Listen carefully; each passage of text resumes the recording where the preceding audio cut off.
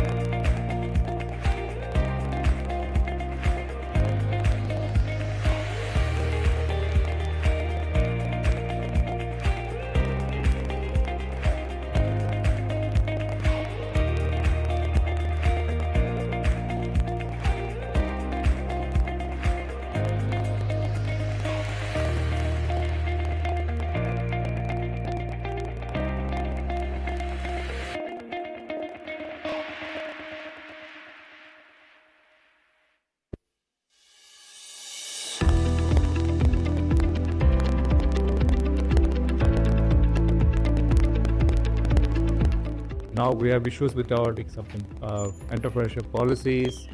Can we be taking part in incubations? Are we going to have equity? All those of things are what the IITs were struggling in 80s and 90s. We are struggling in the health sector now. No, I think the Change will happen from here. And I think if things Delhi, so the rest of India will follow. So very happy to be here and really look forward. Very excited that we are able to bring the medical sector also in part of our effort. We have funded IITs, we have funded ISC, British Pilani, many institutes of prominence in India. This is the first time that we have funded AIMS or a medical hospital.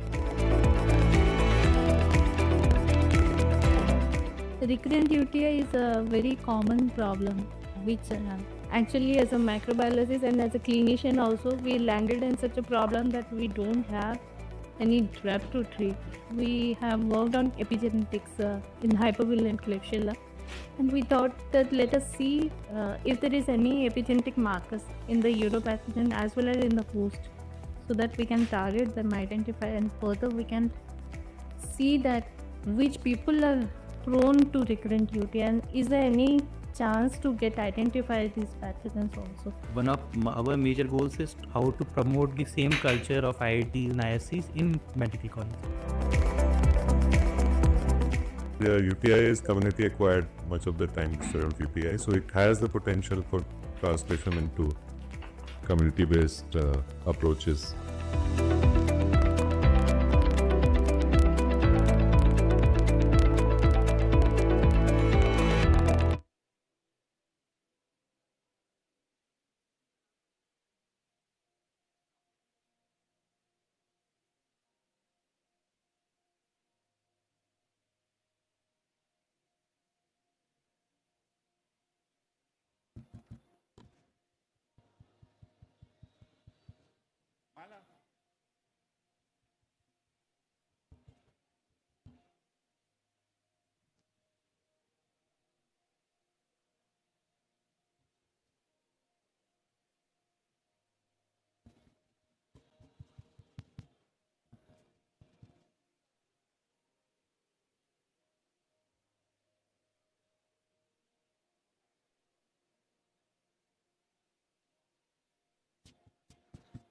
It's still quiet.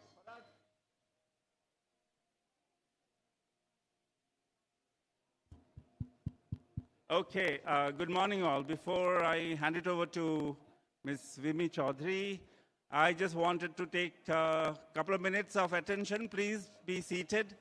Our dignitaries are here. Those who have had breakfast, thank you. Picture, can we wait for pictures a bit later? We're killing time here. Just take 30 seconds, I'll give you not more than that.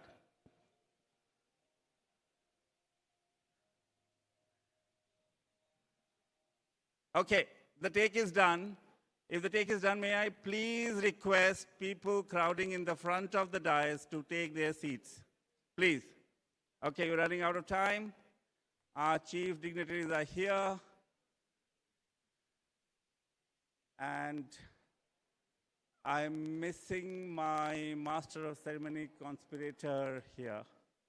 Come, okay. 2 minutes, okay. Lift off to 2 minutes. This is Houston, or ISRO. ISRO is to send rockets from the Wheeler Island off the coast of Odisha. It's now called Abdul Kalam Island.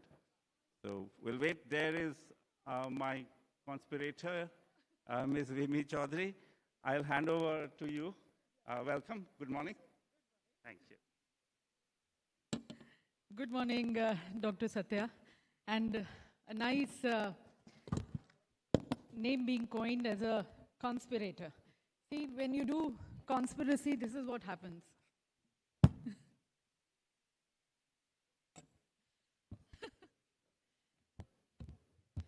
No, so this needs to be downstairs. If you put it up now, then it will fall. So नीचे लगाया हुआ था, ठीक था. Yes. So, morning to everyone. Namaskar. And at the very outset, I'll just introduce myself to all of you. I'm Vimarsh Chaudhary. I'm going to be the program conductor for today as well as tomorrow. And it's a great delight and a pleasure and an honor to be with all of you, the healthcare experts and champions and leaders, the innovators, the academicians, researchers, all joining us today. So welcome to each one of you, and it is good to be in the company of people who are taking good care of our people and of our country, maintaining good health and working for the welfare of all. So as I welcome you all, would like to request you to be kindly taking your seats, having your mobile phones on the silent mode or on the meeting mode. Yesterday we started on a very good note. We heard our founder, and today we take these discussions, his idea, his thought, his vision and mission. We take it forward in the form of the conference, which we are just about to begin. As all of you are taking your seats, I'll just introduce you to certain QR codes which are there outside. Now, on your lanyard, which you have your card, just on that you have a QR code. You are requested to kindly scan this QR code. Now, what happens when you scan this QR code?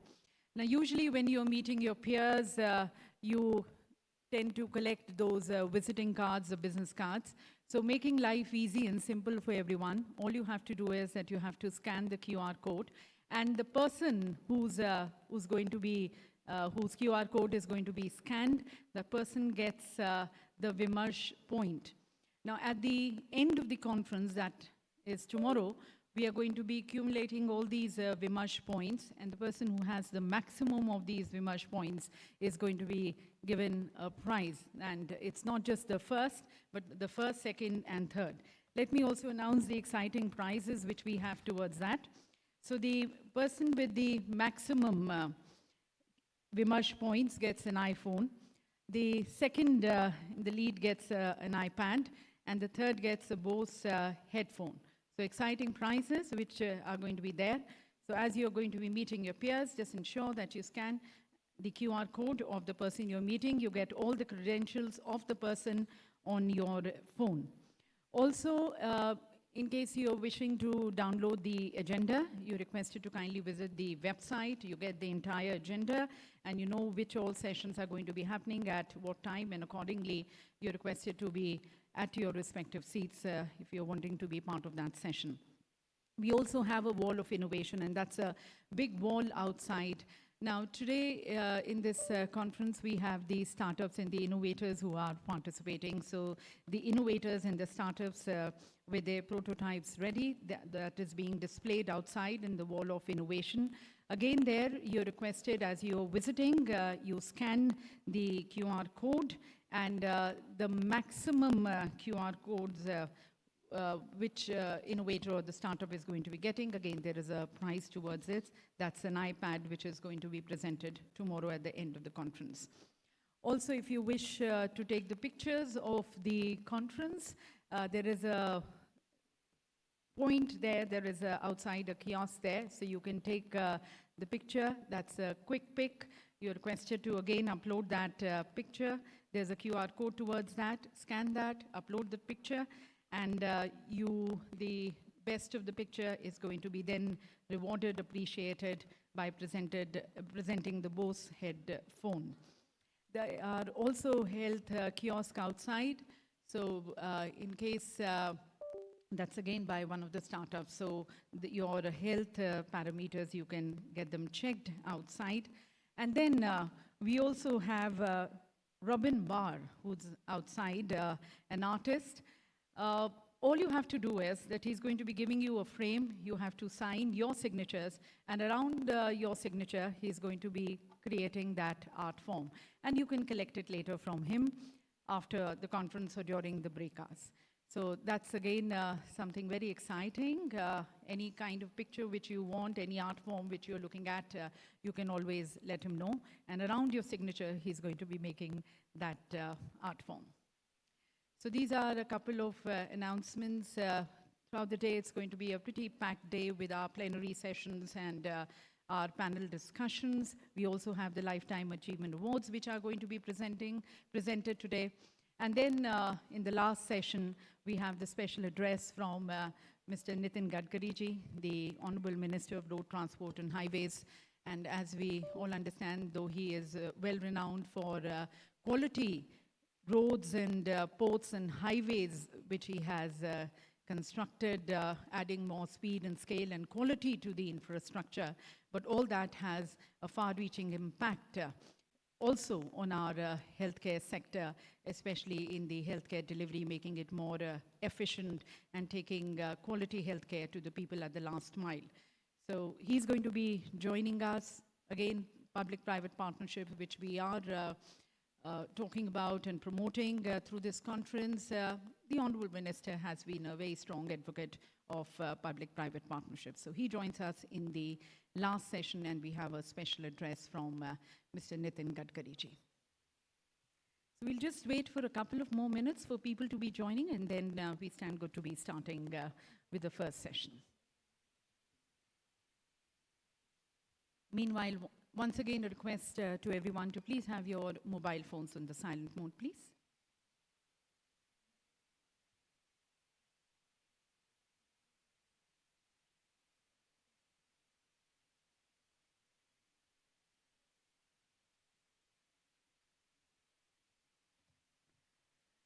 So I've got a heads up from my co-conspirator.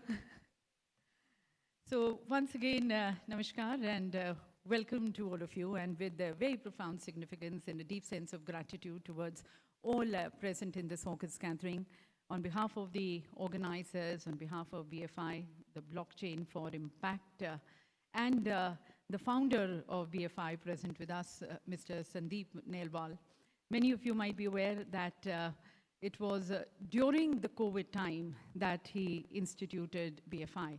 In fact, during the COVID times when there were very difficult days and all of us were packed in our homes, he took to Twitter and he announced about the Crypto Relief Fund reaching out to the needy people. He reached out to his blockchain community, and there was an overwhelming response which he received from them. And since then, in fact, BFI, it was later, Crypto Relief Fund was later rechristened as Blockchain for Impact. And since then, it has been able to support almost 100 plus impactful projects, bringing about a change at the intersection of health innovation and equity. So on behalf of Mr. Sandeep Nailwal, the founder, on behalf of Dr. Gaurav Singh, the Chief Strategy Officer, and the entire team of BFI, I welcome you all to the I3 Summit, Vimarsh. And this summit, ladies and gentlemen, has been very thoughtfully coined, it has been very thoughtfully named, where I3 stands for Integrate, Inspire, and Innovate. These three words, they form the basics, the ethos of our convening today. And then Vimarsh, which means deliberations or discussion. So this conference calls upon very meaningful and purposeful deliberations and dialogue, more action-oriented, more solution-oriented conversations, which are going to be taking place throughout the day, today as well as tomorrow. And for that, we have almost 400 plus leaders joining us for a more 360-degree view or analysis of our healthcare ecosystem. So towards that, we have our policymakers, our regulators, we have the academicians, researchers, innovators, technologists joining us. We have the clinicians, we have the communicators, and we have the industry leaders, the startups, the financiers, all joining us in these 3 days, one which we started yesterday and now these 2 days, wherein we look into bridging the gap between our research, our policies, our innovations, and the real world impact. And thus, moving out of those silos and integrating all of them, all the stakeholders working on one platform, so as to realize the very vision and mission of our Honorable Prime Minister of Viksit Bharat 2047. And as we all understand, Viksit Bharat is not just about GDP growth or the economical growth. It is also about healthy living. It is also about thriving minds. It is also about science that serves the society. It is about building and creating more inclusive and resilient healthcare systems. So as we work with this larger vision and mission, we mark the auspicious inauguration of I3 Summit Vimarsh as per our Indian traditions and customs by lighting this Mangal Deep, the lamp of knowledge and wisdom. And to light the ceremonial lamp and mark the auspicious inauguration of our summit, I would like to call upon our founder, Mr. Sandeep Nelwal, Dr. Gaurav Singh, and our distinguished guest of honor, Padma Shri Professor Balram Bhargav, a highly respected physician, scientist, cardiologist, and public health leader, Professor Vijay Chandru, a professor turned entrepreneur and the co-founder of Strand Life Sciences. I also request Dr. Shivakumar Kalyanaraman, a distinguished technologist and a research leader, CEO of the Anusandhan National Research Foundation, along with Professor Shinjini Bhatnagar, a pediatric gastroenterologist and ICMR chair.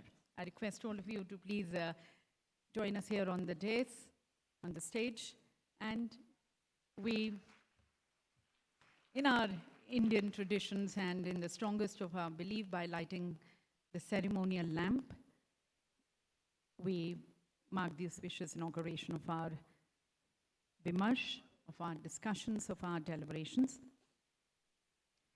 ईश्वर की स्तुति और वंदना के साथ और सभी के साथ हमारे आज के इस सम्मेलन का, इस विमर्श का, आप सभी के साथ जो इन 2 दिनों में हमारा विमर्श रहेगा अनेक सत्रों के माध्यम से, उसका हम मंगलमय शुभारंभ करते हैं।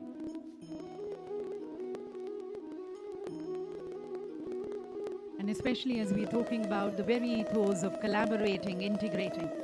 As you can see, each wick which is being lit and then being passed from one person to another, that represents the sharing of knowledge and wisdom.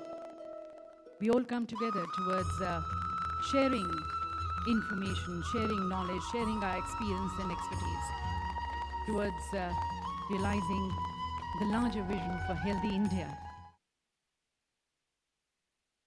An India with inclusive growth, India with sustainable development, and we as active citizens and professionals of this beautiful country, the contribution which we can make to our sector and in our field. That's what this lamp symbolizes. We'll have a group photograph around the lamp and then we further move on in this conference.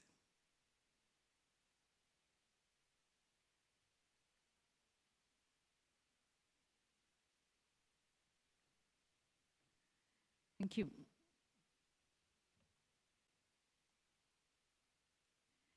And now, ladies and gentlemen, as we open this dialogue, I would like to invite Dr. Gaurav Singh, the Chief Strategy Officer of BFI, for his opening remarks.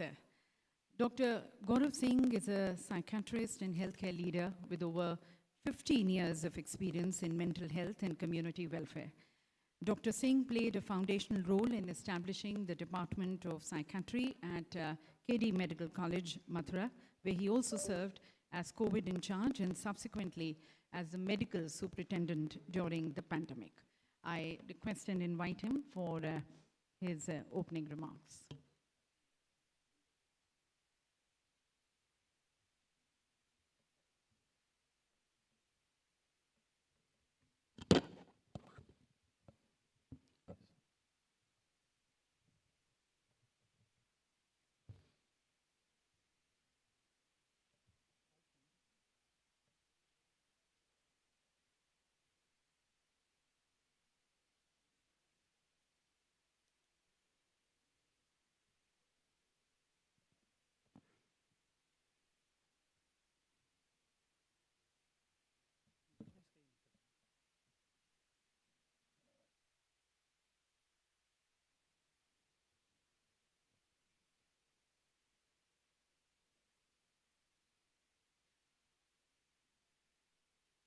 esteemed dignitaries, respected officers of government bodies, distinguished leaders from research institutes, medical colleges, medtech incubators, national and international NGOs, biomed industries and startups, government and private funding agencies, members of the diplomatic community, representatives of legal and media houses, and my very dear colleagues from Blockchain for Impact.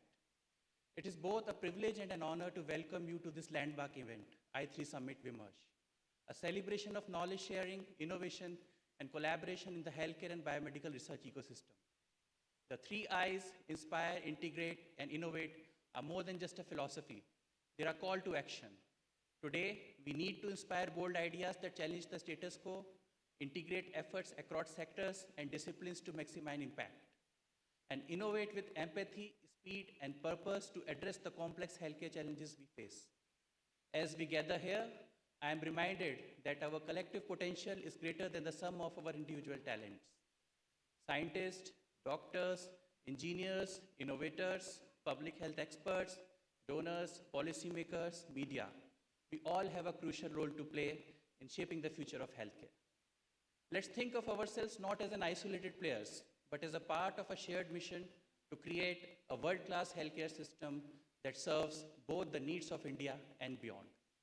Our vision is ambitious, a future where India doesn't just respond to a crisis like we did in COVID, but leads with solutions, where every innovator has pathway to impact and every patient has access to quality care, where collaboration isn't just a nicety, but the backbone of our healthcare system. And finally, where we can proudly say that not only the CEOs of global industry are Indians, but the founders are also Indians. Let's build something that will outlast us. Let's create a legacy of innovation, compassion, and excellence that will inspire generations to come. Let's work together to transform healthcare, and in doing so, transform the lives of millions. Organized by Blockchain for Impact, this summit brings together a truly remarkable community of thought leaders and visionaries from across India and the world, all united under a single powerful theme, that is collaboration. ज्ञान की धाराएं जो हमारे देश के विभिन्न कोनों में स्थित research institutes, medical colleges, startups और NGOs में बहती हैं, उन धाराओं को जोड़ने का काम ब्लॉकचेन फॉर इम्पैक्ट ने पिछले 2 साल में किया है, और उन सभी धाराओं का आज संगम है, जिसे हम I3 Summit विमर्श कहते हैं. With more than 400 representatives from 23 states of India, the summit is not just a gathering, it's a Mahakumbh of research and innovation. And I warmly welcome you all with the hope that ideas and partnership formed over these 2 days will give rise to a Gyan Ki Ganga, a stream of knowledge that will play a pivotal role in realizing the dream of Viksit Bharat, a developed India. Ladies and gentlemen, this event brings together nearly every significant leader and stakeholder in India's healthcare and biomedical research landscape. Over the next 2 days, you will engage with cutting-edge ideas, breakthrough innovations, and invaluable insights from our distinguished speakers and panelists. You will also have the opportunity to interact with a rich and diverse representation. 30 research institutes, 21 incubators, 55 startups, 25 medical colleges, 45 NGOs, and the entire BFI team. The summit marks a historic moment for me personally, as it is the first ever coming of the entire Blockchain for Impact family, an opportunity to strengthen bonds, spark collaboration, and reaffirm our shared mission to transform healthcare for the better. Few things about Blockchain for Impact. Founded 4 years ago during the COVID-19 by our visionary founder, Mr. Sandeep Nelwal, Blockchain for Impact has grown into a driving force for healthcare innovation in India. In just 2 years, we have supported over 100 impactful projects across the country through our flagship programs, BFI Biome and DFS. Our BFM Biome network spans some of the India's most prestigious institutes and incubators, and we are very thankful to all of them for collaborating with us, including IISc Bangalore, IIT Bombay, BITS Pilani, TCG Crest, FNDR, CDRI, THSTI, IGIB, CCMB, IIT Kanpur, IIT Delhi, Venture Center, IKP, AICCMB, and CCAM, with several more on the verge of joining, like Sri Chitra Institute, NCL Pune, NCBS Bangalore, ILS Bhubaneswar, Ashoka University, ISA Pune, CDFD, and TFIR. Many of the MOUs and ROIs will be exchanged today in the last session of. Our BFI Summer program has connected 20 leading medical colleges across the country, including AIIMS PGI, PGI Chandigarh, CMC Vellore, Tata Memorial Hospital, JIPMER, Narayan Hridayalaya, LV Prasad Eye Center, and others, forming a nationwide network of excellence to accelerate healthcare innovations from every corner of India. This is our mission to mobilize doctors towards innovation and healthcare so that we can utilize a very neglected part of the research community, that is the clinicians and the doctors. Meanwhile, our DFS program, which identifies critical healthcare challenges and implements scalable scientific solutions, is already operational in 11 districts, will expand to 20 more underserved regions very soon, and we are privileged to collaborate with partners like UNICEF, UNDP, FIA, Celco, Social Alpha, Swasti, and others to bring quality healthcare where it is needed most. And in the near future, our partnerships with ANRF, Anusandhan National Cell Foundation, and Biotech will also be formalized, further fueling India's bioeconomy and driving support for high-impact health tech startups. We are very thankful to both ANRF and Biotech for considering us as one of the partners. Our innovative initiatives like Sandeep Nerwal Academy Awards, Sandeep Nerwal Fellowships, Interconnect, and BFI Vinos will continue to provide direct support to scientists throughout the country. While doing all above, we hold on to our most precious value given to us by our founder, that is transparency and accountability and open discussion towards every penny spent. Our balance sheets are open for anyone to see, and our team is always ready for questions on our spendings and processes. Many times I got a call from Sandeep in the middle of the night that a reporter wants to talk to me, and in spite of that, I think we have done whatever we can to actually provide the data and go ahead with all the transparency that is possible for an NGO or for a funding organization. In conclusion, we gather here with a shared vision. Let us remember, the true strength of this summit lies not just in the ideas presented, but in the collaborations we cultivate, the bond we forge, and the solution we co-create. We have designed this summit to encourage vibrant interaction, and we sincerely hope that by end of these 2 days, new partnerships will be born, enduring friendships will be formed, especially between the intersectoral collaboration that we are trying to do, that is the NGOs, the startups, the medical colleges, and the research institutes. On behalf of Blockchain of Impact, I extend my heartfelt gratitude for every guest, partner, and visionary present today. Your presence is a powerful confirmation of our collective commitment to building a future where healthcare is innovative, inclusive, equitable, and accessible to all. Let us move forward with purpose and unity, harnessing the power of collaboration to shape a healthier, brighter tomorrow for India and the world. Thank you.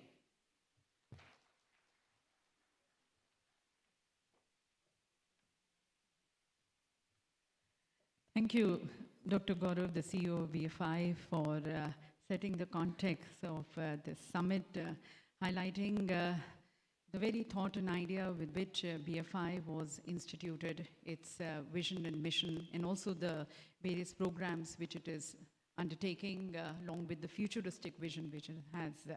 And as you mentioned, this summit is towards collaborating and integrating and coming out of the silos and working together towards creating a more happy and a healthier India and world. And ladies and gentlemen, we are really grateful. In fact, we are really honored that we also have received the video message of the Principal Scientific Advisor to the Government of India. In fact, he was wanting to come, but because of some exigencies, he's not been able to come, but he has extended his good wishes and also sent across his video message. Someone who has played a very important role in formulating many national science and innovation policies for the country that aim to align our scientific progress with societal needs. To introduce our speaker, our renowned speaker who sent across our video message, the Principal Scientific Advisor, I would like to invite here Dr. Satya Das, the Senior Advisor to BFI, the founding CEO of BioCity Foundation, who has led Path India's Impact Lab. At Biotech, he has shaped key national biotech policies and set regional innovation centers. I hand over the stage to Dr. Satya. Thank you, Ms. Fimi. When we went to Professor Ajay Sood's office, and a couple of 6-7 months back, we together with Dr. Gaurav went, and he directed us to ANRF. And since then, he has taken a very keen interest to know how we are evolving, what's happening. And when I came from Germany a few days back, I went straight to his office and he said, Satya, things are very busy. If it was a bit nearer the venue, his calendar was packed for a few meetings with, of course, he reports, as you know, the principal scientific advisor reports to the Prime Minister. So he was tight. But he was gracious enough to say that, you know what, my team would make a video message and we can send it to you. So his own team made this message, and within a day we had it in our hard drive. Dr. Sood, of course, doesn't need any introduction. He is the principal scientific advisor to the government of India. He's also the National Science Chair Professor at IISc. He was there before he joined as a PSA. He was a member of the Prime Minister's Science and Technology and Innovation Advisory Council from 2018 to March 22. And from 2009 to 2014, he had also served as a member of Scientific Advisory Council to the Prime Minister of India. Professor Sood holds a PhD in physics from IISc, and of course has received numerous distinguished awards. He was the president of Indian National Science Academy, president of Indian Academy of Sciences, and Secretary General of the World Academy of Sciences, TWAS, Italy. He was elected to the Fellowship of Royal Society, UK, as an FRS in 2015, and has received Santi Swarup Bhatnagar Prize, the G.D. Birla Award for Scientific Research, and many other awards. What really enthuses us, and we feel very humble about his keen interest about us, is that he is seeing us from almost at our toddler stage. We are just trying to grow, and to have his blessings and support is something we really feel humbled about. So while he's not here, of course, we'll send the message that he's being missed here, but let's hear what he says to our audience. Thank you. Can we please play the video?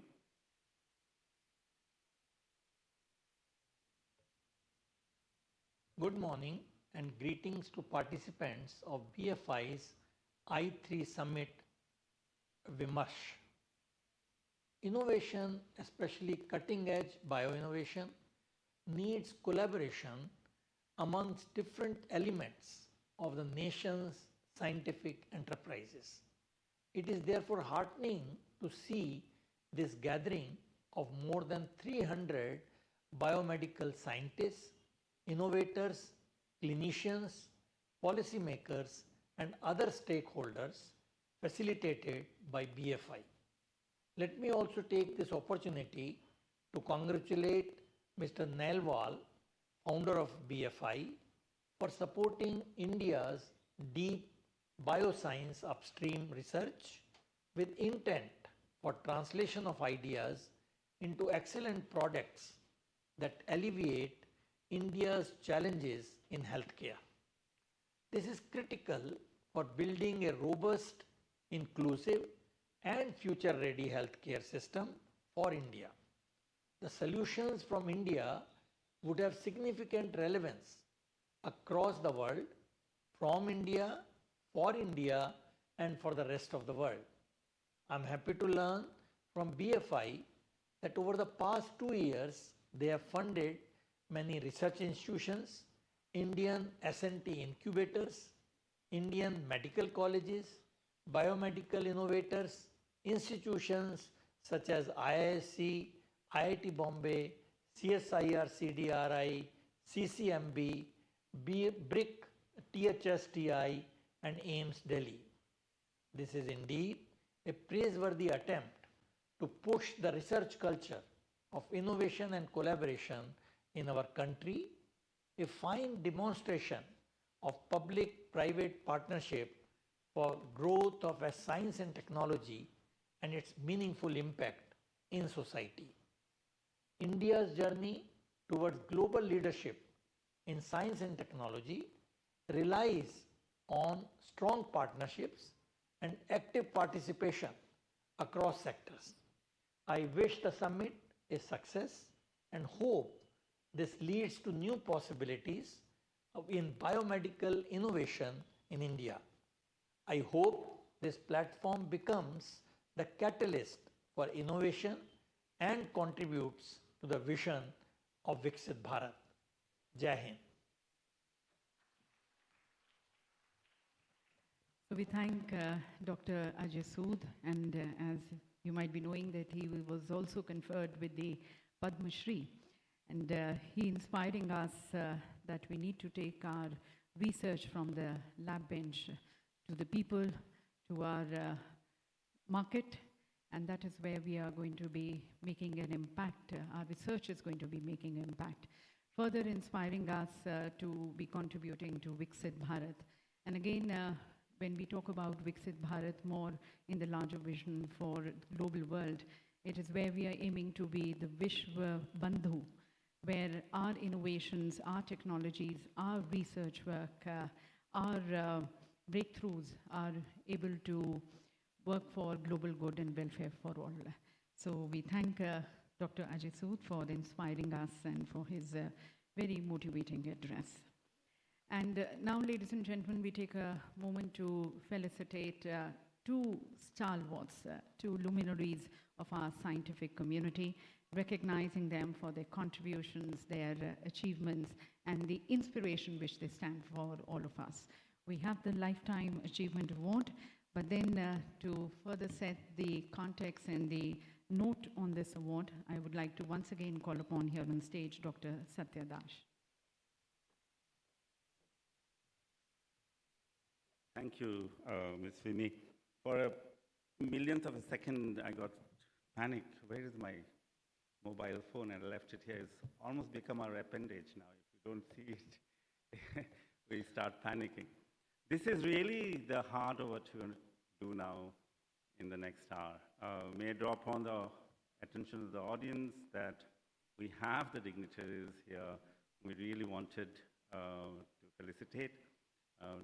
Dr. Bhargava, Dr. Chandru, we also have Dr. Sinjini Bhatnagar, Ms. Dipanvita, Dr. Ashish Lele, and of course our new CEO that the whole nation is looking forward to, Dr. Sivkumar Kalyanaraman of ANRF. This is amazing time for India, right?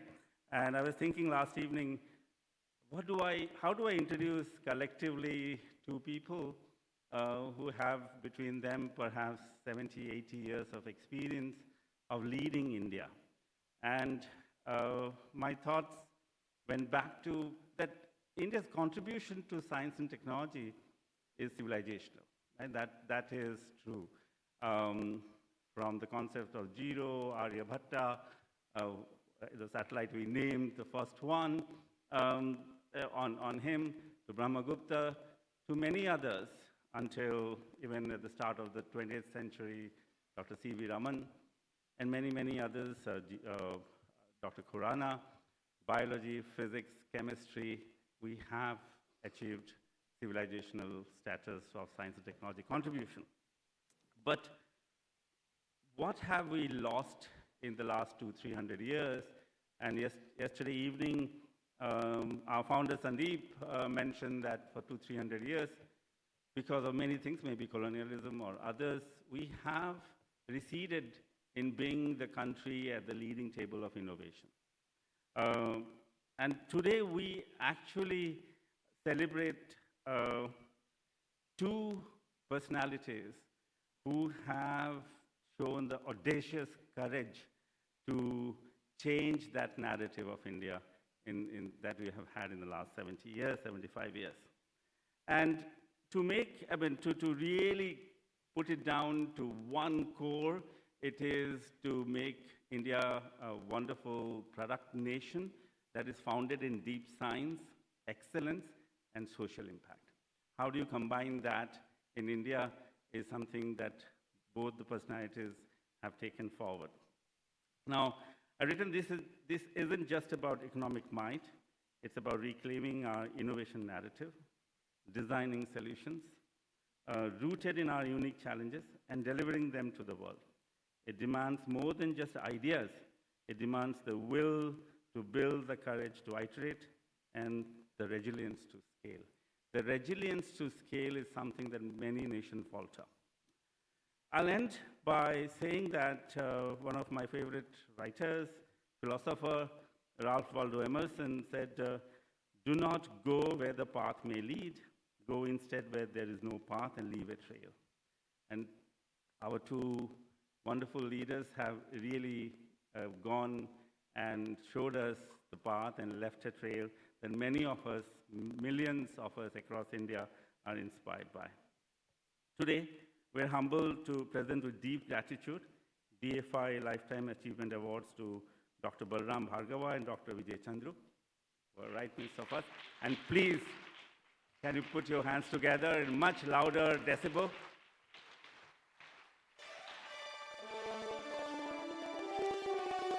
There is a sequence here. If I can be a bit personal, one of them has been personally involved in me being here right in front of you. He picked me from Cambridge, put me straight back in India.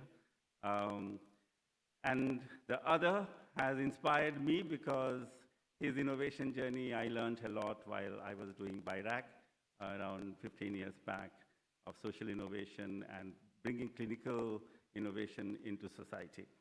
But the sequence is, I'm honored to first read the citation of Dr. Bhargava, and then we'll invite him to the dais. We'll felicitate him to our dignitaries here, Dr. Shiv Kumar, my founder, and my CEO.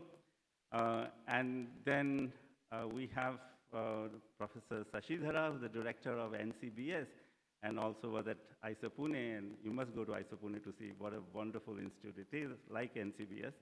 And he will read the citation for Dr. Chandru. Let me also, before I forget, what this award is our we're humbled that they have accepted our award. And this award constitutes 25 lakhs contribution to any organization in public health or innovation that our awardees choose, and we will be humbled to provide that support to those organizations. They will take their time to decide which organization it is, and we will then interact with them. And of course, the citation and our own recognition by them that they have accepted this award. Let me go then straight to the citation of Professor Balram Bhargava, which, sir, thank you for allowing me to read the citation. While he was building something, I mean, before I do the formal part, the Stanford India Biodesign, I got so inspired that we at Biotech at the time also launched the SPERSH program. And of course, we did BIG and many others. And both these programs were almost sisters and brothers to each other. And that's how I got inspired by him. So, you know, I met him many times during his professional career, and when we in BFI said, shall we take our request to him, I WhatsApped him, and he replied, and I told my CEO that, yeah, Professor Balram has replied, and we then started interacting. Let me go straight to the citation here.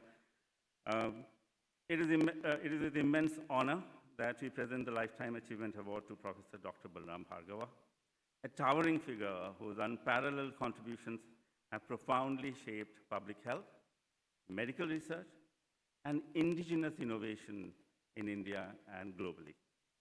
A Meghna Saha Distinguished Chair Professor by the National Academy of Sciences, India, and one of the top cardiologists our country is blessed to have, is also currently the governing board of Tata Memorial Center, King's George Medical University, Lucknow, and the institute body member of National Institute of Mental Health and Neurological Sciences, Bangalore. Dr. Bhargava's career spans 35 years, marked by visionary leadership and transformative impact. About his family. Belonging to an illustrious family of doctors and clinicians and educationists, his family roots are from Alwar, not far from here, in Rajasthan, and later in Lucknow, where he grew up. His grandfather was also a fellow of Royal Economic Society and the Royal Statistical Society, and thanks to Wikipedia and other sources, his grandfather's name is Sankar Prasad Bhargava, and he was also the director of education for the princely state of Alwar. Besides belonging to an illustrious family, Dr. Bhargava's early influences were in his school La Martine, which of course everybody knows, and later at King's George Medical College, Lucknow, that has been the center of medicine since 1911. So remember, IISc is 1910, very similar age of these two institutions, where he gained MBBS, MD, and DM. He then left the shores of India to train as a fellow of Royal College of Physicians, FRCP UK, in the Royal Infirmary of University of Glasgow and at Edinburgh, UK. He was also the fellow of the American Heart Association and the fellow of American College of Cardiology at Washington, DC. When I was speaking to him, he said he is nationalist, and I loved this about him.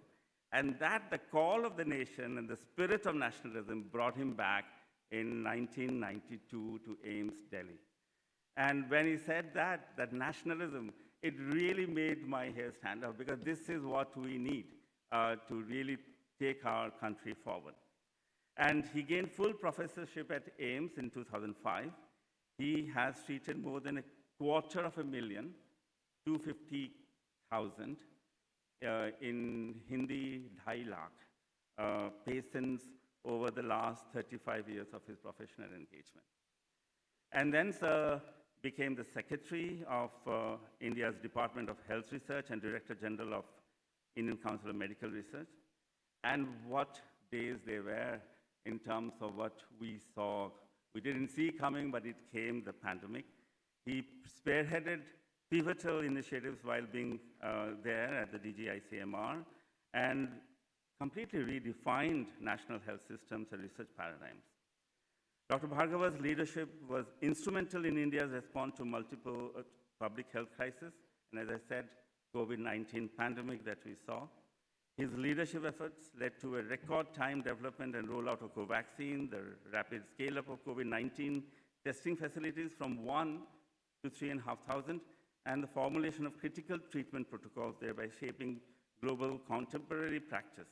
During this time of national turbulence, and it was a national and a global turbulence, India needed a leader, and mark my words, with poise, composure, and action. And Dr. Bhargava provided this to India and all her citizens equitably. He also successfully led India's containment efforts during Zika and Nipah outbreaks. And as a nation, and this is where I think we have to remember what times we went through almost 5 years back. It seems like a memory now, but it wasn't far away. These efforts exemplified his leadership style and inspired a nation. It's definitely inspired many that I know personally, like me, to rise to a challenge collectively, comprehensively, and demonstrated empathy of leadership of India. I want to underline the word and phrase empathy of leadership. When our vaccines reached countries far and beyond, and those countries that were not in a position to manufacture any. Just remember that. Post-COVID, also, as I started my introduction in an informal way initially about Stanford India by Design, but his profound commitment to affordable innovation. And I was listening to late last night, and previously I was listening to his talk to the print editor, and it was 1 hour. I encourage you to listen to it. And this is exemplified by what he established as Stanford India Biodesign Center, bringing the Stanford Biodesign into India in a collaborative mode that later became School of International Biodesign, that trained 150 innovators and led to the development of 30 affordable medical devices, yielding 15 startups, 40 patents, and with several products already in India and even the US market, with one having an FDA approval as well. And he says from that talk on the YouTube that his philosophy has been that I want India to be self-sufficient, underlined, in vaccines, drugs, and everything for that matter. And this indigenous way of developing our own strengths and assets is very important as we move forward. He championed evidence-based policy, notably by implementing the largest national TB prevalence survey, providing crucial data for India's TB elimination targets. Beyond his strategic and operational leadership, Dr. Bhargava is an extensively published scientist with over 300 articles, a founder editor-in-chief of BMJ Innovations and the Indian Journal of Medical Research. His influence extends globally through key roles with the WHO, Canadian Institute of Health Research, and numerous international bodies, fostering, and I underline again, South-South collaboration. A recipient of India's prestigious Padma Shri, sir, and the Dr. Lee Jong-wook Memorial Prize by WHO, Tata Innovation Fellowships, and the UNESCO Equatorial Guinea International Prize for Research in Life Sciences, as well as honorary doctorates in 5 universities among countless other national and international accolades. Dr. Bhargava's career is a testament to relentless dedication, profound scientific acumen, and unwavering commitment to public welfare. And here is a little bit I wanted to add. Beyond matters of heart, he's a cardiologist, remember? Beyond matters of heart, his heart also lies in racket sports, fondness for botany, which I was really surprised when I spoke to him, and history.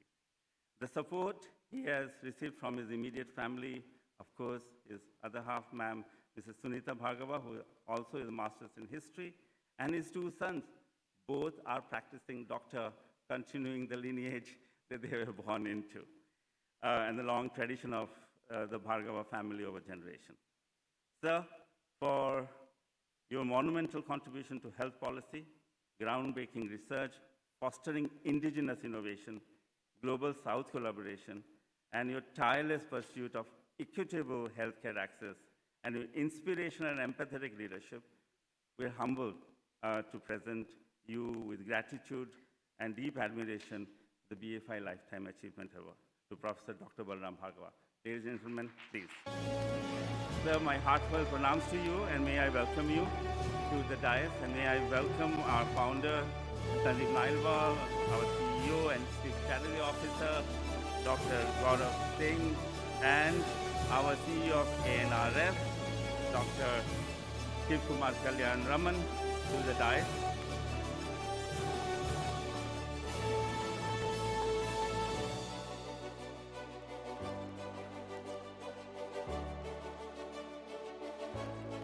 Can you bring the memento?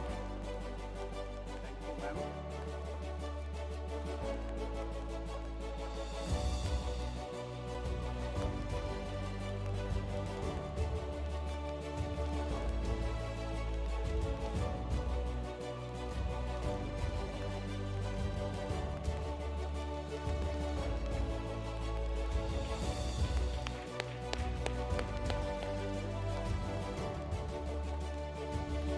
Yeah, go ahead.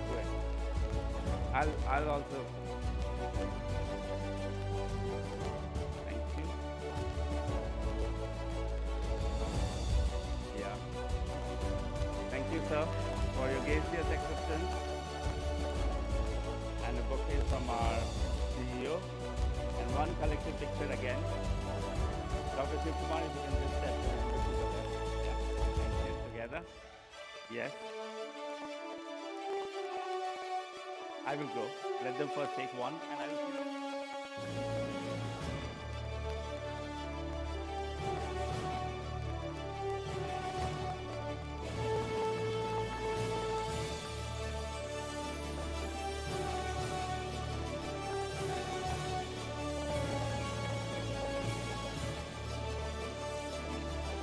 I request dignitaries to go back to the front row, and let me invite Dr. Sashidhara, Professor Sashidhara, Director of TIFR NCBS, National Center for Biological Sciences, to read the citation for Professor Vijay Chandru. He himself is a stalwart in bioscience. Give me 30 seconds. And He built ISO Pune and, of course, now at NCPS. Professor Sashira, thank you. Thank you, Satya. Thank you very much, and it's a pleasure to be here. And also it's a privilege and a pleasure to read the citation of Vijay Chandru, a very close friend and a colleague. He's a pioneer and a trendsetter. You know, very often we say, you know, scientists, some of the scientists are ahead of their time. Scientists, technocrats, you know, in whichever the sectors of the society. But Vijay is one of those who not only was ahead of his time, he also sort of, you know, engineered the future, which so that we didn't lose his thoughts, his innovations, and his entrepreneurship skills, which is now contributing to the entire biomedical sector in the country and beyond. Let me read the citation as it was given to me.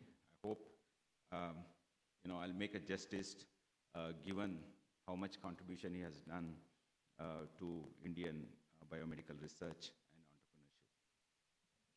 It's a great privilege to be here today to honor a true pioneer, someone whose journey has seamlessly bridged disciplines, defied convention, and left an indelible mark on science, technology, and society. We are proud to present the BFI Lifetime Achievement Award to Professor Vijay Chandru. Born in Bangalore and raised in Chennai by his maternal grandparents, Professor Chandru's childhood was steeped in inspiration. He grew up between a film studio run by his grandfather, B.N. Reddy, a trailblazer of Telugu cinema, and a philanthropic hospital. Perhaps the timing of you know, his childhood is fantastic, very creative time of Indian cinema at that time, early, you know, just at the time of independence. These early surroundings sparked a lifelong fascination with how creativity and care can come together to shape lives. His father, Dr. H.G.B. Reddy, a zoologist and one of India's earliest IAS officers, later became a formative influence, instilling in him a deep love for science and the discipline to pursue it rigorously. I think even now he is still influenced by his father's zoology passion. Chandru is also involved in India's biodiversity conservation efforts.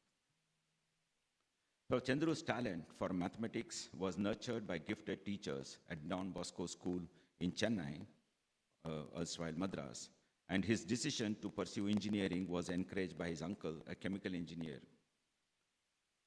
At BITS Pilani, he came into his own thriving academically, captaining the cricket team, acting and directing plays, and diving fully into student life. It was there that he first developed the rare ability to balance ambition with joy, intellect with performance, a quality that would define his career. He went on to earn a master's from UCLA Engineering Systems and PhD at MIT in applied mathematics and operations research. Later, he became a tenured professor at Purdue University, focusing on computational mathematics and operations research. And then, at the height of his academic career, he made a defining choice. In 1992, he returned to India, determined, in his own words, to come home and make a difference. And the timing was perfect. As you all know, 1991, July 24th, at that time, Finance Minister Dr. Manmohan Singh announced the new economic policy, liberalization of Indian economy. At IISc, he helped create the Perceptual Computing Lab, and later spurred by a challenge from Ratan Tata, co-founded Strand Life Sciences, India's first major academic spin-off in genomics and precision medicine. This was a year, even in advance before even human genome was announced. He and his team developed the Simputer, a revolutionary handheld device designed in Indian languages. The Simputer was manufactured by Bharat Electronics Limited, BEL, and sold as a BEL Picopeta product. This was one of the early demonstrations of academic entrepreneurship in India, founded on confluence of deep science research and enterprise. Simputer, simply put, was truly ahead of its time. Dr. Chandru's leadership and policy inputs through being in the vision group of Karnataka state government both in biotechnology and science and technology, has positively influenced the state to remain as a leading state in the realms of biotechnology in India. He played a crucial role in the emerging biotech enterprises by being the founder member and later elected as honorary president for 3 years from 2009 to 2012 of the Association of Biotech-Led Enterprises, ABLE. It was during his term as honorary president when ABLE advised the government of India, especially the Department of Biotechnology, during the inception of BIRAC, as well as publishing the blueprint of Indian biotechnology roadmap to be US 100 billion bioeconomy by 2025, which became a stated policy goal for India. Besides the world of algorithms, DNA markers, operations research, Dr. Chandru's interests also are in digital humanities, and he is the founder trustee of International Institute of Arts, Culture, and Democracy. His work at IASCD on digital archiving of heritage artifacts has been a pioneering effort under the Indian Digital Heritage Program, which has been funded by the Department of Science and Technology, Government of India.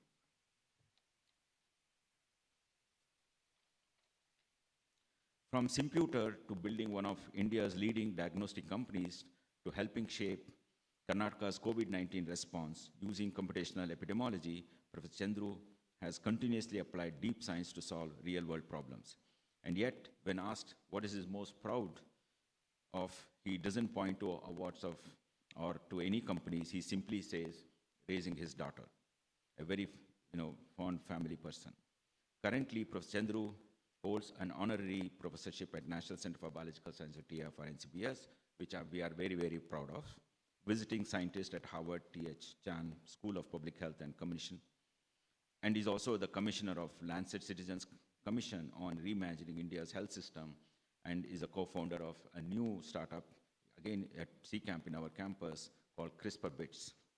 Professor Chandru has won several accolades for his pioneering work. He was elected as the Fellow of the Indian Academy of Science in 1996. He was of the Indian National Academy of Engineering in 2010. He has received Devang Mehta Award for Innovation in Information Technology for the development of the Simputer in 2001. And recently, last year, he was elected as a Fellow of American Academy of Arts and Science. Throughout his journey, Professor Chandru has embraced a principle he calls stepping off at the top of your game, not out of restlessness, but to serve a larger purposes. Today, that purpose is universal, affordable technology-enabled healthcare for all Indians by 2030. Professor Chandru, your life's work has expanded the frontiers of science, challenged the norms of academia, and created a culture of innovation with heart. You have shown us what it means to lead with purpose. It is with deep gratitude and admiration that we present you with the Lifetime Achievement Award of BFI. Congratulations and thank you very much.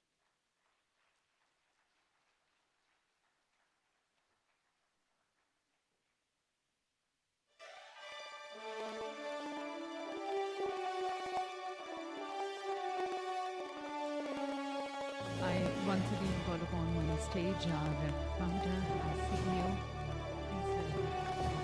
He's doing the honors of presenting the BFI Lifetime Achievement Award.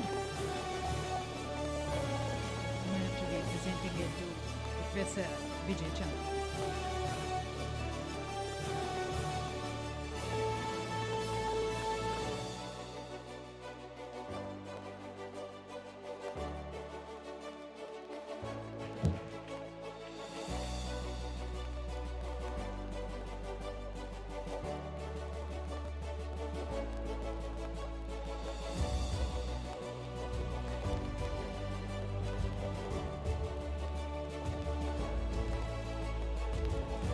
It is in gratitude of their visionary contributions to science, technology, and the advancement of healthcare innovation in India that we have the BFI Lifetime Achievement Award being presently presented to Professor Vijay Chandru.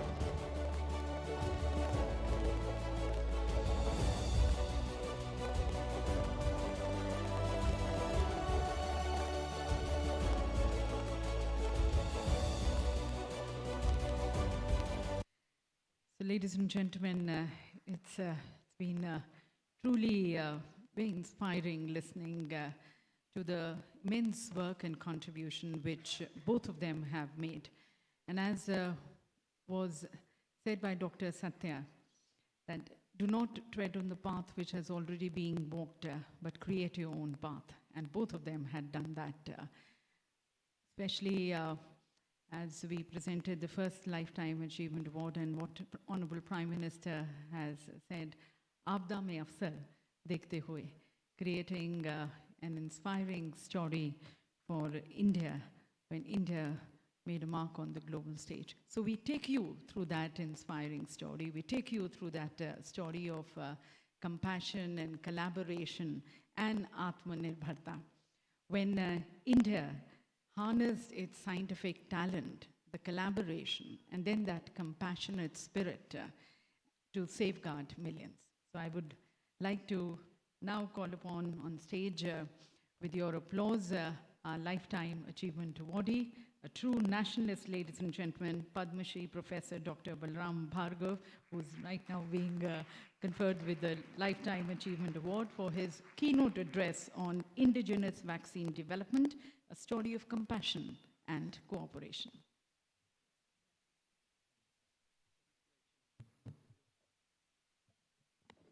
Thank you so much for your very kind words. And I thank BFI for this award. But I hope I can live up to the points that have been highly exaggerated by Satya. So I will just try to say what I can. So can I have the video first? I would like you to see the video of the film that has been created called The Vaccine War. It's available on Disney Hotstar and also on Netflix and YouTube. So can we have the video, 1 minute video of that, the trailer of that film? Yeah. We will need sound as well.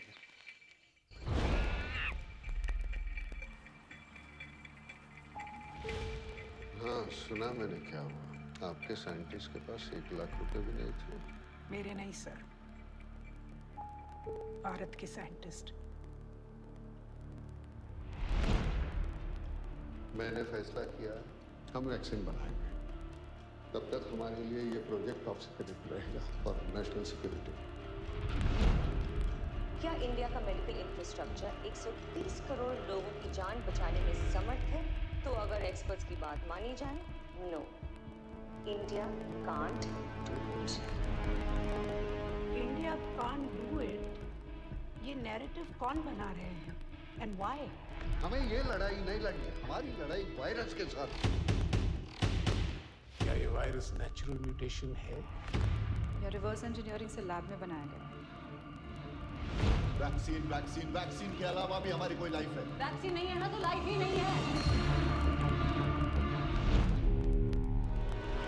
सृष्टि से पहले सत नहीं था, असत भी नहीं, अंतरिक्ष भी नहीं, आकाश भी नहीं था।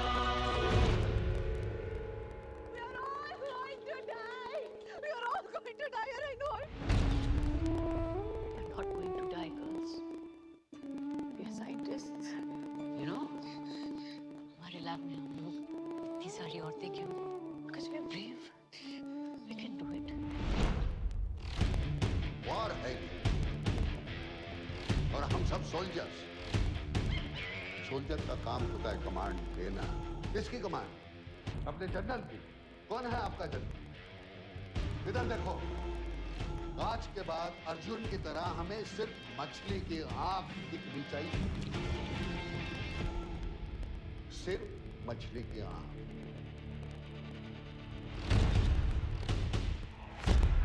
एक राजा था, जो भी कर लो मरता ही नहीं था। उस राजा की जान एक तोते की गर्दन में अटकी है। तोते की गर्दन मरोड़ थी और राजा मर गया। हमारे राजा की जान इस वैक्सीन में अटकी। अब बताओ वैक्सीन बनेगी या नहीं? सर बहुत जल्दी बनेगी। सबसे पहले बनेगी और सबसे ज्यादा सुरक्षित बनेगी। भारत की एकमात्र इंडिजिनस वैक्सीन, भारत की अपनी vaccine.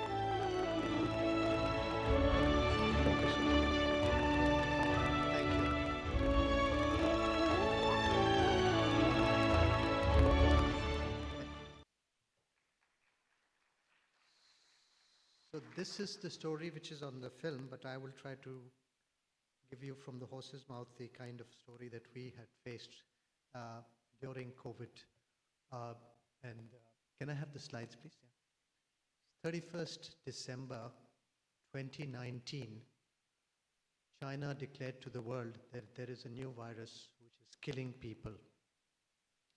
And the government was very swift to act, and on the 6th of January 2020, we had a meeting with the Ministry of Health and the ICMR, and we discussed what measures we have to adopt for this new unknown virus.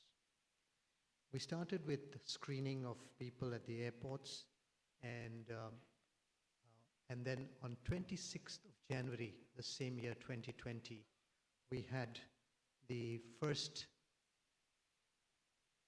medical doctor, girl, student, who flew from Wuhan to Hong Kong, Hong Kong to Calcutta, Calcutta to Bangalore, Bangalore to Cochin, and then to her hometown. The next day we found that she had fever and she was positive for COVID, which we tested in the Alipur lab in Kerala and reconfirmed at the National Institute of Virology in Pune. And once that was confirmed, we had to break this news to the government, and we brought the news to the government that the virus had entered the shores of our country. Within a matter of few weeks, within a matter of a week actually, the government, the cabinet secretary and the ministers, there was a group of ministers created, group of secretaries that was created, and that was meeting every day, and decisions were taken by the hour in the month of February. And this institution, which is 114 years old, the Indian Council of Medical Research, was responsible at that point in time for the diagnostics. And once it was responsible for the diagnostics, it was in the thick of COVID, and we had to guide the government, guide the population for this COVID. So the government's approach was calibrated, and the government was serious from the beginning. The advantage that we had, that our pandemic in India was about 2 to 3 months later than what happened in the West, and we could take the learnings from what was happening in the West, and we had countrywide scaling of diagnostic laboratories to 3,000. We had a nationwide sero survey, the largest sero survey ever done in the world. We developed the indigenous vaccine, the preclinical animal studies, and we had innovative drone delivery of vaccines for the first time in the world. Vaccines were delivered by drones. So I, first of all, pay tribute to my predecessors who had the vision to set up a BSL-4 laboratory in 2011. And this is the first biosafety level 4 laboratory in the Southeast Asia region, much ahead of the second BSL-4 laboratory, which is the notorious Wuhan lab set up in 2017. So we were ahead of this time, and this lab, if you ever find time, please visit it in Pune. It's heavily guarded, electric wire fencing, and you have to change and negative pressure, and it is state-of-the-art, set up in 2011. We were the 5th country in the world to isolate the virus, and the first country to isolate the alpha virus, and then the beta and delta and the Omicron. Our testing strategy was, and I'll come back to February of 2020. First case in Wuhan was India was in 26 January 2020, and in the month of February, we didn't have testing kits. We asked the WHO, they gave us 10,000 kits for the population of India. We asked China, they said, please buy these kits within 1 hour or we will divert them to some other country. And here we found that our youngsters, our startups were able to develop these kits, and by the month of March, we had kits developed in India, and by the month of June, July, we were exporting them to many parts of the country, and that is the power of our youngsters and our startups. And I congratulate these startups, and we had more than 900 million tests done, and we had the rapid antigen test, which was less than $1, and the RT-PCR test, which was less than $2, available in India, and we were exporting to many parts of the world. We had the TrueNat, which we were able to repurpose, and this was an innovation of the Indian Institute of Science, which got WHO pre-qualification for tuberculosis, and by 2017 it got WHO pre-qualification, and several of these TrueNat machines were available in different parts of the country. They were repurposed in a matter of 2 weeks for COVID testing, and by April we had TrueNat available, 8,000 of those kits of machines available in different parts of the country. A similar platform was developed by the United Kingdom called the DNA Nudge, that was launched in September. We were the second country in the world to start the rapid antigen test when we had the first wave in Delhi in the June of 2020, and then by September we had testing available on demand to different parts of the world. This is the COVID test, the TrueNat, which was again repurposed for various other diagnostics, but this was developed out of by scientists from the Indian Institute of Science. The government,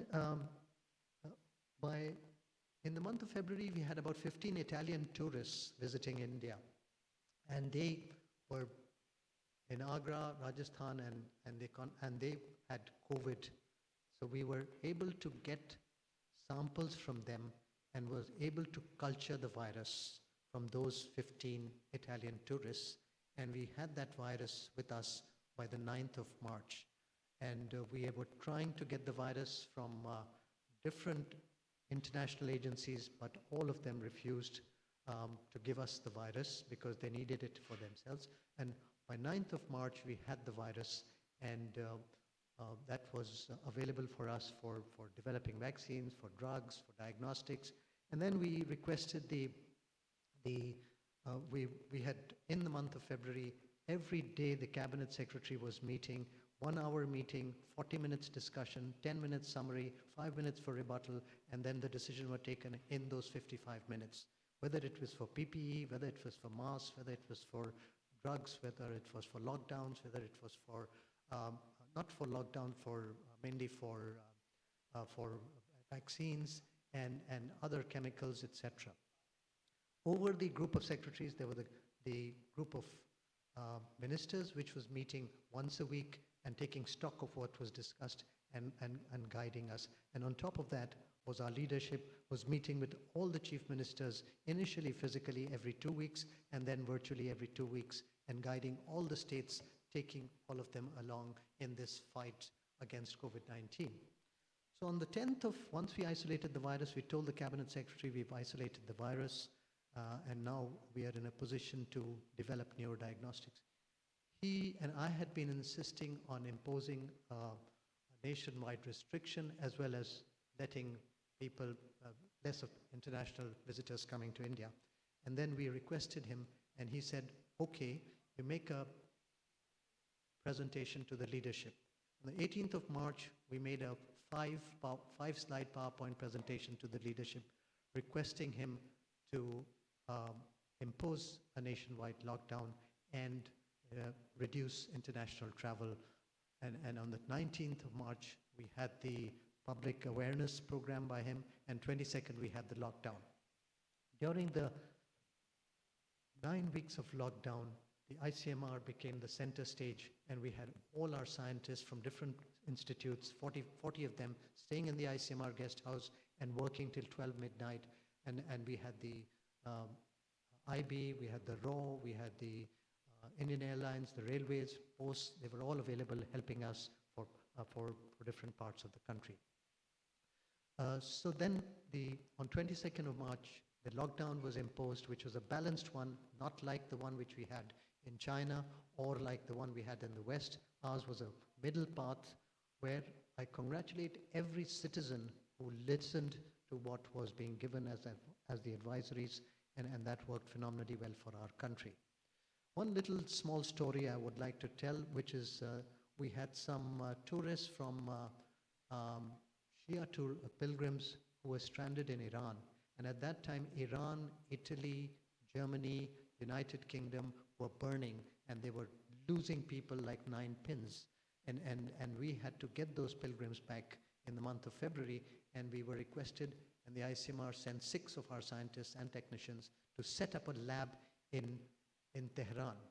Now, Tehran didn't have testing kits, so it couldn't be set up in the public. So it was set in the basement of the Indian embassy in Tehran, and there we were able to test those pilgrims who were negative, were taken back immediately, and we had airlifts from Wuhan, Singapore, Middle East, Europe, by the Air India and other Indian Air Force, and that contributed not only for airlifts for Indian citizens, but of our neighboring countries as well.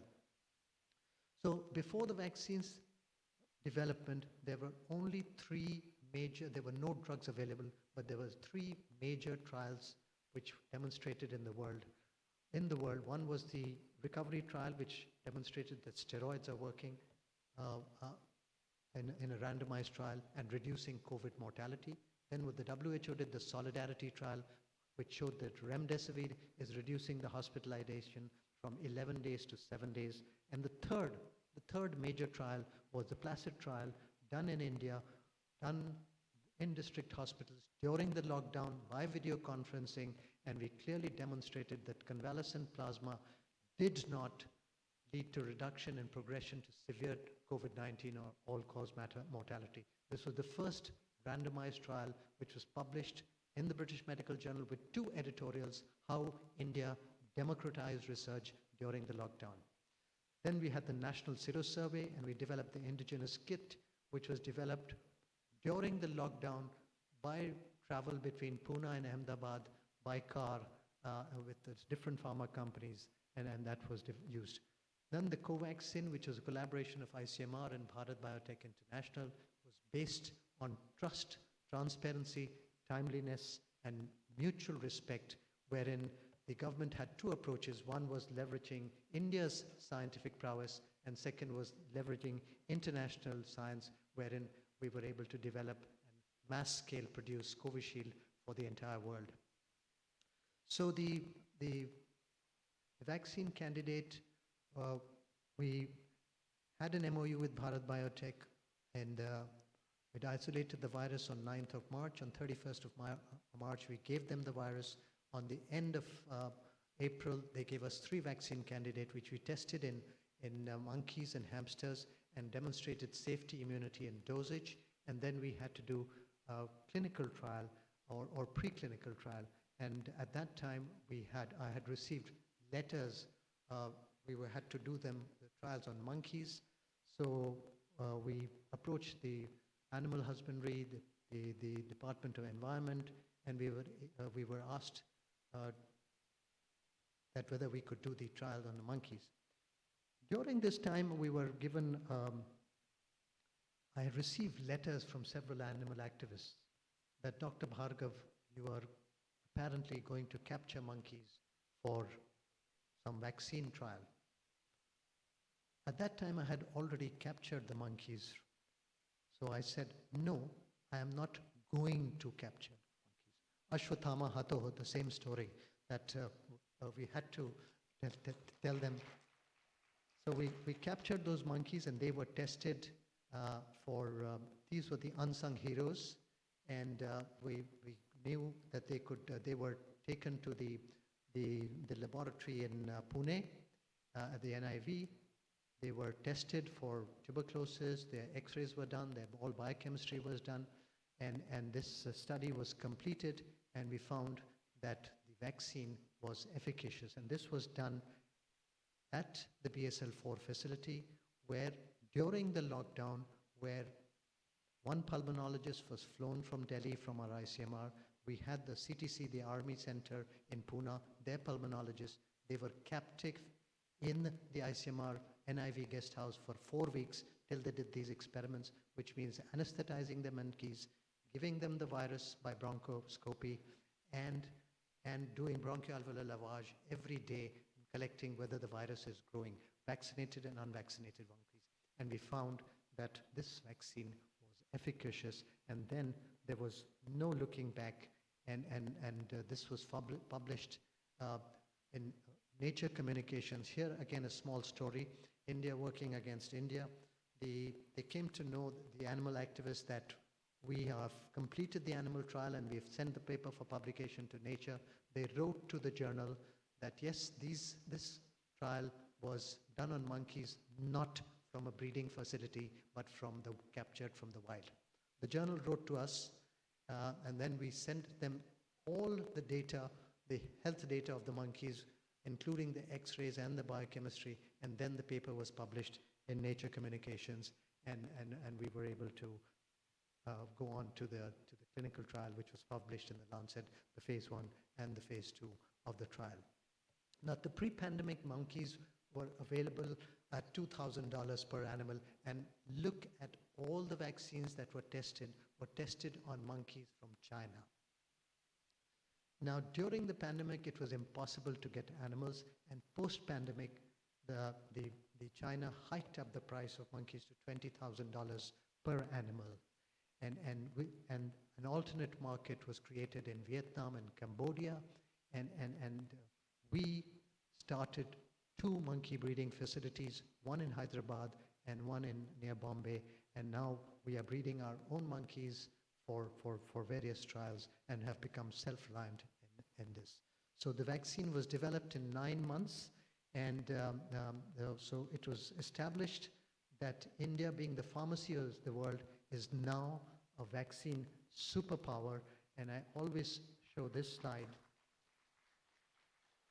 which is 1947, the health minister of India, Rajkumari Amrit Kaur, at the port of Bombay, receiving a box of medication from the High Commissioner of Canada. And this box of medicine is nothing other than penicillin. And after that, this led to Hindustan Antibiotics Limited, and then India started exporting penicillin to many parts of the world. And in 2021, we exported the vaccine to more than 100 countries, including Canada. So the vaccine development was critical, and there was timely support in funding, preclinical studies, clinical studies, laboratory studies, epidemiological studies, rolling regulatory review, advanced purchase order, at-risk manufacturing, raw material import, and expedited batch testing. And then we had the National Task Force, which was established under the direction of the Supreme Court, and this was guiding the whole nation on home isolation and care for COVID. And here, our citizens behaved the best, and when we were sending these advisories, myself and the health secretary, we were signing them to all secretaries and to all principal secretaries of all states and all union territories, and this was done the same day, and by 9 a.m. in the morning, the action happened. And here, I salute the bureaucracy of India, how beautifully well-oiled machinery it is, and how well it worked to carry out these advisories. We had the national database, I won't go into that, and our vaccine coverage was the highest with our vaccine manufacturing prowess. I'll continue. We had a mobile BSL-3 laboratory, which we were developed by the same people who developed the BSL-4 laboratory. We were trying to get a mobile BSL-3 laboratory from Germany, from USA, from Switzerland, and also from WHO, but they had those huge machine, airborne kind of reassembled mobile BSL-3 laboratory. We were able to develop this on a bus, which was taken from Delhi to Paro and demonstrated to the CRO ministers of all the Southeast Asia region countries, and this is now available with ICMR to go into the different parts of the country. The last pointer that I would like to talk about is the ICMR drone outreach and response in the Northeast, and this is where we were the first country to send vaccines by drones. Now the drones were tested at the airstrip in IIT Kanpur because there is an airstrip there, and there we were able to test the drones. And then in Manipur, there is the largest freshwater lake called the Loktak Lake. In the middle of that lake is an island called Karang with a population of 3,000. And the distance is 26 kilometers by road, 3 kilometers by boat, and 2 kilometers by walking. And we were able to, from the district hospital at district health center at Vishnupur to Karang, we were able to send it in 15 minutes for the first time. And then we demonstrated hill to hill, hill to valley in Manipur and in Nagaland, and how the drones can successfully take the vaccines and deliver the vaccines. And now they are being utilized for transporting blood, transporting corneas, transporting Now the helicopter blood has samples, landed. and also See medications. now the release mechanism as they release the. And this is a cartoon that one of our scientists made, that the virus has gone into remote hiding and says that now no one can find me here, and then suddenly you have the drone coming there, and the virus is frightened. We lost 26 of our colleagues, some scientists and some technologists, and we pay our homage and tribute to them for their service to the nation, and they're losing their lives for the service of the nation. And I thank you for your attention, because attention is the rarest and the purest form of generosity. Thank you very much.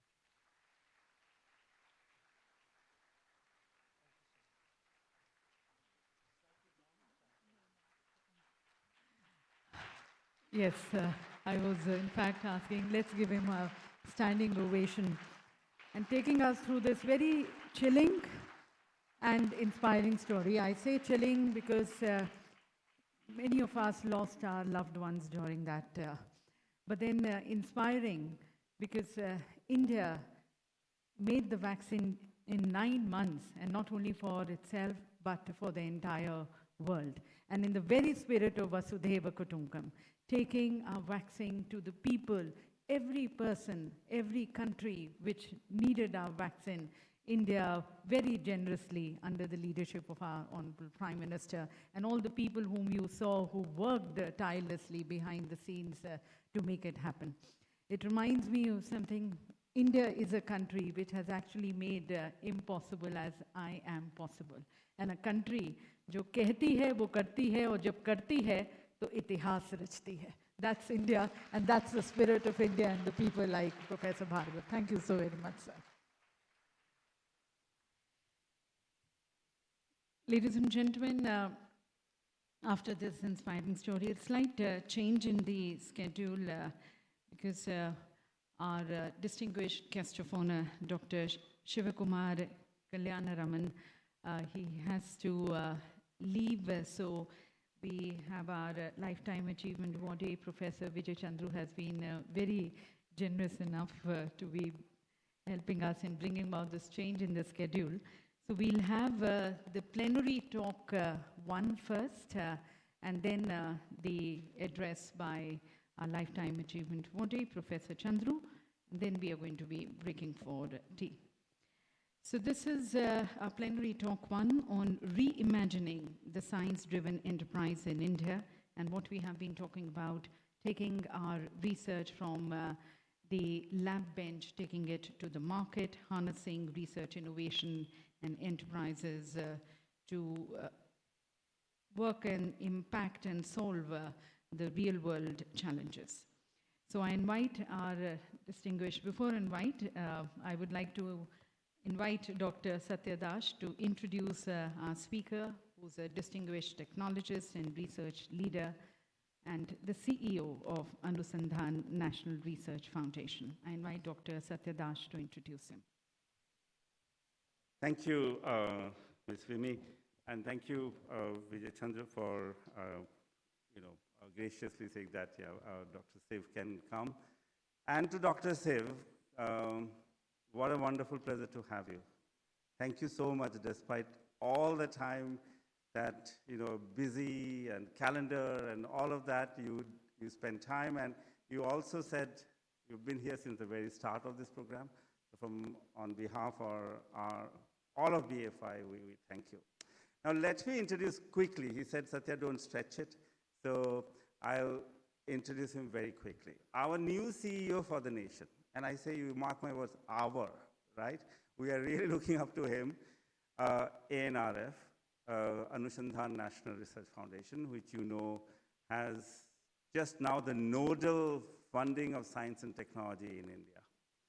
And this transformation that we're looking for, we wouldn't have found a better person than Dr. Shiv Kalyanaman here, who combines, amazingly, deep science research, academia, industry, also management.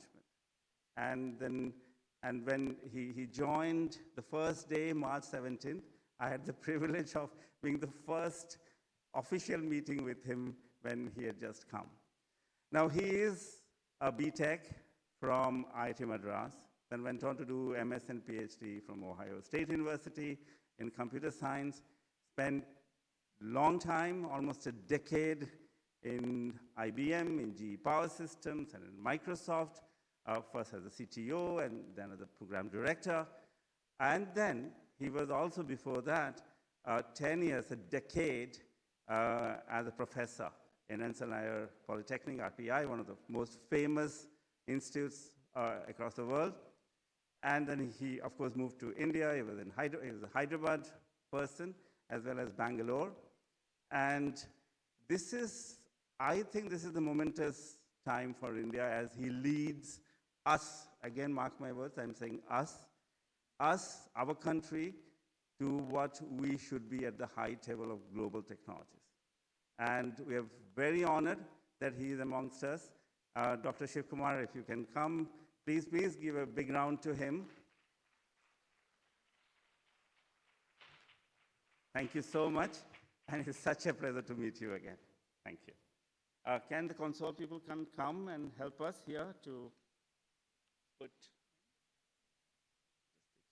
out?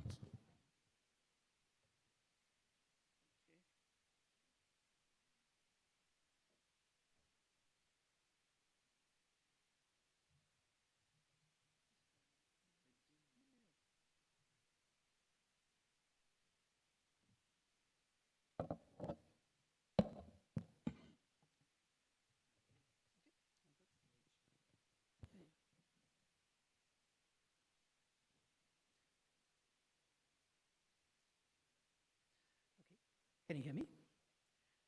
First, thanks, Vijay. Sorry for sort of upsetting the schedule. Sorry, I really have a flight to catch, unfortunately. So, yeah, thank you. And thank you, Satya. Thank you to BFI, and congratulations on this wonderful event. And again, to Sandeep Gaurav, congratulations on everything you're doing. Oops. Are you able to hear me clearly? It's coming in and out for me. All right, so what I'll do is I'll give you a quick brief on ANRF's vision and how we are looking at various things. Since it's a new organization, I think this is probably the most useful thing I can do. ANRF is a statutory body of India presided by the Honorable Prime Minister. It is a bold experiment by the Government of India to help revitalize as well as re-energize the research ecosystem. And I think the key word I'll be using often is the word catalyst. Our goal is to catalyze India's rise as a research and innovation powerhouse. We heard from Professor Bhargava what we can do in very, very difficult times and trying times. And India has pulled it off. It has been through the excellence of multiple individuals and in spite of the system. But what if the system could also be supportive, and what can India do together? So this is, say, like a one-slide summary of how ANRF we think about. One is that we have a core part of our mission, which is focused on foundational transformation, which is to support basic sciences, applied engineering, and then that going on towards mission mode investment that cuts across academia, industry, startup ecosystem, and then ultimately leading to translation. Right? So that's the sort of part of the ANRF core that I'm focused on at this moment. Some of you may have also heard of the 1 lakh crore fund, which is formally called the RDI, Research Development and Innovation Fund. That is focused only on translation and only on scale up and only directed towards private sector. So think of the RDI fund as patient capital, which is a balance sheet capital that goes towards the debt and equity or hybrid structures. And this is not grant capital, whereas the capital that I have been focused on is the grant and aid part of ANRF. But we'll be obviously a custodian of the funds that comes through for RDI, as has been announced. Now, the key word, again, as you see on the top of the slide, is to catalyze the overall investments in the country in R&I, research and innovation specifically, and I would even go specifically to say catalyze investments in research. If we are to progress from where we are between 0.65 to 0.7% of GDP of investment to a much higher normal, such as 2 to 3% of GDP, the non-governmental sector has to step up its investment. So our goal, therefore, when we do incremental investment of this kind from government, is to really catalyze the rest of the ecosystem to step in as well. Right? So that's the frame with which we do everything. And that also influences the design of how ANRF operates and ANRF works, which is very different from how National Science Foundation or DARPA, etc. work. So if I just focus on the ANRF core, our strategic approaches looks a little bit like this, where we have a horizontal frame, which is shown in green here, which focuses on the early TRL, roughly 1 to 3, 1 to 4 type range, where we are looking at, think of it like a National Science Foundation type agenda, where we are supporting basic sciences, fundamental sciences, and then applied sciences and applied engineering and so on. And at the same time, we are starting the process of collaboration between all entities. Collaboration is a means to an end of getting towards higher return on research investments. And this collaboration could be between institutions, our own research labs and our academia, one academic institutions working with other academic institutions, especially as part of the upliftment strategy of growing our research base across our institutions, and then across academia, industry, academia, startups, and so on. Right? So I look at the collaboration as a means to an end, and therefore, if there's one word I want to leave you with, is how do we engender the right type of collaboration, and collaboration for impact. Just like we're talking about blockchain for impact, I would say collaboration is a means to an end for impact. And as you see here, we also have partners of whether it's foundations or the industry and startups and so on. So, as was mentioned earlier, we are in conversations with BFI and so on, how that can happen here as well. And we have also worked with other foundations, such as the Vadhvani Foundation, the Gates Foundation, and have made some announcements. So we'll be partnering with many such foundations over time. But our goal is that partners can help us in various ranges of the TRL spectrum. And as well as industry and startups and MSMEs, research labs, they play a different role as well. So our goal is to do the right kinds of partnerships across. And our vertical investments are more directed in specific vertical areas. I'll mention some of that. And that is more where we drive in a single project. Those are more not subscale projects, but larger projects. But it will also, more importantly, have the right kind of mixes of people, collaboration, and it is only driven by outcome. Right? So that's the nature of how ANRF will approach strategically, and that goes to a larger part of the spectrum, whether it's 6 or 7. And then, as you see, RDI picks up from around 4 and goes beyond using the non-grant capital. So another way to look at ANRF's core strategies is to look at a foundation of a house where you're looking at basic research, translation research, or interdisciplinary research, even between the social sciences and humanities. We have recently announced a call for centers of this kind. And then various pillars, right?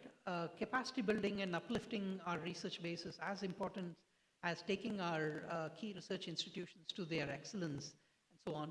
Collaboration and mission mode research are in the middle, which helps us drive different kinds of capabilities.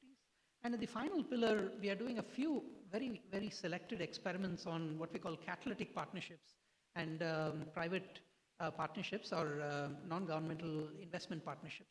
Again, as we learn more and know how to do this better, we will be more bolder and do a lot more things and so on. And at the top, you see, we want to give a global or a national visibility of how research is happening so that all the key stakeholders can take a look at it as well as make decisions. So as part of this, we have also mapped out our various programs such as the PAIR program, and recently we announced a PM professorship program, and then we are doing a number of tech and media platforms of various kinds. I will briefly mention some of these. And then our specific mission mode programs, and we'll be announcing many other new things as we go forward. I don't want to spill all my beans in one day here. Okay, at the same time, our foundation programs which support hundreds of grants across our research institutions and our academia are the lifeblood of a lot of our work. So we've had many such programs. I'm just highlighting 2 or 3 of these. A PAIR program is a hub and spoke set up to help upliftment of our state and central universities to help broaden the distribution of excellence. Our early career research grant program supports early career individuals, researchers across the ecosystem. Our EV mission program is the first of our mission mode programs under the MAHA banner. And we have a collage of various programs. I keep joking to my colleagues that we are dishing out programs like, Rameshwaram Cafe in Bangalore dishes out dosas. So there'll be more and more programs coming out, but hopefully you'll see a coherence of why we're doing what we're doing and so on. So this is the hub and spoke. I don't want to belabor this one. I want to spend a couple of minutes on this vertical missions and challenges. These, I should emphasize, are candidate programs. I do want to mention that we have started off with an electric mobility program.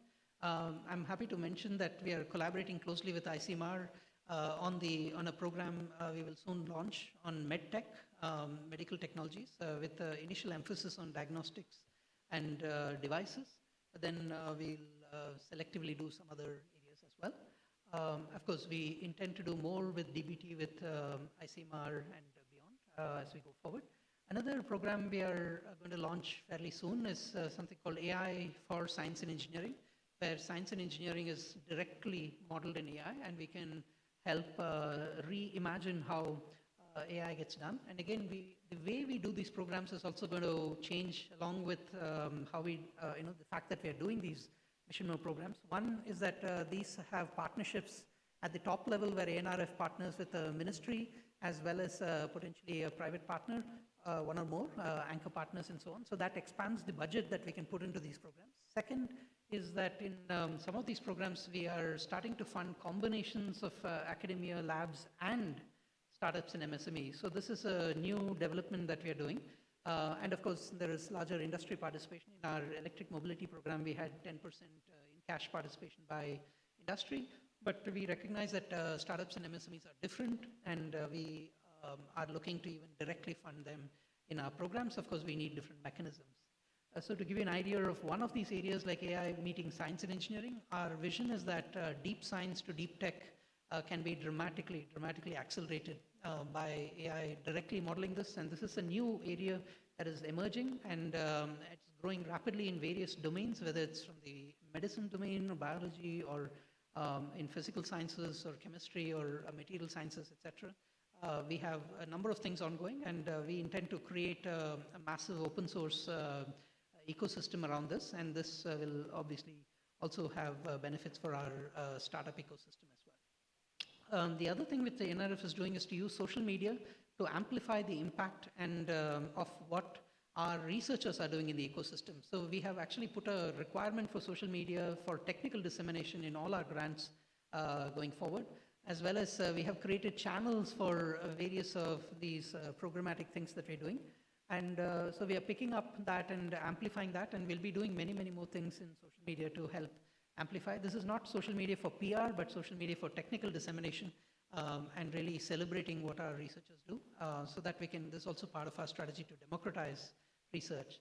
Another thing we're doing is to use AI to create secondary content from primary content. This can help demystify research, demystify and broaden the reach and so on. This is again the first step in a variety of things we'll be doing in terms of platforms of opening up science, opening up a community for Anusandhan, and creating AI tools that link between AI and social media. Okay? watch the space for a lot more things to come. I happen to come from the world of AI, so we know many, many more things are possible. Okay, and also we are actively dealing with issues that are impeding our scientific progress and slowing down our researchers. So our goal is to unburden researchers and PIs from headaches of administration and then move that and concentrate that with our administration, and also hasten fund flows and deal with other irritants.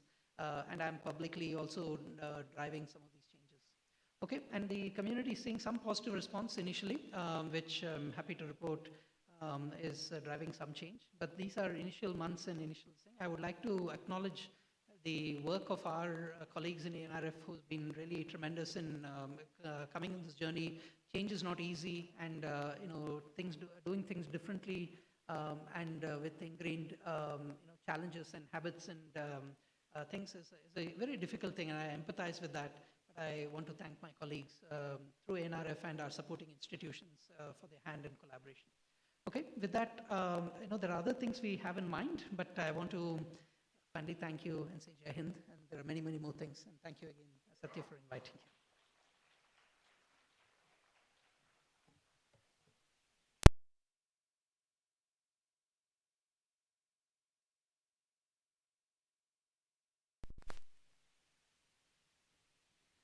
Thank you, Dr. Shivakumar, for this insightful talk.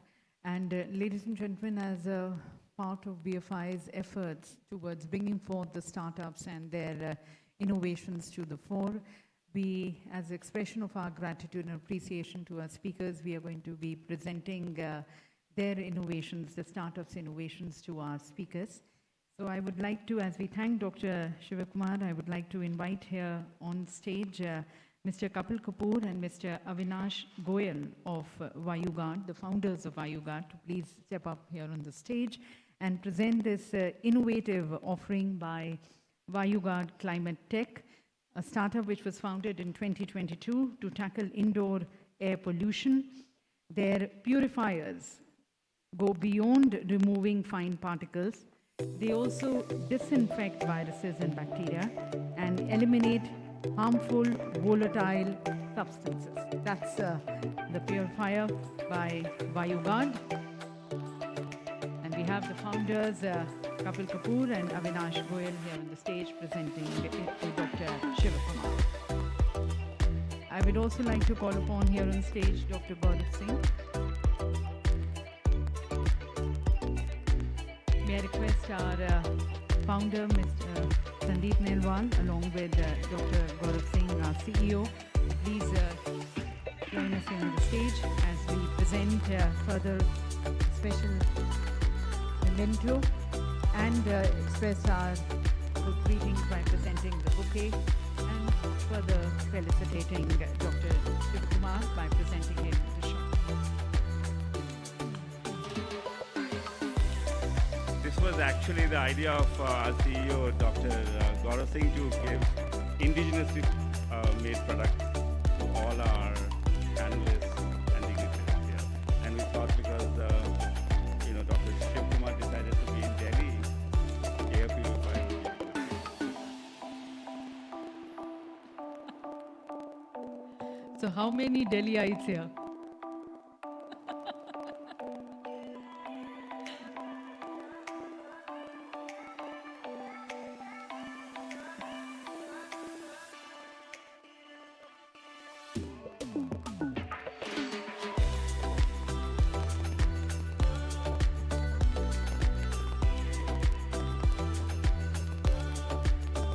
The group photograph, and we'll close with the group photograph.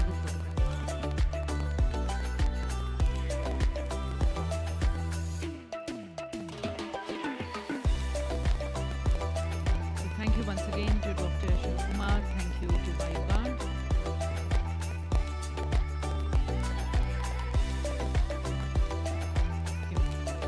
And we now move to the second keynote address by our Lifetime Achievement Awardee, looking into the breakthrough biotech R&D in India.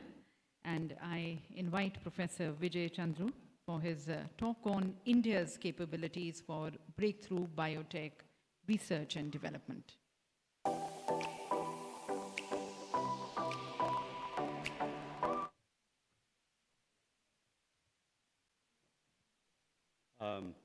Thank you. Right. So I'm not sure I really need to present a blueprint. We have the BioE3 policy, we have ANRF, we have so many programs that is, okay, thank you. So many blueprints, so to speak, that are already in place, but all the same, I just thought there could be some perspectives, particularly after listening to Sandeep's fireside chat yesterday. I think I prepared the slides with some of the comments he had made, and so this is sort of, in some sense, specially made for BFI, right? So the themes that really describe how I'm thinking about breakthrough biotech is really, we are at a stage where we can rewrite biology, and I will explain that. We can redefine health, and we can reimagine the planet. Now, the reason, I think I have to point it this way. Yeah, that works. So I think it's important to realize that we are facing probably the most dangerous moment in human history. Right? The Anthropocene is a challenge, and for young people in the audience, I don't know if Amrita is here, but we need to apologize. We are leaving them a planet which is actually quite damaged. But the good news is that whether it's issues of climate change, environmental degradation, food security, or health security, breakthrough biotechnology actually has some answers. And I recall that in 2001, when we were setting up ABLE, Kiran, Varaprasad, Vilu, myself, we had all come to meet Prime Minister Vajpayee to describe to him what biotechnology was and why this was a sunrise sector for the biotech, for the industry. And he got it right away. He said, "Samajh gaya main. IT is India today, and BT is Bharat tomorrow," right? So that is really our both our challenge and opportunity, and this is where biotech breakthroughs can play a role.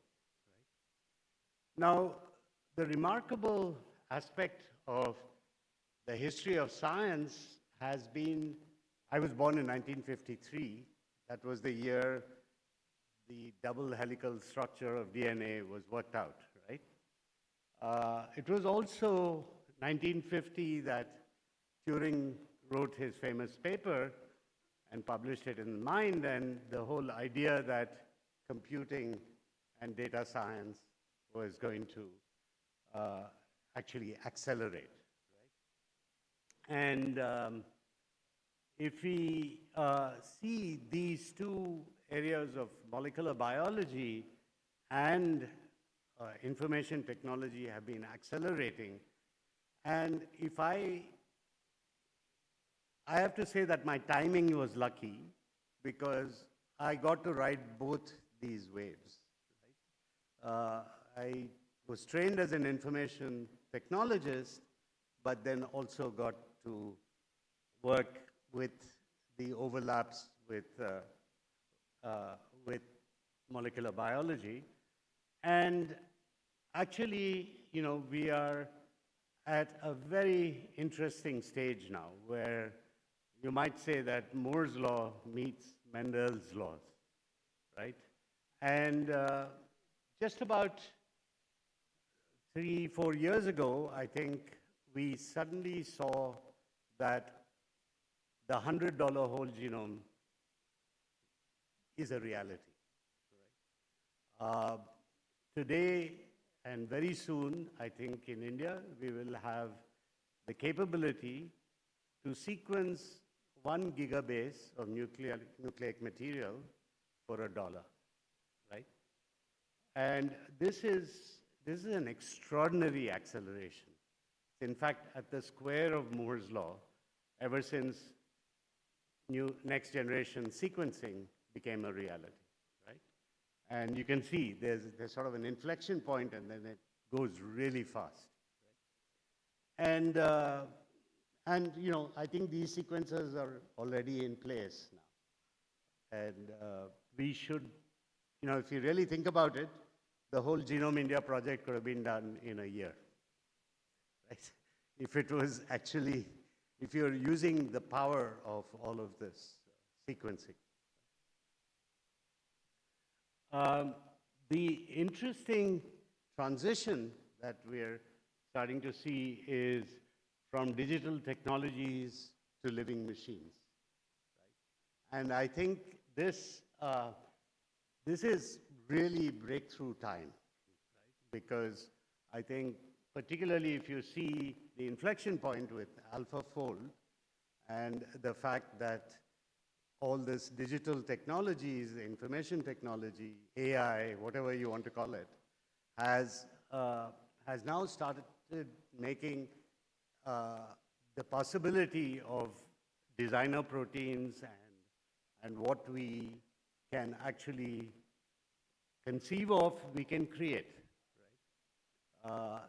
That's why Jennifer Doudna named the book A Crack in Creation, right? With CRISPR. So the fact that synthetic biology is now going to be able to do all kinds of things for us, and it is, and these are kind of the breakthrough biotechnology areas where, you know, it would be extraordinary if BFI can actually play a role in taking forward. Right? But as you can see, I think if the promise of living machines actually plays out, Viksit Bharat just happens. I think we have to build the capacity to get all this going, and once we do that, I think, you know, reaching goals like Viksit Bharat really becomes a possibility.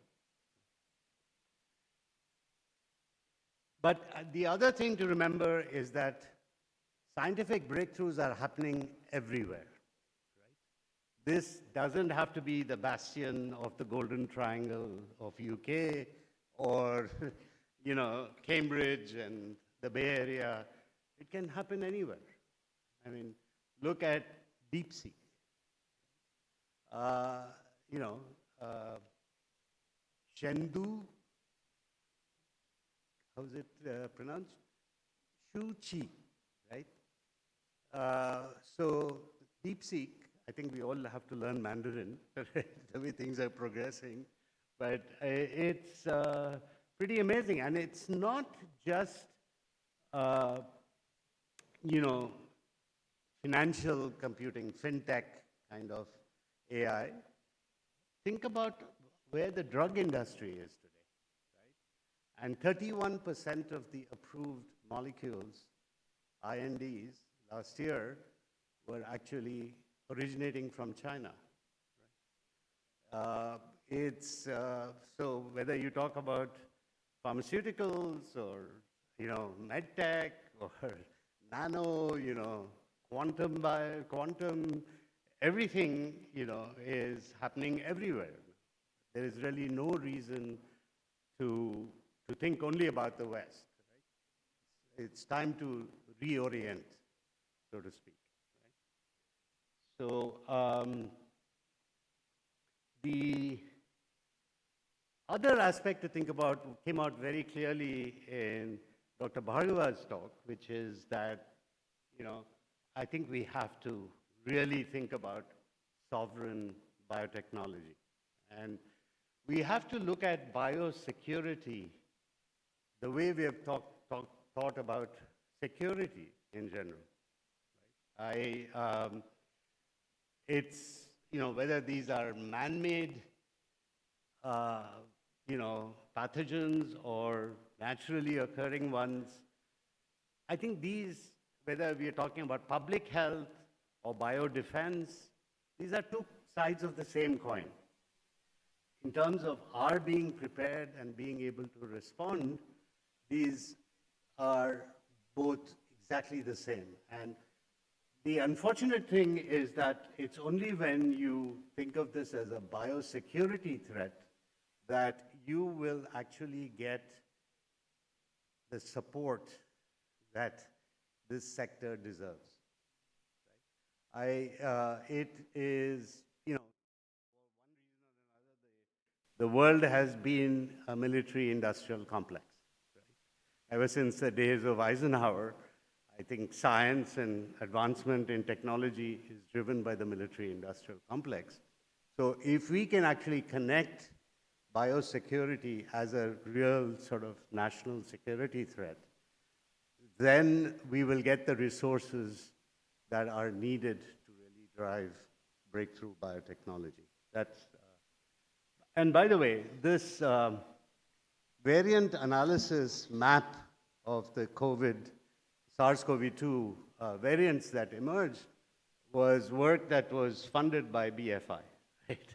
And so that was the map that was created as we saw the variants emerge, and we were sequencing at Strand, and these were we were sort of helping the city of Bangalore cope with this. I think Harsha is in the audience.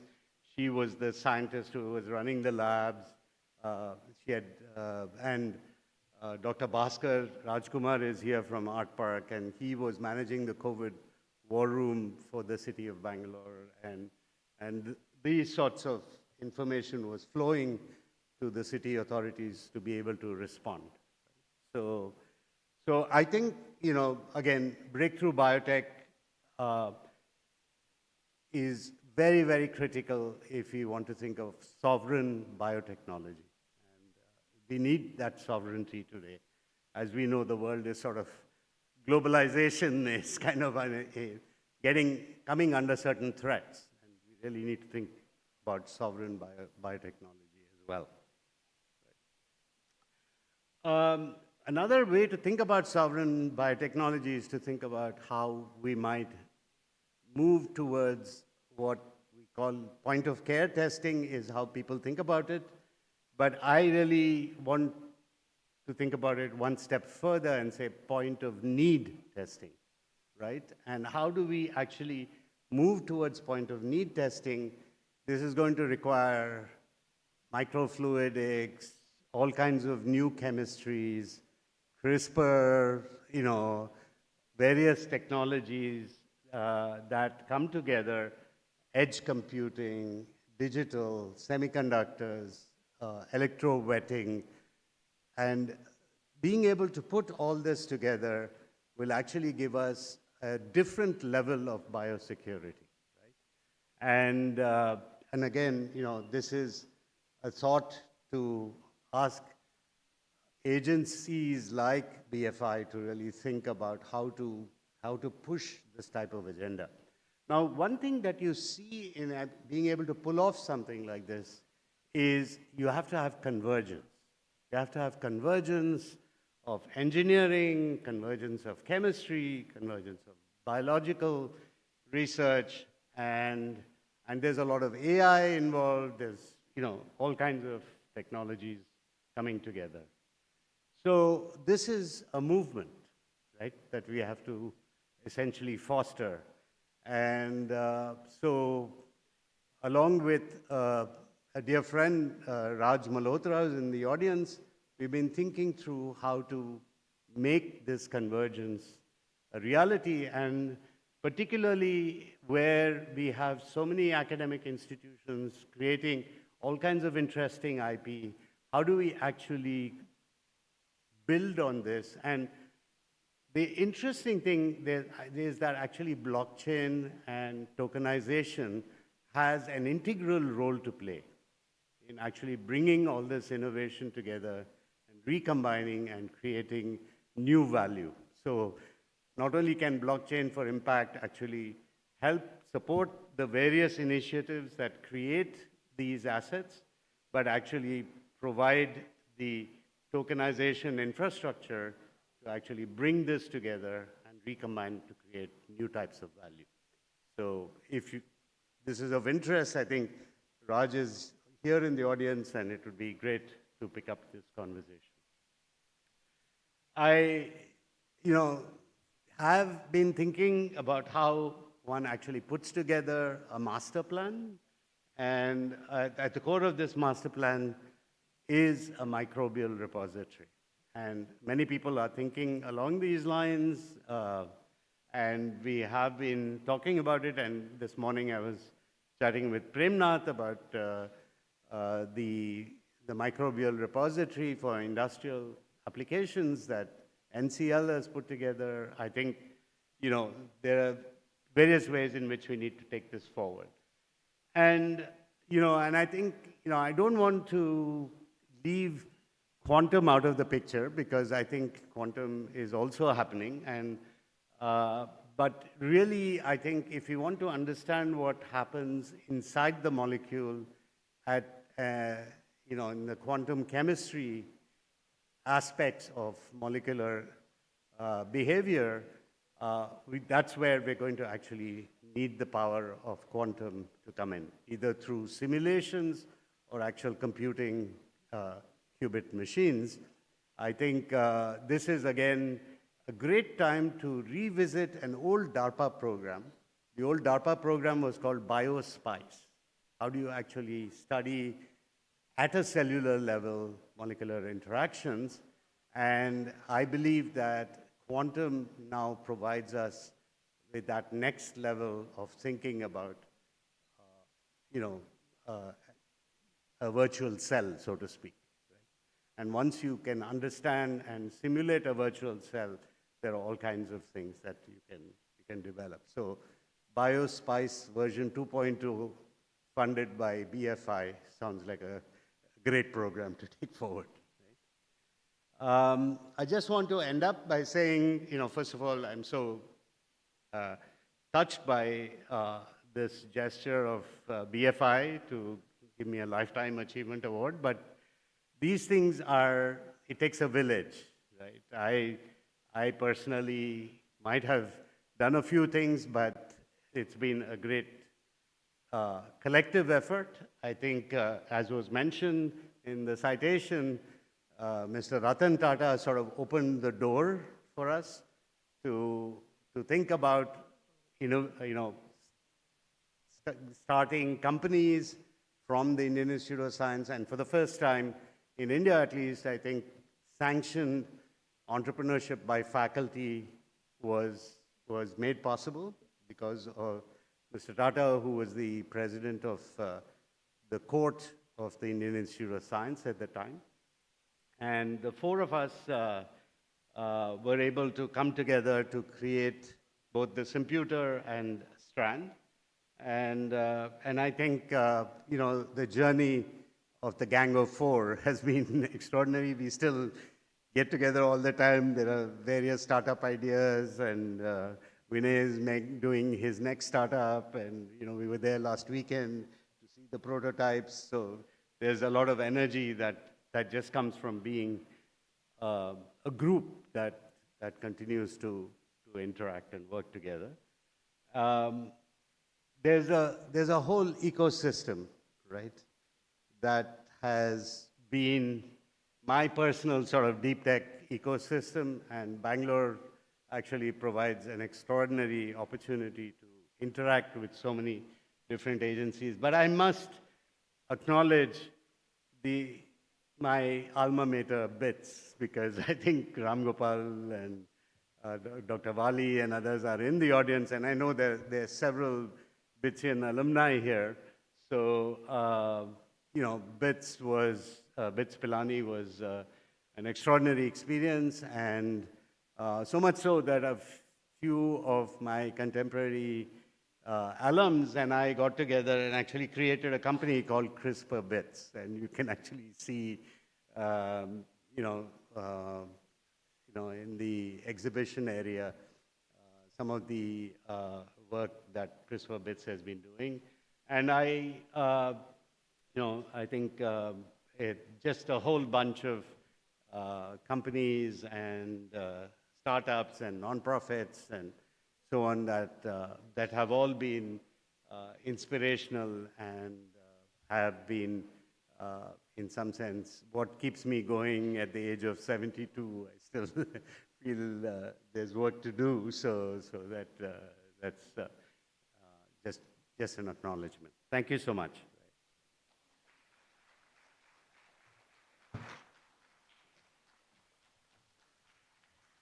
Thank you, Professor Chandru, for this talk, and may you grow more, may you prosper more, may you glow more. Thank you for this talk on the breakthrough research and development in biotechnology. Thank you very much. And with that, ladies and gentlemen, we are going to be taking a short tea and coffee break of 15 minutes. Would like to, in fact, request you can get your teacups inside. The earlier the better for us. We are running almost half an hour late. We need to catch on time. So join us for tea and coffee outside. In fact, get your tea and coffee cups inside, and then we start with the...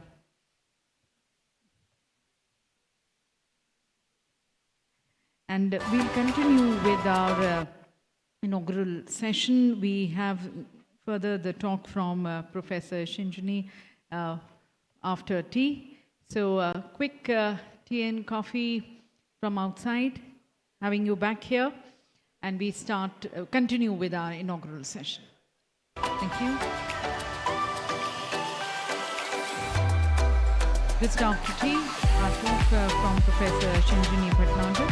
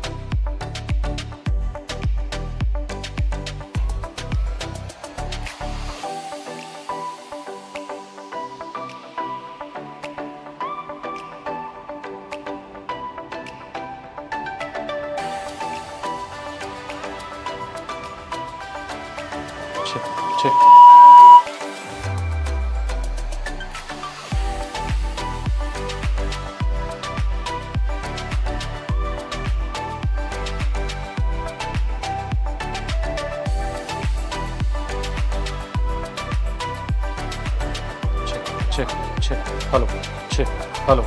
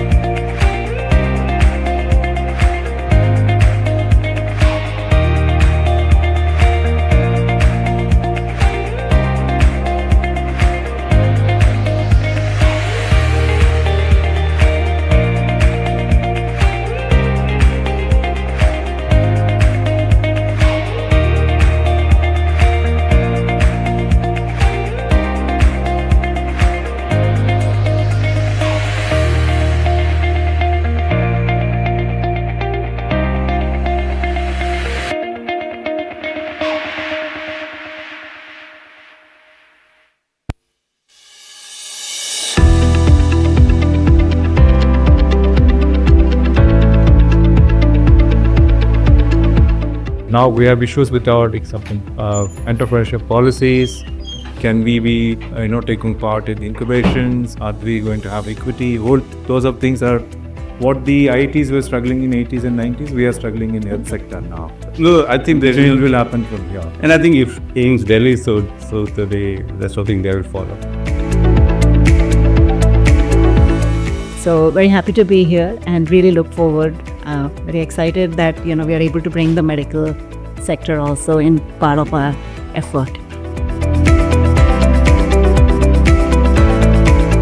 We have funded IITs, we have funded ISC, Bristol-Ani, many institutes of prominence in India. This is the first time that we have funded AIMS or a medical hospital. Recurrent UTI is a very common problem which actually as a microbiologist and as a clinician also we landed in such a problem that we don't have any drug to treat. We have worked on epigenetics in hypovalent Klebsiella and we thought that let us see if there is any epigenetic markers in the Europathogen as well as in the host so that we can target them, identify, and further we can see that which people are prone to recurrent UTI and is there any chance to get identify these pathogens also. One of our major goals is how to promote the same culture of IITs and ISCs in medical colleges. The UTI is community acquired much of the time of UTI, so it has the potential for translation into community-based approaches.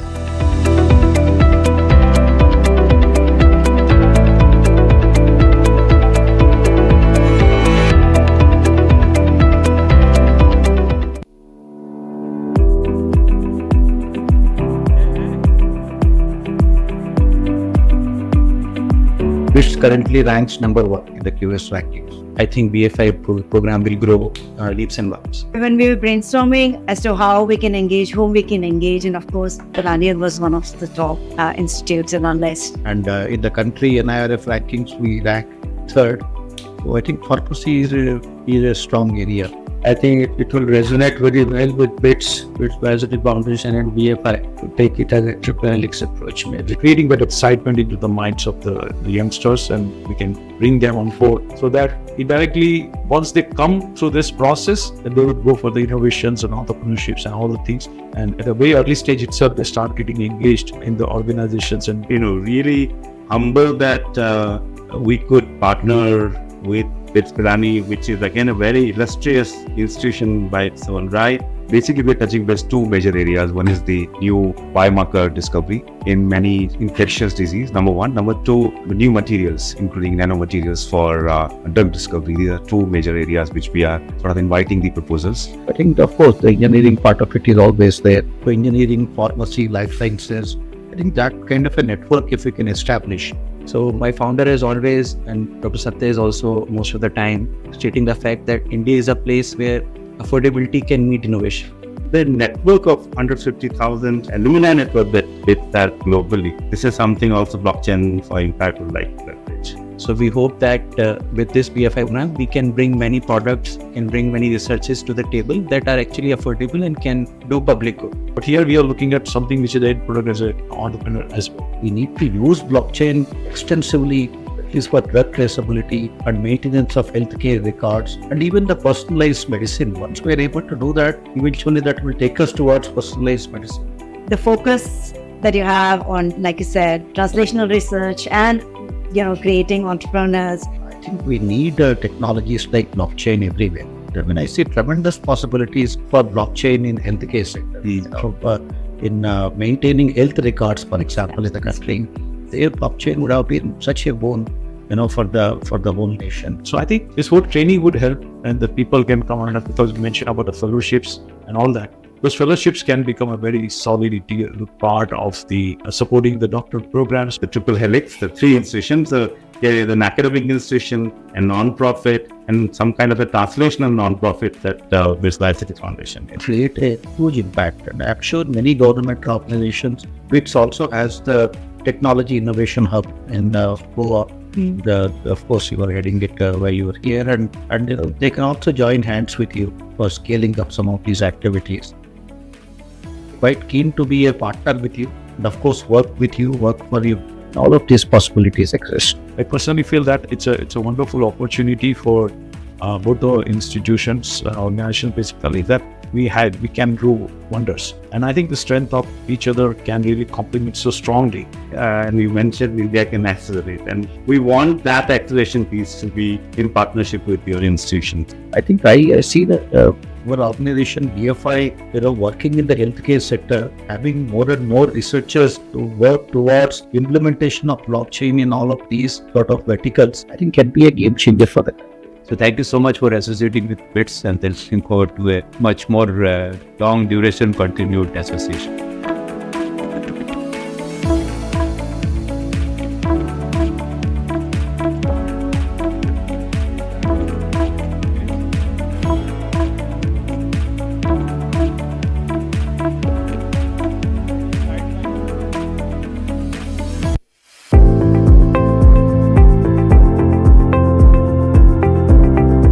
Phenomenal effort that began in the middle of COVID effort, where there was an almost open call by the founder of BFI Bio, who is one of the leading industrialists or founder in the space of blockchain. And we formed BFI Biome Network.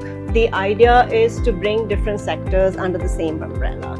As a first step, we are starting this program with institutes and incubators. It's one of the first program to bring the two together. So our association, the C-Camp, goes from right when we began. So it was in 2021. So when we got this fund, we put out a call to, and many people joined us as volunteers. And the reason of the positive energy is the new ideas that kind of sprout out from this campus. And then, they have been nurtured so well by the team here.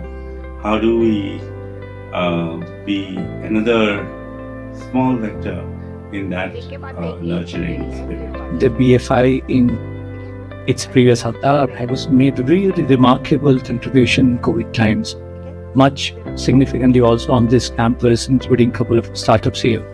They have done really, really well. The idea is to support people who are willing to take the risk, willing to take up the challenge to develop products, to create an ecosystem that actually helps nurture them. This sector is also open for people who are new in this thing and are ready to contribute. And from that inspiration, our team actually then moved on further with the interaction with STAND Life Sciences, and then it has gone up to now this level. Innovation, biomed innovation in India has always been there. I think we have lots of amazing products that are waiting to transform society. Lion, which has now tested the blood of impact and difference that they can make, and they are going beyond COVID, the future opportunities where they can. Thank you. So what do I do now? Okay.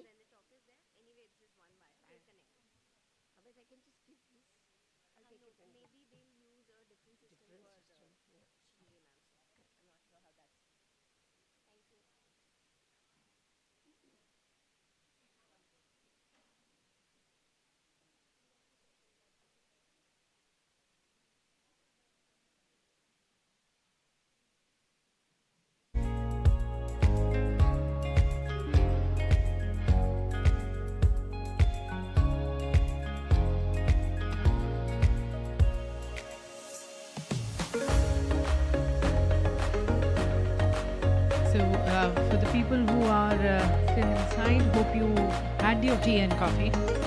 And thank you to the people who are joining us back. Just once again, a quick reminder, as you're going to be further moving out for lunch and the other key breaks. Outside, we have the innovation wall. As I mentioned, we have our startups with their prototypes. You're requested to kindly scan the QR code, and the maximum points which a startup is going to be getting, the most voted innovation is also going to be recognized tomorrow. We have the art form that's really exciting and something very creatively done with your signature. all you have to do is that on the blank frame, just have your signatures, and from your signatures, the artist is going to be curating a beautiful creation, a beautiful art. And you can in fact spell out what you are wanting also. He's very kind enough to actually design as per your choice. We also have for the just behind on your lanyards, you have your QR code. You're requested again to scan this QR code. As you meet everyone, you meet and greet. And the maximum votes also in this. We are going to be announcing the awards. We have the first, second, and third prize to the most scanned QR code as far as our delegates are concerned. So you also get, as you scan the QR code, you get the entire credentials of the person. You get to know the individual whom you are interacting with, the delegate whom you are interacting with, instead of the business cards, collecting those business cards. So again, adding to a sustainable world, leveraging on technology, and going paperless with respect to our introductions is the QR code. Today, as we start after this, in this post-tea session, once again we have plenary talks. That's going to be leading us to lunch. Post-lunch, we'll have panel discussions. And after the panel discussion, we also have a special session today, the special address coming from our Honorable Minister of Road Transport and Highways, a minister who's known to walk the talk, a minister who himself is a creator and an innovator. He joins us at 6 o'clock. It's going to be his address, half an hour session. And with that, we are going to be calling it a day. And tomorrow, once again, we are going to be starting at 9:30. Tomorrow, we also have a workshop. We also have an announcement, a special announcement, which is going to be made, a new initiative which BFI is undertaking. That's also going to be introduced today.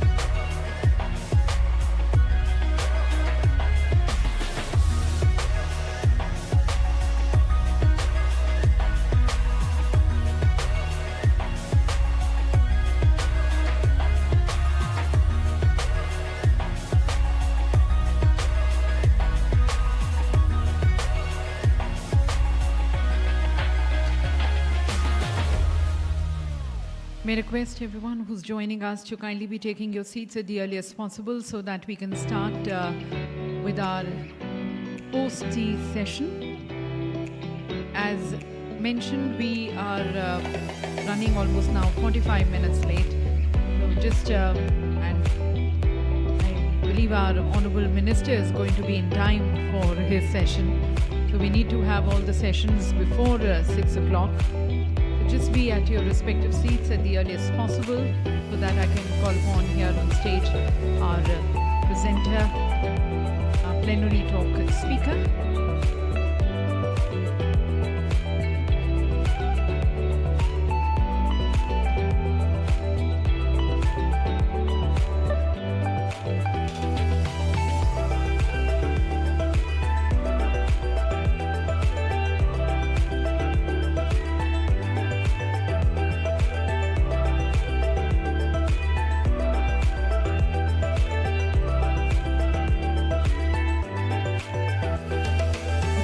Welcome back, everyone. Requesting you to kindly be seated.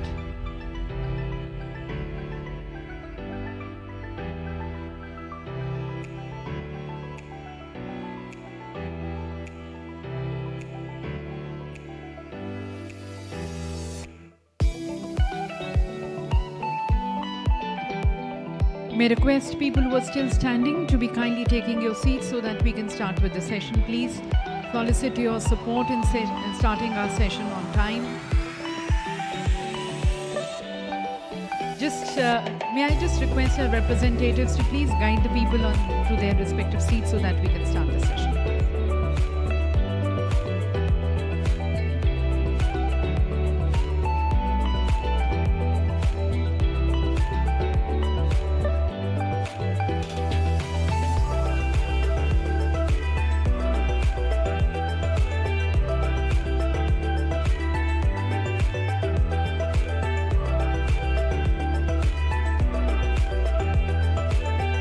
So, thank you once again, ladies and gentlemen. If we can have your attention, if we can request you once again to be at your respective seats so that we start this session. And we are talking about building and shaping a more resilient and inclusive healthcare ecosystem. So this is a talk which places child and maternal health at the core of our healthcare reforms. We have the plenary talk by Professor Shinjini Bhatnagar on evidence-based solution for a resilient maternal and child health in India. And I would like to call upon here on stage once again my co-conspirator, inviting Dr. Satya to be kindly introducing Professor Bhatnagar.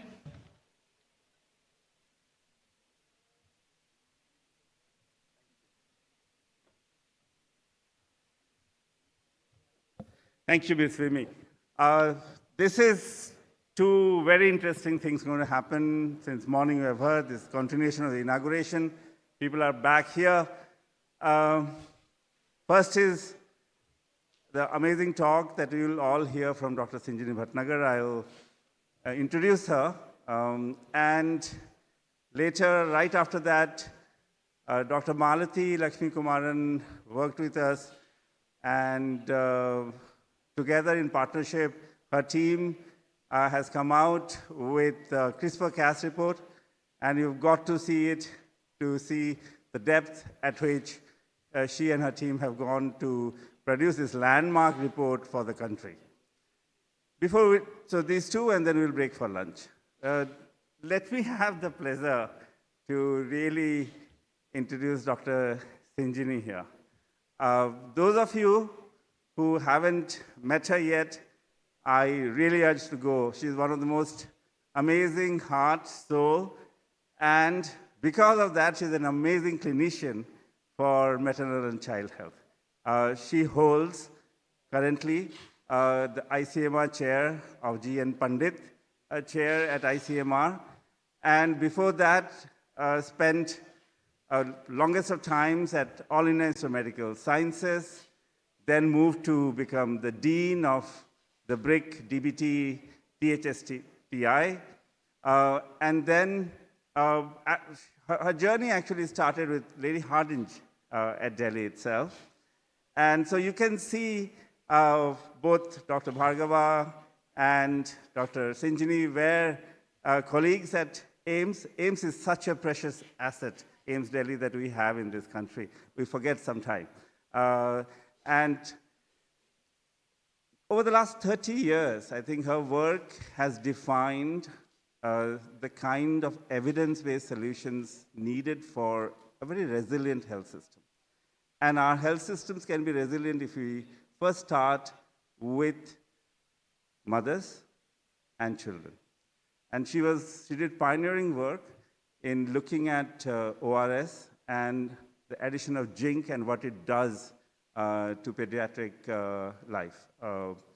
And she's going to probably mention that. She was asking me, should I present? Or I said, Dr. Sinjini, you've been one of the most eloquent person I have heard.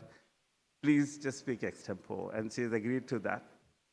Then there's one connection we all have, and that's a very personal connection, is that Dr. M.K. Bhan, late Dr. M.K. Bhan, she has worked very closely with him. And I was also very blessed to be being under his guidance. And we miss him every other day. When we talk and we think about this ecosystem that we are seeing, we must, all of us, go back to what Dr. M.K. Bhan seeded in this ecosystem. And we are, in many ways, linked to that soul of what we are trying to do here. I'm pretty sure that he's seeing us today. One of the things he did also at THSTI, I wanted to, and she probably again will talk about, is a longitudinal study called Garbhini, which is looking at maternal and child health. And then she also led the development of diagnostic tests for celiac disease that were introduced in the market of clinical use.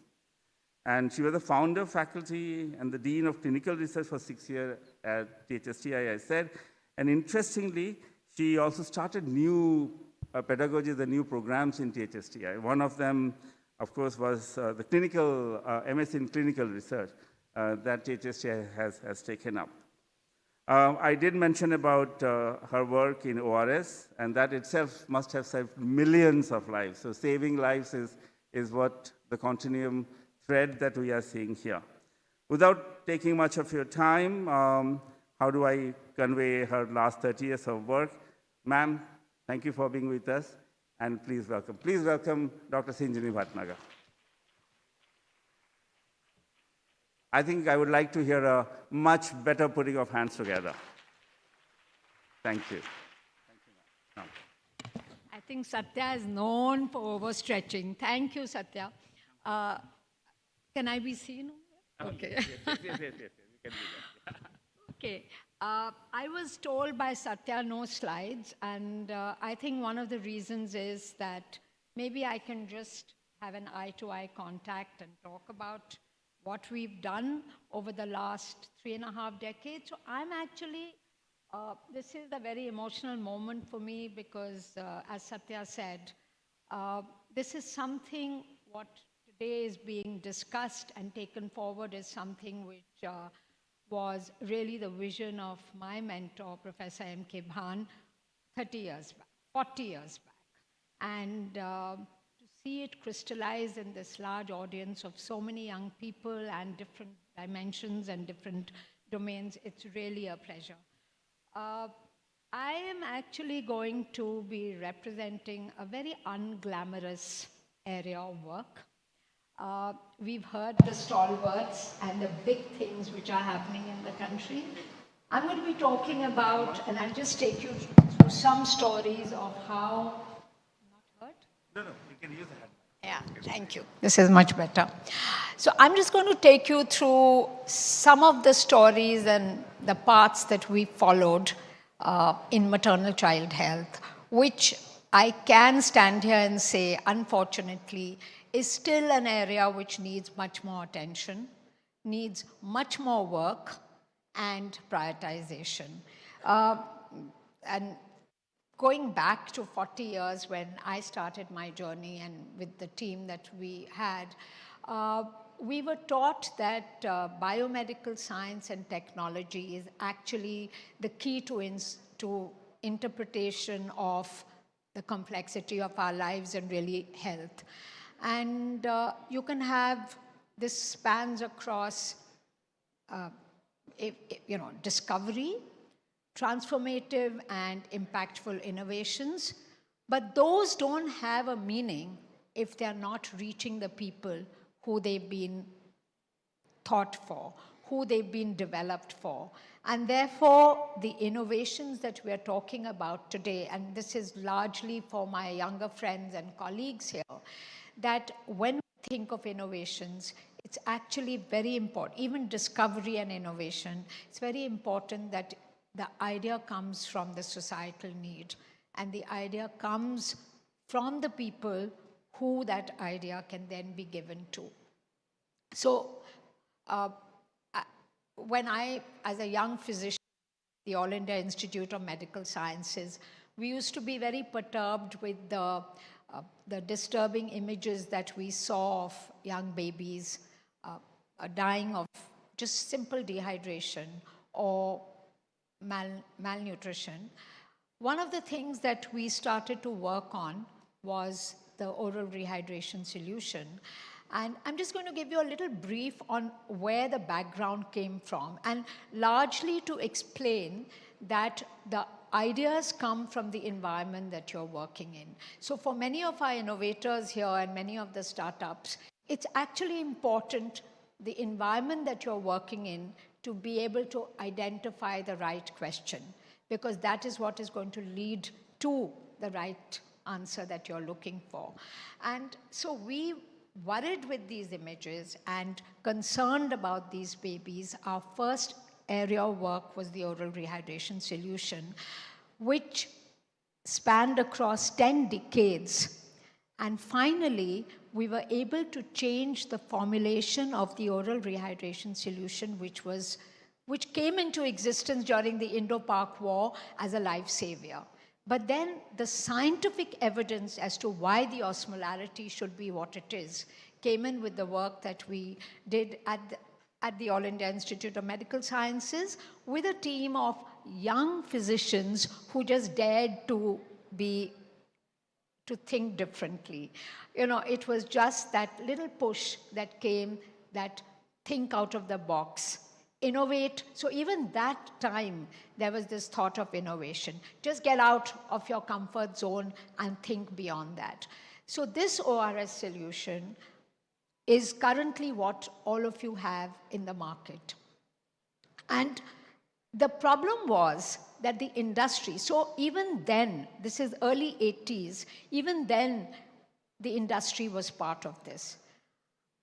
Just bringing in the multidisciplinarity of the work, that you cannot, as physicians or even as physician scientists, we realized very early that you cannot get this to the people you need without getting the other innovators and industry on board. And I do remember the multiple meetings we had at the Ministry of Health with the industry to get the formulation changed. And today that low osmolarity ORS, which is called as WHO ORS, which is in the market, is part of that work, which has emerged from the children of our country. The effect that that solution had, this is not, this is something which was a responsibility that we had. And with that added the zinc. Today the management of diarrhea in children is with zinc and ORS. And again, I just want to tell you the story of zinc, is that when we realized that those kids who have zinc deficiency are the ones who do better in terms of diarrheal output and recovery. So zinc then we evaluated, and the the innovativeness of zinc was available, but the question was, we cannot supplement every child with zinc. We are already struggling with iron supplementation in the country, so use it as a therapeutic agent. So a simple thing like zinc, after we evaluated it in thousands of children as randomized control trials in a small setting from All India Institute of Medical Sciences with collaboration, and also got it introduced in the national policy as well as in the global WHO protocols. So with this story, the whole the idea that came out that simple questions which can come out of thinking of what the society needs, big answers can be given. And the third interesting story I'll just very quickly tell you before I come to what is the need, what we are doing now and why I'm here, is the rotavirus vaccine story.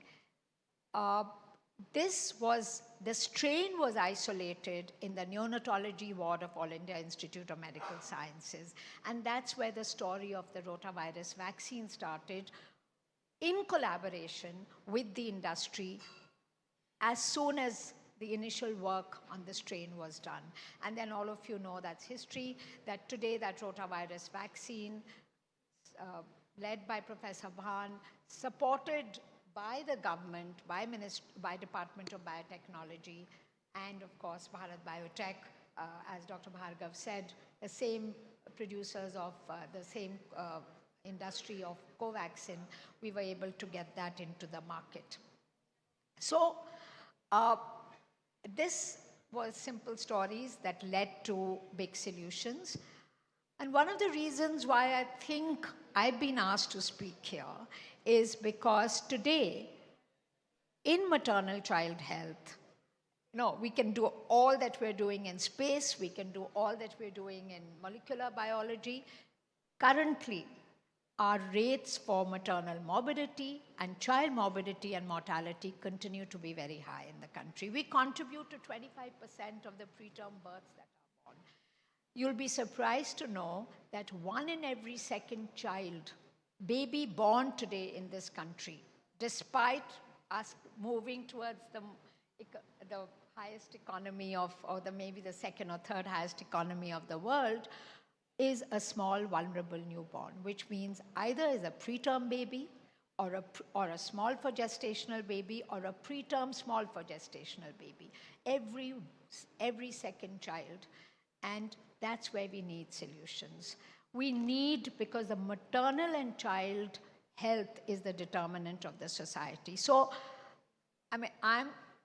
our request to the young incubators and to the young innovators and is that this area also needs priority. And I'm just going to give you one more example of what we have done. We realized that maternal health during childbirth and the first 1,000 days of a baby are what will determine what that baby is going to make in a bigger society. So we set up this, again, pushed by Professor Bhan, who was Secretary, Department of Biotechnology at that time, to go into the district hospital, straight from AIIMS. When I came to THSTI, we went to district hospitals and set up this cohort of pregnant women. Today, it's at about 13,000 women, where we are following them up and the babies for looking at solutions. So it's not just an observational cohort. This is a platform today to identify preventive tools for preventing adverse pregnancy outcomes. And some of the success stories that we have a vaginal microbiome driven. So I'll just give you, the women are followed through pregnancy, a little post-pregnancy, and the children are followed. The biospecimens have been collected, are going on. We have, I think, the only cohort which has ultrasound images of the fetus growing across pregnancy in South Asia, possibly even globally.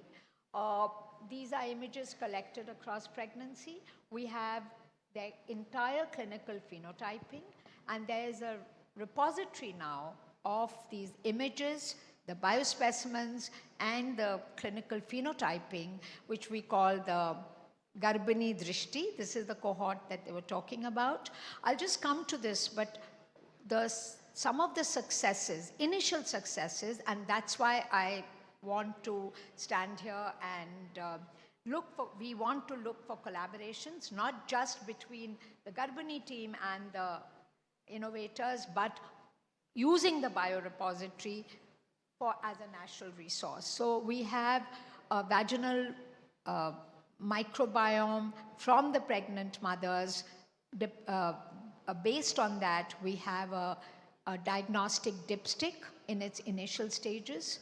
We have a consortium of the lactobacilli, which has been transferred to the industry as a probiotic, but we are now looking at it as a therapeutic agent because it has antimicrobial properties which can work for vaginal health during pregnancy. We have proteomic and metabolomic driven signatures from the maternal sera that we have, which are being converted into assays as tools for identifying these women early in pregnancy. We have we've done the GWAS of 6,000 mothers, and based on the genomic data that we have the 64 SMP assay, which is being developed as a preventive tool. And coming to the clinical side, we have now one of the most important things is AI-driven ultrasound image tools, which are taken from video sweeps or from video images to be converted as tools for picking up gestational age and for early trimester pregnancy, for automation of these images, for identifying gestation and other adverse pregnancy outcome signals. These are now we are validating them across 8,000 women at 7 different regions of the country, and we have reached out to the industry to develop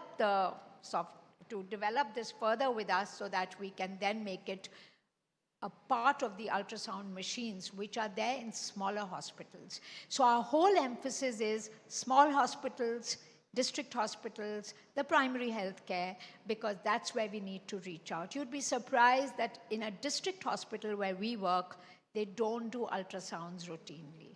They are not following up the babies and the mothers routinely. That is where the eye-openers are, not the large tertiary hospitals, and that's where we need to reach out. So the innovation has to be impactful at that level. And these AI-driven images are coming out of, so up till now, all the gestational age determination and the antenatal ultrasound standards have come out of Caucasian data. We don't have data which is coming out from the Indian population, and that is what we are pushing for. The last thing I would want to say here is that we have very recently, we're developing dynamic prediction models for identifying these women at risk. And as I said, every other baby is small and vulnerable. These risk factors going into this model are now, we're working with, I think Care Mother is here. We're working with them to use their digital platform to go to small areas where there's no healthcare, like Orissa, remotes of Haryana, where we can actually piggyback it on the platform that we have to be able to use it as a preventive tool for better pregnancy outcomes. This is all evolving, and just a last word on our biorepository, Drishti. It is a national resource. It's been inaugurated by Department of Biotechnology, and all this work has been supported by Department of Biotechnology Ministry of Science and Technology. The biorepository now has been inaugurated and is open for sharing. There's a process of how this data can be shared, but the images, phenotyping, and the biospecimens, I think for us, the biggest achievement would be if these samples and this data that's been collected, a true national resource, is actually utilized for better questions and better answers and solutions by some of the innovators here, and come up with questions beyond what we are thinking. See, we can do only that much. We are largely academic physicians who've dared to become physician scientists. We're trying to meet the industry to be able to give them evidence to take it forward. And without the industry and without the other innovators, we just cannot get it to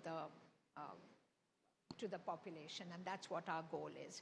So I would end here by saying that we have simple questions, but those simple questions can actually make a world of a difference to a society that really needs caring.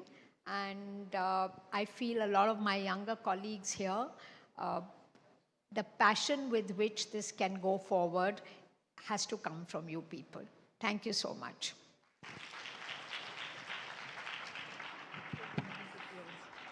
Thank you. Yeah, thank you, Professor Bhatnagar. And as a token of our gratitude and appreciation to her, I would like to invite Dr. Shantanu Pathak, the co-founder of Doto Health, to kindly present for his very innovative device here being presented, which is, and ma'am, presenting you this device which is very much related to your work, an advanced fetal monitor for continuous monitoring, designed expertly by Doto Health. And we also have our founder and our CEO. May I request Dr. Satya also to please join.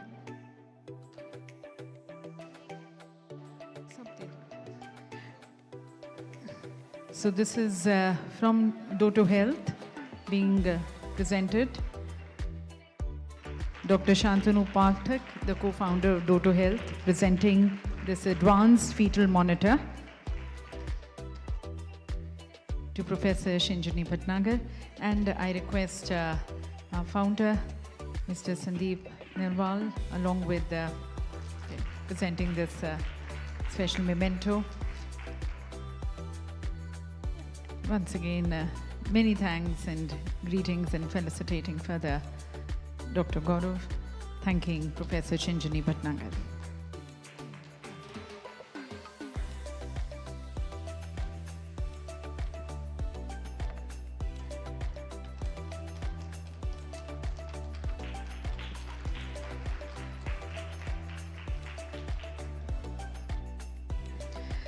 Thank you. And ladies and gentlemen, from here onwards, we are going to be slightly speeding up just to apprise the August gathering. The Honorable Minister is going to be joining us at 5:15 through a VC call. So we are going to be speeding up our sessions slightly to have the talk from our Honorable Minister at 5:15, joining us through the VC call. And now we have the launch of an important and insightful report, the BFI CRISPR-Cas report. I would like to invite here on stage Dr. Shivakumar Kalyanaraman. He's there?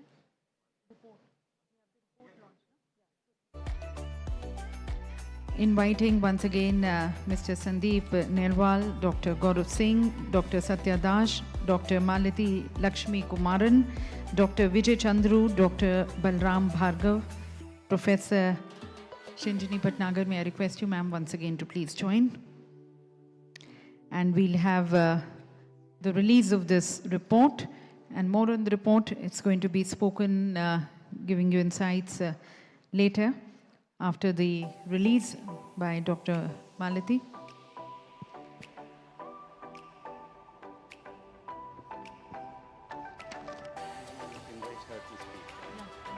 introduce Dr. Maruti.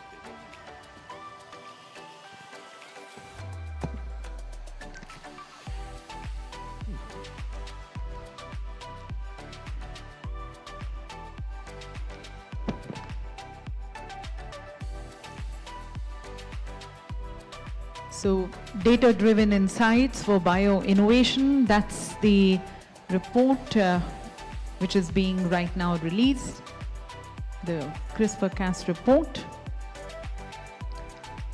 a benchmark report for India on CRISPR-Cas landscape globally.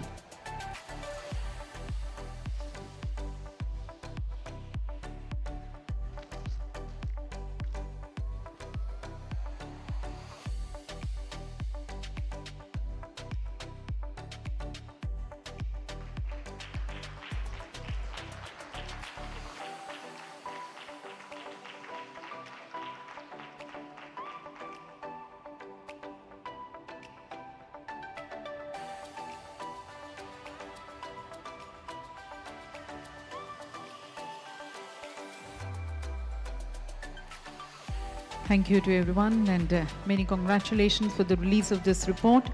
I once again invite Dr. Satya to please introduce Dr. Malathi, who's going to be introducing us and sharing key insights into this report, which has been just now released. I have to introduce you first. But let him investigate. Go ahead. Okay, let me have the pleasure of introducing somebody that really I'm inspired by. Dr. Malathi Lakshmi Kumaran. I've known her for the last 17 years now. And the energy that she brings to the people that she partners with is just incredible. I don't know, I think the kind of mitochondria you have is, we'll have to test it through some kind of testing mechanism.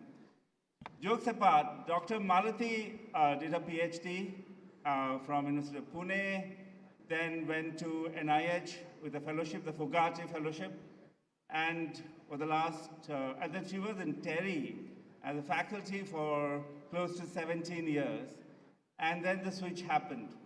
And then she is, of course, for the last many, more than 20 years now, she is the executive director and the practice head of IP and patent at Lakshmi Kumaran Sridharan, which is one of the top law firms in this country. What is amazing about her and her team and what she has done to this country is really raising the awareness of how important it is for our young innovators here to start thinking about patenting and securing the assets that they are generating. Her company works from single innovator, and she gives lots of time to them, unlike many other lawyers that I've come across. And to the other side, her team probably is fighting for the best multinationals you can think of. I won't name names, but you think of the best multinationals in technology, her team is filing right here for them. Their engineering departments, their biological science departments, their chemistry, automotive, everything her team does. I will leave Dr. Malathi to give a background of how this partnership came about and about the report that I'm sure you're going to find it very interesting and very authoritative. This is possibly the landmark report on CRISPR-Cas technology that we hear of for this country. Just let me finish by saying about her energy that I mentioned. We were trying to do this convening in May, and you know that because of turbulence and of Operation Sindoor, we deferred to what the nation was going through. And she was supposed to come that day, the day we had thought of doing it in an earlier version. She thought of, we said, Dr. Malathi, we need you there. She said, yeah, it's okay, I'll be there. It so happens that that morning I'm reaching from the US, but don't worry, I'll be at your convening. That is the spirit of Dr. Malathi that she brings to everything in life. Thank you very much. We're so humble that you are here.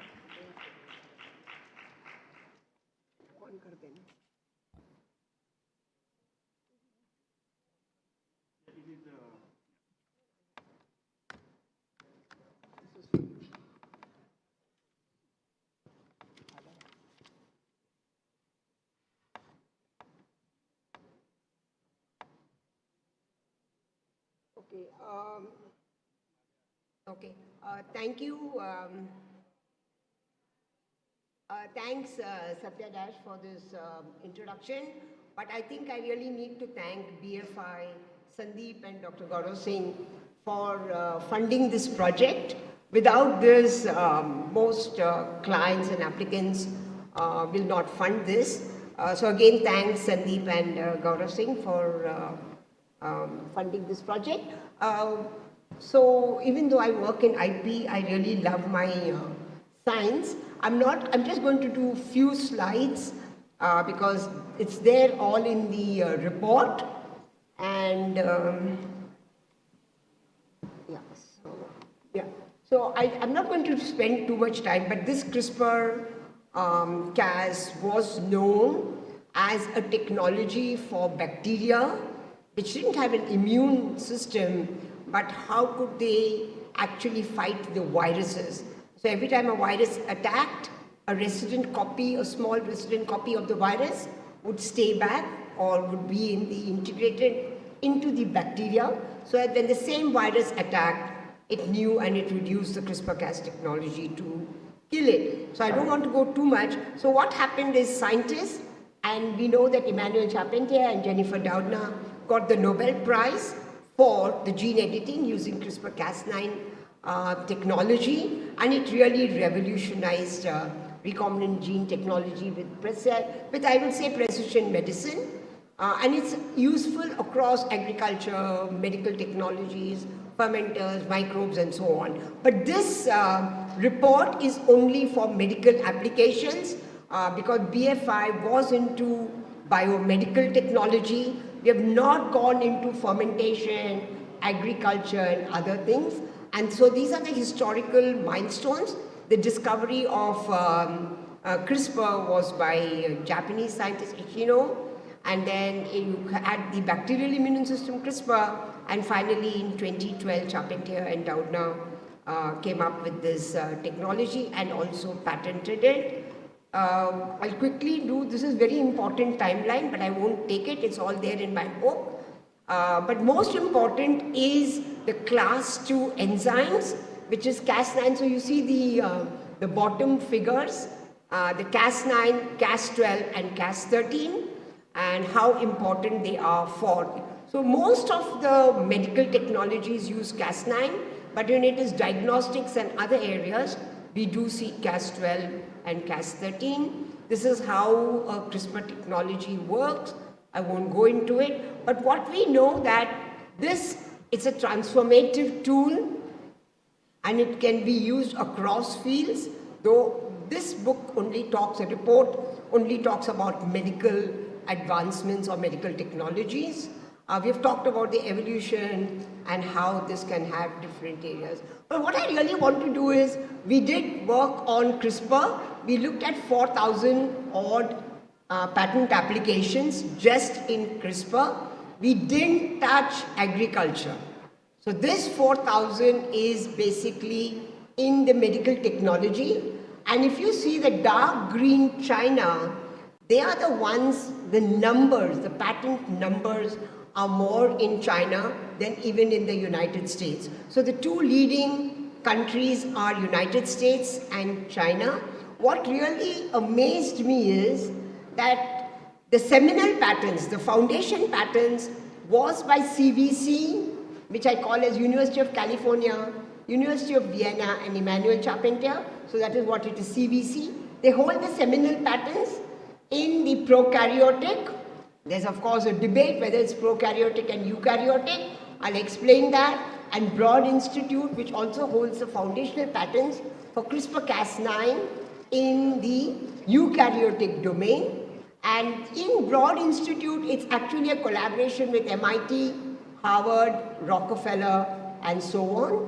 And then, but when you see Chinese applicants, why is the number so high? Even though they don't have many of the seminal patents, they've quickly gone and applied it across. And this is exactly like what Vijay Chandru and others talked about, that how China is able to see a technology and then expand it so much. So they're really leaders in either in medical technologies, agriculture technologies, as well using CRISPR-Cas9 or Cas12 or Cas13 as well. However, the important seminal patents are these, which I call as the 5 different ones. There is a lot of fight going on in Europe, and most of these patents in Europe are revoked, except Broad Institute along with Rockefeller. Those patents are still valid, but if you look at University of California, CVC, Vilnius, Toolgen, Sigma, and Broad Institute without Rockefeller, most of them are revoked in Europe. They're revoked in Europe either because of priority issues or because of enablement issues as well. We do talk some about some of that in our report. And so if you look at the major applicants, though we have Broad Institute, we have CVC and others, but the numbers are more in China. It could be Chinese academies, Renmin University, the defense labs in China. Every university, you will see they've gone and patented the CRISPR-Cas technology, which may be in vaccines, it may be in sickle cell anemia, and so on. And so if you look at it, even though the seminal patents are with your US, but if you see the view in China, and so also the first clinical trials, they're all done in China. This is the one thing that we have to worry about. Everybody worries in India, oh, there are so many patents in CRISPR, how do I go and do I have freedom to operate? I would just tell people to go and look at what's happening in Europe, and if Europe is not, is revoking these patents and they have issues, to go back and look at those things. So in US, there was a fight between Broad Institute and CVC. CVC is University of California. And the fight was, Broad said that CVC has done it only for prokaryotes and Broad has done it for eukaryotes. So the legal battle in US is like this, that the prokaryotic innovations are with CVC and the eukaryotic innovations are with Broad and MIT and so on. But when you look at Europe, Europe did grant the CVC patent application, but now it is getting revoked because of enablement issues, and I'll explain what those enablement issues are. There is also a lot of fight between Toolgen and Vertex. If you saw, I looked at the top 5 companies, that is CVC, Toolgen, Sigma, Broad, and Vilnius. So Toolgen, according to Toolgen, that they own the innovations for eukaryotic genome or editing of eukaryotes, and so there is a fight. Toolgen has put a case against Vertex for the sickle cell anemia, beta thalassemia therapy that Vertex Pharmaceuticals is doing, which you can see here. And Toolgen is also opposing a lot of CVC patents as well. So there are lots of lawsuits, and if you just imagine that the technology came in 2012 and so on. But Toolgen patent, I must tell you, is also getting revoked in Europe. So we'll have to see how it is going on, how this will continue. So in this, what we did is, we looked at a couple of things only in the medical field. We've identified patents of new Cas enzymes, medical therapeutics, biological models, diagnostics and vaccines. I'll quickly do this. Everybody knows I'm not going to go into this. Very important technology, base editing, prime editing, all these are patented by different groups. I'll just explain that in, when I say medical technology, medical applications of CRISPR-Cas, they're generally in Cas9. So you can either do an ex vivo or you can do an in vivo type of CRISPR-Cas systems. In the ex vivo, you take the cells out, you do the genome editing in the lab, and then once it has been edited, you put it back or transplant back into humans. And the other one is where you have the whole system which is encapsulated, and then you inject it into humans. So both these are being followed. The very important thing that we need to understand is when you want to do in vivo, then you need very good delivery mechanisms, and so you need LNPs, you need electroporation, and so on, and there are many patents in that area as well. Also combating antimicrobial resistance, we're seeing that CRISPR-Cas is being used majorly. What are the solutions? I won't go into this, there are lots in the book, and also for gram-positive bacteria, AMR crisis, and so on. They're also very much useful in antibody engineering, where you can actually take the antibody and modify it, edit it using the CRISPR-Cas. It can be streamlined antibody engineering, it can be advanced functional modifications or innovative tagging strategies.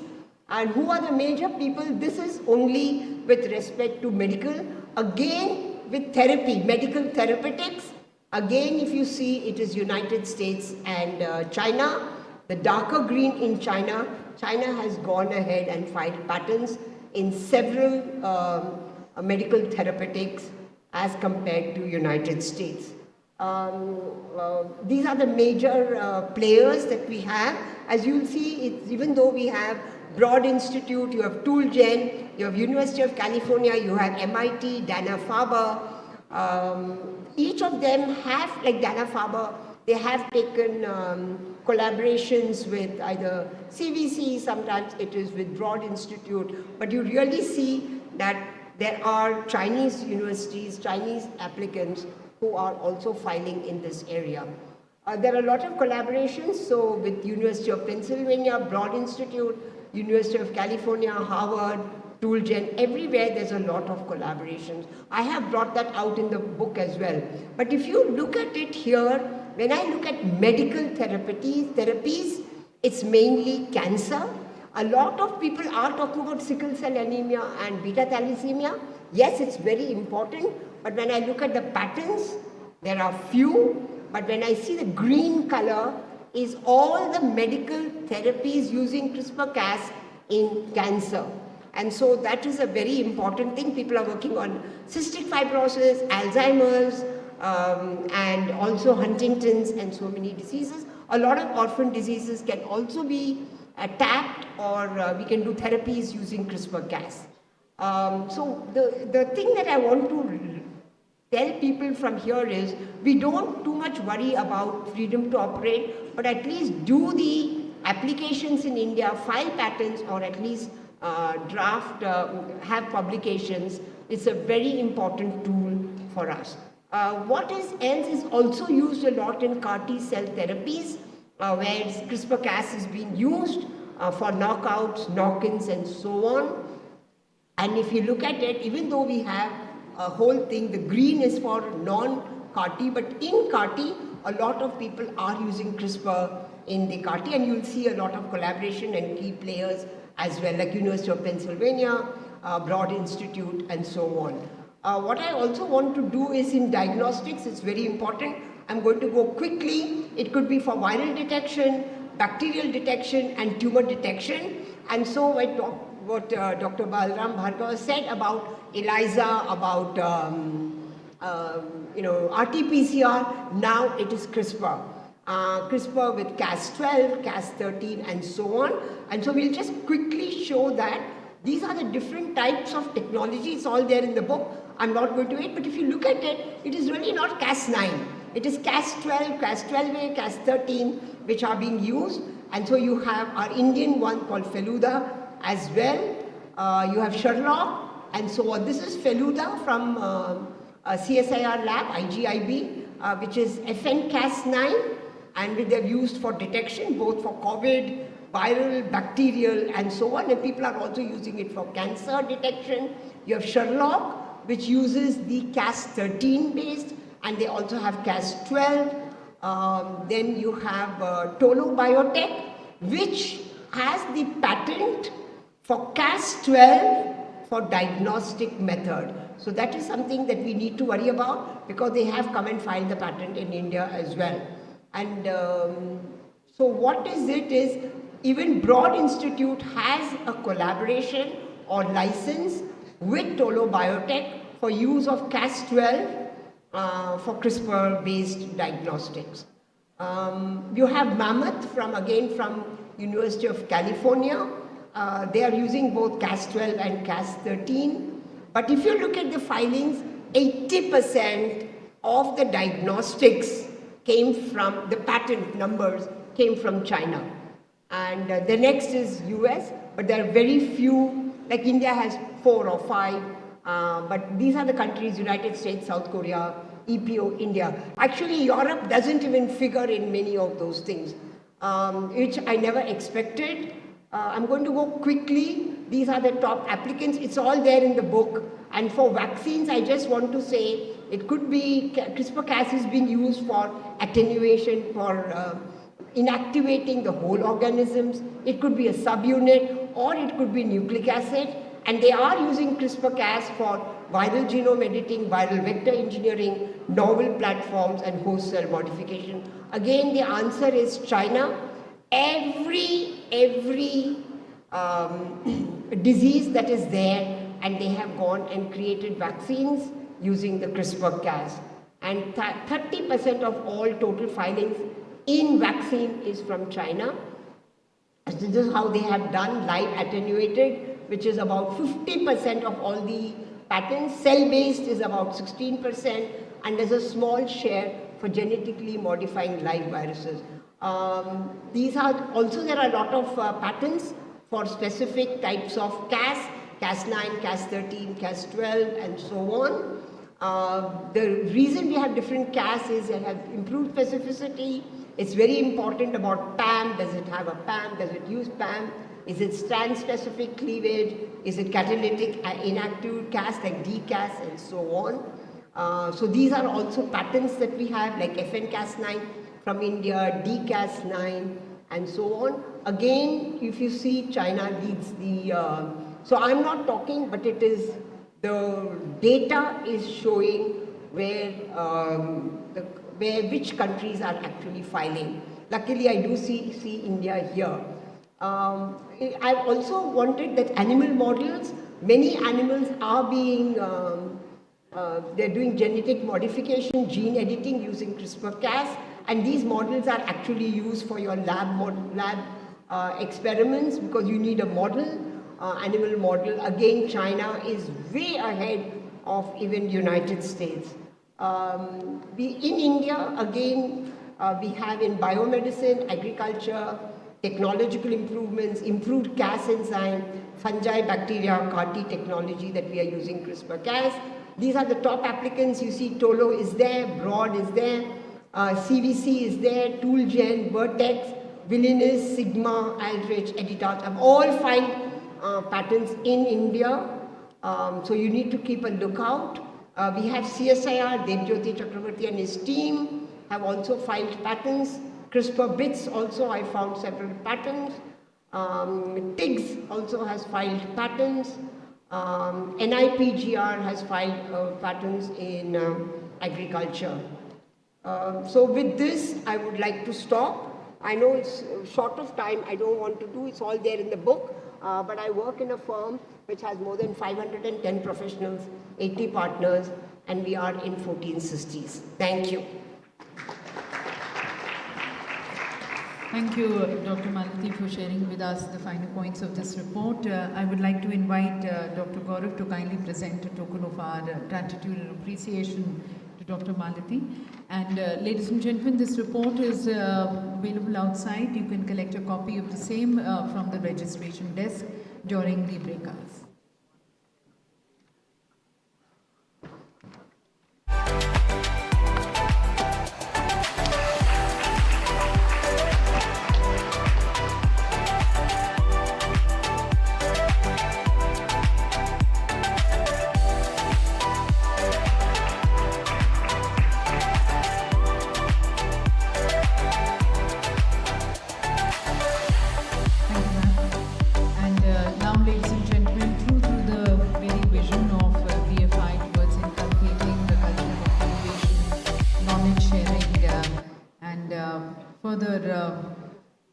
Working with the innovators, we have a special announcement to be made, and for the same I would like to call upon here on stage Mr. Naga Karthik MP from BFI for this exciting announcement from BFI.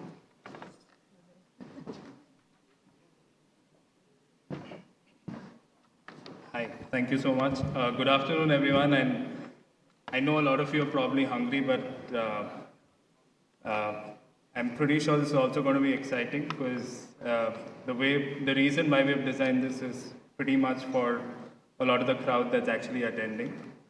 So in 2021, when we launched at the height of the pandemic, pretty much a tweet changed global philanthropy. Sandeep, who's the founder of BFI and the co-founder of Polygon, asked for the blockchain community to help.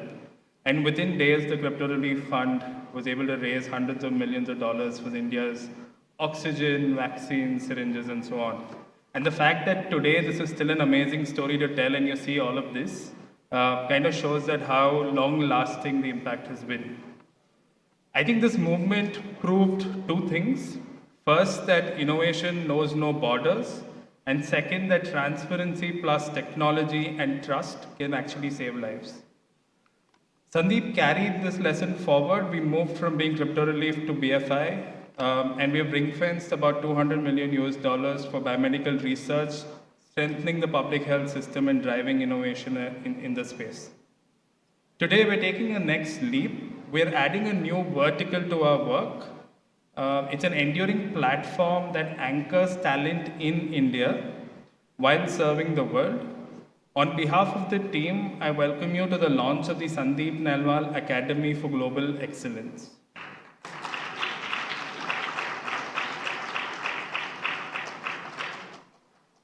So why an academy and an ecosystem and not just awards?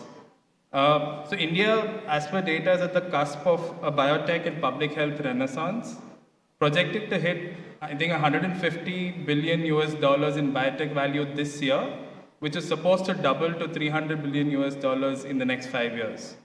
Yet, there are critical gaps. There are talent gaps where while Indian scientists excel globally, gaps in our ecosystem here can prevent both Indian talent from staying back and for global talent from building their breakthroughs right here. Brilliant ideas often stall between proof of concepts and scale because things like grants, lab infrastructure, investments, and mentors sit in different silos. Technologies that are proven in journals find it hard to reach markets and communities. The Academy is an initiative to try and solve for a lot of these as a force multiplier. I'd like to acknowledge a lot of the people who have contributed to the conversation so far, Dr. Chandru, Dr. Premnath, and Dr. Dipanvita, amongst others who have actually helped build this. And the way we'd like to build further on this is by inviting inputs from the community so that we can build something for you. So what we have right now and what the Academy will offer is relocation packages with ready-to-run lab spaces, ensuring returnees hit the ground running, bold funding for innovations that could change lives, from fellowships from seed grants to multi-crore scale-up funding matched with our own premier institutions, and continued transparency and trust at the center of it. So, in short, the Academy isn't just an award ceremony, it's a permanent ecosystem for research, entrepreneurship, and innovation in the biomedical and public health space, built in India, open to the world. So, within that ecosystem, we're launching 4 flagship tracks, each solving a specific aspect in the innovation pipeline. So, the first one, while India sees what India loses in talent every year, as our best scientists move to set up labs abroad, and the gaps in the ecosystem here also prevent global talent from building here, I'd like to introduce the Sandeep Nalwal India First Award, which is designed for diaspora and global researchers to come back and work with leading institutes in India and receive support to bring their work here. With an allocation of 2.5 crores per innovator and researcher coming back, which will be awarded to the institute that they are tagged to, and a total allocation of about 7.5 crores per year, which includes relocation packages, a professorship or a position at the institute that they're coming back to. And the goal here is to invite global and diaspora pioneers to relocate and build their labs on Indian soil, converting these into impact at scale. Moving on, the second award is the Sandeep Nelwal Award for Global Excellence. The thought process here is that breakthroughs shouldn't stall at publication. Consider this akin to our aspiration of building a Nobel Prize, but situated out of India with an Indian jury. Any individual or team worldwide whose discovery or intervention has the potential to reshape the practice in biomedical and public health is whom we're looking to target. A grand prize of 5 crores in each of the two categories, that's biomedical research and public health, coupled with academy mentorship and a summit spotlight.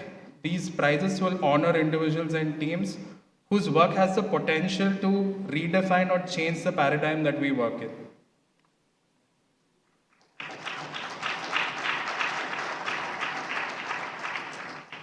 Next, we have the Sandeep Nelwal Award for the Emerging Indian Scientists. We identify that the demographic dividend that we have, the youth, we want to focus this on under 40 researchers who often hit a cliff between proof of concept and scale. So we're looking to change that cliff into a sort of a launch pad. Under this, there's two recipients per year with the funding of 50 lakhs, plus access to a global mentor network, access to the best of the events that happen outside of India, and partnership within our biome network institutions and access to labs. The hope here is we accelerate, like providing rocket fuel, mentorship, and really take these emerging researchers to the global stage. And finally, I think something that we've already started off with today, we want to continue honoring people with the Lifetime Achievement Award. I think progress stands on the shoulders of giants. We honor visionaries every year whose life's work has redefined human health and invite them to guide the next wave. So the goal here is to identify 2 lifetime researchers every year, and like we've done this year, allow them to identify a cause or a choice that they would like to support and direct resources towards that way. So applications for these awards will open in phases through the year. Like I said, we'll also invite more consultations. We really want inputs to build this. Further details will be available as we go ahead. So together, these awards with an overall allocation of about 20 crores INR and the academy behind them transform a single tweet into a sustained movement from India for the world. We invite researchers, innovators, entrepreneurs, and dreamers everywhere to join us, because when excellence comes home, everyone wins.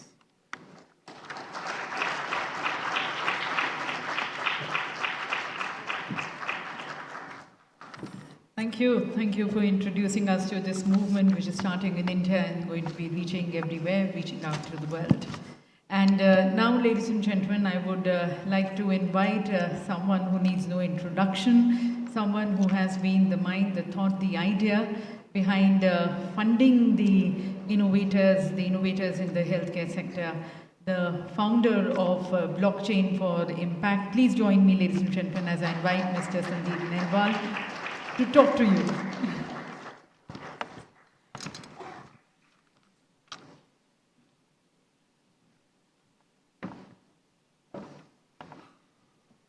Thank you for giving me the opportunity to speak in front of you.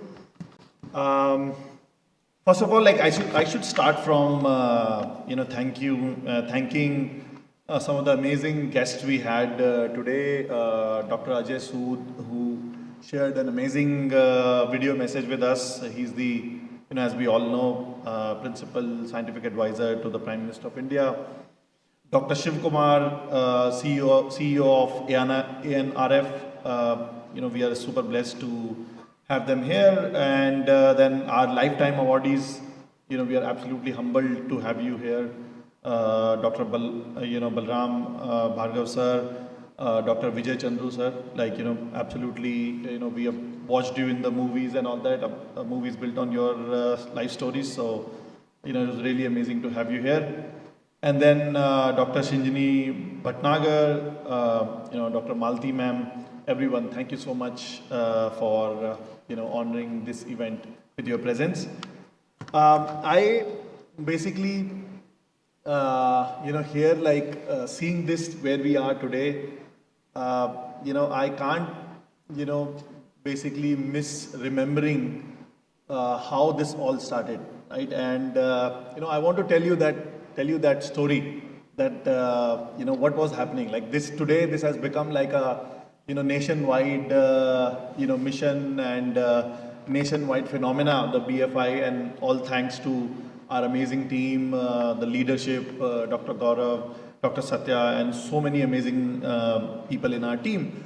But, how it happened is that, let me take you back to the April 2021. I think this must be around maybe 10th of April. And by this time, the Delta wave was, kind of completely plundering, India. And we were like, I think, like me, most of you guys also received, you must have received those horrifying pictures where, you are having mothers with their sons, sometimes 25, 30-year-old adults, and then they are on an electric rickshaw. That image, I cannot forget ever in my life. You see a mother on an electric rickshaw, and there's a guy, maybe 25, 30 years of age, and you can see that guy is gasping for breath, and she's somewhere waiting on that electric rickshaw outside some hospital, and we got to know that person, young person, died in the hands of his mother. And those kind of horrifying images we were getting.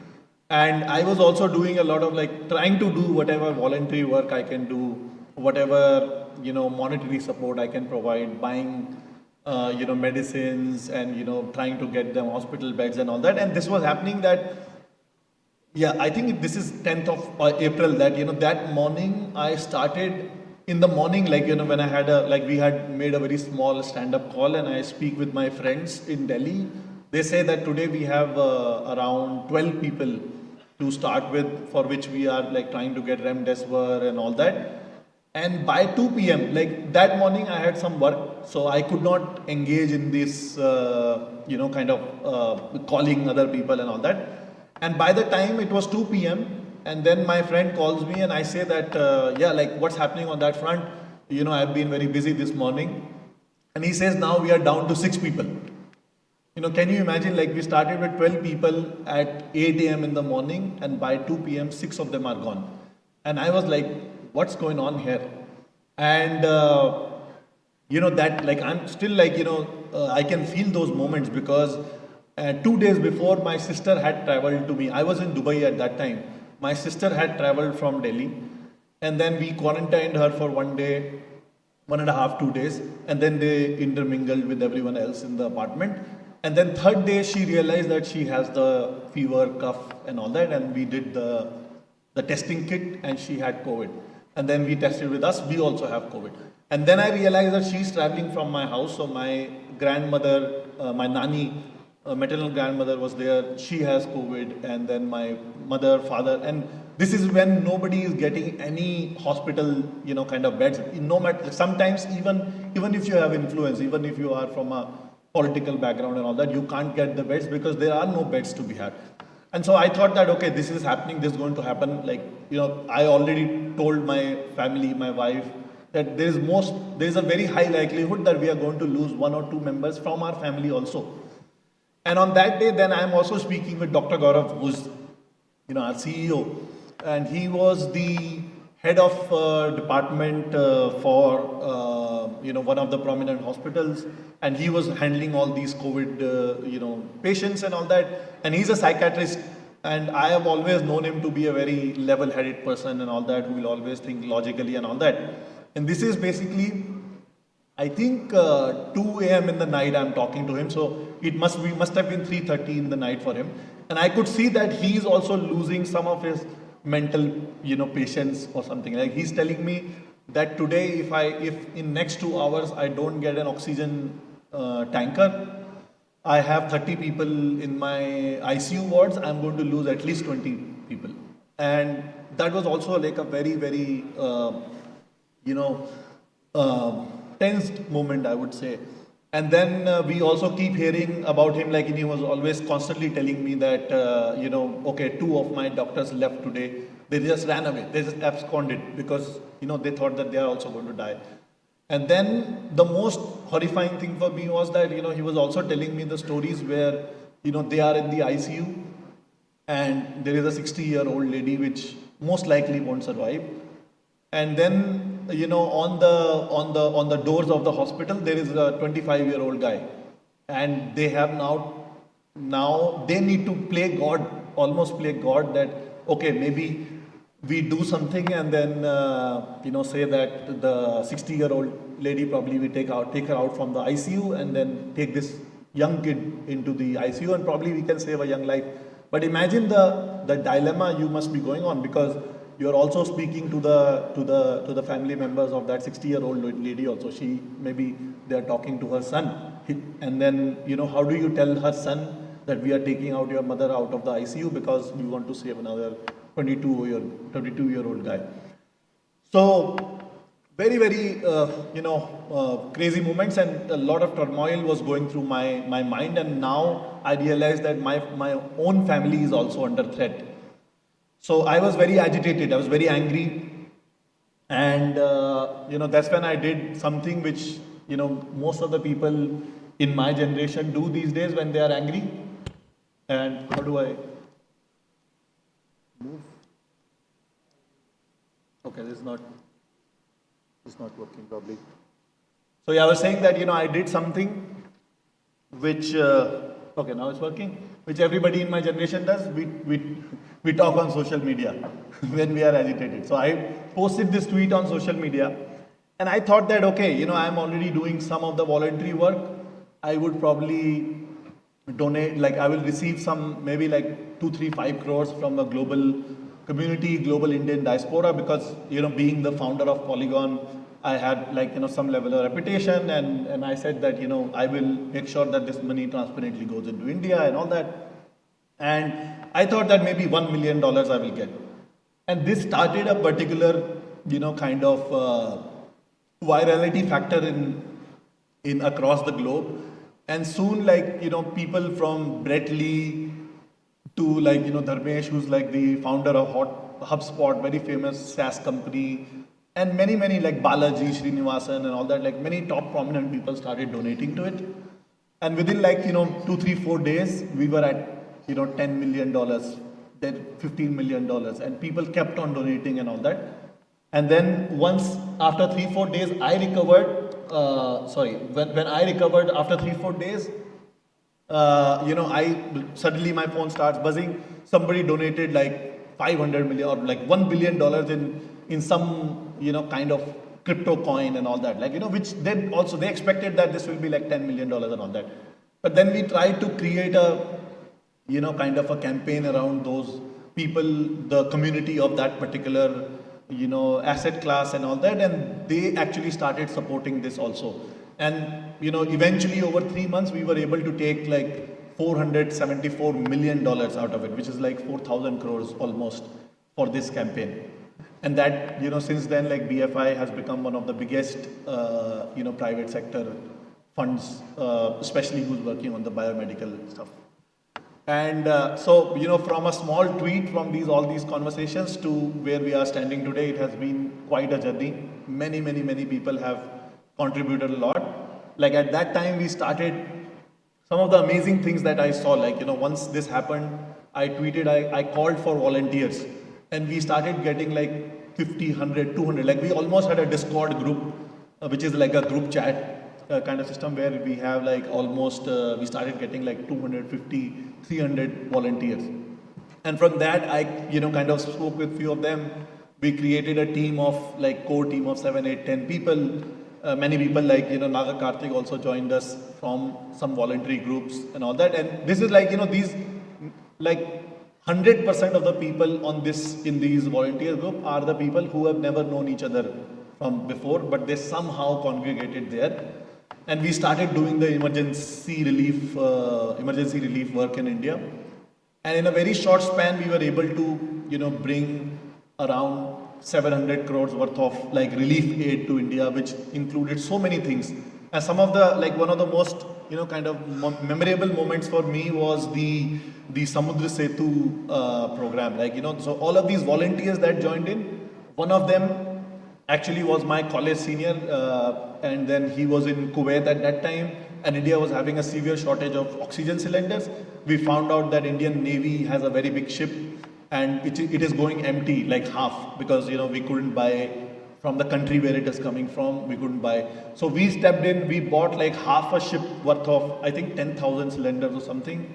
We bought from Kuwait, like, also did on the complete, like imagine at the voluntary level, we were able to reach to the highest level diplomatic, concerns of Kuwait, and we were able to convince them to donate 10,000 cylinders. Not donate, as in like we paid for it, but they were convinced to, share these cylinders with us.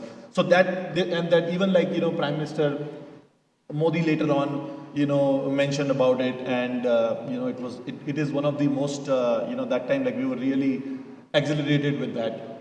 And similarly, then, the emergency relief of BFI, at one point in time, like, it was like very, very focused on emergency relief.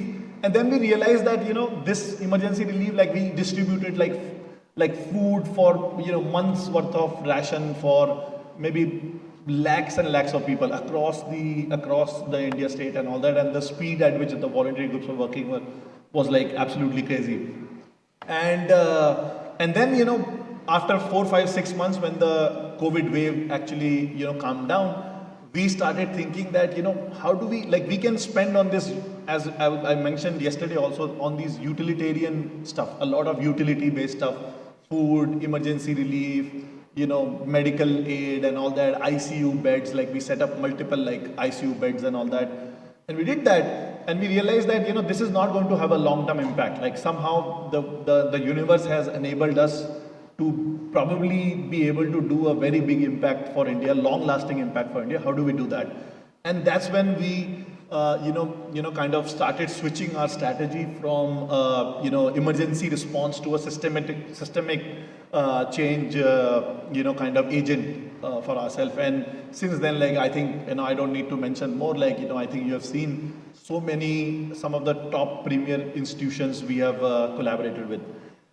And then, we basically, like now our strategy is to move towards like this breakthrough biomedical innovation, and also supporting startups which can actually scale these innovations. Like, not only like, okay, we did some innovations and we have some patents and they are just like on the shelf, like as Dr. Satya always tells me, that it's not about the patents, it's about how many of those patents actually go into licensing. That means somebody is using those patents to actually build products which can be distributed and economically sustainably distributed. We are not saying that, we don't come from the philosophy that, okay, we build this and this should be distributed for free. If we do that, that mission or that campaign will not be sustainable. We want people and startups to build sustainable businesses from that, make their commercial outcome, and then probably give back to the society in different ways, but make it like a high and big commercial outcome success, so that you can contribute back to the community. And that's one of the core focus areas of BFI. Apart from, like, obviously we want to still keep serving some of the underserved areas. We have things like, like one of the examples like hospital ship that we are doing in the, states or the, places where the river Brahmaputra flows and all that, and it's very hard to get access to that. So some of these, kind of like underserved area outreach efforts we keep doing, but the primary focus has moved towards the upstream research, which can, completely change the game, basically game changer. As we were talking about AI, like suddenly you have humanoid robotics, and suddenly, like, let's say in Europe, the biggest problem I was mentioning yesterday is that, they don't have a lot of workforce, or in Japan, they have an aging population, nobody's there to work. Suddenly you bring in humanoid robots and they are doing it, suddenly probably their low population becomes an advantage. So this kind of disruptive things we are talking about, which can completely change the landscape. So, going from there and moving ahead on this particular, kind of aspect of ours, as I said that, first part is like breakthrough innovation and research. Second thing is you need to have these scalable, startups, companies, commercial companies who take that innovation and build sustainable businesses and take it to the mass scale. And for that, I am really pleased to announce that we are announcing this Interconnect platform by BFI. It's kind of a social media platform in a way, but not for your selfies and stuff, but there you post about all these 3-4 different sectors, from funders to, innovators to researchers to the startups which can actually take something and productionize it and, build big, impactful businesses out of that. That's the purpose of the platform, is to interconnect. One of the reasons we say that, for our I3 also, it's like inspire, do the cutting edge research, innovate, but also interconnect. How do we, and one of our biggest learning for BFI has been that when we did the emergency relief, that how much inefficiencies, this lack of connectivity between, so many amazing institutions in India brings in, and that's what we are trying to play, trying to play that interconnecting glue between startups, between these amazing Indian, institutes, between researchers and the startup industry. So, that's the BFI Interconnect program. We have a small video for you. Yes. Working at the cutting edge of healthcare in India, whether you are a researcher, clinician, or entrepreneur, turning big ideas into real impact is tough. Without the right support, too often innovation stalls because ideas stay isolated. Connections are missed and early funding is hard to find. Welcome to Interconnect, your gateway to collaboration in Indian healthcare research, built for researchers, doctors, startups, NGOs, and academic institutions. Interconnect bridges gaps in India's biomedical ecosystem. It is more than just a platform. It's a catalyst for change in Indian healthcare. By bringing together researchers, doctors, NGOs, innovators, and funders, it enables meaningful collaborations, mentorship opportunities, increased visibility, and recognition, all of which help turn bold ideas into real-world impact. Whether you're posting a project or joining one, Interconnect is where healthcare solutions take shape. Sign up today and join the movement to transform Indian healthcare. Yes, so as we said, inspire, innovate, but also integrate, right? And with this Interconnect app, this is our Working attempt. at the cutting. This is one of our attempts to have that integration between that inspiration, and you saw the examples, right? That's why I want to constantly mention about our mission to our internal team also, and external, everybody, all the guests who are there, but our internal team even more, that the mission is the most important thing for us. And the mission is that we inspire. The highest priority for me is, which I keep telling the team, is that how do we inspire the next generation? We have $200 million, 1,500-1,600 crores. We cannot fund the entire generation. That needs billions and billions of dollars. So what we can do effectively with this is we can inspire, our next generation to actually go for cutting edge upstream research and innovate. And once these things are there, inspiration, innovation is there, we are also able to integrate, interconnect, and try to reduce some of the inefficiencies and catalyze, and what we call in the startup industry serendipity, where so many big brains, capital, research, everything is together, and then magic happens over there. That's the mission of BFI, and these are various different efforts from our side, which we are trying to bring, for our mission, which is the, inspire, innovate and integrate. So with that, like I already took a lot of time. This is basically our invitation to all the great minds, doctors, engineers, researchers, everyone coming together, and let's try to build an India which is the India of future, which does not only responds to or reacts to the tough situations, but actually leads the way, not only for India as we always do. Being, we have a rich history of being Vishwagurus. We basically lead the entire world, not only ourselves. And with that, I will rest my case here. Thank you so much.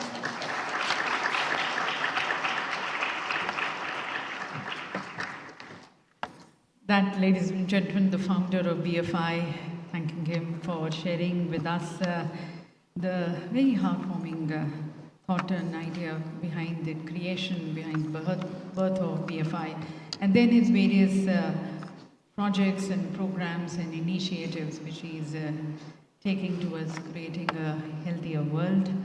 So on this very optimistic note, we close this pre-lunch session, and we now invite you for lunch. It's going to be a short lunch break for half an hour, requesting you to be back at your respective seats by 2:05 so that we can start with the post-lunch sessions. We have panel discussions. As I mentioned earlier, we have the Honorable Minister Shri Nitin Gadkari joining us through the VC call at 5:15, and that's going to be on time at 5:15. So we are going to be slightly speeding up with our sessions, slightly curtailing also our panel discussions from 1 hour 15 minutes to probably an hour. And so please join us for lunch as you join us for lunch. Also just once again for so the lunch is one level down. You will have to take the steps and move to the lunch area. Also, as you join us, we have the innovation wall. We have outside the artist with your signatures coming up with a creation of his artwork, which you can take it along with you. So 2:05, requesting you to be back at your respective seats, and we start with the first panel discussion of the day. Thank you.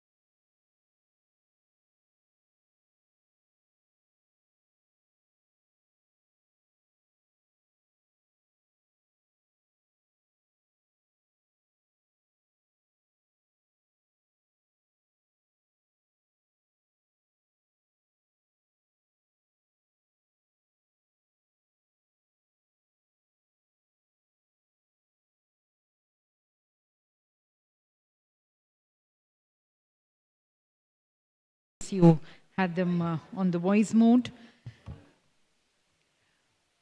We are going to be joined by the Honorable Minister, the Minister for Road Transport and Highways, Shri Nitin Gadkari ji. He's going to be joining us through a VC call at 5:15. We just need to be in time for our other sessions so that when the Honorable Minister joins us, we are able to give him our dedicated time and attention. So just once again a request to people to be back at their respective seats on the time which is being spelled out so that we are able to start our sessions on time, and we really solicit your support towards that.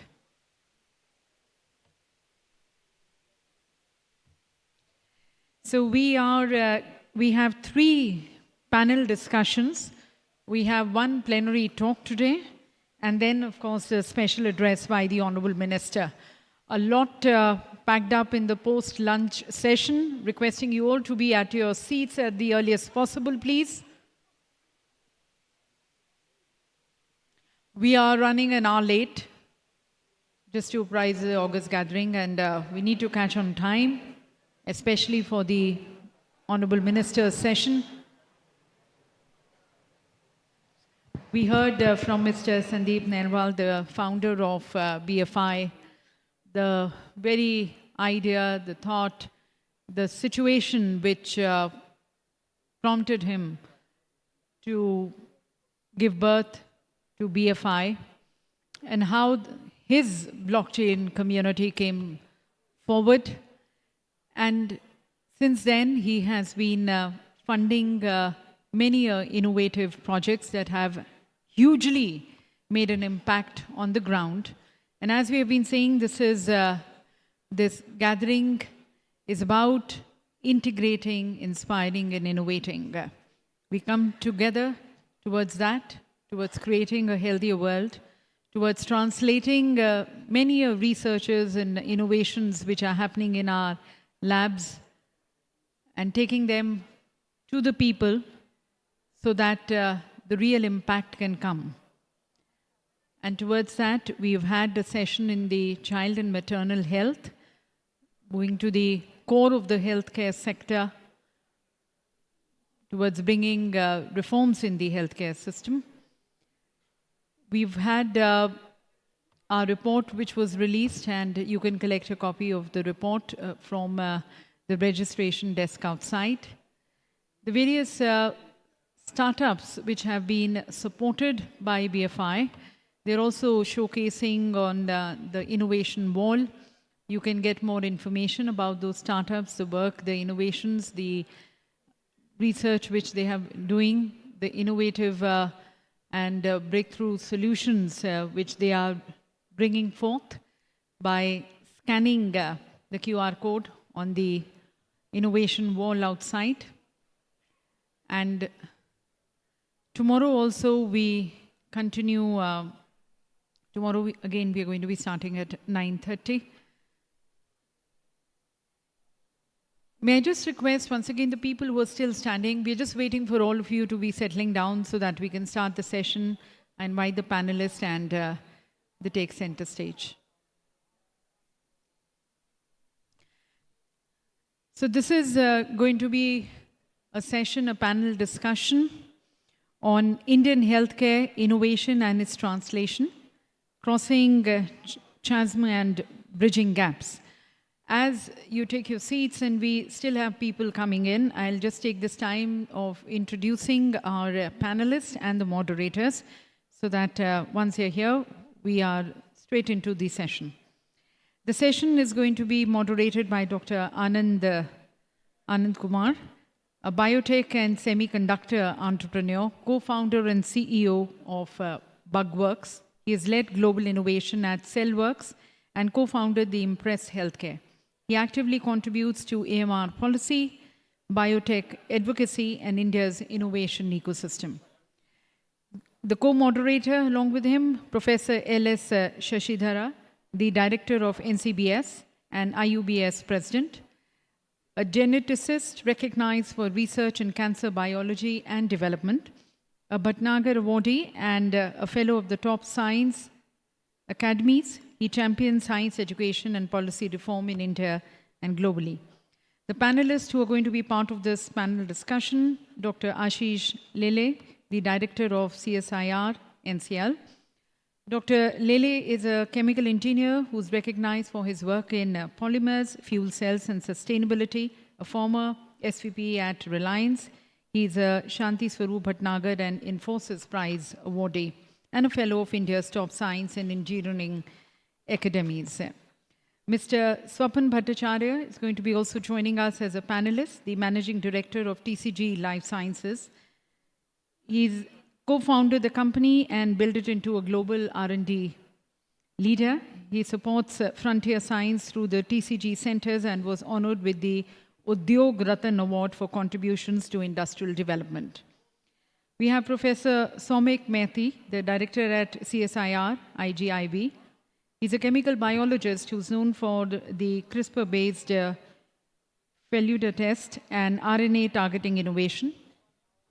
A Bhatnagar and DBT award winner, he bridges nucleic acid research and diagnostics and next-gen therapies.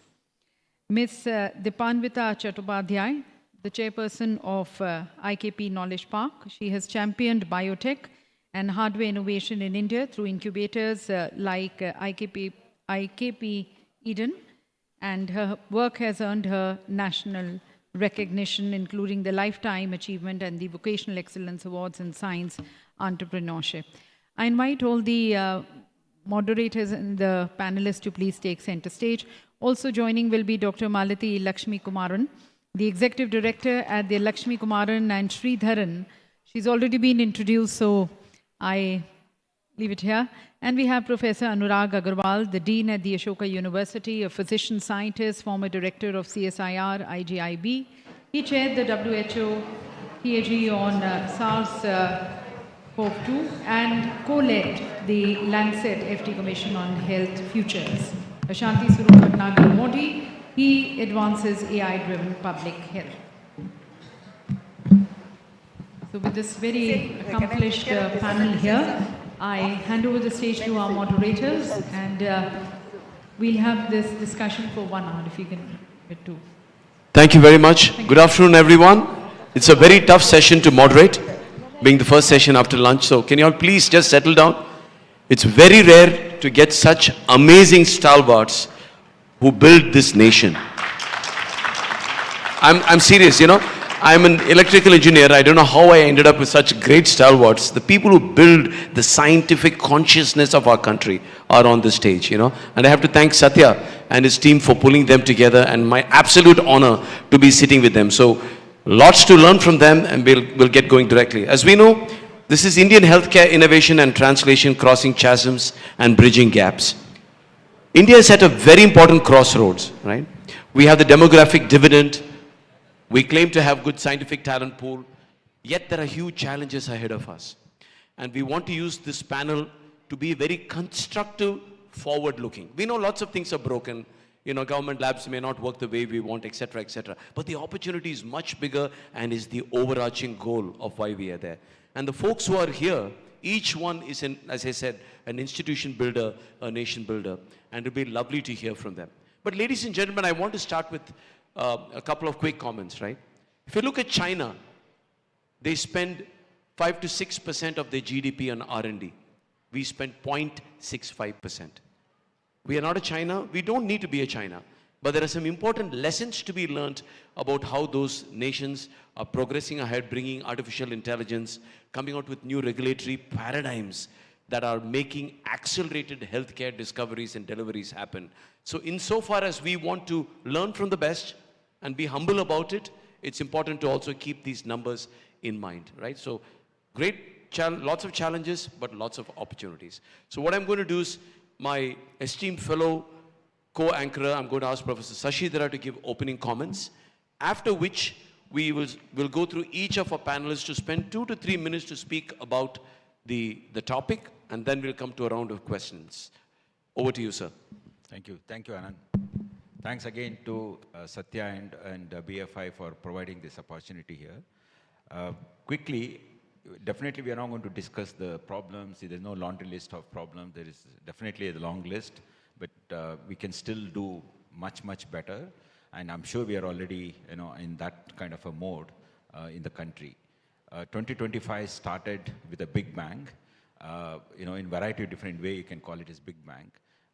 With variety, the whole global geopolitical situation is changed because of one person and variety of different other issues that are coming up. But in context of science and technology, the most important thing is what started in the late 23 and early 24, and which actually took off really well, is artificial intelligence, right?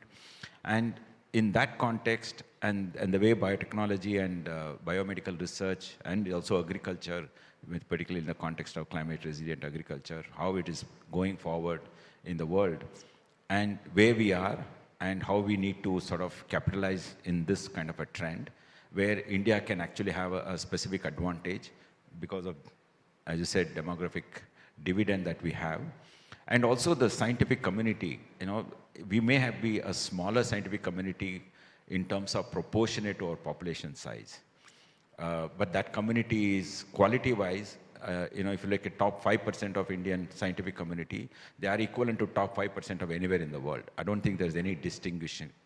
We may be working in low resource setting conditions, but in terms of quality, I don't think there is any compromise. So given this, what is that we need to do to capitalize on what's happening in the world in 2025? We already completed 1/4 century of the 21st century. And obviously, this remaining, in Indian context, we are moving from 75 to 100 years of independence, and the world is also moving to the next second quarter of this century. And with the AI and with CRISPR-Cas9 in the context of biomedical research, I guess this is a big opportunity here. Definitely, we don't need to worry about China. We have done whatever we could do at low resource settings, but with big philanthropy coming in, thanks to BFI and many other young philanthropists in the country, I think we can now move much faster at an accelerated pace and also expand our community. So in that context, perhaps what we can do is we can actually ask questions to our panelists related to what is that we need to do today to reach what is that envisaged for 2047. Brilliant. Did you did you notice twice or thrice he said about, despite low resource setting, we are doing innovation. There are 8.5 billion people on this planet. Western innovation is likely to touch 1.5 billion. The remaining 7 billion in the planet can potentially benefit from solutions that come from India, contextual innovation. So thank you for that. So I'm going to request our panelists to spend a couple of minutes to give their opening thoughts and comments about the topic. Over to you, Professor. So I think, first of all, pleasure, Satya, to be called here. And I think what I want to start with is a very simple statement Dr. Mashilkar used to make: to deliver more value for less money to more people, right? And to combine that with something that Mr. Nailwal said yesterday. This is an aspirational India. We are no longer simply trying to deliver the basic at a lower cost for all people. We are actually trying to create first in the world products. And AI is going to be such a transformative part of it. Because in many ways, the tools it creates, especially via current open source, via even publicly available, at least temporarily free, are actually there for everyone. And these things can be absolutely transformational. But the dividend of India that we say are young people can also become a burden very, very fast if we fail to do it. So health innovation in India should no longer only try to look at trying to provide for more people, creating similar systems as in the West at a lower price. We absolutely need to create a sector for innovation, trying to answer problems that are high value anywhere in the world. Not only high value to us because we have a specific need, that's very important as well, but we must truly be aspirational. And many of the tools that are required to do this are actually now available at the Indian research ecosystem.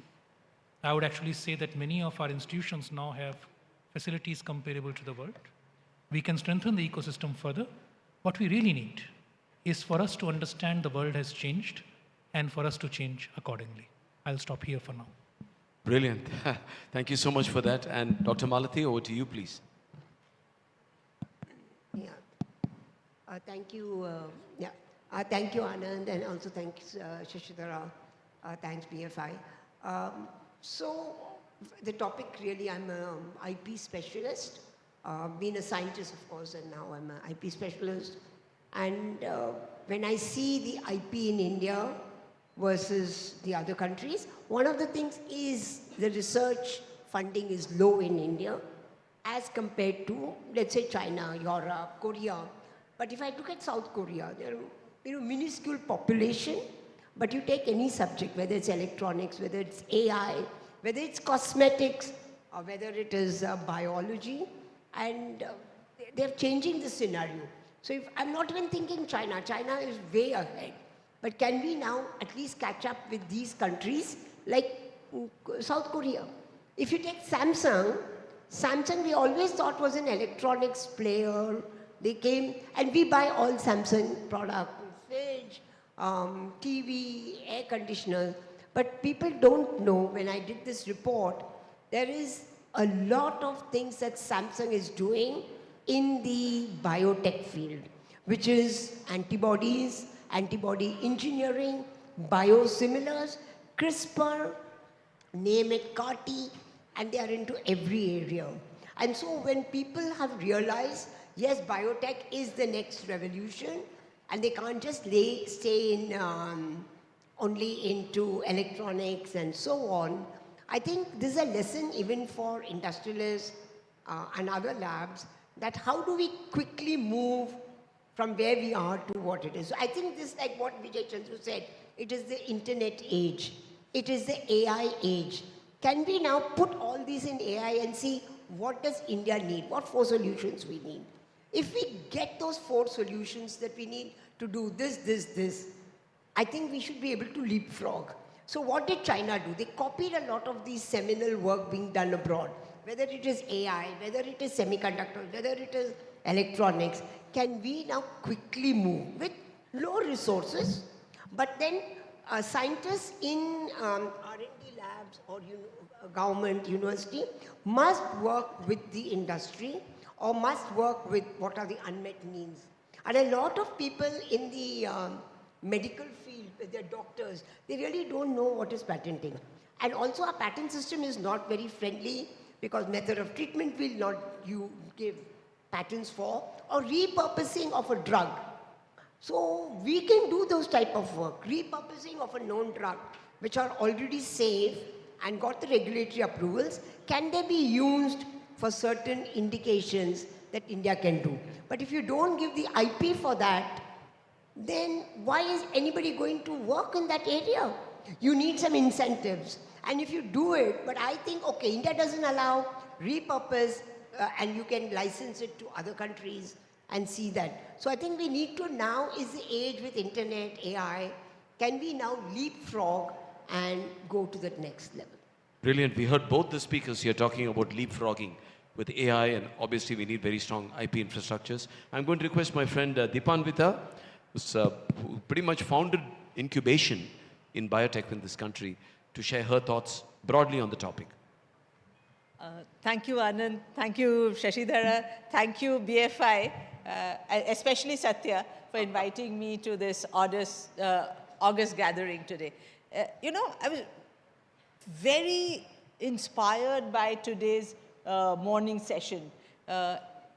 Everyone, each speaker spoke from their experience and their heart to say how we can make a difference for India, in India. Because for India, not outside India, for India, in India, it's like by the people, for the people, and I would add with the people.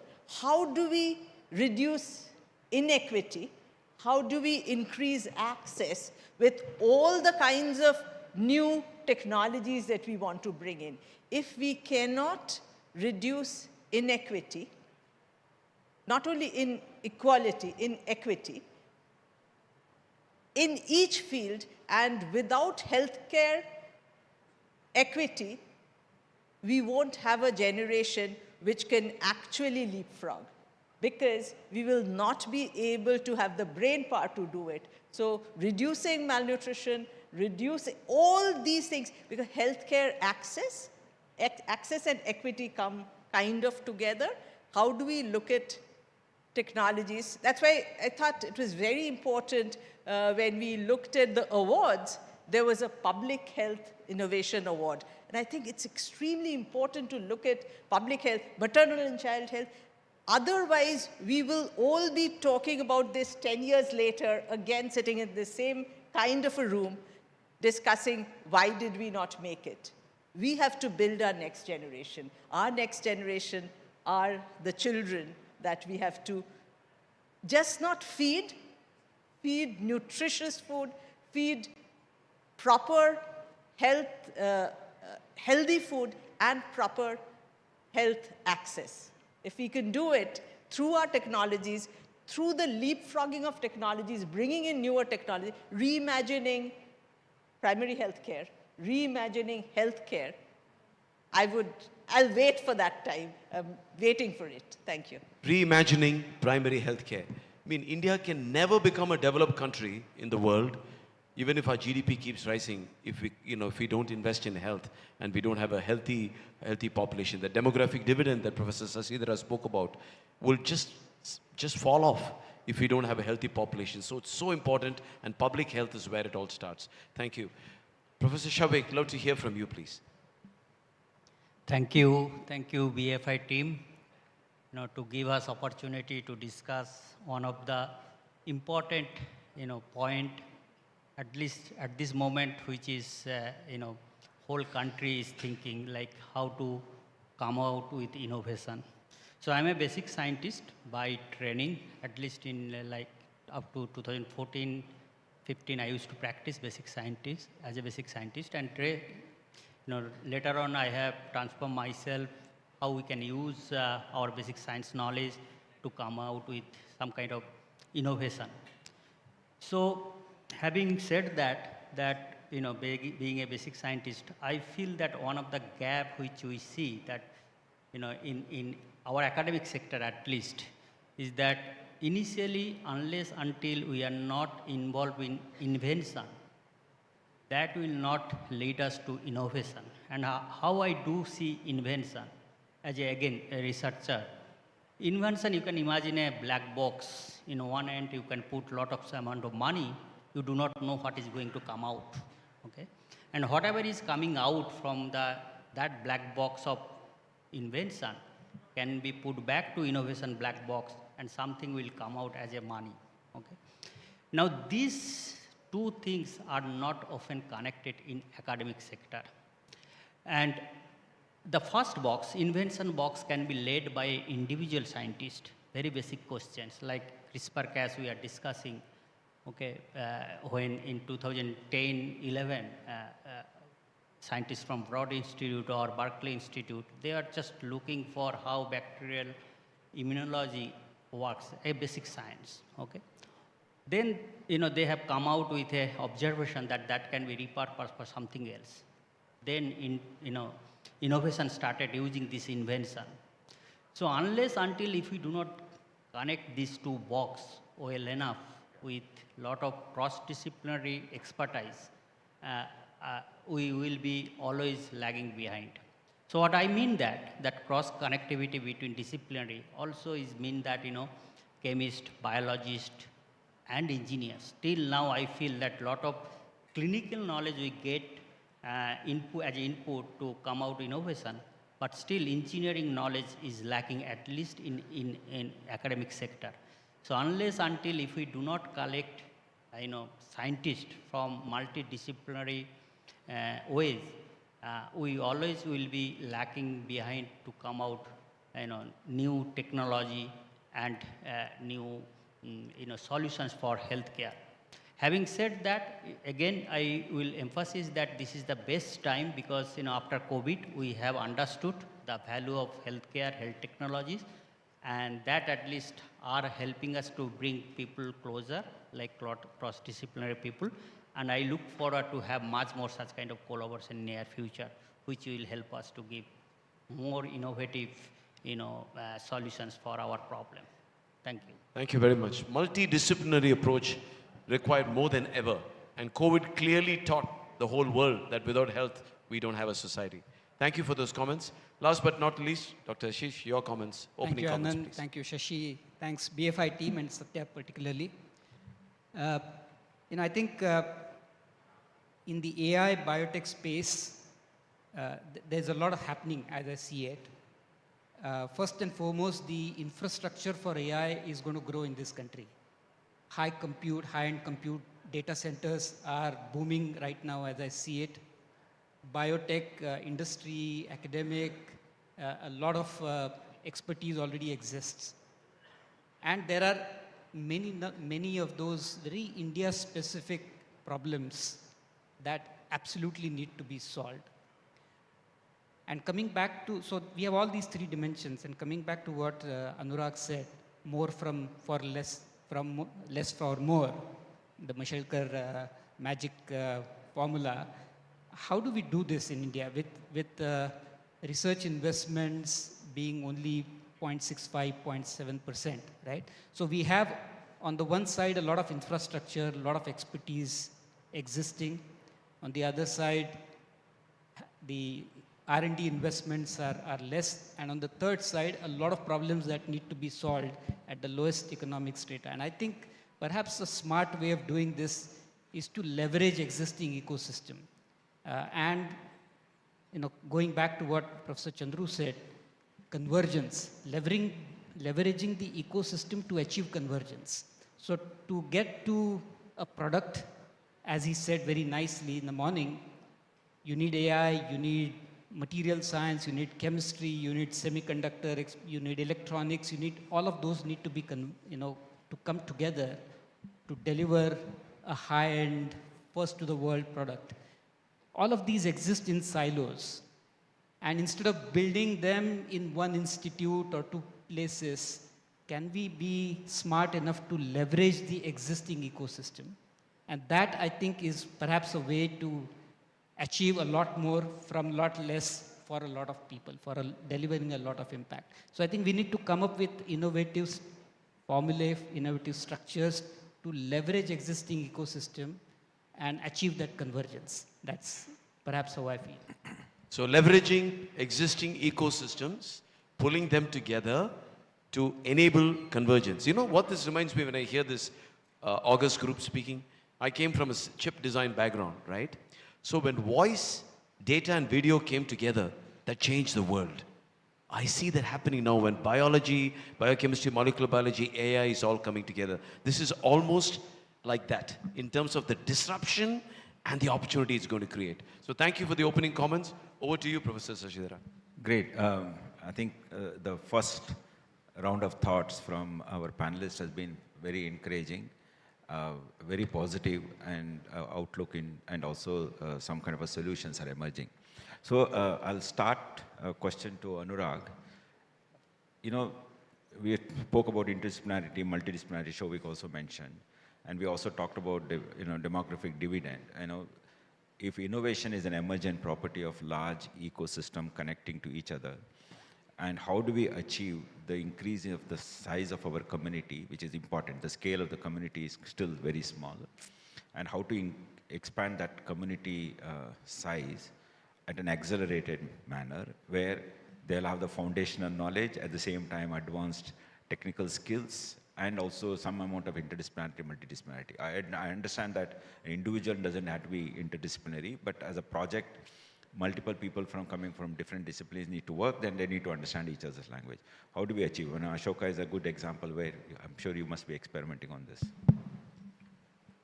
So I'll come to Ashoka in a few minutes. When I just caught the eye of Dr. Ram Gopal Rao, then I saw Shovik speak about invention and convergence. One of the challenges in putting anything together is ultimately it must start from people.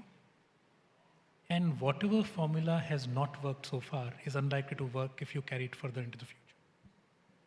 So at Ashoka, what was decided was that rather than having very strict boundaries between areas, the future of, let's say, health AI, will it be by biologists who learn AI tools?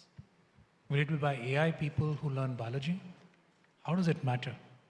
As long as you create the ecosystem that the IITs have tried to do, and I know BITS is currently also trying to do, many other ecosystems, people can seamlessly from education onwards pick courses and areas so that when they come out are not defined by a single discipline. Instead, they cut across the variety of knowledges they would need. Now, why is this important? You could say, why can't we take a bunch of medical doctors and a bunch of engineers, put them together and ask them to make a solution? It doesn't work that way because they don't speak the same language. If they don't speak the same language, they're unable to correct each other. They simply nod their head when the other person is speaking. And until you create people who speak multiple languages, you're not going to translate anything at all. And that, I think, is something that the new education policy is very well designed to do. Now, the trouble is the conventional entrenched ecosystem would have to change. Yeah. And much of that ecosystem is on the public side. And the hardest thing in a public ecosystem to do is to bring the change. So ultimately, I think the private system must come in. BFI was built on private money. Ashoka is a philanthropic university leveraging private money. Even when we speak of other countries investing X number of percentages in research and R&D, the amount of money that comes from the government is typically below 2%. The rest comes from the private sector. India at 0.7, 0.8 is behind, but not that far behind. The private sector at 0.1, 0.2 is well behind the global average. So I think both private money for societal benefit, that because of CSR we have, and private money for money benefit. And I'll make this last point before I end. Even if you were to look at the monetary benefit value chain, it used to be a straight line. A certain amount comes from the idea, a certain amount comes from the manufacturing, a certain amount comes from the sale and distribution. China flattened the middle. There is almost no money left in simple manufacturing if you don't have the idea.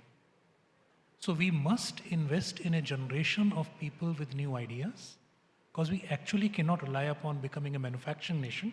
We must do it to provide the jobs, but we can't use it to become a rich nation. Over. Great.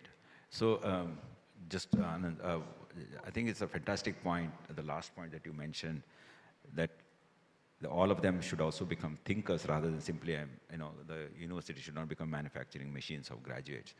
So one point I just wanted to highlight in the education system, which we need to change. I think it starts from the faculty orientation and faculty development program, because they are the ones who are coming from the past to tell our today's students what they need to do in the future, right?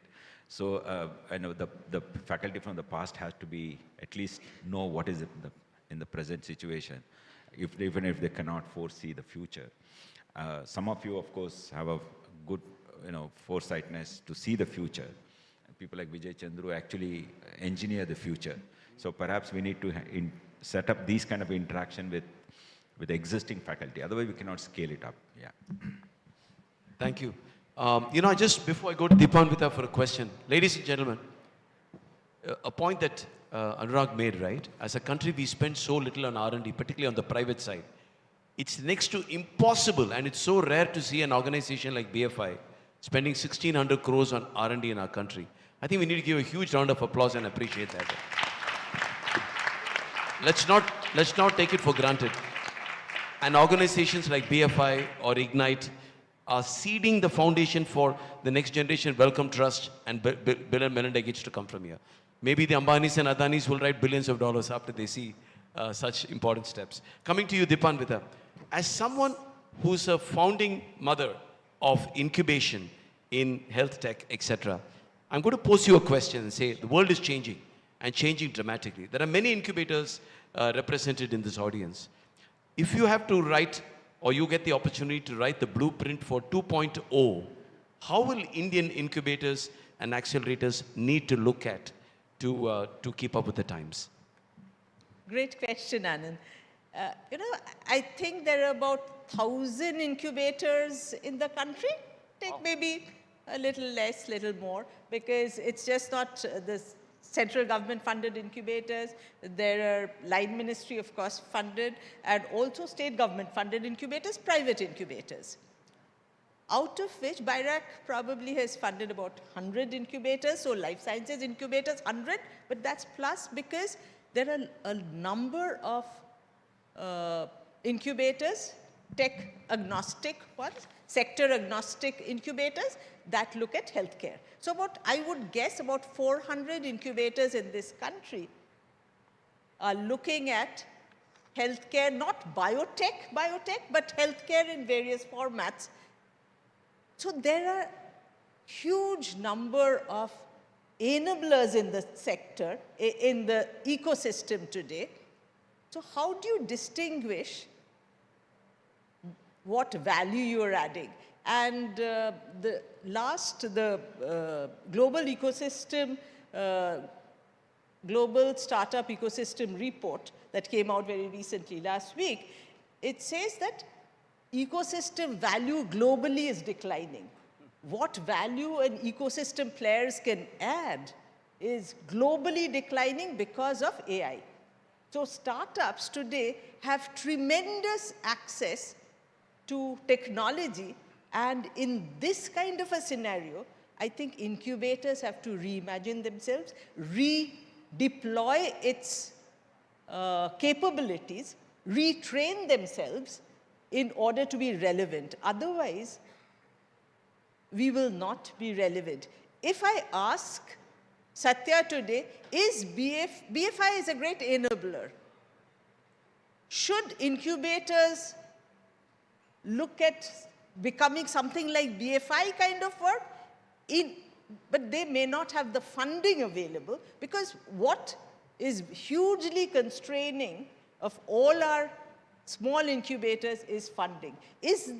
Do we need, so is there a consolidation hub and spoke model of incubation where budgets can be pulled and work together better? Because if we cannot add value to startups, to the ecosystem, to innovators, including academic innovators, I feel will become irrelevant, and it will be finally either seed funding or venture funding or organizations like BFI that would take the place of incubators. You know, 3 things that incubators can, if I can take another minute, Anand. One is to look seriously at infrastructure. What kind of infrastructure is needed tomorrow?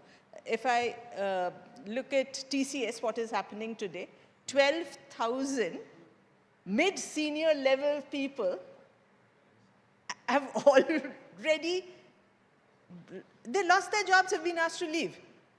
Is that a signal for our industry or not? Have we asked ourselves that question? If this is happening with TCS, all IT, ITS industry would follow that. I was looking at the Tata Automotive Financial CIO, Vipin Gupta. He is saying 20 engineers in Pune, 20 automotive engineers, what they can do in 6 months, 3 AI agents can do in 2 days. Where are we? So I think incubators have to look at training people. I think training and upskilling should become a role that incubators have to take up. Because who's going to do it? Can academic institutions do it? They have their own limitations. I think that this is the enablement of the ecosystem that's needed. I have other points to say, but we'll take a round and I'll come back again if I get a chance. Great. Thank you. So you want to add something, Anurag? Go ahead. I want to add a paper that I think everybody in the room should read. Just look at it. It's called the Virtual Lab. It's from the Chan Zuckerberg at Stanford. The task given to them was to create a brand new novel nanobody to new variants of SARS-CoV-2. What they basically did is a prompt engineered API versions using OpenAI. AI principal investigator, AI structural biologist, AI immunologist, and the innovation was an AI critic. Basically, all that was given to the AI PI was the task. PI knew how to distribute the task, critic knew how to criticize everyone. At the end, when it went round and round, 5 mutations, all novel, were proposed. They were then humanly synthesized and tested. 2 of the 5 worked in neutralizing JN.1. So this disruption is coming. It's coming. If any of your work can be completely standardized, AI can in theory replace you. There is a new company, I believe, Leela AI by George Church, raised $300 million in March. Everything, including the last part, that in my previous example was done by humans. The synthesis is robotic, and the testing of the compounds is also robotic. So it's a complete loop with data production also being non-human and the hypothesis generation also being non-human. So this is coming. So we should be able to leverage it. I just thought I'd add this to Anurag's, what Anurag said, you know, if we can't do it fast, we don't need to do it.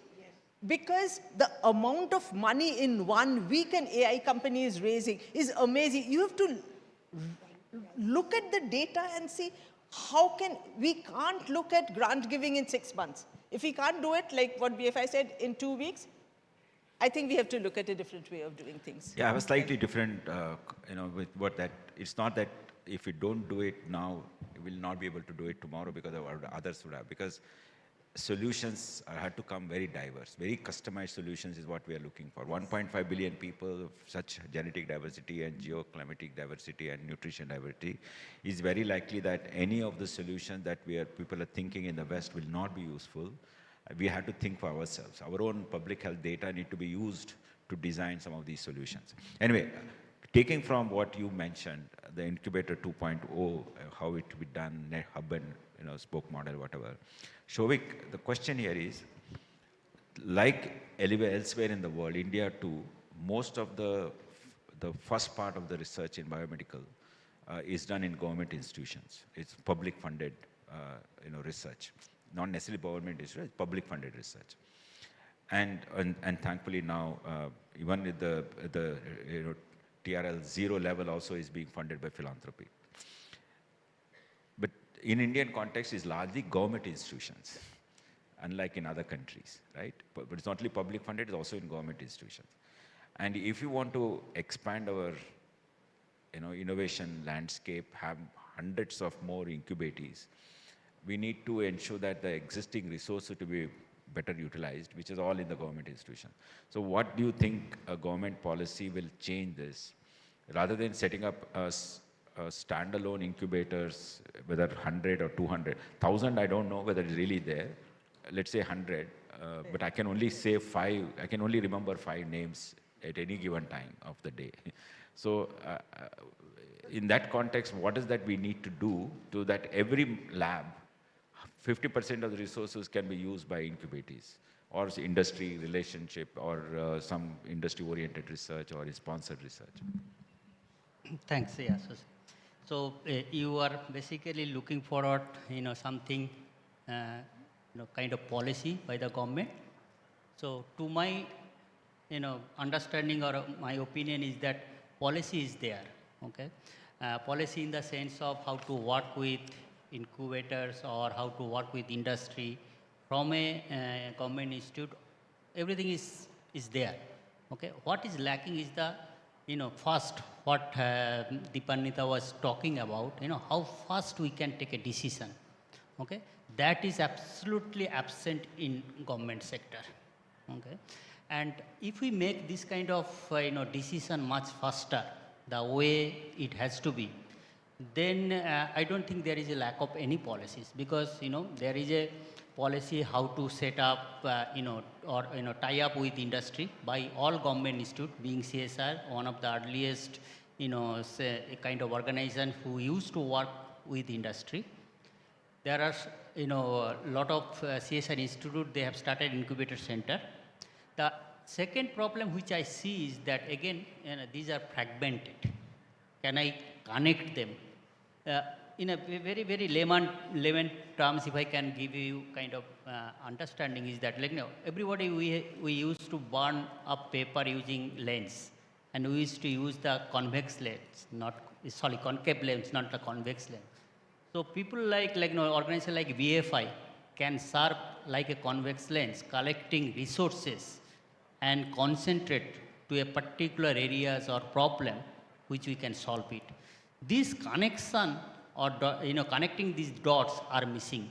So first, how we can work and how we can connect dots, and how we can concentrate the resources for a particular areas or particular problem. If we can solve these three problems, I think we will deliver much better way. I think so. Great, thanks. Thank you. Coming to you, Malati, there's so much stuff happening now, right? We hear about CRISPR, Cas9, Cas12, mRNA technologies, AI-based innovation. This has never happened before, at least not in my 30 plus years of working, right? So many changes, so many new technologies. I may be stepping on somebody's IP, etc. In your opinion, how do you think India is viewing the IP frameworks around this rapidly changing tech bio environment? Not biotech, but tech bio environment. And that's part A. Part B is, how do we gear up for it even? It'll be a great education for us if you can give a synopsis. How do we gear up for this? Because we hear our fellow panelists talking about how AI is starting from everything from target identification to synthesizing compounds. So I think it's going to be a very complex area to work in. So would love to hear your thoughts. I think, we all can say, we can't move that fast, so let's give up. I agree with what Professor Shashidhara is saying, is that I think we should use this as an opportunity to use AI to come up with these things, because now it's open to everybody. What an American or a Chinese can do, we can also do. Why are we not doing? So let me give you said about molecule, correct? I now know receptors, let's say, CD20 receptor or PCSK9 for cholesterol. Why are we still dependent on innovator antibodies? It's a little more complex issue, but now when I know that this is the target, PCSK9 for cholesterol or CD20, I will use AI to come up and create an antibody on my lab system. And then, like he said, it is happening. It is happening. So what did China do? Okay, Keytruda, I will make a better product than Keytruda. I think today we need to just jump now, leapfrog, jump, whatever it is, and use the AI, internet, and start working to now create those new molecules in the lab, which can be done. It can be done for small molecules much faster than for antibodies. But I think for antibodies also I've just written a paper some time back that how I can create antibody. If I now want to go to lab, I will use only AI. And I will be able to create antibodies which are the fastest selling drugs today. Anti-cancer drug, any of those immunotherapy drugs, and so on. I think it is possible. I think this is my policy change. Because what happens in China, they decide, Keytruda is a very important drug. Can we imitate it? Can we make newer molecules, not copycat, newer molecules and take on the world? If it is semaglutide, can I have drugs for GLP? If it is any other CAR-T technology, can we do it? So I'm thinking that this is the best time for all those incubators, startups, to now use AI to design. So we need good AI agents. You need to think and give the right prompt to give the right answer, to get the right answer. And so I think in diagnostics, in all healthcare, and not only that, in IP, even our patent officers have to change, take on AI. Just like she said, 12,000, many of the IPs which were doing search have all closed down. go to Perplexity, go to ChatGPT. I don't need anything more. So I think we all have to do, because now I think we're on the level playing field. We cannot be crying, oh, I don't have. You have it there. Use DeepSeek, use ChatGPT, and try to, just go to the next level. If we don't do it, I think we'll be left out. Thank you, thank you. So we almost discussed so many aspects of this whole pipeline. We started with how to scale up our community size, more innovators, how to incubate those innovations, and then how to facilitate use of the existing resources so that we can do more from less, and also IP protection and everything. The last mile connection is another big mystery in Indian context and a big gap. So I want to sort of throw this question to Ashish. You also work with big industries, Reliance, and also extensively at CSR Labs. So how to take it to whatever the proof of concept, prototype, the product to the next level where it goes to larger industry and standardize the whole process of manufacturing and take it to the large scale and at low cost so that it will reach the end beneficiaries with affordability and accessibility so that there is equity in the society for this. In Indian context, that's very important. So we still have not reached that seamlessly that any product will, go this pipeline and will reach the larger industry. That lack of confidence in that one also sort of suppresses innovation very often because no one wants to get into this. So what I will do for 3 years, my startup will end up continuously being a startup. Then how to go to the next level? Yeah, thank you, Shashi. Very important question. And as a process engineer, chemical engineer, process engineer, and having worked with a large number of pharma companies, for instance, at NCL, this is what we call the valley of death. We may use the best of AI tools available to, innovate a molecule, or we may want to use an innovator molecule. Ultimately, we want to take it to the masses, and that needs manufacturing. So if you have the innovation done in academia or in a research lab such as ours, to translate that into large-scale manufacturing is a jump in TRL levels. At labs like ours, or perhaps now universities, you are spanning TRL levels of 2 to 4. What the industry wants more often is TRL 8, 9 technologies. And this is precisely the valley of death that today we do not have very good answers to in India. There is a huge jump in terms of financial risks, market risks, technology risks that need to be taken when you take a process for making any of these molecules from lab scale to an industrially manufacturable scale. There are all of these risks involved. The industry today in India doesn't want to take those risks.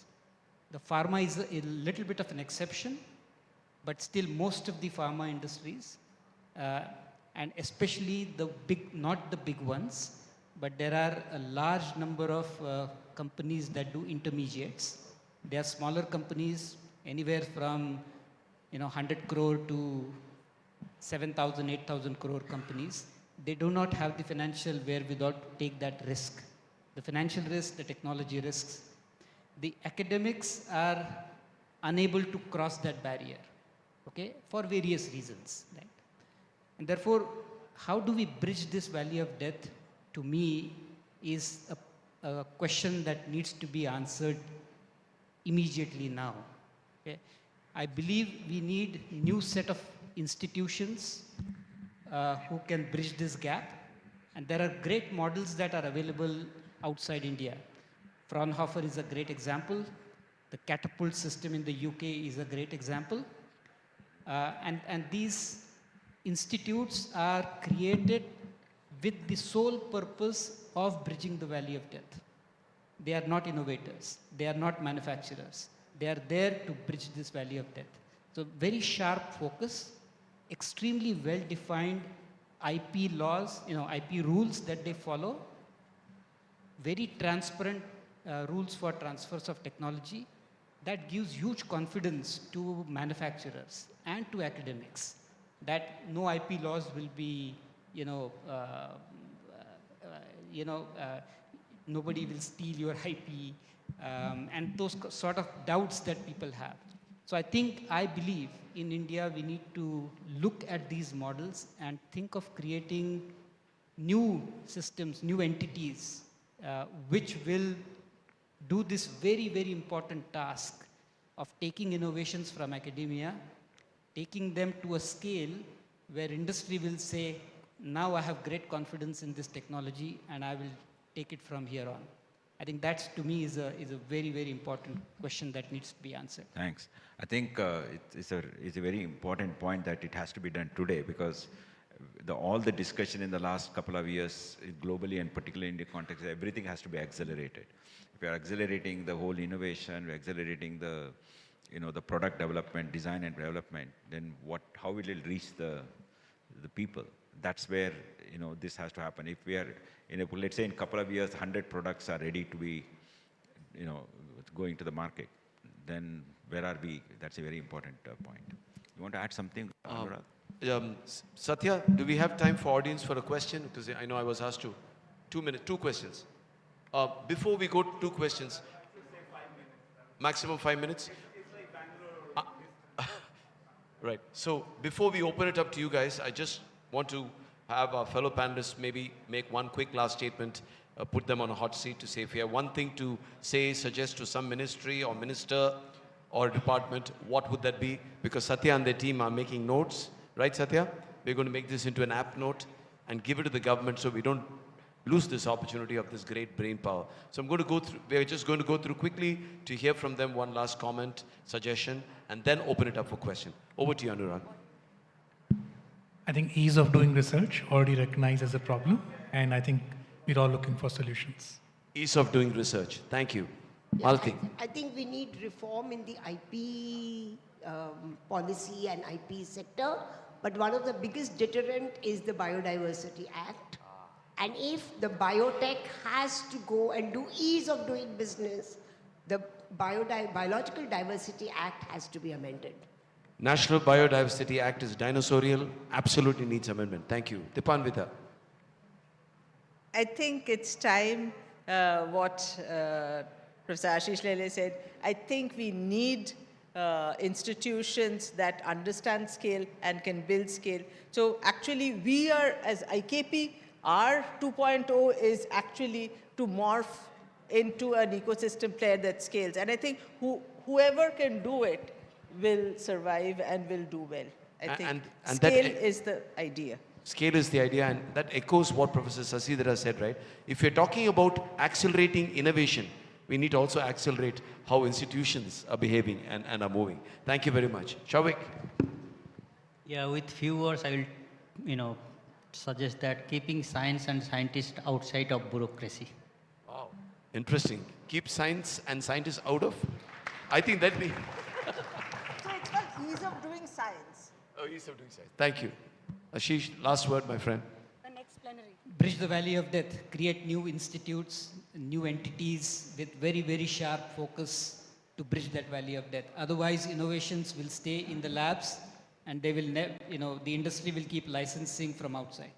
One very quick one. Every time I hear the valley of death, I think of the charge of the light brigade. So create the light brigade. Anand, I also want to add my point here. So in the news, everybody talking about SIR these days. Don't worry about what is SIR in the news. But in CSR or DST has what's called SSR, Scientist Social Responsibility, right? So I think we should introduce what's called SIR, that directly or indirectly, each scientist in the country, publicly funded particular ones, should have at least some work towards helping one innovator, right? Directly or indirectly. I think SIR is what we should introduce. Love it. Guys, we have time for 1 or 2 quick questions. Please be very specific about the question. No opinions, please. question, and if you have any one particular person you want to. Can someone help us with the floor mics, please? Yeah, there is a mic there. Oh, there is? Okay. Here, yeah, my name is Pavandar.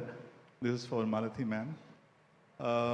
So given that AI can predict novelty, non-obviousness, and application, is there a room for human-centric patent filing in future? Wow. Tough question. Very difficult to answer because Very it will amazing be, it will change the whole scenario, I think, of, obviousness, novelty, and how we go about the IP scenario. Anyone can join in. That's a great question. No easy answers, as Malathi said. I'll give you one very quick example using Keytruda as the base. So Keytruda is an antibody to PD-1, PD-L1. Recently, Q Biopharma got the bright idea, what if you tag interleukin-2, which stimulates cells along with Keytruda, identifying the cells. That particular combination with that particular spacing, I would still call it human-centric, because it wasn't about antibody design. It was just rethinking the problem that Keytruda was causing. So that's the way I would say it. I think we have time for, I've been told we have time for one more. Please be specific. Yeah. Thank you. Yeah. Gentlemen. Hello. Yes, we can hear you. Yeah, I'm Madhu Masudara from Hyderabad. The question is on, there is a big elephant in the room. There are many actually. There is one I'm talking about is most of the money government spends on the institutes, and the institutes they don't have liberty to do what they want to do. Like all of us appreciate what happened in 91, the lack of control, less control by the government actually helped so many things to happen. I do not know why ICMR or CSR or DST or DBT cannot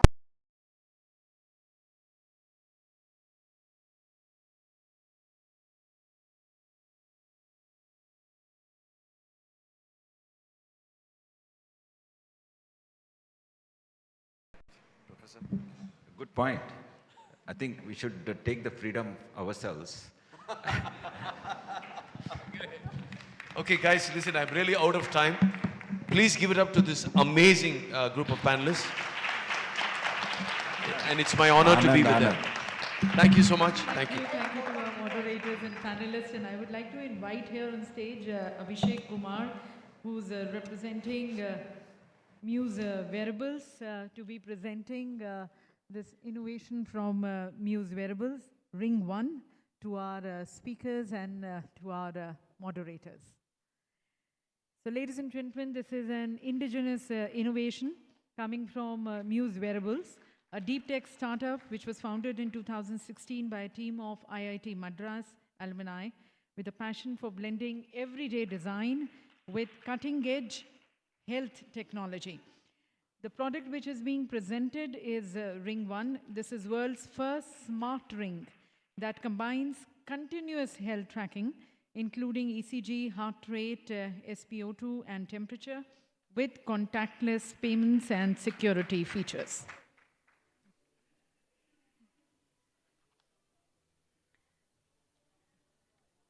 So this way, BFI is also promoting and encouraging the young minds, the innovators, the startups, as they're presenting their indigenous products to the panelists and to our moderators.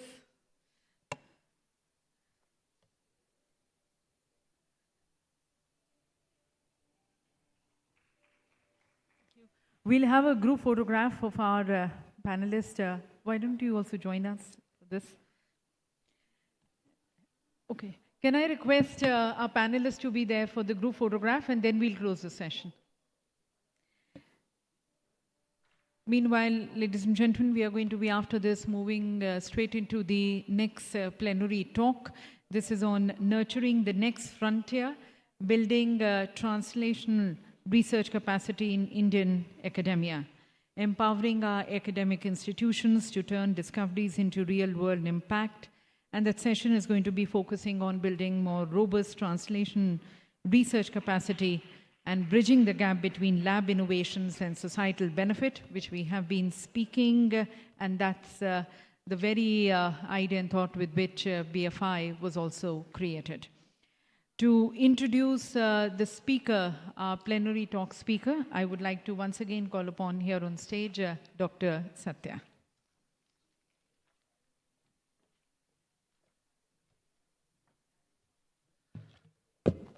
Ladies and gentlemen,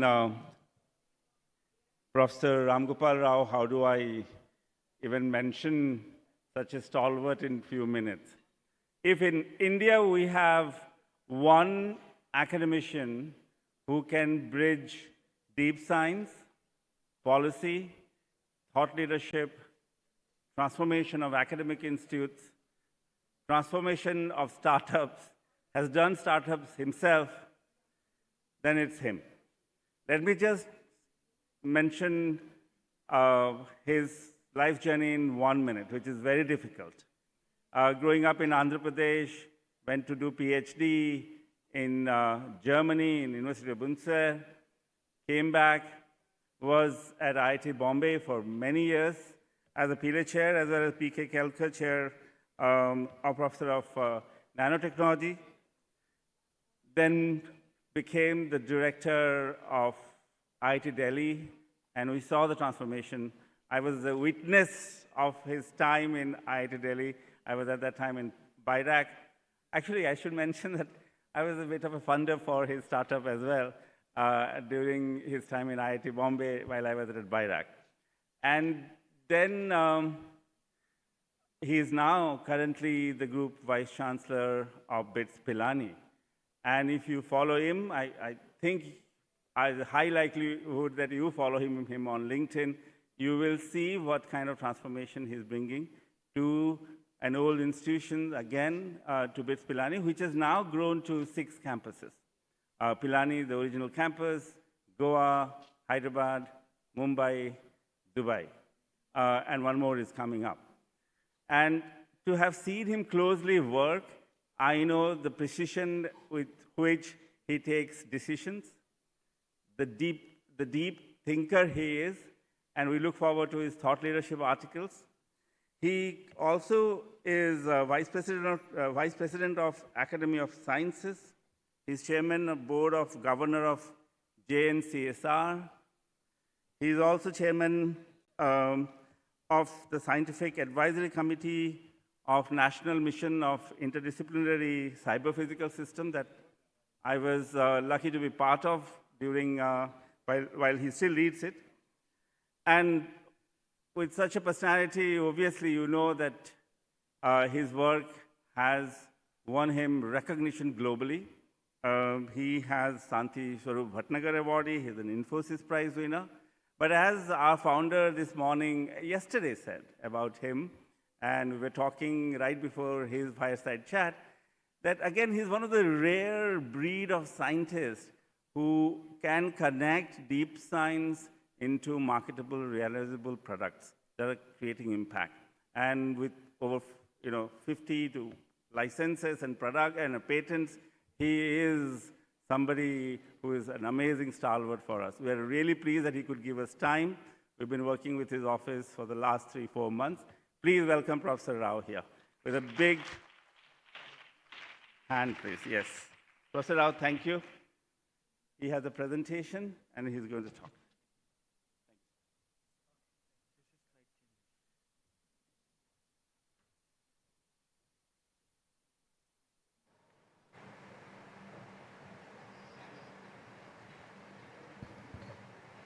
For a moment, I thought he's introducing somebody else.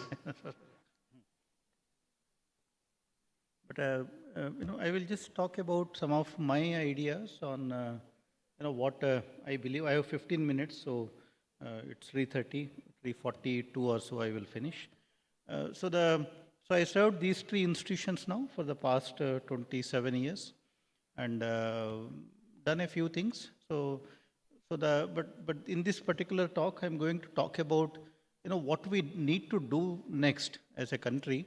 In fact, the previous panel discussion, the conclusion they came up with, what Ashish said, the new institutions, is what I also believe we need to do something on those lines. So I will also share some of my thoughts on that. This is one slide that talks about the current status of India's R&D. Now, currently, if you look at the rankings and whatever it is, we have the maximum number of institutions in the world. Nobody has more institutions than India. And that's because we have so many tiny, tiny institutions, right? I mean, look at JNCSR, the finest science institute in the country, has 45 faculty. And NCBS, yesterday I was also talking to Shashidhara, 40 faculty, 45 faculty. What is that? I mean, these institutions should have 200 faculty each, right? So that's what it has become now. Our good institutions haven't scaled up. All IITs, 23 IITs today admit about 17,000 students at the undergraduate level. One large US university would admit as many students, right? What our 23 IITs do. IITs are also very tiny. So because we have created so many of these small institutions, which are high quality, but we haven't been able to scale them up. That's one big challenge that we have. And in terms of number of students, we have number 2. China has more students than us. Their gross enrollment ratio is also twice ours. We don't have enough seats in these institutions even, if everybody wants to study. And in terms of research, we are ranked 3rd. I think we are writing lots of papers. I mean, I don't know who is reading them. I think people seem to be reading themselves and then citing them, and then it has become a sort of a self-propagating kind of a mechanism. And patents, we are also filing lots of patents now. I mean, 6th for patent filings, and even that we have seem to have perfected the art. In terms of citations, we are 9th for citations, and but these are all, most of them are national citations and cited within the institution, and that's also one model that is evolving. I write a paper, 10 of my colleagues in the institute will cite it, so that way my H-index will go up and everybody's H-index will go up. I think that is a kind of a model that we seem to have discovered now, and so which is what is happening in many institutions. But the real problems start from here. Even after this point will come real money, right? What real value creation out of your research. So for innovation, we are ranked 39th right now. The innovation is, what have you done with this research? Have you created any wealth out of this research? I think in IT, we have done very well in terms of unicorns and all that at least pulls us up to 39th. Otherwise, things would have been much worse on that parameter. So thanks to IT, we seem to have done well on the innovation front. We are not spending enough money. I think all of us are telling each other that we are not spending enough money. Unfortunately, none of us can do anything about it. So I hope one day the government will recognize that we need to spend more money and will actually do that, real money. And so that again is needed. And we don't have enough scientists. India is a large country. We have just about 280 scientists per million population, just 280. China has 2,000. America has 4,500 scientists per million population. We just don't have enough people in any area. I can count on my fingers how many scientists we have, how many great people, how many people are doing research at the international kind of a standard, right? There's 10 people in every area, nothing more than that. At least in my area, 10 is all what I can count right now. And academia industry, hardly anybody is collaborating with anyone. There may be some, sporadic kind of things that might have happened, but 86th, this is the world report, which also ranked it as 39th. That report is a 100-page document. If you go into those details, you actually find a lot of this data in the same document. And so 86th for academia industry collaborations. We were 81st previously. Now we have gone down to 86th. I think things have actually become worse on that. And we are writing papers, but I think China and US are way ahead. And but it's not that government is not spending money, even our industry is not spending money. The total money, R&D investment by Indian industry for their own research, it's not that we are asking them to give money to us, their own research investments in their own industries are 0.2% of GDP. I think that's a big problem. And that's the reason why no new technology or product comes out of our industries. In comparison, US, right, such a large economy, 2.7% of GDP is spent by industry on R&D. South Korea 3.9%, and even United Kingdom, is 2.1%. I think this is something that needs to change. I think this is the current status of India's, R&D ecosystem and innovation ecosystem. And I think the pointers are very clear, right? We need to, improve academia industry collaborations. I think that will require a major policy push, and we need to spend more money, right? And I think we need to scale up our institutions. The good institutions need to be able to hire more faculty, and which again is something that needs to happen at some point. Otherwise, all this, there will always be some excellence here and there, but excellence will not become a norm, and you don't, see too many people, at the level that you see, in the audience today.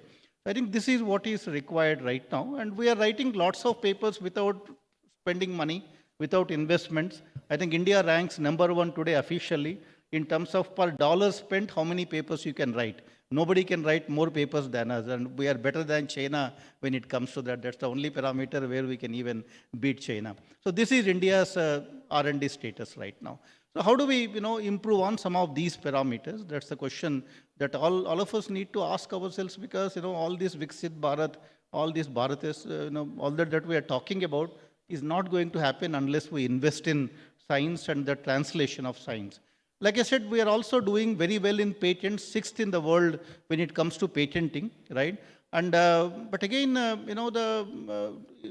look very often, whenever I go to ministry, right? When I was in IIT Delhi, the ministry guy says you should file patents, and you should earn revenue, license these patents to industries, get money out of them, and run your institute, right? That's how there is a myth going around that if you file patents, you earn more money, right? There is actually nothing like that. I mean, which two institutions in the world do you think can make maximum money out of their patenting? Stanford, MIT. Let us say the two best institutions in that space. You can actually go and check how much money Stanford earned last year out of patent licensing. By filing a patent, licensing it to an industry writing a check in the name of Stanford, how much money you think Stanford made out of that? 0.66% of their total revenue came out of IP licensing, just 0.66%. MIT earned 0.86% in the same year, right? That's not much. You cannot run an institute by filing patents and earning money out of it. So I think the only people who make money out of patenting are actually the lawyers. Nobody else makes money out of patenting, right? So now what do we do next? But why do we still file patents, which is very important? The same Stanford, if you look at, right? By leveraging the patents that they have done, the startups that have come out of Stanford, right? The industries which have made use of, the technologies that are developed at Stanford, the total $3 trillion is the value created by Stanford out of these startups, right? And all these startups, when you do a technology startup, without IP, there is actually no startup, right? So that is where the real value lies. If you file a patent, nobody is going to come write $1 million check and take that patent. That might happen once in a as rarely as you land on moon, but otherwise that is not a day-to-day kind of a phenomenon. The real value lies in encouraging or rather creating that ecosystem where startups flourish out of these IP. And then the industries come and collaborate with you, use that IP to develop new products, or the patents that you file jointly with industries. These are the ones which eventually see the light of the day. So without creating the deep tech startup ecosystem, without creating that academia industry collaborations, otherwise patents will have no meaning at all. We need to file patents because so that others will not come and sue us, which is okay. But if the patent never sees light of the day, it's actually a bullet in your CV, which is good for promotions and things like that. So that is exactly what is the real story of the patenting, right? So therefore, to generate any value out of research, to generate any value of IP, right, you need to create that ecosystem where for the deep tech startups to come up and also for academia industry to collaborate. These two are very primary in order to do anything out of whatever we do in the academia. So bridging that gap is important between academia and industry, and that is where I will also come to these are the 7 P's. I just thinking I did not try to force that P there. I think they came very naturally. So you start with a problem, right? The problems become projects. That's how the sustainable translational ecosystem should look like. those projects, you do research on those projects, you write papers, and you also file patents. I think that's a process that goes hand in hand, right? Out of those papers and knowledge and that you generate and the patents, you build prototypes, and those prototypes become products where it could be through startups or it could be through industry collaborations. And then those products earn profits, and then part of those profits go back to solving more problems and then creating that ecosystem which is self-sustaining. I think, unless you do this, and you will never be able to satisfy anybody in the government that we are doing great things with the research. So I think we are stuck with projects and papers for almost like half a century. I think take money, write papers, we were all good. I think we all made our careers by doing that. And once somebody said, you need to file patents, we even did that. So now, a lot of patents are being filed, but that's not going to solve anything. I think unless we move forward and start building prototypes, start building, commercializing some of these, I think things will not happen. This is not to say that basic science is not important. I come from a deep technology kind of institutions like IITs and BITS Pilani now. So therefore, all of this I'm talking about is primarily for the technology kind of research, and without science there is no technology anyway. So this is an integrated innovation framework that we need to create: education, research, and innovation. An institution, if you look at, these are the three verticals an institution would basically focus on: providing high quality education, generating new knowledge to research, and then translating that knowledge for societal good. And the research today is coupled to library, right? I have actually done an informal survey myself. 90% of PhD problems today come out of literature review, right? That's why all our theses start with the literature review, right? And what is actually required is a system which is more integrated, where the ministries are coming and giving you problems, right? The defense, DRDO is coming and giving you problems. Space is coming and giving you problems. All these agencies need to come and talk to the academic institutions and give you the real problems so you can do something out of that. I think that is not happening. Unfortunately, the people who have problems, they have their own institutions too, right? They only go to their institutions when they need to solve a problem, but they don't come to any of our institutions and engage this larger cross-section of faculty we have to solve any problem. And in the absence of anybody expecting me to solve a problem, I'm in a state where I can create my own problem, spend my lifetime solving my problem. That's exactly what is happening with the academia, right? Where people are good here. I mean, there is nothing wrong with the people, but they are working on a problem which is their own creation, not given by anybody to them to solve, right? That's what it is. And we go to a committee, we present it to a few people who are also like us, right? And then we convince them, they give us money, and that's how the vicious circle, completes. So this is exactly what is happening today. And if we ever want to break it, I think policy and our funding mechanisms need to be different. And I think this is where, India, like I said, the IT, right? We have 120 startups now, unicorns, right? I mean, these are all doing very well. But what are these unicorns? I actually did a survey on all of them. Less than 5% of them are based on an IP, an intellectual property. Less than 5%. Just about 4 of them are actually based on a deep IP, and based on which they built a company and which became a unicorn. The rest of them are aggregation models. Somebody is aggregating restaurants, somebody is aggregating taxis, somebody is aggregating dhobis, somebody is aggregating carpenters. I think these are the kinds of unicorns that we have created out of that, which is good. They have at least created some jobs for some people, but that's not going to transform India or make India a Vikasit Bharat, right? I think the real innovation is in creating wealth, solving problems through deep technologies, and that has to happen out of academic institutions, because any technology platform, right, it has to have deep research behind that. That can only be done from academic institutions which have the expertise of carrying out that kind of a research. Education research, I think we seem to be doing well, at least in whatever numbers that we have. But innovation is where we seem to be lagging right now, in even our top institutions, right? And so that is where, in fact, at IIT Delhi, when I was the director for 6 years, we said, how do we break this siloed structure?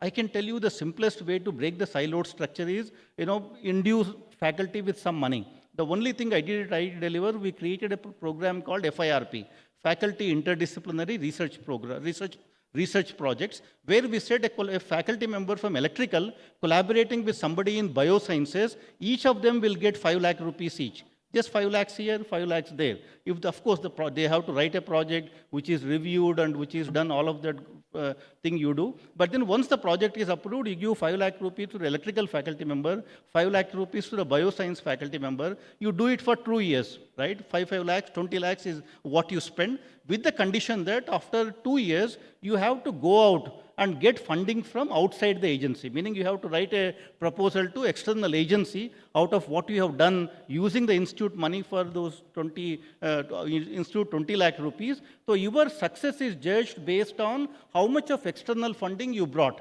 Right? That is the measure of success. And of course, you write papers and patents and all that will naturally happen in any funding that you provide. Right? But the success is measured based on how much of external funding you actually generate. So that is what I call the idea factory approach. Idea factory to me is bringing these unlike minds together, where people with different cultural backgrounds, people with different disciplinary background, or people with different attitudes. Academia industry collaborations fall under those different attitudes. At IIT Delhi, during my 6 years, we signed MOUs with almost every institute that existed in Delhi, because it was so easy. And so we also created this FIRP. We migrated to MFIRP, multi-institutional faculty interdisciplinary project. I even spoke with Anurag at the time, and he funded some of his faculty. We funded some of our faculty, and that's how we connected IIT Delhi faculty with institutions outside and even departments within IIT Delhi by giving that 5 lakh rupees each for 2 years kind of a thing. We spent about 7 crores at IIT Delhi in funding this FIRP, MFIRP projects, and after about 4 years, when we looked back, we had something like 130 crores of funding which came out of those FIRP projects. 7 crores of investment, 130 crores of returns, which came as external projects. IIT Delhi was doing something like 80-90 crores in 2016 as sponsored funding. When I left, IIT Delhi was doing something like 400 crores per year of sponsored research funding. I think once you solve the problem of connecting people together, I can tell you they will solve many other problems too. I think to solve that problem of connecting people together, you need to invest money. I think that is where the DST, ANRF, all these people need to start investing money in bringing people together, to solve some of these problems. And out of this research, we created many other ways to, take it to startups and all of that. So we did a lot of things. I have run out of time, so I will not get into that. But even during the COVID time, right, IIT Delhi, right? Of course, we all complain about nothing much happening out of our institutions, but during the COVID time, in those 2 years of COVID, IIT Delhi developed so many technologies, from a low-cost, antigen kit, right, 50 rupee kind of a test, to low-cost RT-PCR kit. Right, all of that we could do because the entire institute, whoever were left there, were all working on COVID. So once they start working on a focused problem, with funding provided to solve a problem, the same institutions can transform themselves. I think that is all what is needed to solve India's problem. If you look at ISRO, why do you think ISRO has succeeded? People have gone out of our same institutions and running ISRO, right? The only difference is in ISRO, whatever you may do, you need to finally put it into the satellite. Unless the satellite flies, you have done nothing, right? So therefore, India succeeded where clear goals are set. And because in academia, nobody is setting any goals for us, I think we tend to just do whatever we think is important, and that is what is the problem with this. I think a grand challenge kind of an approach at the national level, I think posing the right kind of problems for academia, providing them funding to come together and solve a problem, I can tell you, these are the very simple things that we need to do, and India will be a very different country, in pretty soon. I mean, IIT Delhi, 6 years, we saw 4x increase in funding. A lot of things happened within that, and it was a kind of a turbo progress kind of a thing. I think that's all what is needed, and there are a lot of technologies India is doing very well. But this is a slide I want to brief upon. There is a smile curve. Right? I mean, India thinks that by creating manufacturing, we will do great, right? I mean, India will become Vikasit Bharat. It's not going to happen. There is a nice smile curve which you can actually see, it's a management theory. Where does the company make their money, right? Look at Apple, right? And Apple doesn't do any manufacturing. All manufacturing is done by Foxconn, right? So what is the valuation of Foxconn? Foxconn valuation is about $60 billion, $70 billion. Apple valuation is $3 trillion US dollars. That's the difference. What does Apple do? Apple does the two extreme ends of that smile curve. They do concept, right? They do R&D, they do branding, they do marketing, and then they do the marketing and all of the last one, which is the sales and after sales service kind of a thing. I think by just focusing on those extreme corners is what Apple now becomes $3 trillion company. The guys who actually build Apple phones in Foxconn, they're $60 billion, kind of a valuation. And the lowest profit is always at the manufacturing level. I think so. I think India needs more product companies. People who can think of a product which will solve a problem. I think look at any US companies, all the $1 trillion companies today are all in the US. There is not a single $1 trillion company outside US except for the Saudi Arabia Aramco. I mean, that is an oil company anyway. But all the technology companies, Europe has not been able to create a $1 trillion company. No one is able to create a $1 trillion company out of US. Because US has perfected this art of product companies, right? They don't do any manufacturing. NVIDIA doesn't do any manufacturing. All manufacturing is done by TSMC, right? I think that is a model we need right now. We need more product startups. That is where BFIs, kind of institutions probably can make a difference. And, but today the problem is for everyone to solve a problem, right? For me to do research, for me to build a prototype, for me to do marketing, for me to sell it, all that is not going to happen. I think not everybody can do all of that. And that is where we need some labs. We need some institutional mechanisms, institutions which can actually handhold faculty, which even take this IP and do the rest of it, without that faculty member. Because faculty members now need to guide the next PhD student and write the next paper. I think for expecting faculty to stick with one single thing that they are doing is not going to happen. So I think that is where I believe, we need labs. For a better name, I just call them Naliwal Labs, but yesterday I saw that he's a very shy person. He may not want his name. I think he called them N Labs. That's okay. I think, so whatever labs you want to call it, right? I think basically their goal needs to be to look at in academia what they are doing, what is IP getting filed, take some of that good IP, build prototypes and products out of that, and then bring it from TRL 3.4 to TRL 7.8, and after that you can start companies or you can have industry to take it up. That mid gap is where we need labs right now, and CSIR ideally should have been doing that, but I think CSIR is like more like university than Naliwal Labs. So I think this is what is required right now, and this is how what these N Labs should be doing. It should be beyond an incubator. Incubator today is what you go there, you are given a chair, a table, some people and nothing much, right? But I think we need there people who know how to do marketing,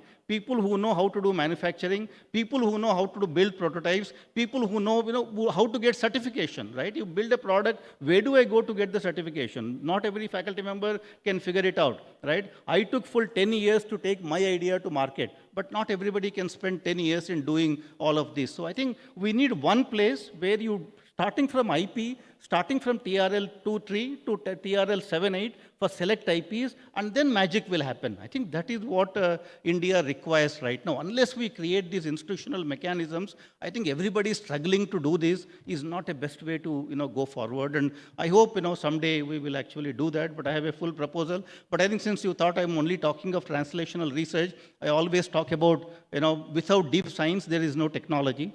Behind that mobile phone, there are at least a dozen Nobel Prizes. At least a dozen Nobel Prizes you can put behind that Nobel Prize. And I think the top talent not only doing science, they are not even doing PhD anymore. I think that's another big problem we are going to face as an issue right now. I think India needs more such institutional mechanisms to work as a bridge between academia and industry. Unless we create that, I think this problem will survive. A few who have that escape velocity, moving up and doing something is not going to solve a problem. I think we need more and more people, to actually be doing that. That can only happen by doing an institutional mechanism, by creating that institutional mechanism. I'll stop here because I think I have run out of time. Thank you very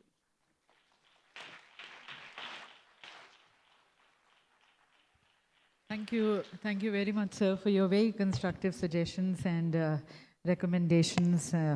And to express our thanks, I would like to invite here on stage the co-founder of Jeevtronics, Mr. Ashish Gawade.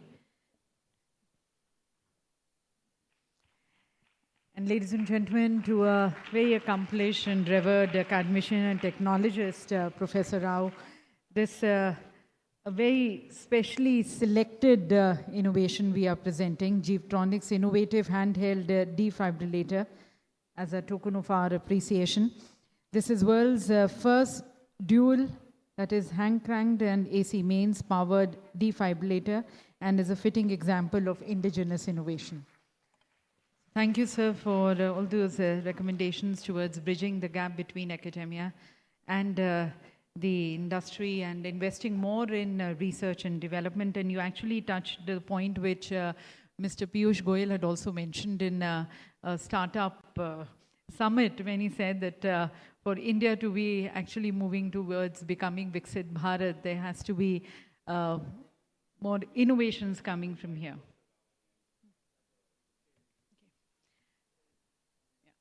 And I would also like to invite Mr. Sandeep Nelwal, our founder, to please join us on stage. Yeah.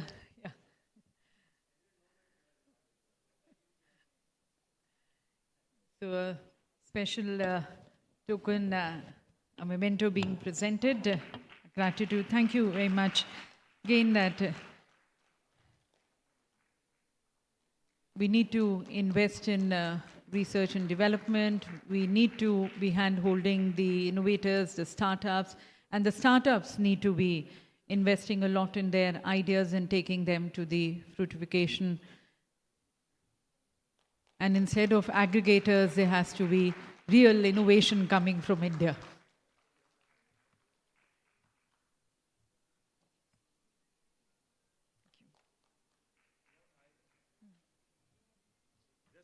Just on a lighter note, I was just sharing with Sanjeev sir there that, you know, my name's Nelwal.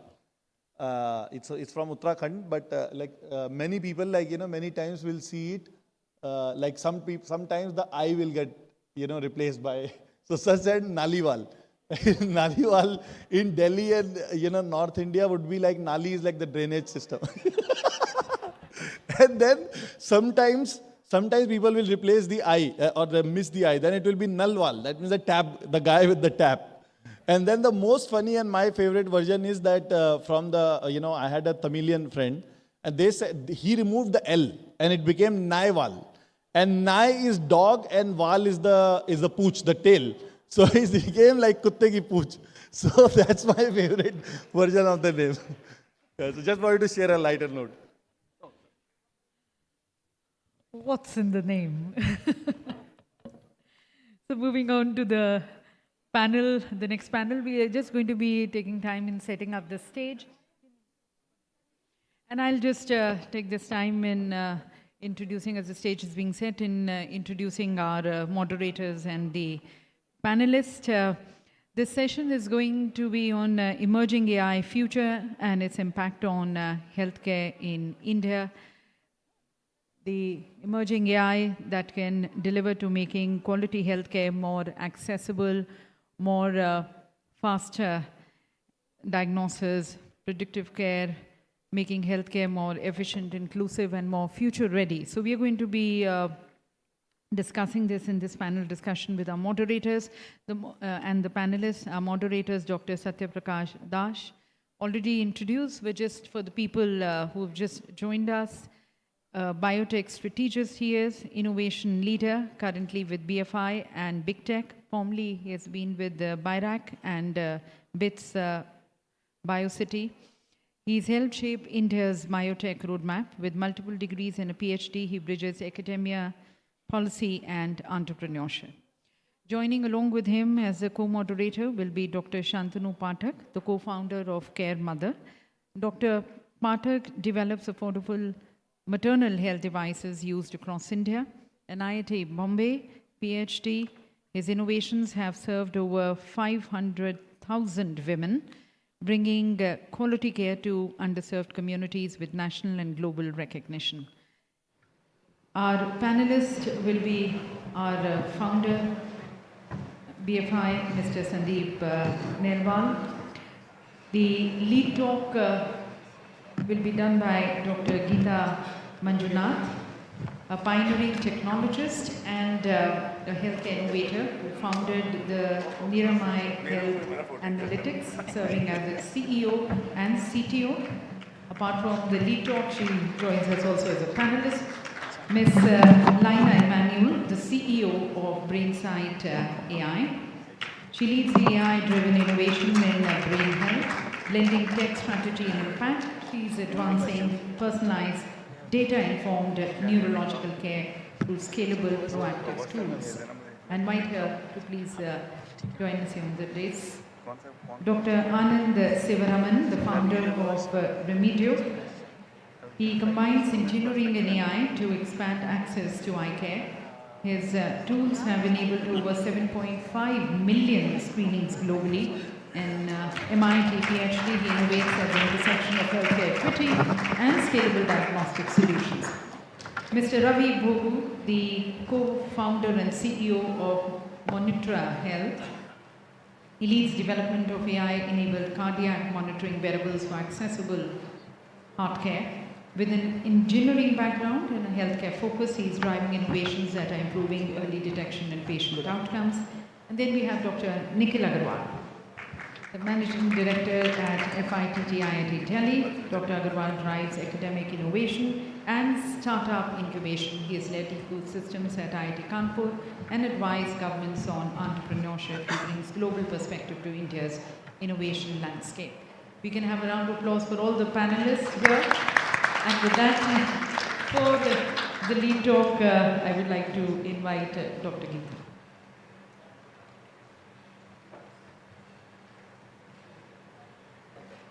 Good evening, everyone. It's a real pleasure to be amongst real researchers who are trying to change the life sciences, innovation and medical device scenario in India.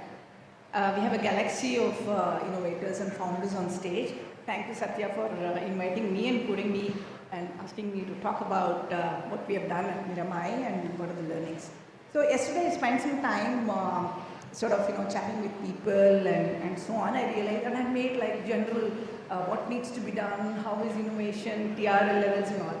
But after meeting people, I said, okay, what may be really useful, because most of you are researchers, most of us are researchers. So let me try and sort of share some of the learnings, that I had as a computer scientist out of like a PhD from IISc, and I was a principal scientist at Hewlett Packard Labs, and then I was heading AI research for Xerox. And then, like many of you, like I just faced a situation that required, which instigated me to quit my job and start Niramai 8 years ago. So at Niramai, we've actually developed a new method of detecting breast cancer, which converts temperature maps to a cancer health report. So the innovation really, I'm not going to spend too much time on it, but just to give you context to what I'm going to share later. So we just measure the temperature just using a thermal camera, which looks like any of these cameras here, and using a bunch of AI algorithms, 20 plus AI algorithms, we convert this to a breast health report, which can be immediately actioned. In rural areas, we generally directly generate triaging, red, yellow, green, so immediately you know who is need to be brought to the hospital directly, etc. And yes, we have patented along the way. We have 39 granted patents, out of which 15 are granted in US alone. Yes, we have done a lot of clinical studies, which was extremely critical to increase adoption and trust among the doctors and practitioners and users, and I'm going to talk a little bit about how to actually do this in the right way.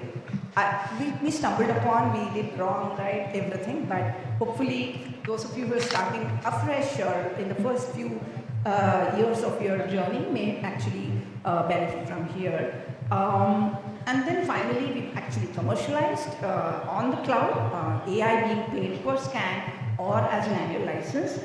And so far at the end, this is my intro for the startup part. So now we have partners in 20 plus countries who are just starting to sort of use this, and so it's a great thing to see about 3 lakh women benefiting from this or scanning from here. Goes after the FDA, CE, all the regulatory clearances that are required for the respective countries. And thanks to the ecosystem, we've got multiple recognitions, including last year we were called out as top 20 technology pioneers by World Economic Forum. So this is the short story of where we are in MI and what are the learnings. So the topmost learning for a scientist and entrepreneur, especially out of clinical, learning all the clinical piece was very, very interesting. I have stopped reading any computer science books or anything, only oncology and radiology books and conferences I've attended in the last 10 years. Having said that, I think the topmost thing is the clinical validation. It's the most important, segment or function for any startup which is working in, of course, clinical decision support. Particularly talking about AI being the theme of today's panel, this is an important part. And the way we think about it, and maybe it's there in some books also, this is from my own learning as to how the different complexity or different stages of the clinical study itself needs to be conducted. Of course, there's idea to prototype, we all know, TRL 1, 2, 3, 4, whatever. Then we, as AI scientists, we do cross-validation to sort of fine-tune the parameters to the data set that you have in the training set and validation set. And then you would have a test set where you do the lab testing. So this piece is, of course, something that most of us do with existing data, work with the hospital, build the models, etc. But the fun starts, the commercialization or the fun starts after the TRL 6, 7, which was also. So what happens then? We have to conduct and see the clinical trials in different stages, right? Retrospective studies, as you know, is existing data, we know the answer already, and then you treat that as completely test set for the people who are working the AI model. You can understand what I'm saying directly, right? And then try to sort of, predict the values and then compare with the labels that are already known, right? So this is good, but still there is no blinding, and of course you can publish and so on and so forth, but you definitely need to do prospective, blinded, multi-site studies to make it really valid. Where people are coming in, you first do your test, predict the labels or whatever, and then the same person goes and does the current standard of care, and then you compare at the end of the full sample set. It's extremely important to look at the prospective, blinded, multi-site studies, and of course you have to publish, and we'll talk about it.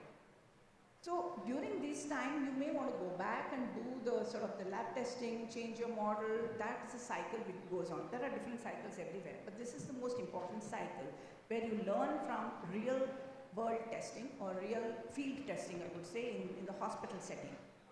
But if you're trying to address, let's say, an impact or let's say a point of care device like what we have done to triage in rural areas and so on, you have to test in those real world conditions and actual users using it, potential future users using it, right? So when we do this, obviously there's always a bailout condition. The decision may not be made just based on the results of your medical device, but so for example, in our case, if we predicted that this is cancer or not, the current methodology that is used for low resource setting is clinical examination, right? 98.7% of women are detecting their cancer by hand. But still, we said whenever our tool is going on the field, we will also parallelly do the clinical examination, and we don't harm the patients. But you can have them both in parallel and take the right decision for people who are found to be positive by us. So we have to put the real world evaluation in a position or in a setting where the end user is not harmed. Of course, you'll always keep the end user in the mind and not harm her or him throughout the process. And finally, we do the community rollout, and part of it technology assessment. I know that many of you already are aware of many stages of this, but this multi-stage process is good to think about it as a scientific model. So what are the issues to take care of in these, right? Initially, of course, when you're building the AI model, etc., building an AI model for healthcare is absolutely very, very different from building AI models for other applications, for example, especially when you talk about clinical decision support, right? It's good, but number of unhealthy people are much, much much lower than number of healthy people. For an AI scientist, it's not a good thing because we don't have equal balancing. So you have to use innovative methods, boosting some of the positive samples and so on, right? And obviously you have small data set. In our case, we actually did not even have a data set because we started off with thermal images, and every bit of the 1.5 million images we have is, every bit of it is collected by us. No? It was not available for us to download. But even if it's available, it will be very small. So how do we kind of bootstrap with simple models, take it to collect more data, and then so there is also some kind of an incremental build-up of the data set that we can do. To just give you an idea, the first model we built was with just 300 samples, right? And then again, we used it on, in studies and so on, and made it bigger, etc. What is very, very important is also about when you're training the AI model to see how golden, how correct is the label. So typically we take a, let's say in a medical image, we take an image, show it to a doctor, and use that as a label. Ideally, one label per image is not sufficient, right? We need to kind of, have at least, 3 labels and make sure that there is no bias from the labeler. There is any gap in the expert who is labeling should not be translated into this. So these are some of the things that we have to really take about. In our case, again, we took the biopsy result to kind of, label our data. So it was like really golden truth. And we all, as developers or founders of startups, should remember that there is huge stake for any bias or any error that we're introducing. Unlike, for example, an ad is shown, personalized ad, and if you click by mistake another ad, it's fine, right? But it's not true in a, when we talk about false negatives or false positives. Other aspect is the interpretability of the result. So when I talk about interpretability versus explainability, there are 2 different things. But interpretability is the result that you're providing should require minimal training for the doctor to understand. As much as possible, try to align with the existing framework, existing scoring systems, so they are able to easily align, and utilize and understand the report that is generated. Coming to the validation of prospective real world, obviously IEC approval is absolutely needed even for this. It's important to, in a prospective validation, to choose the right reference test.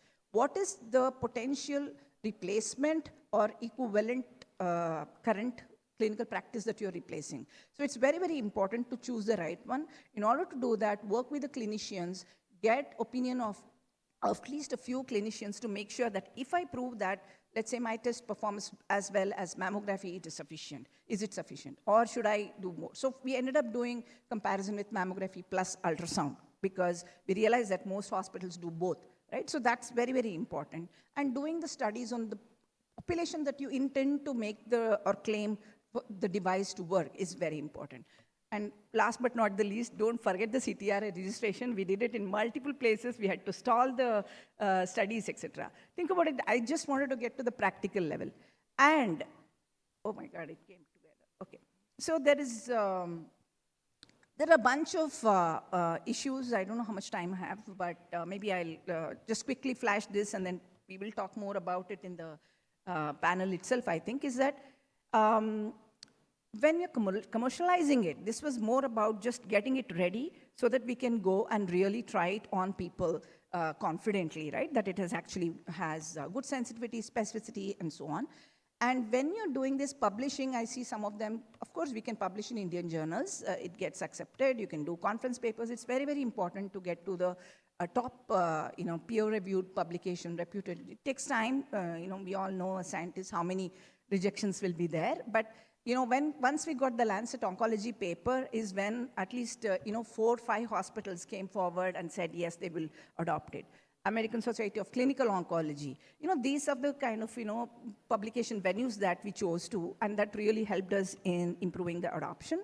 And explainability is about showing how it made a decision, why the algorithm made a decision. It's different from what is it saying, the why part of it, and making the output more actionable. So the explaining the internals in some fashion, and it's difficult in a deep learning model, but we can discuss how to do it if anyone of you are interested. But showing the internals or explaining the decision process to some extent is very, very important. That also increases the trust in the users and the clinical partners.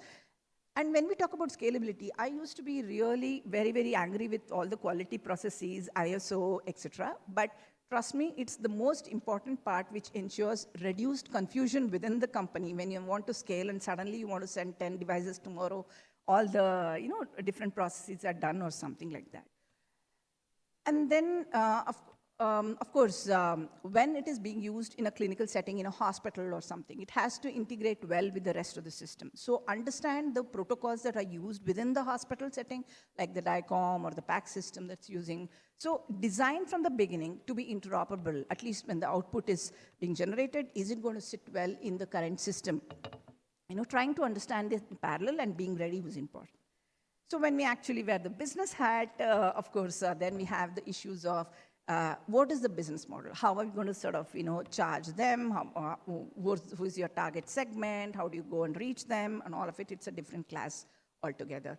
And of course, the data privacy regulations are different for different countries, GDPR, DPDP, HIPAA, etc. As long as you follow the basic proper kind of rules with information security management rules and anonymization of the right places and having the PII in a different place, etc., you usually will be able to take most of the data privacy laws we see a lot of commonality among these as well, except hosting your data in particular countries and so on and so forth.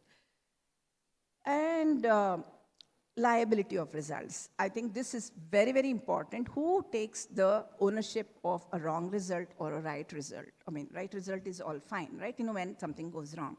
So here, like every medical report has clinical correlation recommended because doctors can, of course, also, it's error to human, right? So there's always make sure that any report that is generated is also vetted through your legal, counsels to make sure that medical legal counseling or consultation can be taken for your report formats.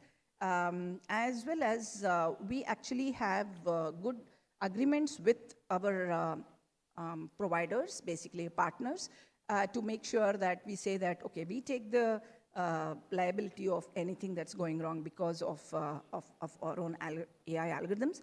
But then, yes, we partner with a clinician who would actually sign the report also. So it will have kind of, dual ownership of the liability. So you would actually also have to have a product liability insurance, because, anything can go wrong at any point in time, though you want to have like 100% sensitivity, 100% specificity. Yeah, that's rarely possible, right? And so you actually claim only things that your device is doing, and then we'll be able to sort of,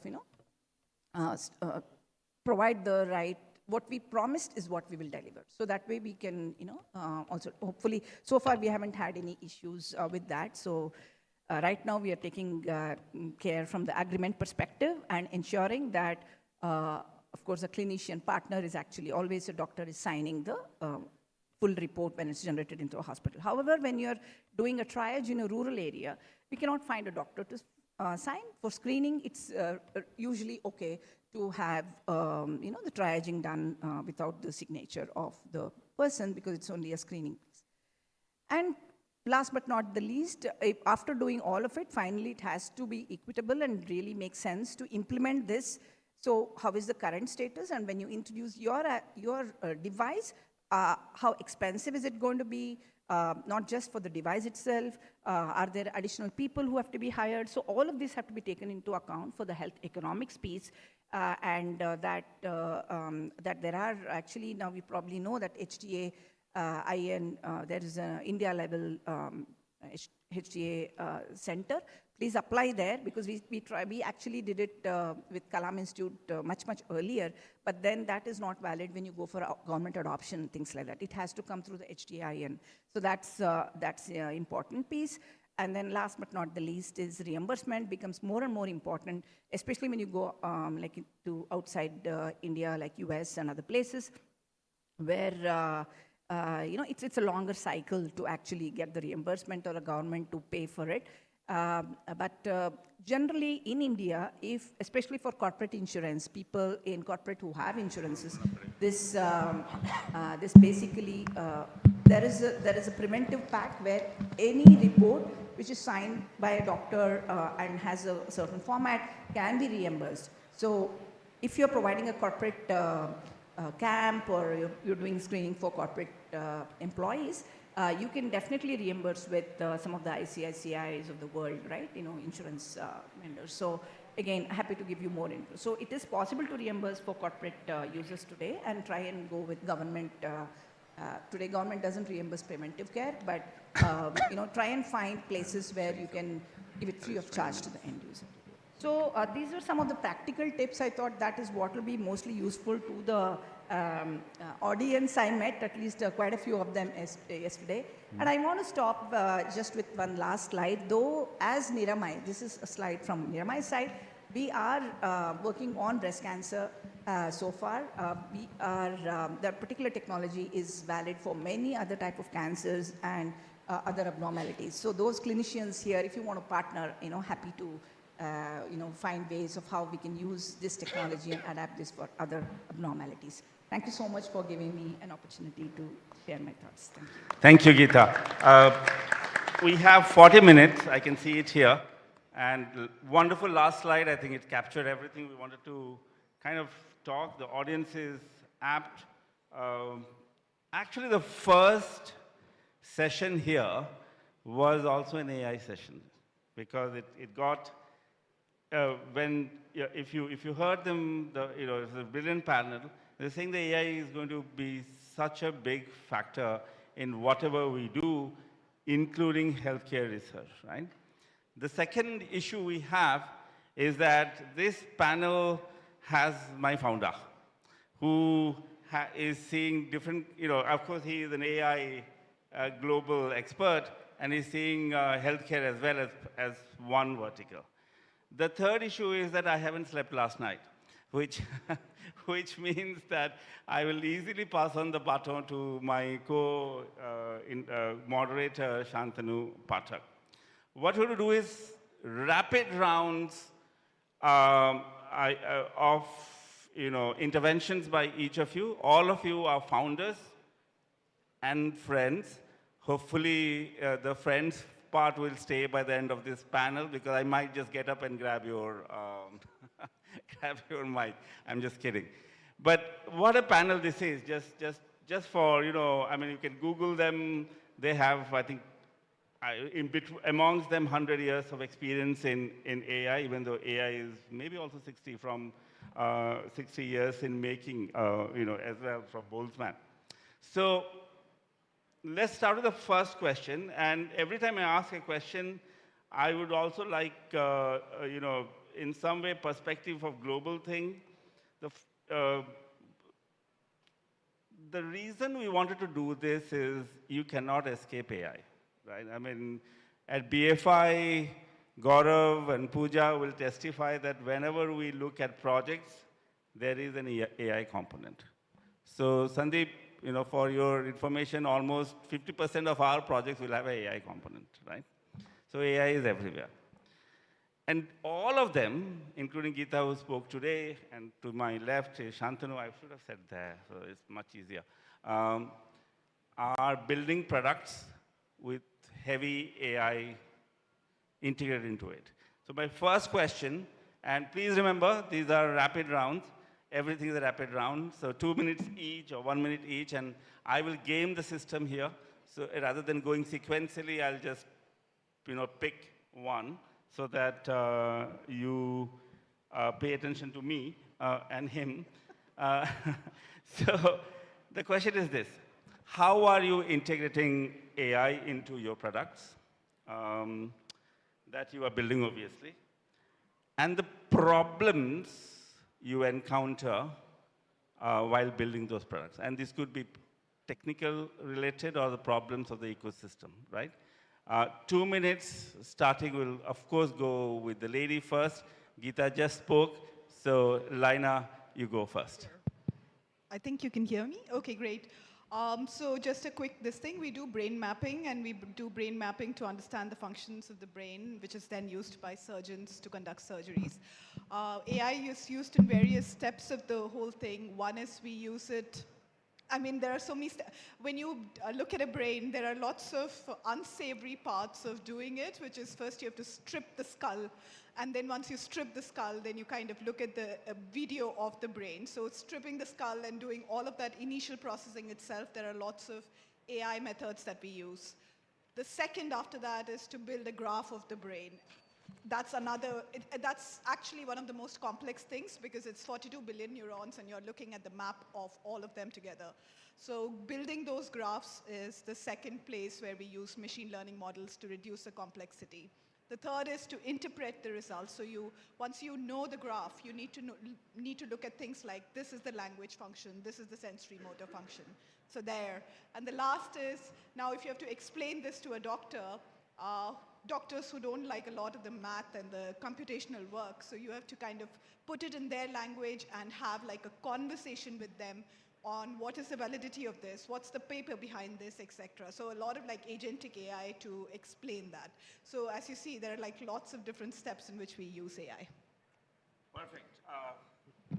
Perfect, Lina. You stuck to exactly 2 minutes, so you get some Vimarsh points from us. Okay. Gaurav, please note that. So she mentioned graphs. How do you explain to the doctor who may or may not know about AI and the validity of what you are telling the doctor that this will solve your problem, right? Let's go to a friend of mine whom I haven't met in 8 years, and thankfully he took my phone call when I called him, and that is Ravi Bhogu. Hi, Satya. It's a pleasure to be here. Thanks for inviting me. It's such a august gathering. So cut to the chase. I have 2 minutes. What we're doing out here is trying to solve two biggest problems in clinical cardiology. One is patients faint, and second is patients have palpitations. Very difficult to diagnose. So what we have done is we have built a complete end-to-end remote cardiac monitoring platform, which consists of Band-Aid-like sensors that you put it onto the chest. All the data from there goes to the phone, and from phone it goes onto the cloud. And the duration for which we monitor patients is anywhere between 24 hours, and the longest that we have done is about 180 days, which happened last month. For us, we get tons of data, and from an AI standpoint, we're specifically using it for two problems right now. Number one problem is that we have millions of, say, heartbeats that come into our system, but it's only those one or two, which are the problem that you need to identify, and identify it really well without false positives and false negatives. And that's what we're using AI for at this point in time. Second thing that we're doing is, while we're building this AI platform, I think we spoke about, how do you develop trust amongst your customers is very, very critical. And one of the things that we need to explain to them is that we're not here to replace, them. It's a tool that acts like a second brain to them. So how do you give them information in a shape and form that they understand that, this is a tool that helps them, is a problem statement that is a work in progress for us. Adoption initially, they were skeptical, but now with the studies that we have published and with the information that we're giving, we are seeing significant adoption, not just in India, but outside India as well. Thank you. Trust, amongst your customer, that's what I wrote down, very important, we'll maybe touch upon that. Before I go to Anand, I'll go to Nikhil. Nikhil Agarwal, what do you think your startups are doing? He runs an incubator. First of all, Satya said that he hasn't slept last night. I got a message from at 4 a.m. in the morning, which is the next best Netflix show. So I know you are watching Netflix. I think Gaurav can testify that. Okay. So I work for IIT Delhi, and we are one of the largest tech incubators in the country. 200 startups we have. So the question is not about that how do we use AI, what kind of technologies we are building in AI, and whether our companies are AI enabled or not. The question is that how much data we can gather. Today we are sitting on a gold mine, what we call data in India. We are the largest defense incubator in the country. 73 startups we have exclusively in defense. In biosciences, we have close to 50 odd companies. Agri-tech, we have few companies. Drone companies we have. Now, they are certainly become the AI first company, or what we call them, AI is the blood what runs in the veins. The question what we are asking them is to, because the models that is developed in the West, they are no good until unless they have access to data. Today, the clinical trials that the Indian companies can do, the amount of data we can access as a usable data for the consumer, which is second to none. And most of the data which is used and which is available to us can be leveraged by the global companies.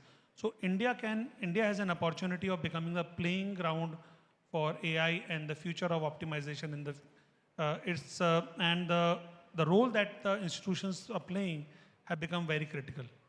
So one example I'll give you very quickly about how the whole system is changing in space technology. So the startups in space, particularly in space technology and how the space technology and biosciences comes together, India is one of the 5 countries which are able to develop technology in space. And Indian startups are defining space sector. Space sector is completely missed by the big companies in India. More than 1,000 companies are today in the space sector, and they are coming up not only in coming up with new composites and materials and energy efficiency and engines, they are coming up that how do we, what kind of medical care we require in a space environment, what kind of food we eat in the space environment. And that kind of cross linkages and that kind of data linkages are extremely critical. So I'll stop here and then maybe do a follow-up. Thank you, Nikhil. So you were saying that a lot of things are happening in space. And we were doing a program with Big Tech called EDGE, and we have some space technology, but looking at cell growth in space, right? So there's biotech and space coming together. Thank you. Let me jump to, should we give our founder the last word, or before that we'll bring in Anand? I don't know. Should we do a show of hands? No, it's okay. Let's do Anand. Anand, Laina and Shantanu and I got into a call. I've noted down some points. Anand, the product, the problem. Go ahead. Thanks, Satya. So I've got to stick to the 2 minutes and to the 3 Ps. I guess Dr. Rao was talking about 7 Ps. He just given 3 of those. What we work on at Remedio is to ask the question, how do you move eye screening to the last mile? So a lot of these devices that you have which are big, how do you make them portable? That's one part of it. How does AI come in? We build algorithms which are AI on the edge. So that smartphone that you carry actually has a lot of AI algorithms that actually run on the GPUs there rather than the cloud. So what we build are algorithms that automatically detect eye diseases on these imaging platforms that we have built, use hardware devices that are based out of smartphones. And today we started off with eye diseases, and the next set of regulatory approved algorithms that we are bringing is to ask the question, what are the other systemic diseases like kidney diseases as well as cardiovascular risk? Can we start looking at triaging at a population level? So those are some of the newer algorithms that we built. But that's really what we work on the AI side along with the hardware side. Thank you. Thank you, Anand. Sandeep, we have somebody looking at imaging and breast cancer, connectomics. The first word I learned when I spoke with Laina many years back. Anand in ophthalmic space, cardiology. And actually, you should hear a bit on Shantanu. Shantanu, can you do a 2 minutes quickly? Even though he's the moderator. Can you hear me?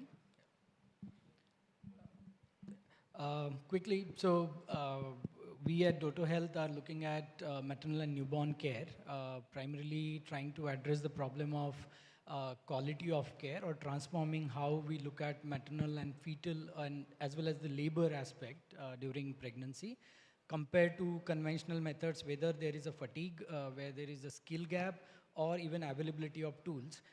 We are transforming the way fetal labor and maternal care can be looked at by using AI algorithms to flag risk earlier importantly, enabling doctors to make decision using those flags, which otherwise manually would have been missed. So when you look at 6 to 12 hours of labor, on an average, I'm speaking, there could be even 18 hours of labor.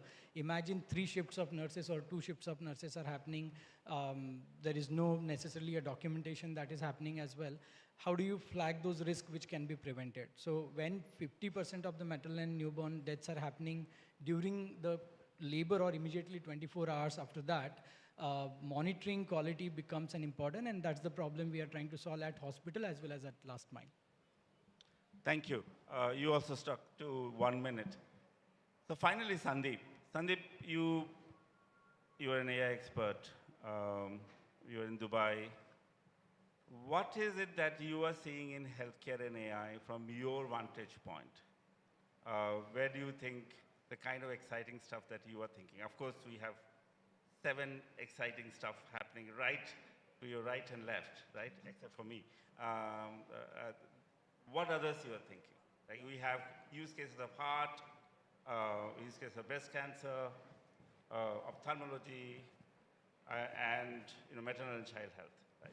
Yeah. Go ahead. So what I am working primarily currently on AI is a little bit more on the, kind of the upstream, as I keep saying, like, upstream work of the AI where. We like that word. Yes, because, so I basically, the LLMs are all the generative AI is basically all the rage. And, my company or protocol, you can say, is basically trying to tackle this one problem, which we all know, and that's the doomsday scenario of AI, right? So, obviously one scenario is that AI goes rogue and, creates its own intent and goes against humanity. That could be one of the problems. But, that anybody who knows LLM deep enough that, he knows that, okay, that is like a little bit of a, far-fetched reality right now. The bigger reality, which could be immediately very problematic, is that a very powerful AI is controlled by a single entity, which goes rogue or uses it for, wrong purposes. And we are already seeing examples of, in some of the countries where authoritarian governments are there, they are using this AI to have like facial recognition and, putting more curbs on the individual freedom and all that. And, like we can already see right now with the, with the OpenAI, Google, Grok, they are becoming extremely powerful. They have access to the whole data of the world. So what we are trying to do is basically right now focused on creating tooling and the middleware, which allows AI to be governed and owned by multiple parties instead of one single party, and AI to be open source. So right now, like, you must have, like, this is one of the most scariest thing recently has happened is that, Meta launched the Llama, model, and due to that, there was a wave of open source AI. So China, copied that model, and they started having their own AI models because they realized that due to this, you can reduce the advantage that the American AI companies, Google and ChatGPT specifically have. But now you are seeing in the last, 1 month back, we all heard like Meta trying to hire $100 million plus packages to individual, experts and all that. And they have now expressed that they don't want to make their model, open source now. So what will happen is that this wave will start flowing in the reverse. Like everybody will stop open sourcing their models. And that will mean that few companies, have the AI with them and completely controlled by them. The part of the reason is that to create that, that core brain of the AI requires immense amount of compute, billions of dollars of investments in not only setting up, but then running it also. So there are very less incentives for open source AI. And that's what we are trying to do, that we are trying to create tooling and middleware and stuff which allows open source AI to be monetized and open source AI to be governed by multiple parties. And wonderful. Yeah. Open source is thy name, is what you're saying. And I'll ask a very question later part, just before we finish, and it might excite people here or even in the panel. I will, Geeta, you spoke about, the last slide was great, all of them. Of course, people now know about your product. Which of those 7 that you showed, or 5 and 5, 10, if you were to pick one problem from that you found while building Niramai was taking away your sleep. If you could restrict to 2 minutes, we'll then go to Shantanu.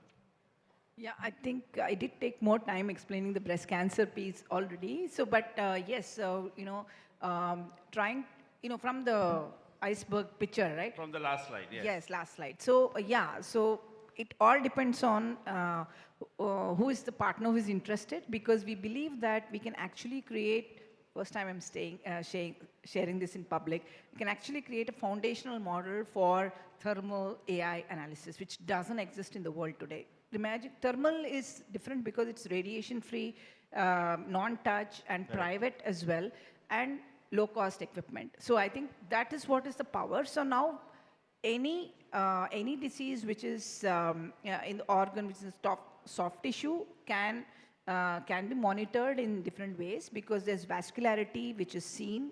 We can actually map the vascularity, and we have some new biomarkers we have created. So I wouldn't put any particular, it depends on who is the clinician who's interested in which disease, but we have done in head and neck, skin, many aspects in early studies are looking very, very good. Thank you. Thank you. Thank you, Geeta. Okay, you have heard them all now from their vantage point, what they're doing. We're clinicians here, researchers, startups, even policymakers, funders. We'll now talk about, I'll pass it on to Shantanu, but just so that the panel knows, we'll talk about monetization, a bit on maybe ethics, regulation, and what do you think India is doing? Is it doing great? What should India be doing to adopt it? So a bit on adoption, and then finally funding, and I'll ask one question to my founder later in the end. So let's start with monetization, and Shantanu, go ahead. Yep. I think part of the success that we define for startup is also monetization, right? And when investor comes into the picture, that also becomes important thing. So this question is to Anand to start with, and then we can open up for a couple of others. We had this discussion, Anand, where we talked about monetizing, your AI could have a better feeling, but a tough task. But solving that clinical problem is a great thing to do. So how you would like to comment on your experience on better approach or better feeling to solve the problem, but having tough time to monetize it? Well, before Anand says, you said detection mein paisa nahi hai when we were talking to you, right? So I think the context in which we were discussing was, I think a lot of us who are scientists, there's a lot we will focus in terms of solving the technical problem or the clinical problem, but the business problem is equally important to solve. And for me, business and impact go together, because the more number of people that you're able to reach, utilization increases, and automatically you also have business ROI.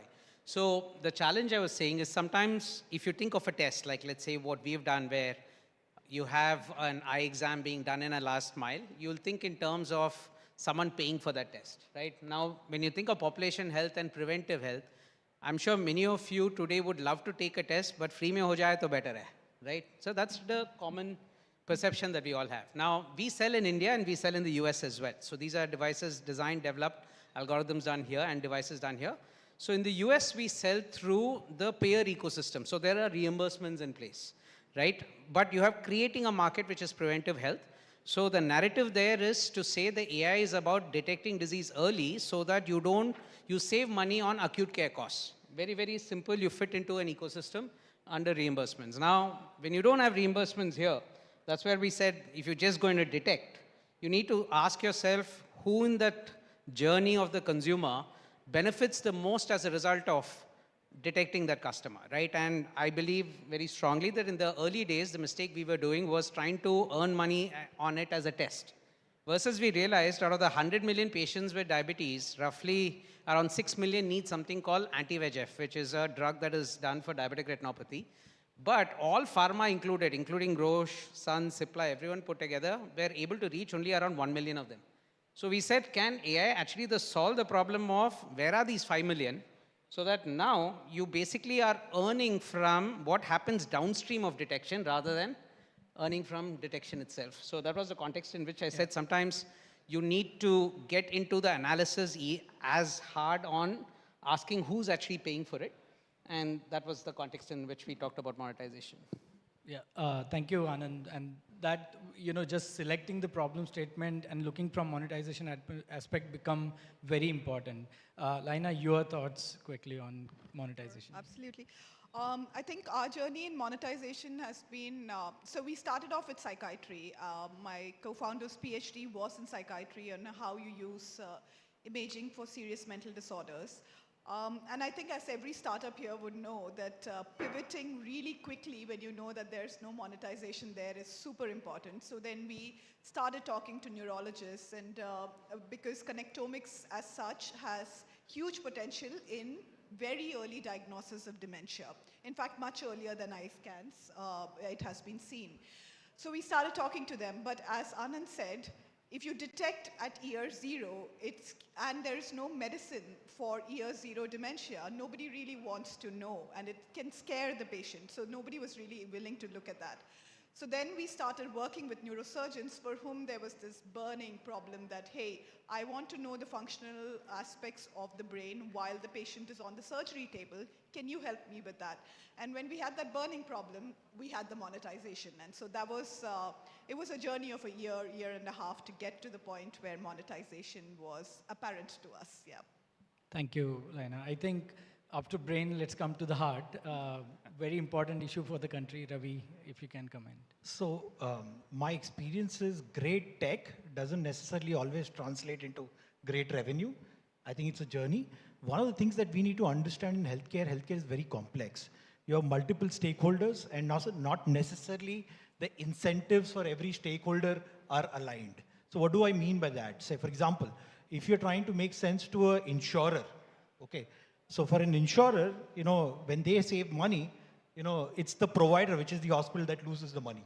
So it is very, very important as startups for us to identify which stakeholder in healthcare you're making sense to, and then to go after that. The other key part, based on my experience, at Monitra Health and my prior experience at J&J as well, is that, markets in India where reimbursement is evolving, it's significantly improved, but it's not at the same level as developed markets. It's very, very important to find a sustainable financial model in which all the stakeholders make money. Okay, it's not enough to have a killer feature, that makes sense to only, say, either the patient or the doctor. So in our particular case, for example, we work with, say, patients, of course, at the end of the day, pay, for the product, but you have, say, distributors, you have hospitals, and then, of course, there is us. So unless you find a sweet spot in terms of, say, financial model where there are enough margins for every stakeholder in the ecosystem, it's going to be very, very difficult. The other key part that we need to always keep in mind is that when you touch a provider, there are credit cycles involved. So you need to at least keep, say, on paper they say 30 days, but it can go up to 60 days to 90 days. So those are factors that we need to keep in mind, while figuring out the monetization strategy. So these are some of the learnings that I've had. Okay, anybody wants to do a quick 20 seconds intervention before Santanu goes to the next question? Anand? Just wanted to add that even from a public health angle, under ABDM PMJ, while it took us around 6 years, now there is reimbursement for eye screening as part of ABDM PMJ. But it took us the time to first work with NHS, show the technology in Kerala then implementing it, then doing a health economic analysis, and from there going to the government, bringing it under policy, and then bringing the change. Yes, it did take us that 4 to 6 years, but I think the things are changing. There is now a framework by which you can do this for all diseases, so that you can also now start doing detection with under ABDM PMJ, there being reimbursements on the non-surgical or non-interventional side as well. Okay, so there is something about reimbursement that you're touching upon as well. Okay. So quick learning, it is a learning curve for all of us, I think 4 to 5 years to figure out. And while selecting the problem statement itself, if we can have some additional efforts on understanding monetization pathway. I was reading this paper which came last week on Nature's Communications, and particularly about explainability in AI. And when I started reading, I thought, am I reading AI paper, or am I reading a relationship complexity paper? Where the keywords were transparency, trust, hallucination, and naturally explainability. On explainability, maybe we can start with Sandeep and a more broader perspective on AI, and particularly in this case, for a clinician, how one can trust AI and how explainability can play a role in building the trust. Yeah, on the product side, like I'm guessing that the output benchmark or the testings the teams have, but I can talk on the LLM level. Generally, I mean, these models do have a kind of tendency to hallucinate, and mostly the way that you try to see the performance of the models is via benchmarks, right? And so that's the primary thing that is used across the globe, that there are multiple open benchmarks, and once there is a foundational model, you try to test it against those benchmarks. Then we ourselves, we have been working on something called alignment internally, which actually talks about, let's say you took an LLM model and you were applying it on a particular healthcare product, right? And what we work on is that the use case builder, let's say it could be a government, it could be a healthcare company, it could be any other company, they try to write a constitution that what this AI should not do, right? Like, what are the boundaries, what are the guardrails? Because hallucinations can be, we recently saw Grok saying awkward things about, Jewish people and all that. So, because these models don't have a way to have the alignment inside them. So, you basically, this is an additional form of, after benchmarks, you can add some sort of constitutions, and then we have invented a particular pre-training technique, post-training technique, which basically makes sure that the model has additional guardrails as per the use case. And then I think, like, using these guardrails plus the benchmarks is the only way to trust the testability. But once you have like something like that on a product, then you can actually evaluate what tangible came out of it and whether it matches the experimental data and all. I think with products, it's even better served. But I'm talking on the core LLM level. No, absolutely. I think that's really important, and thank you for bringing that out. Might be useful for all of us to look at those models as well. Geeta, from your perspective, because you are making a critical decision, and clinician has to trust on either referring or taking next step based upon it. So how do you see clinicians trusting your AI model? Absolutely important to make the AI explainable, as I briefly mentioned in the earlier session as well, so that there is trust and there is also incentive built in for further action. So it's not sufficient to just say, oh yeah, this person is likely to be malignant, but the doctor should take that seriously and suggest for the follow-up test and so on. So for now, because of the hallucination piece, we are not using LLMs on the last network, etc. But what we have done is with deep learned networks, we have found, actually it is again a patent granted in US, where we said is we sort of pull out one layer before, just going into details so that there's some sense of it. So you pull out, and then we try to interpret the intermediary feature set for the doctor. Just like, when we actually gave out, for example, irregularity is 0.01 into 10 to the power of -3. The doctor doesn't make sense. So now how do we, so the doctor said, don't give me like this. Tell me something that 1 to 10, 5 and above is positive. That's what I want. So we figured out a way of training one layer before, which is usually unexplainable deep learned feature, but training those as separate machine learning models so we can get discrete features which are interpretable. So this was a phenomenal difference when we actually took it to the radiologist and say, just like you look for irregularity in mammography, now we are giving you irregularity features, shape feature.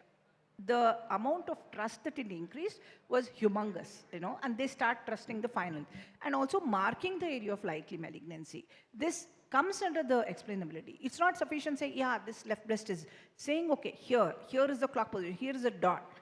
That increased the trust again, right? Explanation can come in, like he's saying, it could be, use case dependent.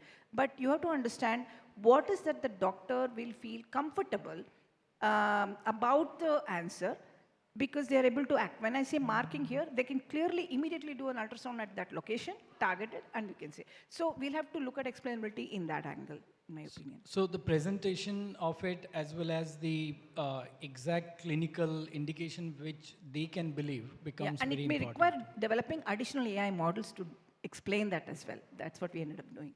AI for AI. AI for AI.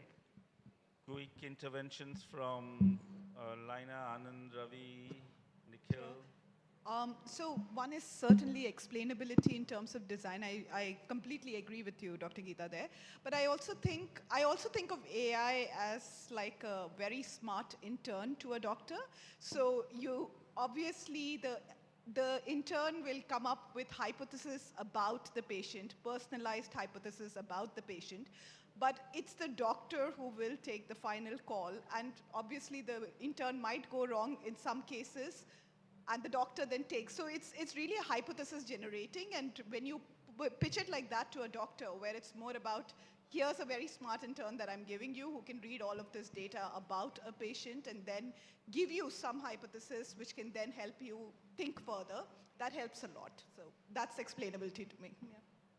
So in the ophthalmology space, unlike most other spaces, the way the field is evolved is it's more autonomous AI. Right? What does that mean? You're not actually giving it as a clinical decision support system.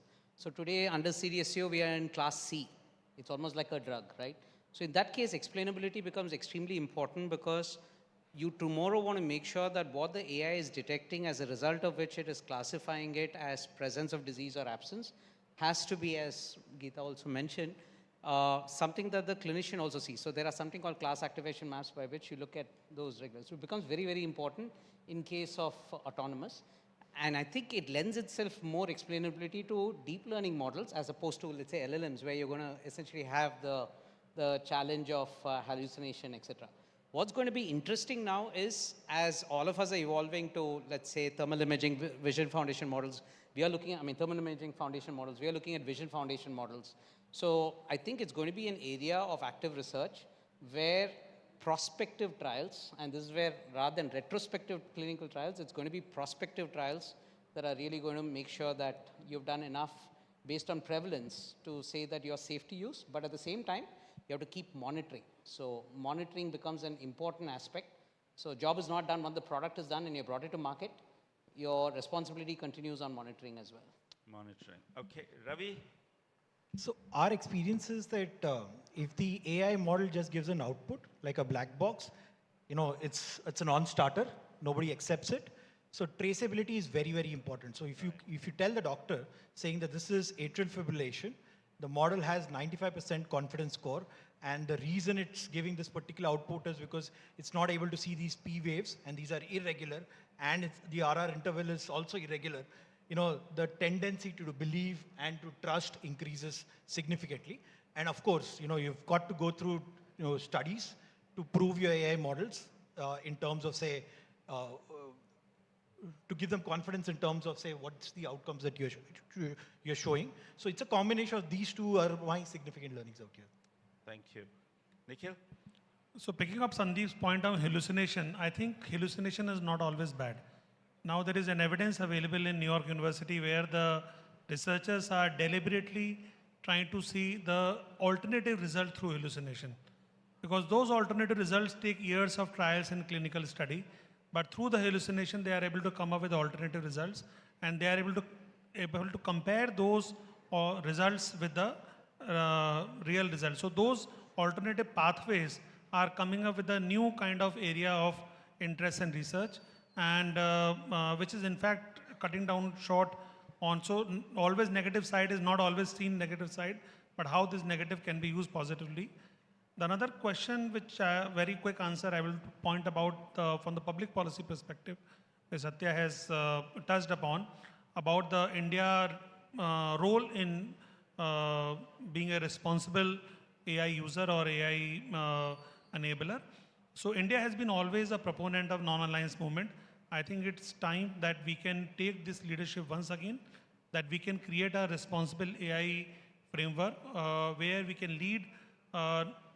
We are certainly not the leaders in developing of the LLMs, but more from the use cases perspective. But the responsible use of AI, because ultimately being the largest country in the world, we will be affected quite a lot if the doomsday scenario comes true. So certainly the responsible AI, ethical AI, the India should take a lead. And that's a role, I think, as a startup founders, we have to play a role. Okay, ethical policies and all that Nikhil touched. We have 2.5 minutes, and we're not allowed to go overboard than that. So my last question, and this is the last question to all of you in the panel, again rapid fire. What should India do in AI, healthcare? One gap just mentioned, and what India should do. And because our founder and our CEO, both of them are here, and CEO is not listening to me, he just started listening to me. What should BFI do on AI and healthcare? Okay, so 2 questions, we'll again game it, and the first one is Ravi. I think access to computing infrastructure is very, very critical for AI. We're currently dependent on Amazon, Google, and Microsoft. If there's a way for us to access this infrastructure at a lower cost, I think it will be a big win for all AI-based product startups. Perfect, thank you. Access to computing infrastructure. Laina? Can I say 2 things? One is, I think, foundational models, which everybody has talked about. I do think that if India actually builds foundational models for vision, for thermal, for brain, it could actually be a first across the world, and we can do a lot of things there.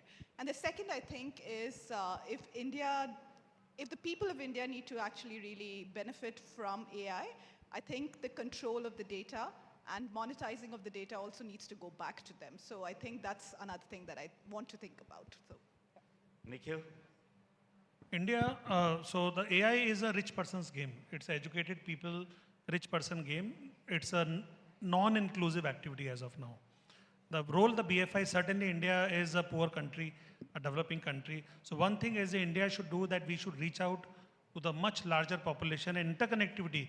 The role of the BFI could do, the AI and the healthcare in AI is limited to certain colleges and certain institutions and certain organizations. The role BFI can do is you can connect interconnectivity with public hospitals, public infrastructure, so that the ethical use of data collection and dissemination should happen. That is an extremely important, and what I talked about, the India creating a responsible ethical framework. So thank you for that. So interconnectivity is something that Nikhil has said. Okay, and Shantanu doesn't get to speak now. I forgot who was the next one. Okay, Geeta. Sure. From the government perspective, I think we should create a department of health data or something like that, where we're trying to use even the government hospital data coming together, and somebody with proper governance is ensuring that this real data is available for researchers to play with, rather than Kaggle say download, everything is clean. Is there a similar department somewhere? No, I'm just coming up with it. There is an AI department in UAE that I know. There's a first Ministry of AI is available, but this is something maybe like a data pool across all. But what is available again in UAE is M42, I think he will know better, right? They are trying to get all the UAE citizens' patient data into one and then become the next big AI in healthcare piece, something similar. And from BFI, I think, I mean, you have done excellent work already. I think if you can start funding startups for doing clinical studies, and then because using investor money to do all of it is extremely difficult. Writing grants, is also difficult because, that's I think is an important piece that we should consider. Okay, thank you, Geeta. We have Anand and Sandeep. I flip the coin and Sandeep first. And then Anand goes last. Yeah, I think like what India should do already mentioned very clearly, compute. I think BFI can play a role in compute. Indian government does have some AI compute clusters, and if BFI aligns and straightens up this process and makes that available, especially for the healthcare sector, that could be a very big contribution from our side. We should look into that. And second one is the sovereign, kind of the models we also talked about. That especially these large language models also, LLM, they are built on global data, they have biases and all that, and due to which I think the ability of Indian government to allow them at large scale will always be diminished. So either we should, India should build a sovereign model from scratch, or it should, kind of invest in building the alignment, that guardrails, which puts the India constitution or India related things or those sensitivities in terms of the LLM models. And I think the third thing that, Geeta ma'am said that, about the data, I would say about like clarity on the legalities on the data is even more important. Like data is especially something I'm looking very deeply in India and in healthcare also and otherwise. But the data laws are very, very, still very confusing and tedious to, clarity on that would also be very helpful. Perfect, thank you. Compute clusters, then sovereign models, and creating guardrails and all of that, and clarity about legality of data. Okay, thank you for that, Sandeep. Anand? So I'm going to bring it Anand, more we're from running against time, so 30 seconds. Quickly, see, we were at a time where we were up against Google as competition, right? When we were bringing our AI out. And we succeeded because we were in India.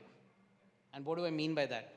The quality of data that you get here, the clinical cohorts that you have, they developed algorithms there, brought it to India, but it couldn't work because they worked on pretty pictures. We had to take it on real world. So what you have in India is a lot of real world data. That is really going to give us the strength to be able to do something. It's always good to work under constraints, build something that is highly innovative because of the constraints, and then it works everywhere. It also worked very well when we went outside India. Wonderfully put. Such a dichotomy. We're talking about AI and real world in the same sentence, but great point. Thank you. I think we've gone over 3 minutes and 40 seconds. I'm not to be blamed for that. But big round of applause for our panelists. And Minister Sir is coming at 3:15 online, so we have to do the felicitation of our panelists quickly. So, Vimi ma'am. For this very forward-looking and promising session, as we thank each of our panelists, I would like to invite from Energize, inviting Ms. Shalmali Kadu, co-founder, to kindly present special mementos, this innovation from them, from Energize.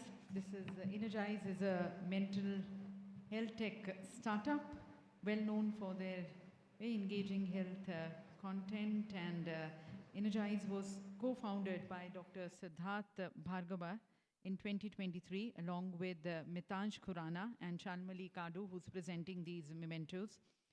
Their flagship innovation, Energize, is a sleek behind-the-ear device that uses sound waves to gently stimulate the vagus nerve, the body's natural relaxation trigger, through personalized 10-minute sessions to help relieve stress, improve your sleep, and restore balance.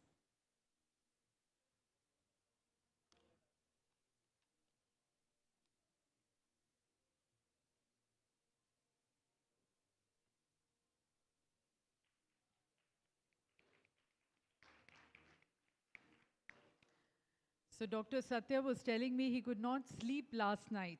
This is for you.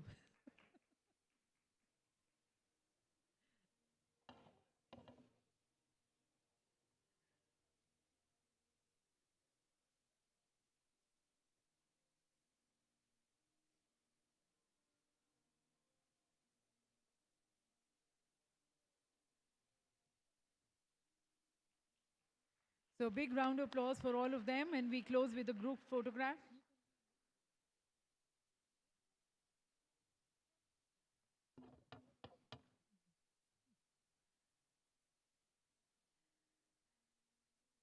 And with that, ladies and gentlemen, we are going to be moving straight into our special session. The Honorable Minister, Shri Nitin Gadkari ji, is going to be joining us through a VC. May I request people who are seated at the back, you can probably move in front, can be more in front.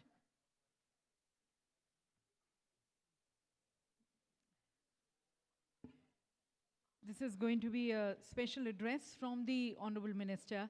And ladies and gentlemen, I think all of you, the innovators who are present here, the healthcare experts who are present here, will agree that having the Honorable Minister, Shri Nitin Gadkari ji, who himself has been an innovator, an out-of-box thinker, a creator, someone who has been adding and is someone who's known more for his work in the infrastructure towards building quality roads, transport, highways. He's known as a highwayman, a flyover man.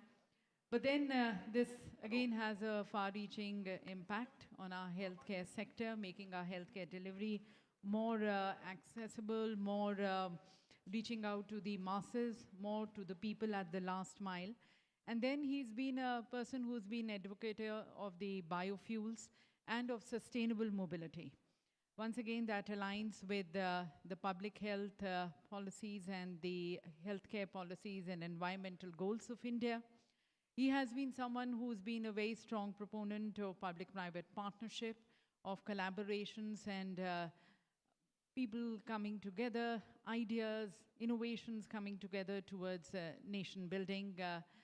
He, ladies and gentlemen, apart from that, his very vision and mission for India and his own principles of working for the needy and working for the underprivileged people, it endorses and further supports the very vision and mission of BFI. Ladies and gentlemen, he has been reaching out to the underprivileged people through Antodaya, and that stands for eradication of abject poverty, provisions of basic necessities to every family, and ensuring that the last person in society gets equal opportunity. And that is what BFI is also been working for. This is the same principle, the same ethos which Swami Vivekananda, Mahatma Gandhi, Deen Dayal Upadhyay ji, and other country figures, saintly figures had emphasized, and Gadkari ji pursues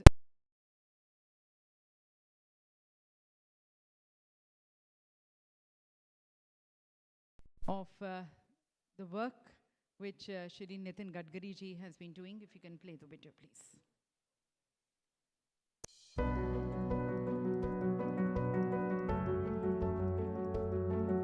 There are followers, there are leaders, and then there are visionary. Taking people and society to where they ought to be rather than where they want to be is what separates a visionary from a mere leader. This rare quality is what sets apart Nitin Gadkari, Minister of Road Transport and Highways, from many of his ilk. Born in 1957 into a free-thinking agricultural family, Nitin Gadkari at heart has always been a social worker inspired by the RSS founder KB Hedgewar's ideals of humanity and nation building. Taking off as a Minister of the Public Works Department in 1995, Nitin Gadkari made groundbreaking changes in the speed the city of Mumbai traveled. So impressed was the then PM Atal Bihari Vajpayee ji with Gadkari ji's performance as PWD Minister that he offered him a responsibility of weaving road nets in the whole of rural India. The outstanding Swarnim Chaturbhuj Yojana, of which Shri Gadkari ji was the chairman, is the culmination of these efforts. 55 flyovers dotting the city have made commuting in Mumbai much easier than ever before. The foundation for the magnificent Bandra-Worli Sea Link was also readied during this time.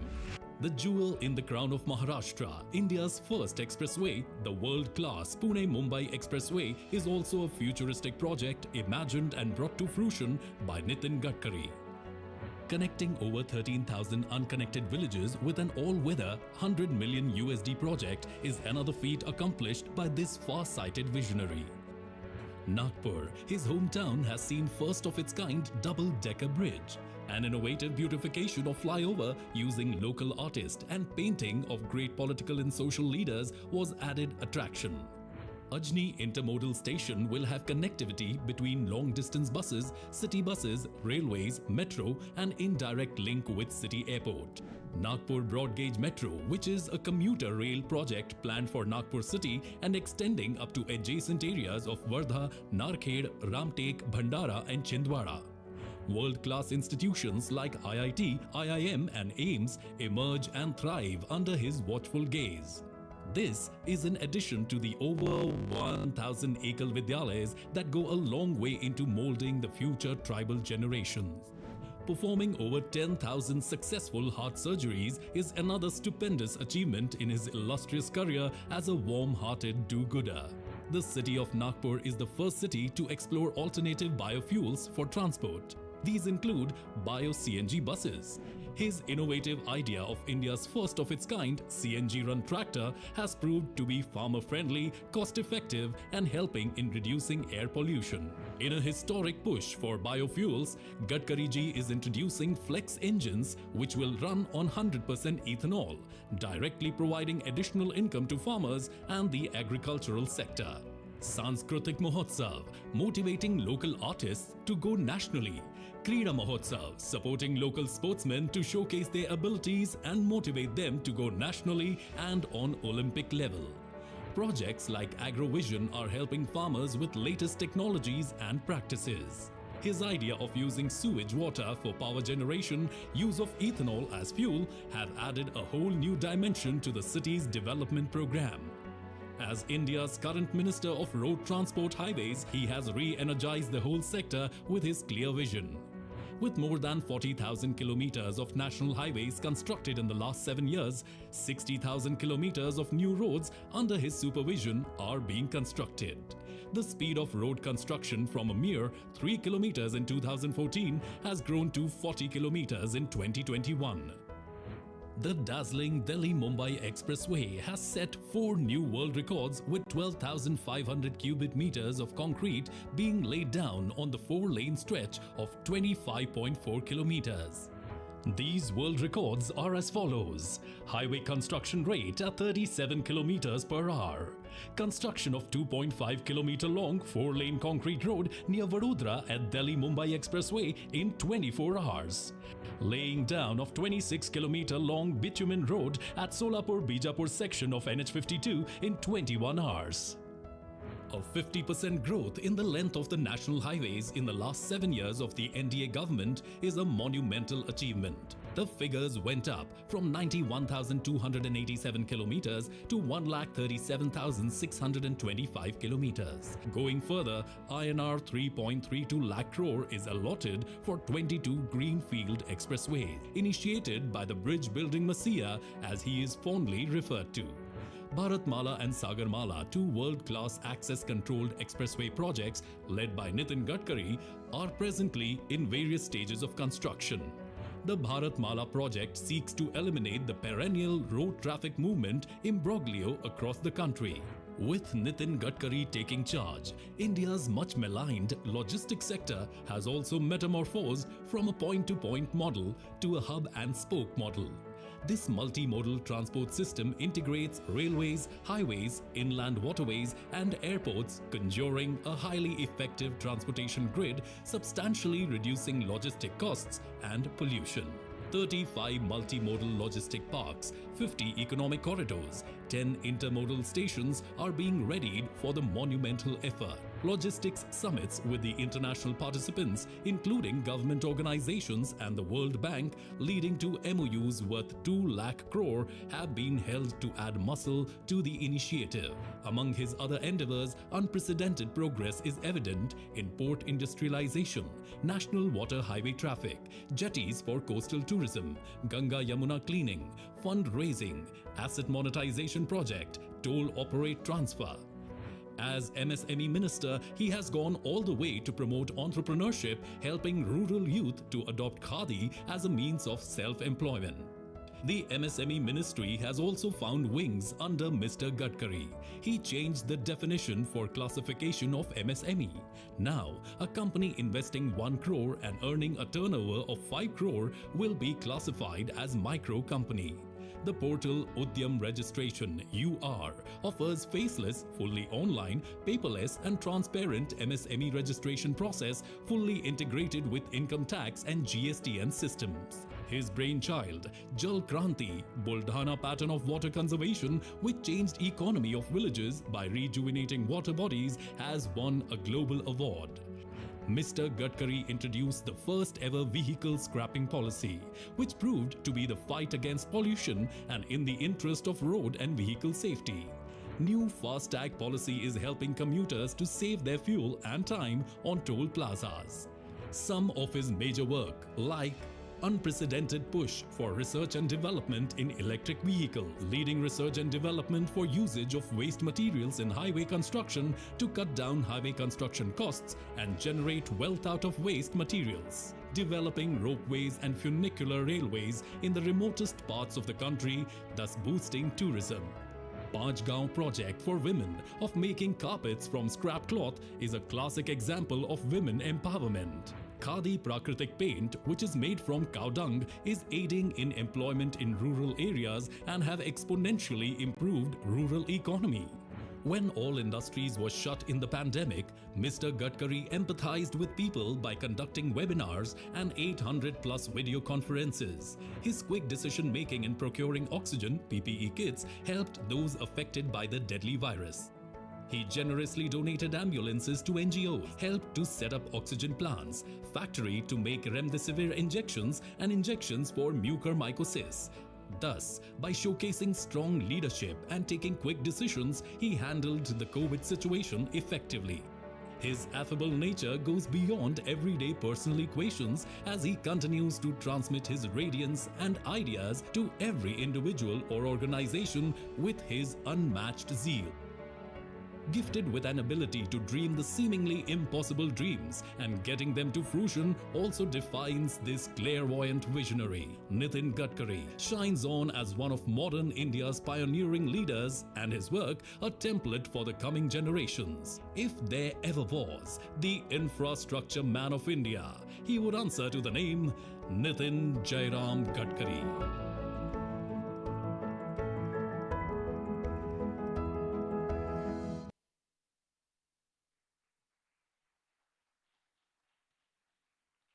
So that, ladies and gentlemen, is a minister who always walks the talk, who's casted really impressive and massive greener footprints towards nation building, a warm-hearted person, a minister who has delivered to his every word and bringing about a change in our country, a transformist, a reformist, an innovator, someone who stands as an inspiration and a role model for all of us. He joins us for his special address. And as I said, his words and his vision, which he has for India and for a Viksit Bharat, definitely inspires us and motivates us to be working for our nation. So we all are waiting for his address as he joins us. He stands as one of the tallest leaders of our government, delivering to the vision of our Honorable Prime Minister of making India a Viksit Bharat and truly a Viksit Bharat by 2047 when we are going to be celebrating our 100 years of independence. And as we have been talking about, when we talk about Viksit Bharat, it is not just about the economical growth, it is not just about GDP, it is also about a more holistic growth, Samagra Vikas, what we say, Satat Vikas, a sustainable development of our country, more inclusive growth of our country, and taking the benefits, the programs of the government, of the businesses to the people at the last mile, taking our research, our innovations, so that they can bring about a difference, a change in the lives of the needy. And it is the idea and the very thought behind the institution of BFI also stands. As was mentioned, it was instituted, BFI was formed during the COVID time with the very idea of reaching out to the people, helping the needy. That was shared by Mr. Sandeep Nelwal, our founder. And must I mention, our founder also stands as a huge fan of Shri Nitin Gadkari ji as he joins us. We really, in fact, stand grateful to him. He was supposed to join us in person, but due to some, as you can see, some meetings he's been having, but he gave us time to be connecting with us through this video conferencing.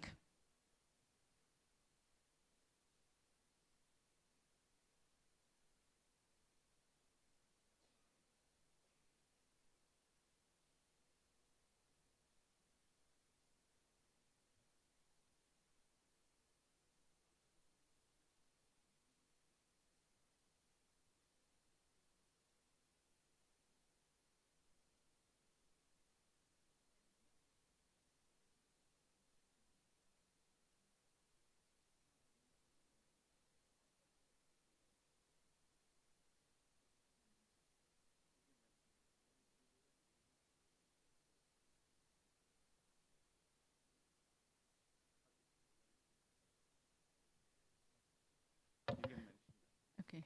So the Honorable Minister is going to be joining us in another 5 to 10 minutes from now.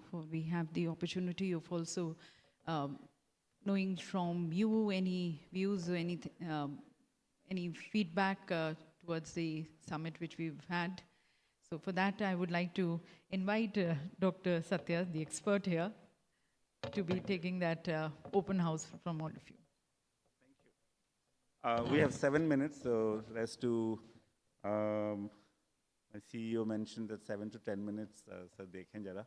I think let's do a quick, and here I think Mala, please tell me when Minister Sir would be joining so that I'll stop it. Let's do a couple of things. I think this is full house. Great to see, second day almost of the first day of inauguration. Why don't we take people we know and introduce themselves to the people here. I know you would love to go and do the QR code so that you get the prize. Who's going to start? Should I go to point at people and say, ma'am or sir, please introduce yourself? Let me go to the ma'am I spoke to with IIT Bombay today. She does work. She did her PhD from Harvard, was an IIT Bombay graduate. Please take the mic to her. She's sitting right next to the camera. And introduce yourself, 1 or 2 minutes. I don't know whether, Anand, have you spoken to her until now? Both of you were in Boston at the same time. Okay, okay. Somebody quickly. I also don't see Sandil or Sridhar Narayanan.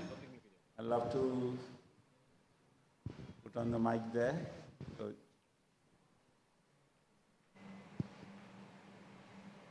okay, we'll probably finish up 7 minutes by people running to the mic.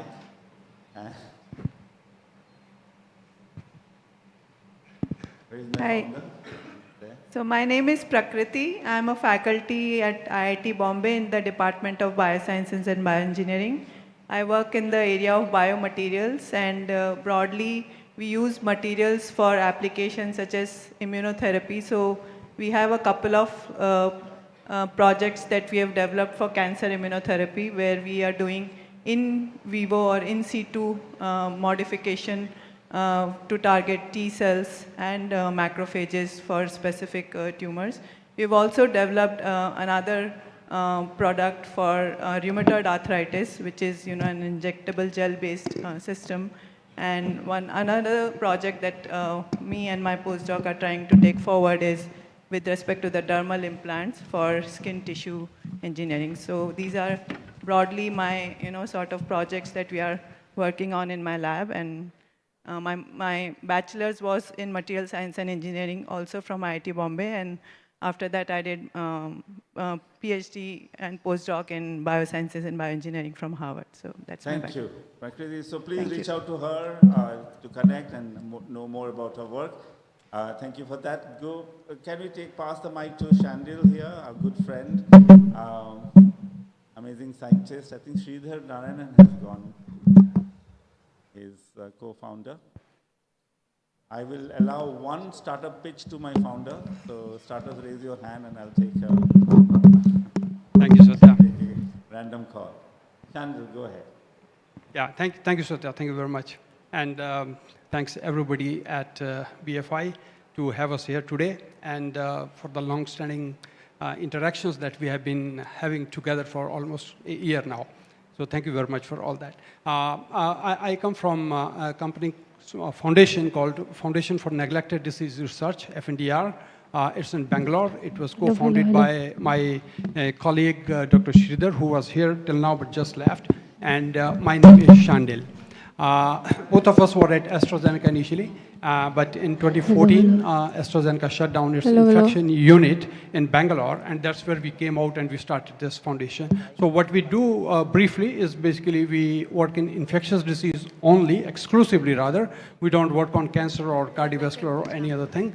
We are a kind of preclinical company. We develop compounds, new drugs, discovering new drugs for infectious diseases, and most of it could be bacteria, virus, fungal, anything.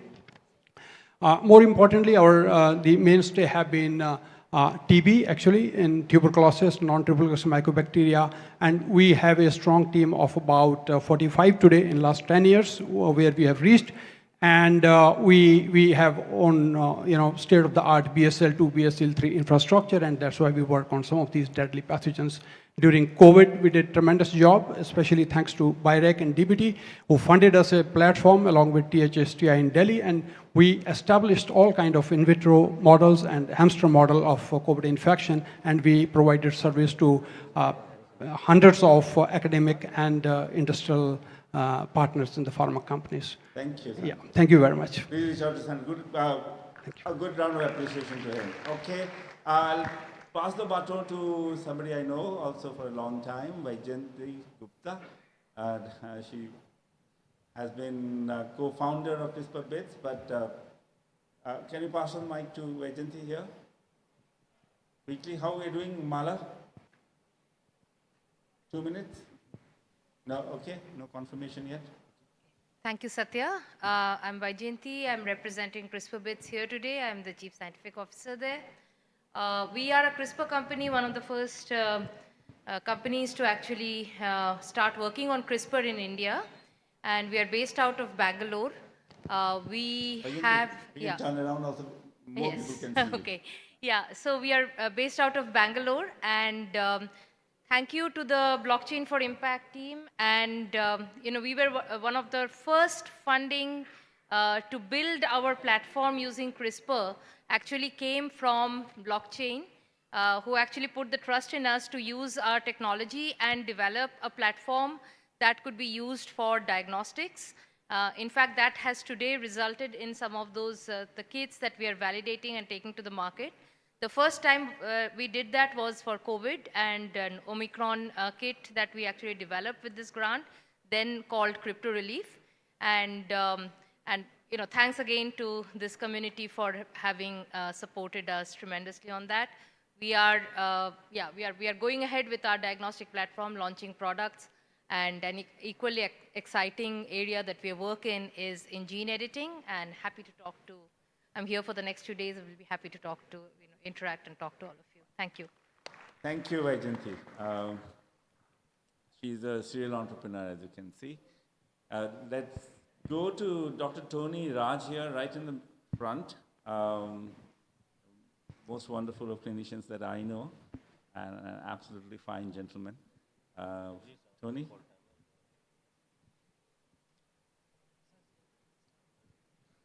Thank you, Satya. It's wonderful. I'm a physician by training, but I also am the Dean of the Research Institute at St. John's. I also lead the division or the innovation incubator called St. John's Health Innovation Foundation. I'm really happy to be part of this whole gathering here in the summit. Thank you, BFI, for putting together such a wonderful summit, bringing together all the stakeholders to take technology, to take the knowledge and talent we have in India. I work with a lot of startups in Bangalore, and I'm very happy to see many of them here. We have the talent, and I think this whole dream of Vikshit Bharat will come alive with help from groups like BFI and other like-minded government and non-governmental organizations. So happy to be here. Thank you, Satya. Wonderful. Thank you. Please reach out to him. While being at St. John's Hospital, he also heads the St. John's Research Institute in Bangalore, an amazing place.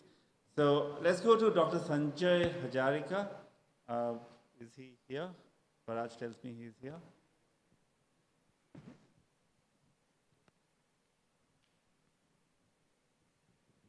Hi, thank you, Satya. I'm Satya Hazarika from the Center for Northeast Studies and Policy Research. I'm not a scientist, I'm not a doctor. I'm a journalist and writer, occasional filmmaker.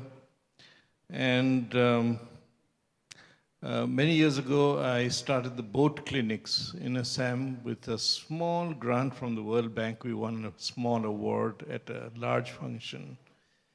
And with that came the story of the boat clinics. And then I thought that we should go to the next step, which is the hospital ship that you perhaps saw Mr. Naliwal mention in his presentation. So we reach about 3 lakh people every year in partnership with the government of Assam. And as far as the ship is concerned, it hopefully will be rolled out in a few months. And we hope some of you will visit and take it forward. We reach the most vulnerable people who live on islands without access to health care or any other service. So this is something that I'm very grateful to the blockchain for Impact for the support to complete the hospital ship, because without that, it would have been, it would have remained a dream. So I'm very grateful that this happened and for that support. Thank you. Again, amazing work. Please reach out to him. I'll go straight back. I think I can see Mamoni there, right there in the corner. She is founder of Polyorbit. Mamoni? Hello, everyone. So I'm Mamoni Dash. I work as a scientist at the BRIC Institute of Life Sciences, and I have newly founded a spin-off from the lab, which was actually a PhD thesis turned out into a commercial idea. So we are working on extracellular vesicles. These are tiny vesicles that come out of the cells, but they contain a lot of information from the parent cell itself. So we are engineering these vesicles to understand their regenerative potential. And the first model that we are working on is regenerating bone. And we have demonstrated that we are able to regenerate bone effectively, and we're trying to use it as a bone graft material through the spin-off. So I'm here available tomorrow also, and we have newly onboarded onto the Kickstarter program. So we are together with Venture Center here. If anybody wants to visit and look at our product development, please feel free to reach out. We also have our Chief Scientific Officer, Dr. Shashmita Samal, who will be happy to interact and take any questions on extracellular vesicles and their regenerative potential. Thank you. Thank you, Mamoni. We'll come straight to the front round table here. And I see a good old friend of mine who lives in Goa and does sensors, and also was very active member to transform BITS Pilani as a whole. Can you pass it on to Professor Sunil Bhan?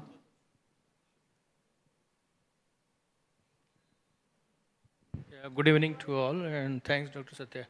So I'm representing BITS Pilani and BITS Biocity Foundation, a large ecosystem in academia and also a good enabler for entrepreneurs. BITS Pilani is known.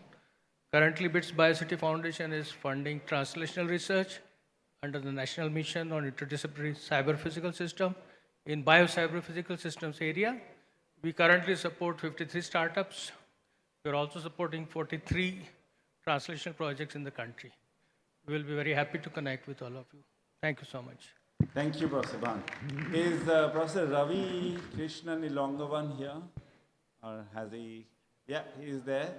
Right there, yes. An IIT Delhi graduate, then went on to do a PhD in Europe, came back to TIFR, and then a full professor now in IIT Delhi. Ravi?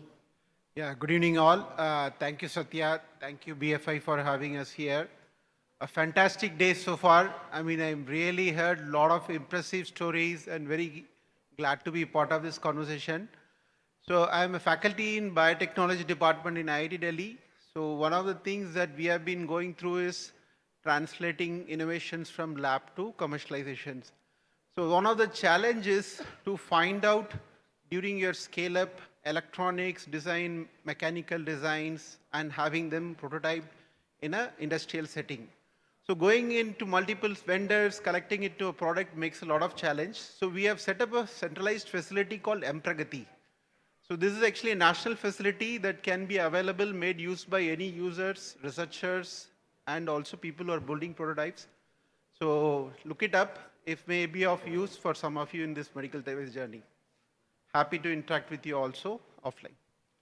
Great, thanks, Professor. I love calling him Professor, and he's a very good friend of mine. Okay, I think this part is unrepresented, and then because of equity and inclusivity, I have to pick from this side now. Who will like to speak from here? I can't see people from that side. Anybody will bring some interesting word? Or maybe Dr. Madhu is here from CCMB. He is in the last, yeah. All the conferences I meet him, he's always been a backbencher. And is Professor Nidhan here? Vishwas? Nope. Yeah. Yeah, Madhu Madhusudan Rao. I run an incubator in Hyderabad called Atal Incubation Center at CCMB. It's a life science incubator exclusively, mostly looking at medtech and biotechnology interventions. And we've been, we handheld almost 170 startups in the last 8 years, focusing on mainly cancer, diagnostics, medtechs, and things like that. And we also have some opportunities to fund promising startups. We focus mostly on deep science startups. And we've been lucky to be selected one of the BFI partners. And then we've run a couple of programs for them. I look forward for this event very much, and thank you. Thank you, Dr. Madhu. Can we go to, I can't see Dr. Deepika Mishra here. Is she here? No, from AIMS. Is she here? No. Okay. Can I then go to another very interesting institution being built, and I think Sonali is here, right? Is she here? Sonali Das? Yeah, there she is. Can we talk a bit about your work at TCG Crest?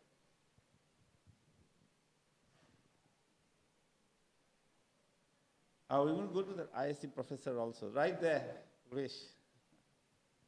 No, but let's go to Sonali first. Sonali?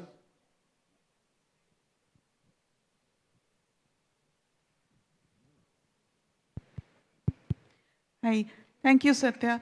So I am representing my research institute, which is based out of Kolkata, the eastern part of India. It's called CREST. It's a brand new institute compared to many others. We started in 2019, and then there was a break for COVID, and then we picked it up. And we are fortunate to have collaboration with BFI, who had the belief in our first research project that we are carrying out in your cancer unit, where we aim to understand the difference between the Caucasian genomic pattern and the Indian genomic pattern in order to decipher the EGFR TKI resistance in lung cancer patients. So thank you so much, Satya and the team, and look forward to work together. Thank you, Sonali. We'll just pause now. Thanks. Ladies and gentlemen, let's extend a very warm and a cordial welcome to a visionary leader, Honorable Shri Nitin Gadkari ji.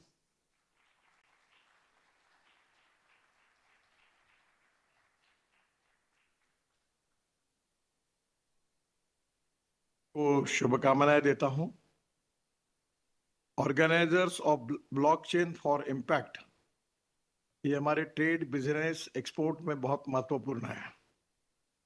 आने वाले समय में हमारे प्रधानमंत्री जी का ये उद्दिष्ट है कि हमारे देश की इकोनॉमी वर्ल्ड की थर्ड लार्जेस्ट इकोनॉमी बने, और थर्ड लार्जेस्ट इकोनॉमी अगर हमको बनानी है तो उसके लिए मैन्युफैक्चरिंग सेक्टर में तो बढ़ोतरी करने की आवश्यकता है, और उसके साथ साथ हमें एक्सपोर्ट भी बढ़ाना बहुत आवश्यक है। और ये बढ़ाने में निश्चित रूप से हमें परिणामकारक रूप से योजनाएं भी बनानी पड़ेगी और काम भी करना होगा। इस मंच ने वैज्ञानिकों, नीति निर्माताओं और टेक्नोलॉजी इनोवेटर्स को एक जगह लाया है, क्योंकि जो सक्सेसफुल प्रैक्टिसेस वर्ल्ड स्टैंडर्ड पर है उसके बराबरी में पहुंचना हमारे लिए बहुत ही आवश्यक है। हेल्दी एंड इंक्लूसिव इंडिया ये बनाते समय हमें विशेष रूप से मेडिकल टूरिज्म का भी हम ग्लोबल हब बनाने का उद्देश्य हमने रखा हुआ है। हमारे देश में मेडिकल डॉक्टर्स की संख्या दिन ब दिन बढ़ रही है। विशेष रूप से रिसर्च एंड टेक्नोलॉजी में काफी प्रगति भी हुई है। हमारी आयुर्वेद, विशेष रूप से हमारी योग विज्ञान और उसके साथ साथ हमारा मेडिकल साइंस आज देश में विख्यात है।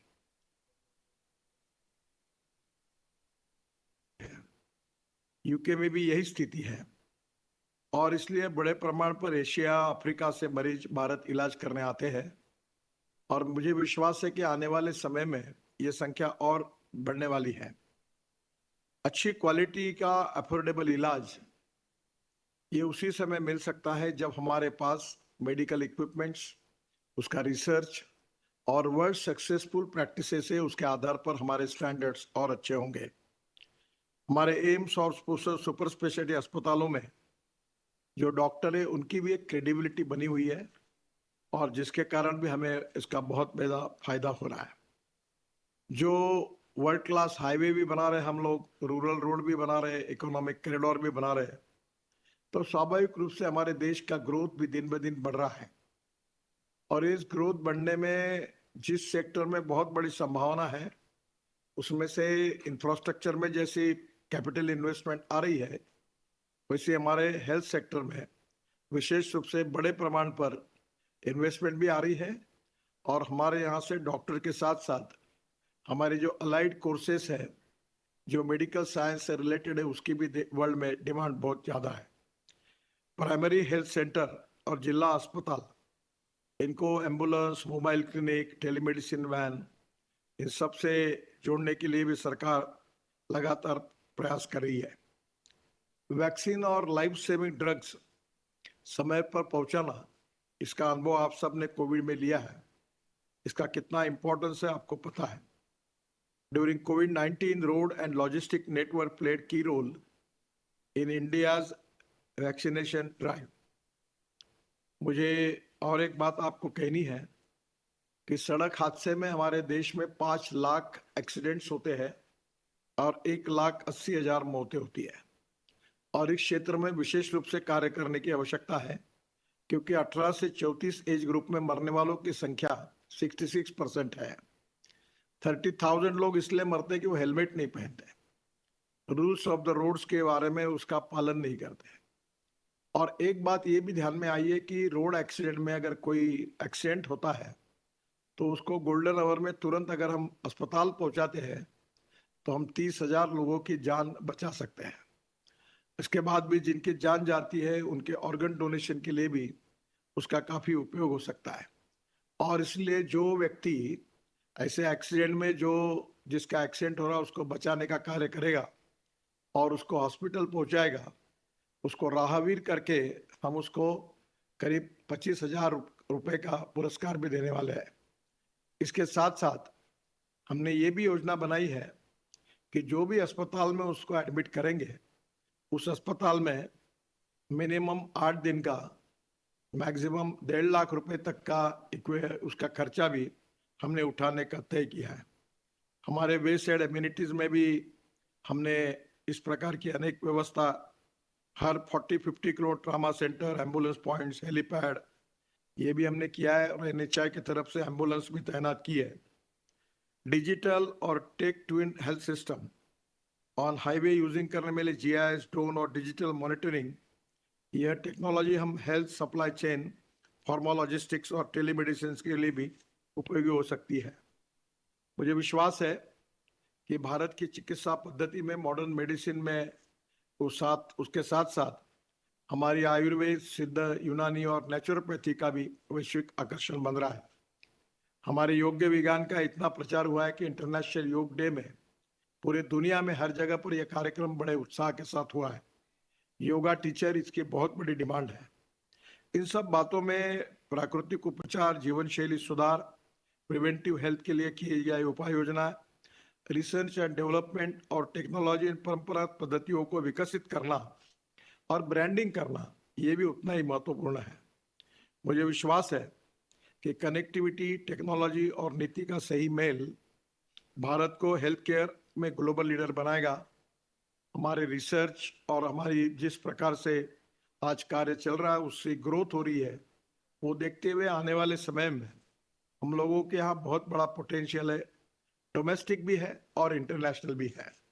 और इसीलिए हमारी फार्मास्यूटिकल सेक्टर में एक्सपोर्ट बढ़ रहे हैं।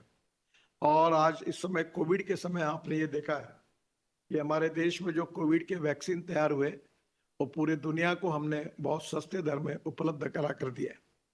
इस क्षेत्र की क्षमताएं बहुत ज्यादा है और इसलिए इस सेक्टर की क्षमताओं को समझने के लिए अभी सभी स्टेक होल्डर को साथ में आना पड़ेगा और come together, think together and work together. Coordination, cooperation and communication between the stakeholder, इसमें बढ़ाने के लिए ये कॉन्फ्रेंस बहुत उपयोगी होगी। मैं हृदय से इस कॉन्फ्रेंस को बहुत बहुत शुभकामनाएं और शुभेच्छाएं देता हूं। बहुत बहुत धन्यवाद। नमस्कार। बहुत बहुत धन्यवाद माननीय मंत्री जी, आपके प्रभावशाली और प्रगतिशील विचारों के लिए। अपने विचारों से और भारत सरकार की नीति और कार्यक्रमों का यहाँ पर लेकर हम सभी का मार्गदर्शन करने के लिए बहुत बहुत धन्यवाद।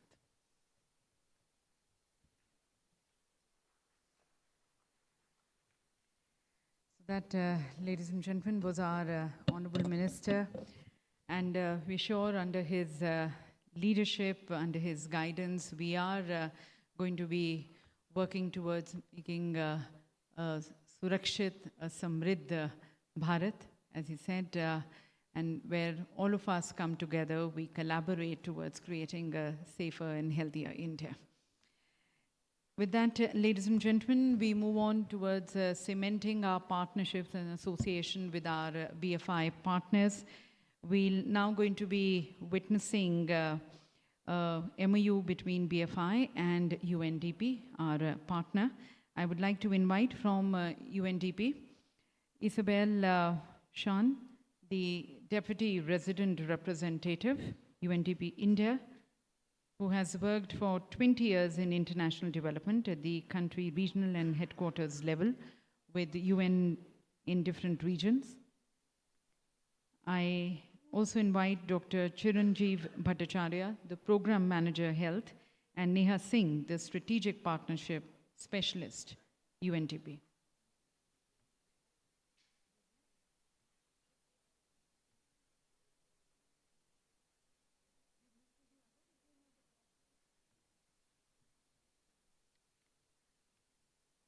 So there are two MOUs which are going to be exchanged, one with UNDP and the second with BRIC, BRIC, Institute of Life Sciences.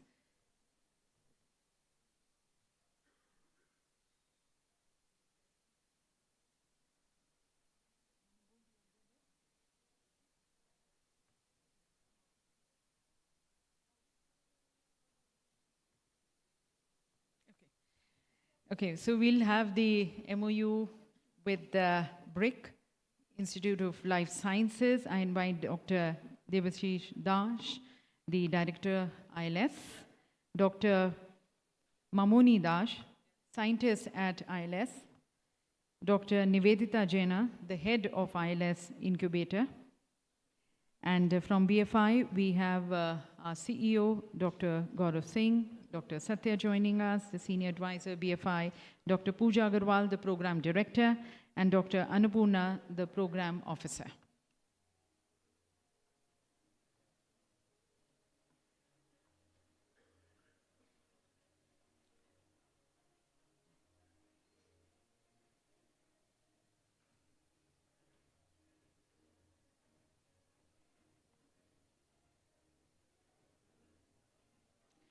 So this is the MOU exchange which you are seeing and witnessing, shaping a healthier India through meaningful collaborations. The association partnership between BFI and BRIC, Institute of Life Sciences, Bhubaneswar, towards accelerating biomedical research and innovation.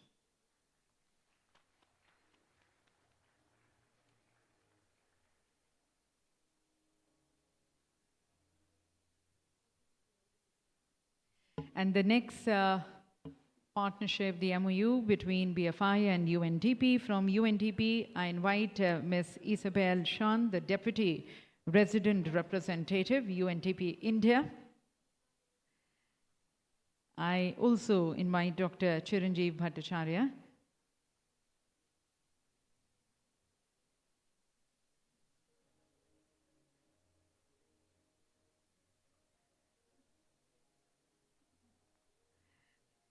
So the second MOU between UNDP and BFI, Ms. Isabel Shan, the Deputy Resident Representative, Dr. Chiranjeev Bhattacharya, Program Manager Health, and Neha Singh, Strategic Partnership Specialist, UNDP. From BFI, we already have on stage our founder, Mr. Sandeep Nelwal, Dr. Gaurav Singh. I also invite Dr. Edward Perez and Dr. Ramnath Balala, the Program Director, Health Systems of BFI.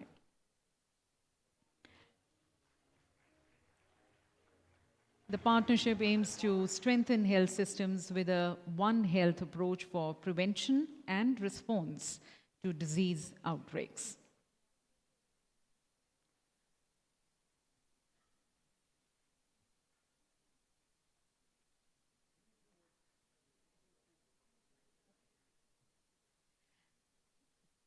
So congratulations and thank you. I would like to request Ms. Isabel.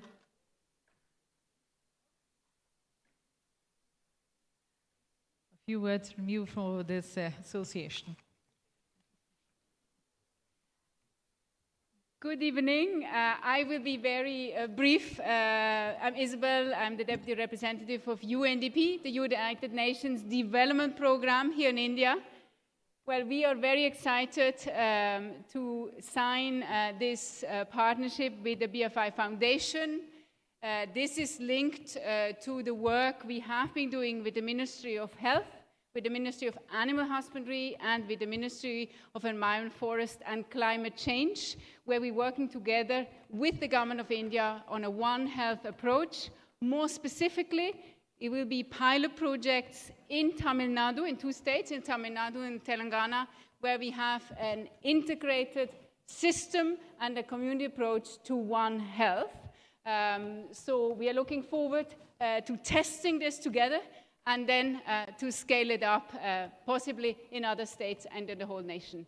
I thank you for your support and looking forward to the implementation of this partnership.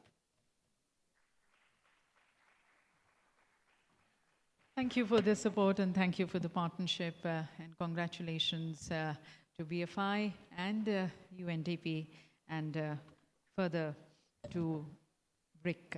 Thank you. With that, ladies and gentlemen, we are going to be moving straight into our last panel discussion of the day. And post that, we have another short session that's going to be further moderated and taken over by Dr. Satya.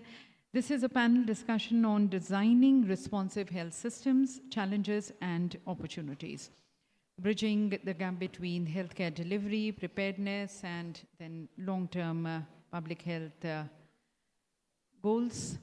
I invite our moderator to please take center stage, Dr. Angela Chaudhary, the Chief Catalyst at Swasti. Dr. Chaudhary leads global health programs focused on equity, tech, and climate-smart systems. A surgeon and a system thinker, she has mobilized almost $1 billion in health funding and pioneered India's first community-run COVID lab.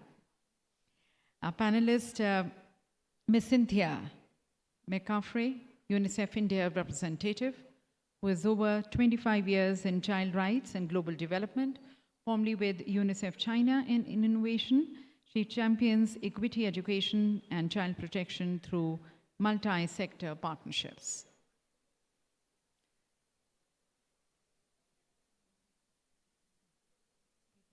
Mr. Neeraj Jain, PATH's Regional Director, who leads strategy and partnerships across Asia, Europe, and the Middle East. With more than 35 years of experience, he advances digital health, innovation, finance, and PHC, and serves on several public health boards and committees. We have Ms. Shilpa Nag, the Deputy Commissioner, Karnataka, was supposed to join us. Unfortunately, she's not been able to join us. She has extended her good wishes. Same with Dr. Srinath Reddy, the Padma Bhushan awardee and the President of PHFI. We thank them for their good wishes. Ms. Nandita Venkatesan, our next panelist who joins us in this session. I believe she's going to be joining us. She's a health policy expert and AMR advocate. And Mr. Johnson Topno, the Executive Director at PHIA Foundation. He has over 2 decades in development. He led Jharkhand's migrant response during COVID and previously worked with DFID and FES. Ms. Susan Thomas, a public health veteran, more than 40 years in health and childcare. As National Coordinator at LSST Seva, she focuses on women and children's well-being and social protection. She also serves on national childcare and social protection bodies.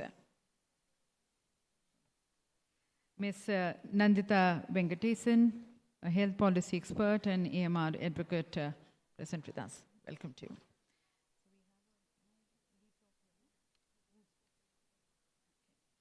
So we'll start with this. Yeah, I think we can move that side. It will look as a full panel. Thank you. So we'll have the opening remarks from Ms. Cynthia McCaffrey, and I invite you, ma'am, for your opening remarks for the session. I do it from here? Okay. Moderator, which do you prefer? There? All right. How's this look? Does this look okay? All right. Okay. Good evening. I have the honor on behalf of UNICEF to just have a brief opening remarks. And I mostly wanted to just say what a privilege it is for UNICEF to join this I3 Summit, really because of the opportunity to learn, listen, and work more and more with experts, innovators, academics who know media, who know data, and genuinely how do we push forward quickly on progress. I wanted to pick up on Sandeep's fireside chat last night, which I think was extremely useful in terms of framing what we're trying to do here together. And as we at UNICEF are looking at this, and as I looked at this august panel and looked at the participants yesterday and over the next 2 days, it's really how we're looking at strengthening that public health system, looking at the innovations that genuinely enable us to make sure that public primary health care are accessible, quality, far-reaching, and able to close that last mile gap. One of the things that really pressed on UNICEF from the opening last night was how do we converge to accelerate change and bring the innovations, leverage technology for things like telemedicine. How do you bring electronic health records together so that people are able to move around and have access? For children, this is particularly important. How do you look at improving data and making sure that you are able to have good data, but also timeliness in provision of services? And one of the things that BFI has pushed us in our partnership with UNICEF is really looking at designing resilient health systems that we learned during COVID. The importance of being able to have a health system that can withstand those shocks, whether it's from a pandemic and a health crisis or funding crisis that we see in many countries. And that's why we're here. And I think last night, Sandeep reminded us that as we look forward, how do we look at these countries that are lower or middle income countries that often have gaps in the healthcare system because of funding gaps or lack in data that is accessible and speedy. And that's why we're pleased to be here. And as I thought about framing this from UNICEF's perspective and I looked at this panel, I wanted to be inspired by the 3 I's and talk about the 3 P's. And the first is partnership. And UNICEF, an open secret is that we don't do anything alone. We work around the world with governments. We work with the government of India so that when we try something and it works, the government has systems to take it to scale. And when it doesn't work, we can recalibrate. We work with civil society and non-government organizations, and we'll hear from them because they're on the front line. They know communities. They're trusted by communities. We work with academics and the private sector to make sure that we're going and growing as fast as we can. We partner in order to make sure that we can really push our purpose. And I think Sandeep last night really pushed us on everybody has a purpose and a role to play. And this is where we're able to look at those weaker systems and make sure that we strengthen them. And one of UNICEF's purposes is looking at tangible, measurable goals. The Sustainable Development Goals, they're behind. SDG 3 is not where it needs to be. And so working with partnerships to achieve that purpose of moving forward to reach goals and really looking at how do we take what is new, like innovations or technology, and accelerate them. So I've had the opportunity to visit Gujarat, where there's a powerful accelerator through technology in the Narmada district, working with technology, health centers, primary healthcare centers, closer to communities, closer to children, are screening for the 4 Ds, defects, diseases, delayed learning, and deficiencies. And that enables a family, a mother, to know closer to her home what she may need to intervene sooner. And that's all because of technology, closer to the family home, closer to the community. We partner for purpose in order to reach real people. And I think that's what's exciting about this panel, is that you're talking to real people and making change that really impacts lives. And this is where I would highlight India having the largest frontline health worker force, 2.5 million frontline workers who are in the communities reaching out and able to share with mothers, with families, with communities, and identify children early on and the needs they have. It really makes a difference to have them on the front line, but there's more that we can do to make it stronger. So in Rajasthan, for example, just a few years ago, frontline worker Mamta, she'd walk 3 kilometers a day, but also carrying a weight of paper of about 6 kgs of the forms that she had to fill out. But thanks to the partnership between the government and UNICEF, Anmol was created. So now Rajasthan's frontline workers have a single data app that enables them to input data, get regular updates, and also then free up time and efficiencies in order to be able to manage her 350 families that she's trying to manage. So with that, I would say, as I looked at this and the 3 I's and the 3 P's, and as I looked at this panel, that this is an exciting summit and panel because we're partnering with purpose to reach real people. So thank you for that.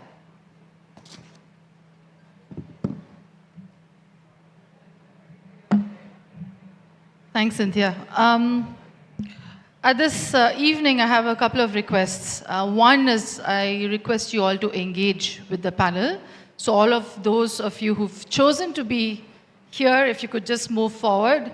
And whoever is closest to the door, please close the door if possible, because there seems to be some noise. So maybe you want to just get up and walk a few steps. It's not a lot of exercise to ask for. Please come. I'm going to wait for you till you walk up here so we can actually have a conversation. The better part of 2 decades of my career has really been about making unheard and invisible communities' voices be seen and heard and articulated in a way that health systems can actually remove their blinders and remove their earmuffs so they can see those vulnerable communities and be responsive. And responsive is another English word in our massive lexicon of jargon that we throw around, equity and, catalytic finance and God knows how many conferences we all have been jointly and separately. So I want to ask of the audience, what does responsive health mean to you? And from 3 or 4 of your responses, I'm going to challenge the panelists to frame your responses to what the audience is actually speaking about. So pop up your hand on what responsive means to you. Yep.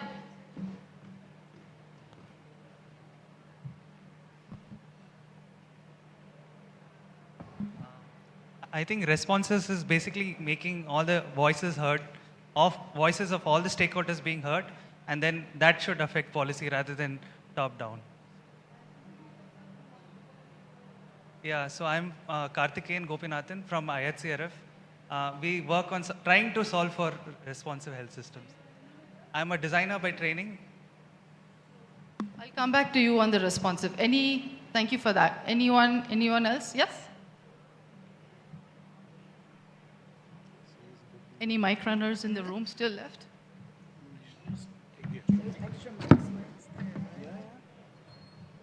Hi. I would think a responsive health system would be affordable and ethical healthcare to the people in need rather than making healthcare to people who can afford it. So I think that clear distinction needs to be there because I think that's the most responsive because to be able to afford is what I think the crux of the healthcare system in India is. And could you introduce yourself? So my name is Dr. Sharda. I belong to Shankar Nethralaya, which is a high hospital in Chennai. Okay. Thank you.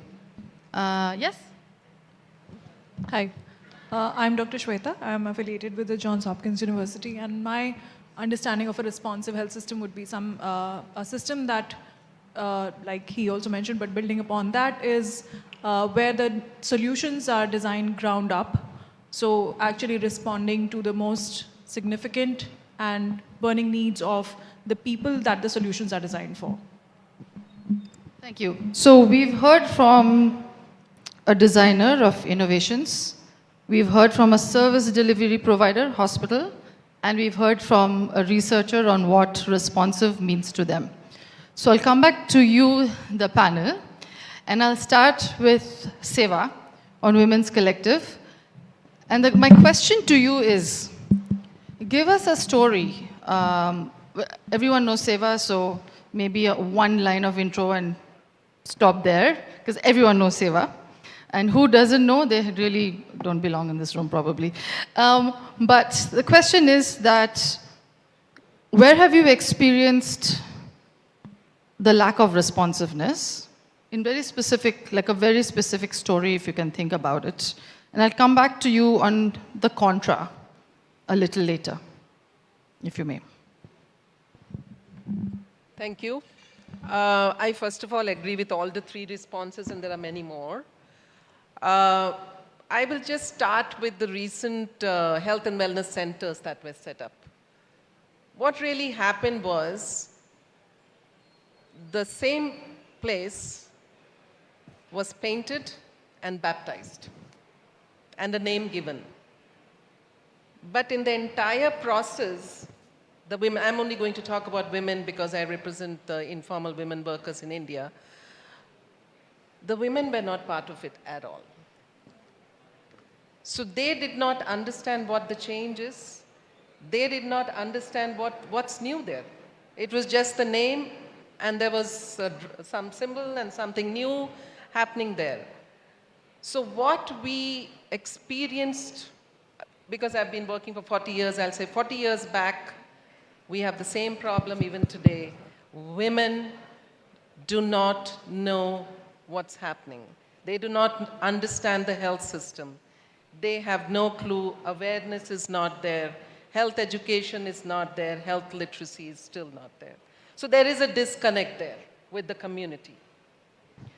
So that to me is the most important, like somebody said here, that it has to be a ground-up approach. When you start painting and designing and creating, it has to be with the people, with the community, with the women. So I totally agree with what Cynthia said. I would say the P stands for people-centric, participatory, and partnership. Thanks, Susan. Nandita, I'm sure you've had experiences where you're... Oh, louder. Oh, maybe it's quite loud here. I'm sure you've had experiences where your personal experience was not necessarily people-centered or human-centered or even you-centered or your needs-centered, or you have. So give us a good or a bad story from your perspective, and maybe share a bit about your perspective. It's your story to tell on when you have accessed the health system and when you faced such a challenge or a silver lining. A challenge or your silver lining in your experience with the healthcare system. Choice is yours. Thank you. Thanks a lot. So let me start by starting with a story of a very young girl. She was aged 17, and she was a bright young girl with a lot of dreams, with a lot of ambitions. She was a very ambitious girl, a college-going girl, who suddenly got to know one fine day that she had contracted this disease that was called as tuberculosis. She hadn't even heard about this disease ever. No one she knew about in her family, in her extended family, ever even heard of this disease named TB. And people around her told her that this is a disease that usually people who are extremely poor or people who have very limited means, they are the ones who contract this disease. How did you end up contracting this disease? So this young girl got this disease called TB when she was in college. And then finally, when she got cured, she moved on with her life again. And again, 4 years after that, the disease came back into her life once again. And this time, the disease was way more dangerous, the disease was way more serious, and the disease was at the end stage in her life, wherein the disease was termed as life-threatening for her. She had to end up undergoing nearly 6 surgeries in her abdomen, which is where she had contracted the TB. She was hospitalized for nearly 3 months, precisely 90 days in a hospital. She was scooped away in a room for 3 months. And then all of a sudden, one fine day, she gets to know that she has lost her hearing, hearing on both her sides, bilateral hearing gone. With one fine snap of a finger, overnight, she lost her hearing. Why? Well, because it was because of a TB medicine that was administered to her as part of her treatment. But well, that came as the biggest blow to her when she was all of just 24 years.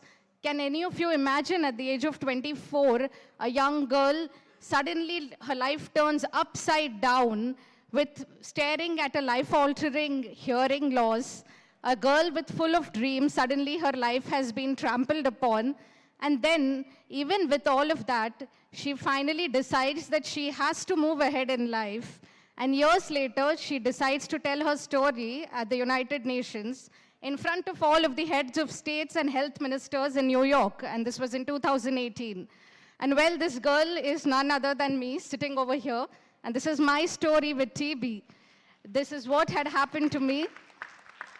I was just 17 years. And then, yes, this was my story when I got a chance to speak at the UN with the health minister, JP Nadda. I addressed a bunch of health ministers at the UN General Assembly in 2018. Well, it was not a simple journey. It was anything but, if I have to say, patient-centric or person-centric and all the wonderful terms that we often use in a lot of panels and conferences. But yes, it was a difficult journey for her, but she decided that she will not let this journey end her life. She will turn that pain into power, and she is going to go ahead and speak up and point out what needs to be done, what are the systemic flaws that need to be addressed. So according to me, I feel that there are some points that I would like to raise, bringing starting with a very important point that I want to bring in. I want to merge two of my favorite concepts, a concept in economics called rationality, that is called as rational choice, where a consumer is often said that he or she often opts for a rational choice when he has to take a decision. And I'm going to bring in the other entity here, and that is a patient. Often what happens is that I've often seen that the health system often assumes somehow that the patient is always undergoing irrational behavior. The patient is often felt that whenever we speak in terms of a patient, whenever we want to speak about patient care, the immediate response is that, oh, the patient is maybe not interested in getting cured. Or the patient is dropping out of treatment because maybe she doesn't want, maybe he's not interested about her health after all. Maybe she does not want to, maybe she is just not interested in getting better. Maybe she has just given up on her life. But have you ever realized that it is actually the reverse? I must tell you that a patient is actually making the most rational choice, but not in the way that everyone thinks about. And I'll explain to you how.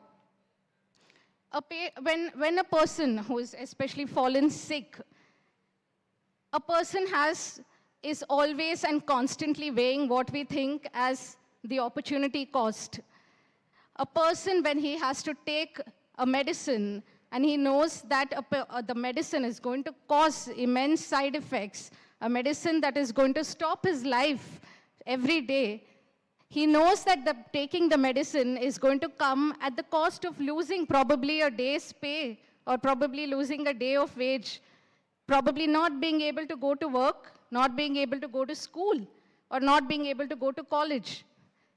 The person is actually making what she feels or he feels is a rational choice, that I don't want to take this medicine. I don't know whether this is going to make me better. No one has told me it is going to make me better after all. But I will want to, after all, go and earn my money. I don't want to lose out on my pay. So I often feel that the health system, there is an approach in the health system that I feel fundamentally tends to the fact that, okay, a patient is maybe not very interested in caring about himself, in caring about herself, but is actually the exact reverse. A patient is constantly weighing the opportunity cost of doing one thing versus foregoing something else.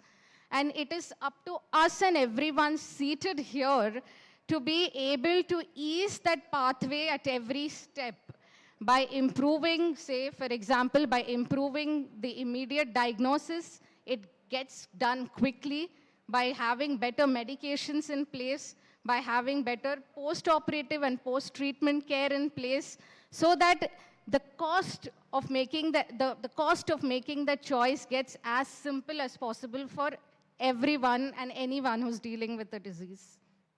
Thanks, Nandita. And that's a really good segue to going to you, Neeraj, because you work with technologies that make things accessible, timely, feedback loop very quickly to the patient. So maybe share with us some of the challenges in the environment, because your objective is to make diagnostics and tools exactly that. And what are the challenges in the environment that you're currently dealing with, and maybe a success story or two? Sure. Thank you. Is this working? Yeah, it's working. Yeah, okay. Firstly, thank you, Angela. The biggest challenge I have tonight is that my entire script has gone out because Angela changed the questions. So thank you for that, as expected. But Makes for a more interesting conversation, no? Absolutely, absolutely. But I think, I've got a problem with the word responsive. I think it's a very colonial term. I don't think, I think it's a top-down kind of a thought process. And I think, firstly, we need to turn that around. We can't be looking at a responsive health system. It has to be designed based on the patient. And that's where we need to start.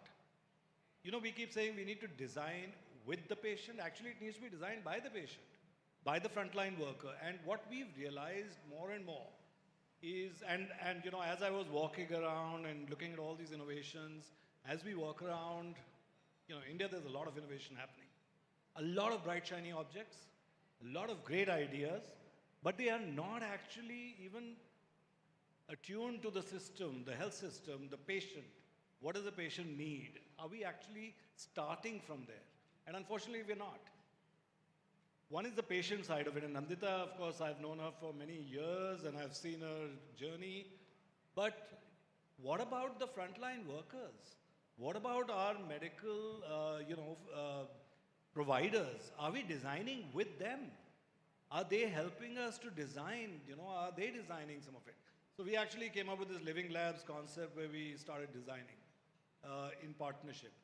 But even there, we design for a TB diagnostic, but the person walks in with fever, right? Could be TB, could be malaria, could be dengue, could be anything. So are we actually thinking about that? No, we've got a great TB screening tool which we are going to roll out in You the have the health hammer, system. you're looking for the nail. Yeah, absolutely. So you've got this lovely TB tool, but person has fever. What are you going to do? What happens when a child is hemorrhaging with acute encephalitis in Gorakhpur? What's the reason? What are we going to do about it? So there are a lot of challenges that we face. And technology, unfortunately, is very close to the innovator's heart. This is my thing. I have had innovators who are ready to hit us. Because we come in and we say, this is not going to work in the health system. But they don't want to hear that. And then they'll say, okay, forget these guys. They don't know anything. Let's go find somebody else, another incubator, Dipanvita. They'll come to you. They'll go to Venture Center. They'll go to C Camp. But and nothing wrong with that because it's very close to their heart. But the health system, I think that piece is missing. The provider, what are they doing? What are the current algorithms in the health system? How does it work? How do patients move from self-care to primary care to district level to tertiary? How do patients move when they come back? What happens?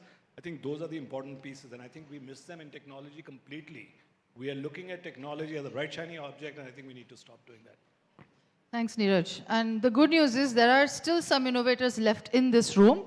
So I really hope that they were paying attention to you and they will reach out to you at dinner time. Yeah. Johnson, you and I have shared stage many, many times. Big admirer of your work with the tribal community. So if you could share in short what you're doing with the tribal community and maybe a story where, because I know you have a lot of stories, maybe a story where the system was not responsive and how you supported the community and the health systems in being, let's say, empathetic towards each other and serving each other's goals. Because I'm taking from what Neeraj said, he doesn't like the word responsive, so I'm finding a workaround to the jargon that actually means they are partners in this well-being journey. Did I get that right? Awesome. Thank you, Angela, and thank you, BFI, for having me here. With respect to one example, which is alive, which I have seen from my own naked eyes, I come from Jharkhand, and it's around 135 kilometers away from state capital, Ranchi. I happened to be, during the monsoon season, happened to travel to the district due to some project works and field visits. I found a village after a 1 hour walk to a village very remote, a village inhabited by the primitive vulnerable tribal communities from Asur community. Asur, they have a population of around not more than 15,000 in the world. So that's the level. And I found when I entered to the village after a walk over 1 hour, because you don't have a road to reach that place. And I found that villagers are gathered in one family, one house. Then I inquired what happened. Then I was told that a day before, a woman at the very early 20s died because of childbirth and heavy blood. It was complete silence why this happened. And and the health and wellness center is something like 25 kilometers away from there. No internet connectivity. I'm talking about in the year 2016. And why you did not approach? Because of the lack of internet, lack of telephone, this community completely excluded forested villages, I mean really far off from the mainstream of development, no electricity, no interconnectedness. And I found that, and they tried to reach to a quack, traditional healer. And a person, her husband actually walked almost 14 kilometers away to get him for the treatment. And by the time he could reach, a wife died already. And why you did not approach the doctor and so on to the health and wellness center? He said that वहाँ जाने से हमें क्या मिलेगा? वहाँ तो हमें गालियाँ मिलेंगी, पेपर पूछेंगे, कार्ड पूछेंगे. कम से कम हमारे घर में मेरे पड़ोसी हैं, हस्बैंड है और बाकी सारे साथी लोग हैं जो कम से कम there is a solidarity to share that struggle. And that has been the experiences. So just coming back to your question, is that how responsive is this? I heard that the Health and Wellness Center was opened 6 months ago from that incident, and it's not responsive. The way these communities are being treated is that they don't feel like going there. There is no empathy, there is a discrimination, and the person, doctors, they are not very sensitive. The ASHA workers doesn't frequent because at ASHA worker has to really cover large geography in order to reach there. And it's a forested undulating terrain, and at those points of time, those geographies were bordering Chhattisgarh, and then we had a Naxal movement also running. And the army forces, paramilitary forces, it was very difficult to really reach out to that community. And we realized that this is how the health system runs. There is no trust, there is no relationships, there is an exclusion, feeling of exclusion, there is discrimination. They really feel afraid of reaching to the doctors, the paramedics teams and so on. Very low esteem, because in Jharkhand, if you look at, I come from that state, almost 40% plus are very marginalized and vulnerable communities. What we did, how do we address this? Because the area that where we are working, FIA Foundation partnering Hope into Action, is that we should strengthen the Panchayat and Gram Sabhas. We found that this is something very, very important aspects which we need to strengthen. And this is a constitutional enshrined institutions, but government has never invested time and energy to really capacitate these village councils. It had 8 standing committees, but dysfunctional.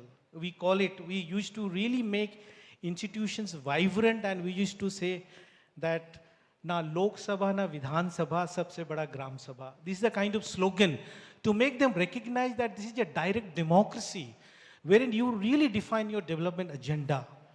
And it took us almost a year to really make them realize that Gram Sabha is something very, very stronger, vibrant institution wherein you make systems accountable and ask that if ASHA worker is not coming, you should ask why they are not coming. If ANM is not coming, why they are not coming. Doctors is not visiting, why they are not coming. And we made it, it took us almost a year time to make this realization, if we are poor, if we are excluded, because there are certain duty that Constitution gives us, which we are not exercising. And after 1 year, we realized and we felt that these Anganwadi workers, health workers, they used to attend Gram Sabha meetings, and scorecards were being asked, what has been the result in the last 1 month, asking how many testing have happened, how many growth monitoring were done, how much children are coming to the midday meal and so on. So all these service providers used to be participating in Gram Sabha meetings, and we felt that's the only way to really make the service providers more accountable and responsive.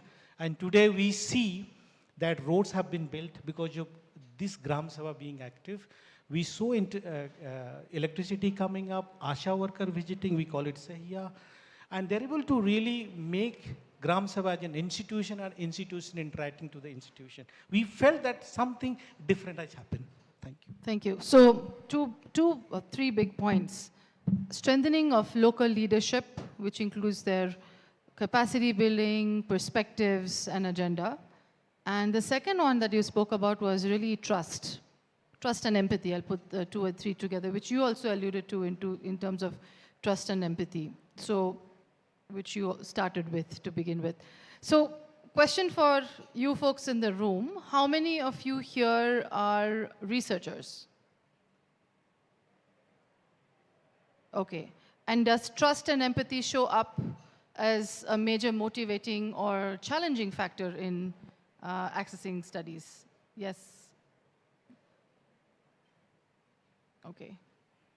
Any perspective you would like to add or a contra to what you've heard from the panel? Yeah. Hi, I'm Kalayarasi. I'm the founder of Kramer Private Limited, where we are developing a home test kit, affordable, which can help to detect the early signs of PCOS and PCOD. And as a researcher, I have been in the research field for past 8 years. So I feel that empathy and then carrying towards or being in that position with patients or any other people helps me to build the any kind of policies or even the instruments or devices better way, I would say.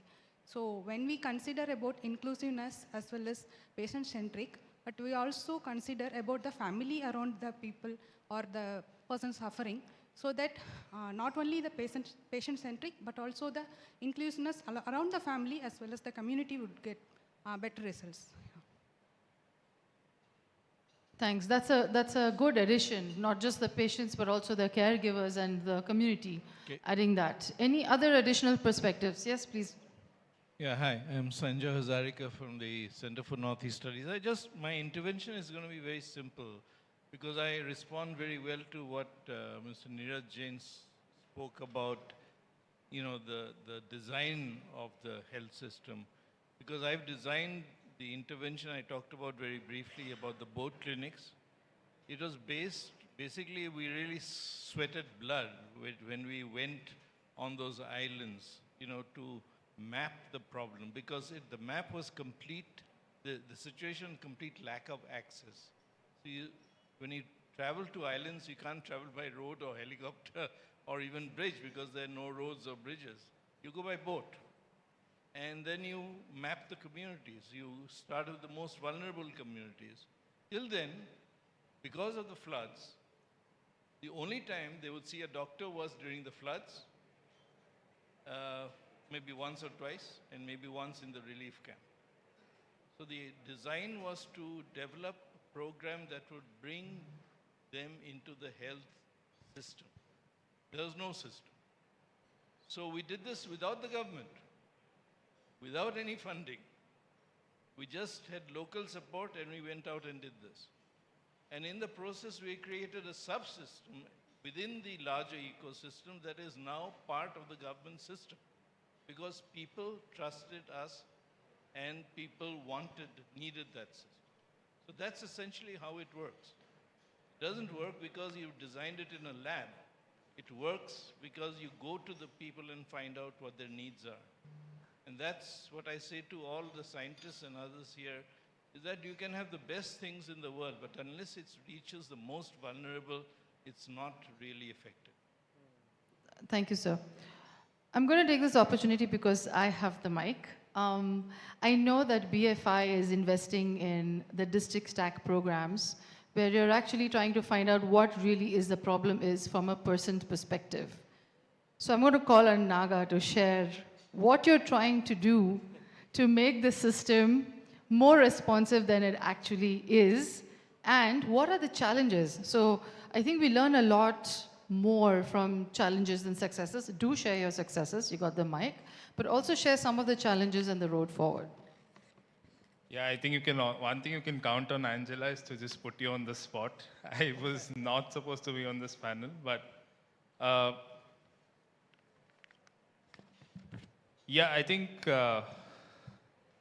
a lot of the discussions that we're having here, especially why CNS and FIA are partners to the District Full Stack program, is because of the points that the both of them just spoke about. I think the large part of where do we start building solutions starts from really, I think, understanding from the people experiencing the problem and how do they view the problem. And if we are able to get that well and bring that in a way to the design table, whether it's researchers designing a solution or innovators or what's happening in academia, if we are able to make that a two-way conversation, there is lived experience and lived expertise of people experiencing a problem, trying to solve it in their own way. And then if we are able to bring that to the problem design table, start solutioning from that perspective, we believe that we'll be able to move closer to solutions that work for people, that works for the system. Maybe one of the examples that I can give is, don't know if Huda from Celco is here, but one of the insights that we had earlier on working in Meghalaya was you have ANMs who have living quarters in sub-centers where most of the women would go for deliveries. But because of lack of electricity at the sub-center, the ANM would live at the closest place available, which is maybe 30 to 40 minutes away.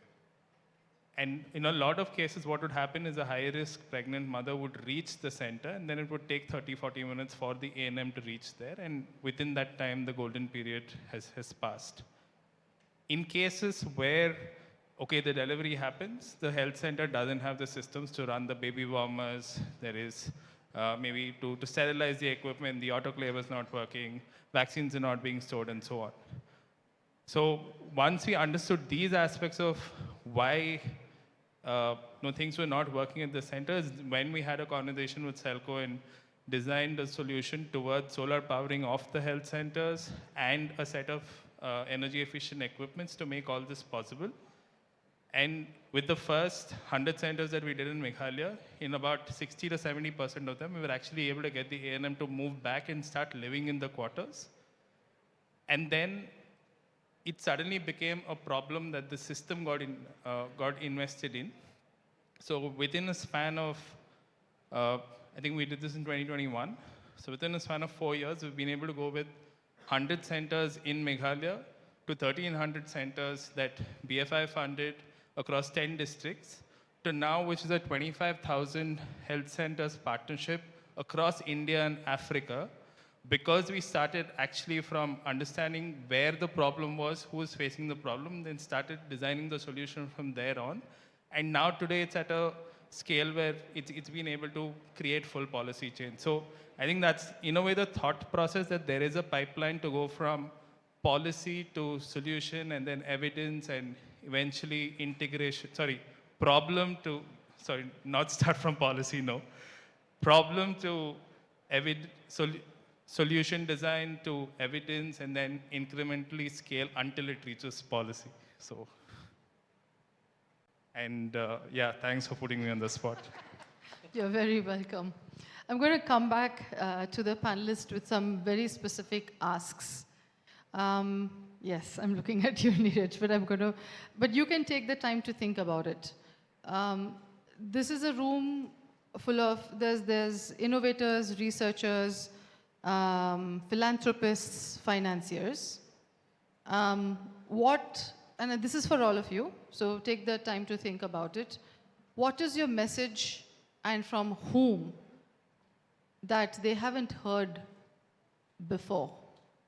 Or you need to reiterate in a strong way. I'm sorry, I have to be louder.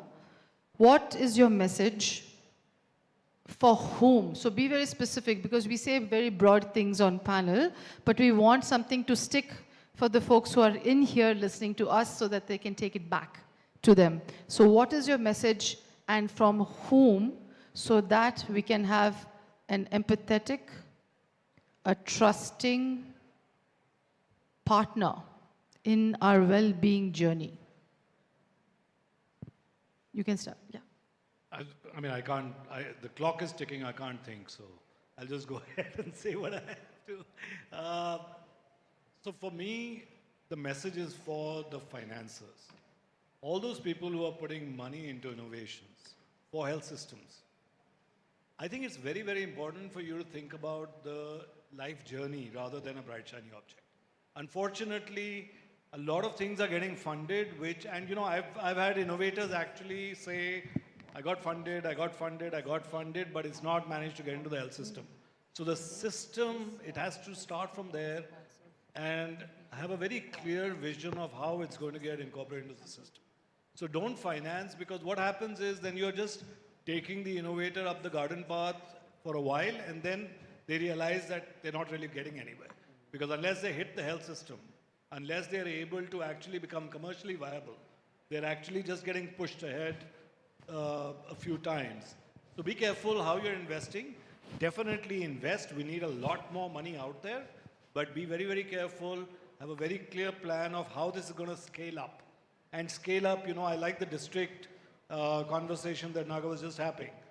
For me, in India, if you're not able to do an entire district, saturation, it doesn't exist. Okay, let's not talk about a few villages. It has to hit the entire district. That is your level of governance. I think, Cynthia, you would agree with me. I think UNICEF has a sort of similar thought process, so that should be. But yeah, please don't, be very careful how the financing happens. Thanks, Neeraj. So my message from the way we work. Can you hold the mic a little closer? Yeah. Health is not like just a stand-alone thing. There are multiple factors that, again, coming back to women, that affect her life. So whenever we are designing something, you have to keep the woman in the center and look at all the problems that affect her, and that, affects her health finally. So we cannot just say, for example, you are finding something for maternal health, all the other things are not important. Everything is important, so you have to look at it and then integrated. Here, integration doesn't mean partnership. What I'm saying, integrated model where you're looking at livelihood, you're looking at financial security, you're looking at food security, social security, everything. How do you solve that? And the problem, like earlier, I want to echo the same thing that was said, that review of literature doesn't review the problem. Yeah.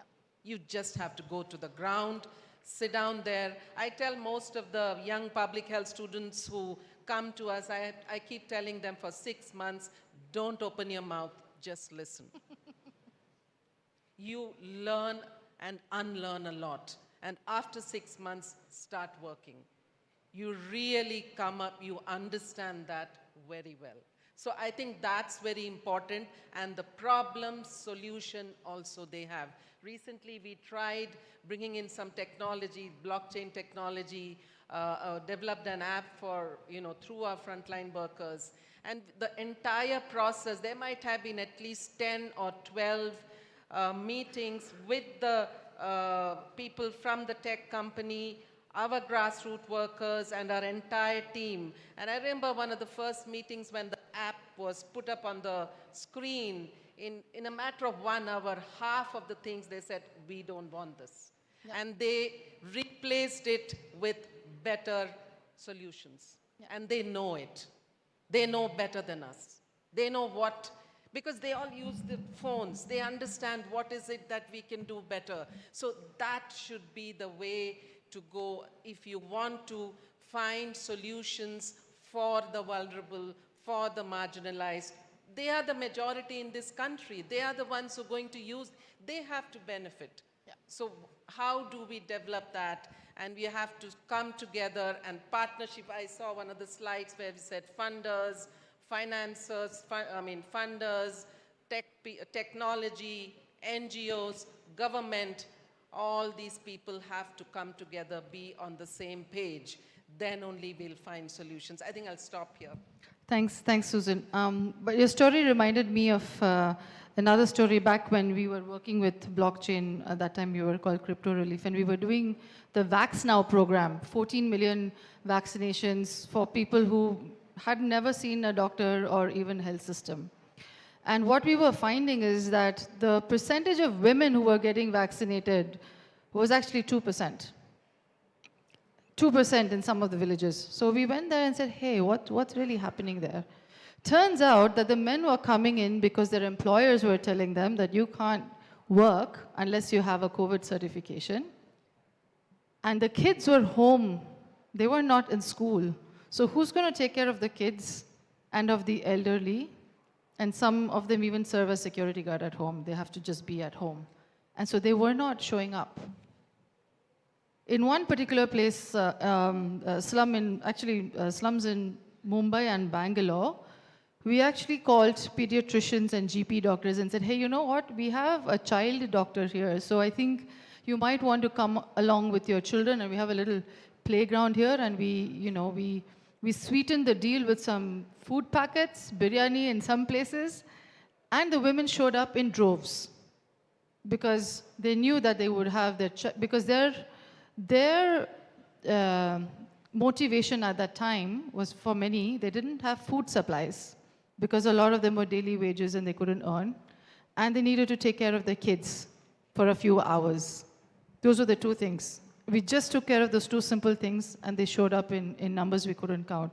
So it's really as simple as that, not so complex. Right. Johnson. Yeah, thank you. So I think, which Susan has already mentioned, but I also echo the same thing in terms of, if you remember the pandemic crisis that we have all undergone, and we keep repeating those memories, and we have seen how we collaborated to come out. Everybody contributed to that story. And we really fought back those struggles. We have seen in the first half, we were discussing about incubators, biomedical sciences, and everything. But perhaps we are not talking to each other, which I feel. And therefore, I believe that whatever solutions that we are talking about, whatever technology that we are talking about, it has to be closer to the community. And we are the one, we are taking side to the community voice, and we feel that I think they are in isolation in terms of finding solutions. Communities down there are very resilient. They are living with a basic infrastructure and basic livelihood opportunities that they have. Still, they are thriving on whatever they have. But I believe that they should be part and parcel of the entire design process, the solutioning process. And I believe some of our colleagues are working and trying to experiment around human-centric design when we are really going to understand what are the aspiration and community needs in terms of the health requirement. Have we ever consulted? Most of the time we find that the investment that we make, it is all prescriptive. Somebody has done it. And this is, if this is the problem, this is the solution you have. So it becomes an alien in terms of the community adopting to those technology or the solution. So we are working on those lines in terms of making communitization of those processes and become part of the complete design set so that we are able to understand, because India is a large country with diverse cultural, socio-economic conditions and ethnicity. And therefore, the one solution cannot be blanket solution for the entire country.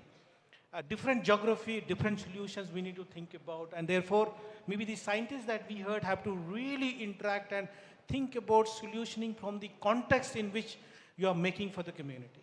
Thanks, Johnson.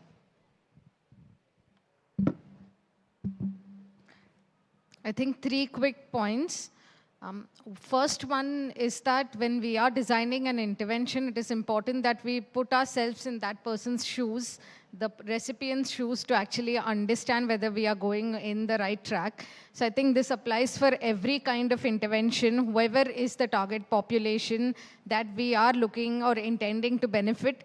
First and foremost, we have to put ourselves in their shoes and understand whether our designing process, understand whether our policy making process is really on the right track.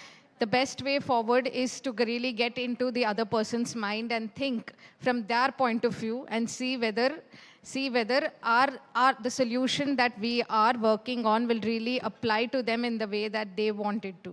So I think that's the first one. Second one is definitely about putting your money where your mouth is. There's a lot of, I'm aware that there's a lot of funding crisis right now that the general global health situation is facing, not just in India, but globally. So I think this is really the time for India and also the time for a lot of global south countries to really step up and increase the pedal on healthcare funding in different areas, whether it is in non-communicable diseases, whether it is in communicable diseases, especially in designing, in R&D. So I think we see that there has been a lot of donor-led, especially from the global north donor-led intervention, or excess reliance that we are seeing is starting to backfire. So I think it is important that global south countries begin to get independent when it comes to healthcare funding. So I think it's important. I can see that steps are being made. So it's all in the right direction. So hopefully we should continue on that. And third point for me, which I missed mentioning actually in the first question, is about looking at health from a gendered lens. It is very important that we prioritize women's health in every aspect that we are looking into. Every disease affects, I believe, every disease or every issue in the healthcare system affects women in a very different way, because it is often influenced by the socio-economic setup we are in. So it is very important that we start looking at health, whether it is from the data perspective, to get more robust data, for instance, about women's health in place, to get more robust data about how women are reacting to healthcare systems, to how it is impacting them. So really, I feel that we need more interventions, we need more discussions around women and their interaction with the health system. Thanks, Nandita. And yes, over to you, Cynthia. I wasn't going to let you go. All right, 3 minutes over. I think I would pick up on your point that Susan and Johnson also said, communication. We always talk about communicating and how important it is, but the most important part of communicating is listening and hearing. The second is, and especially for the donors, the financiers, and even the innovators, go far. And this picks up on Niraj's point. Go to the last mile. We talk about the last mile, but if you reach the hardest, most vulnerable person on earth is a child who is not well, who may be a minority, who you might not see or might not be able to reach. Go there. Reach that person, and it pulls the whole system. And that means that you can go to scale. But the most expensive thing to do is to reach that child that might be invisible and might not be able to stand up and speak for herself. Go there. And then I think the third point is that pulls you to scale. Go fast. Sandeep said this yesterday, and this is where Susan talks about women and trying to support their families. Children don't have a lot of time. Think about your life. Think about your children. Wasn't it just yesterday that they were little, that you were a child? It goes like that. So we don't have a lot of time. So also for all of us is we have to go fast, but we have to go with listening, and we have to go with what looks like it's the hardest thing, because if we get there, it pulls the whole system. Thank you. Thank you to yes, absolutely. I recently heard it's not mine. Somebody said, it's not the last mile, that's the first mile. You took my words away. So it's no, that's excellent. But before I thank you all, and thank you all, I actually have an ask. BFI put together such a wonderful conference, not for us to just talk, and some of you here and some of you on the phone. We're going to use this platform as a very specific ask. You have a very powerful platform.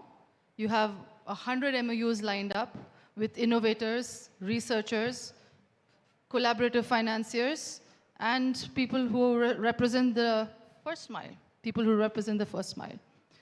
So think about how you move forward, how you enable the innovators to open their eyes and take community along with empathy and listening and kindness, and how we might get those solutions to the very first mile, because if we don't solve for all, we actually solve for none. We actually solve for none. So thank you very much to the audience first for staying in the evening and listening to us, and deep appreciation for the panelists for bearing your hearts. Thank you. So thank you to the panelists for this panel discussion, thanking them for sharing their experiences, their concept and approach towards making healthcare more responsive and responsible. And I invite Dr. Shantanu Pathak, the co-founder of Doto Health. Please join us here on the stage as we present Pitomini. This is an indigenously developed healthcare device, and presenting it to our panelists. This is a pregnancy monitor that is well suited to resource-constrained locations. It is fitting to be presenting it to our panelists here, who in fact are public health champions. Thanking them once again.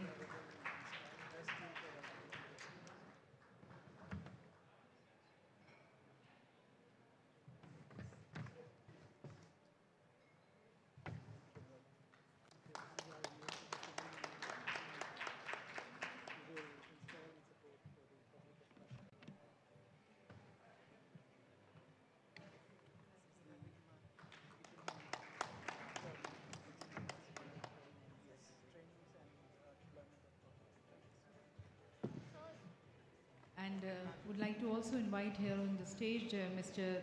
Ravi Bhogu, the founder of Monitra, to kindly join us here in presenting his innovation to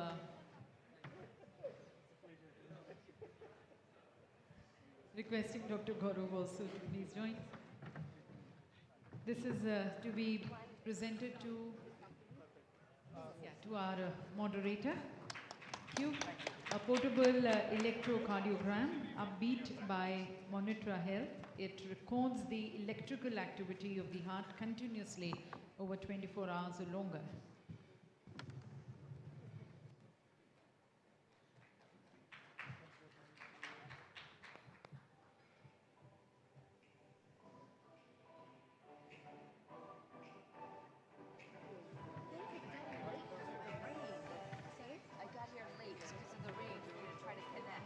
So a healthcare which is in the service to the nation with care and compassion as the core of our delivery, healthcare delivery.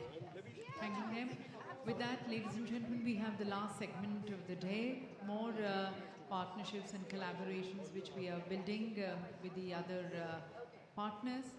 And for this segment, once again, I would like to call upon here on stage Dr. Satya.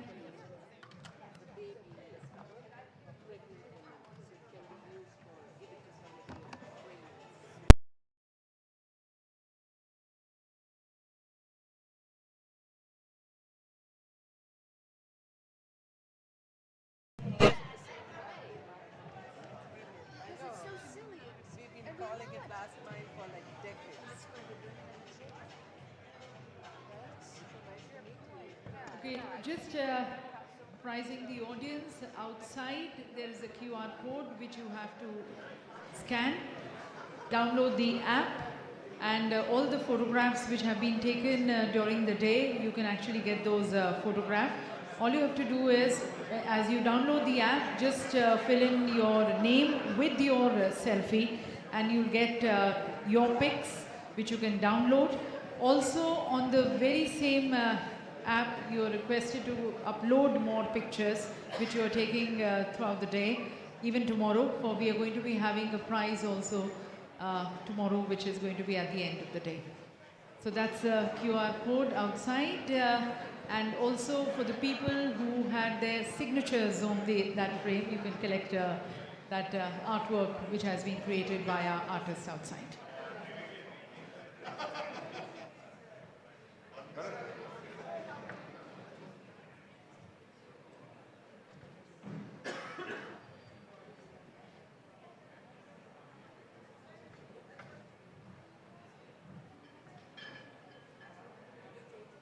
Okay, I think I would request a little bit more patience from our guests. I know it's almost 7 o'clock.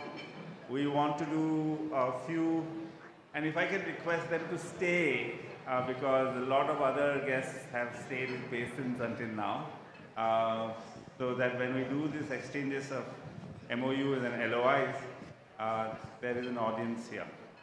Okay. So one of the things BFI has been doing is, as you can see, our founder even said about upstream research.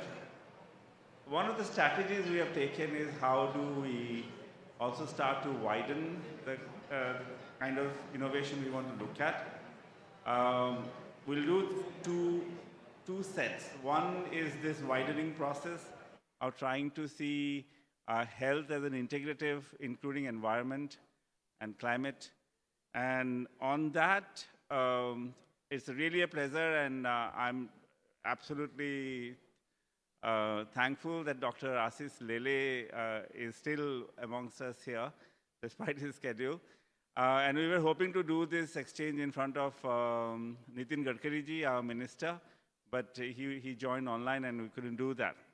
So what we're thinking is there is a very exciting innovation happening in Pune by the name of Pune Hydrogen Valley. And Dr. Lele through NCL plays a major role in that. And we thought we will exchange an LOI where BFI and NCL for Hydrogen Valley can work together. So without losing much time, let me invite my CEO, Dr. Gaurav Singh, then my director of NCL. He's also my colleague because he chairs the Venture Center Board. Dr. Ashish Lele, please come over to the dais. And let me also invite Dr. Anu Ranganathan, if she's here from NCL, and Dr. Pooja Agarwal, and our actually very absolute pleasure to introduce our MD from Europe, Edward Perez. Where is he? There he is. Big round of applause. And Dr. Annapurna PK. Okay, thank you so much.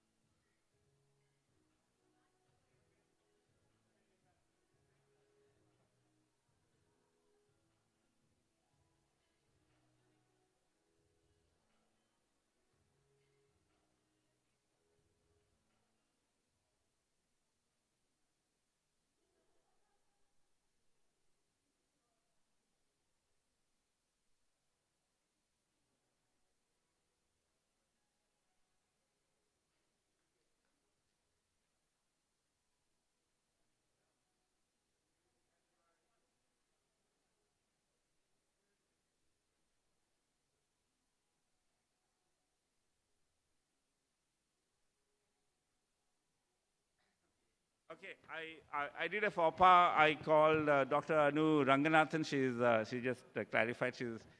I'm so sorry. She's Anu Raghunathan. I've known her for 15 years or 10 years at least from Venture Center days, but I still do mistakes. Okay.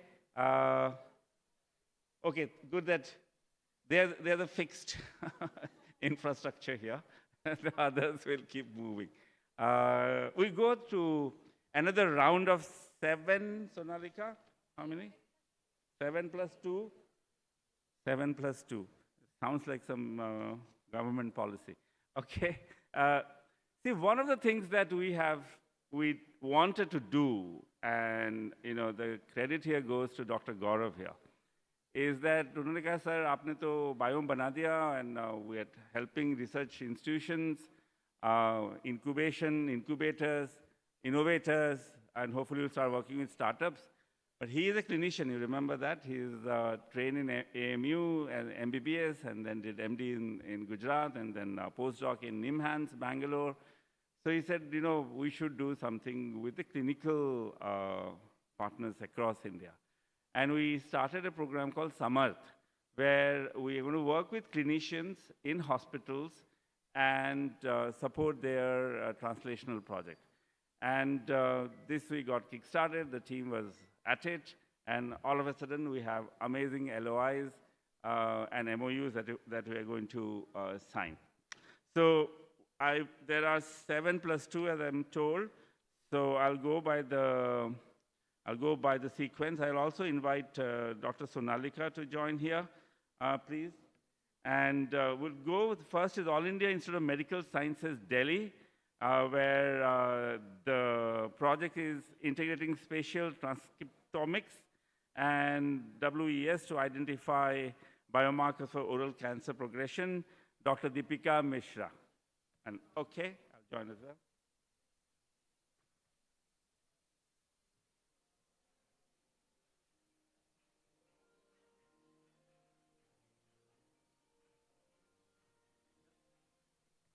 Hold on before you take pictures.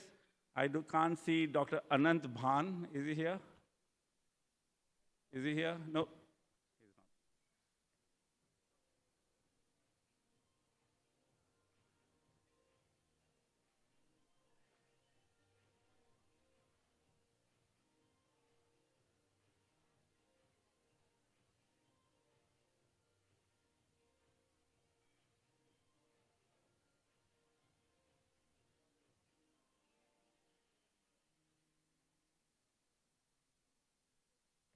All right. Again, the second LOI exchange with the BFI Biome Samarth program is All India Institute of Medical Sciences, Jodhpur, which is in Rajasthan. The project is called Genetic and Epigenetic Markers of Silicosis Susceptibility among Mine Workers in Jodhpur. A case control study. Professor Pankaja Raghav, please. Big round of applause. And Dr. Anant Bhan, I'm informed, is here. Please come to the front.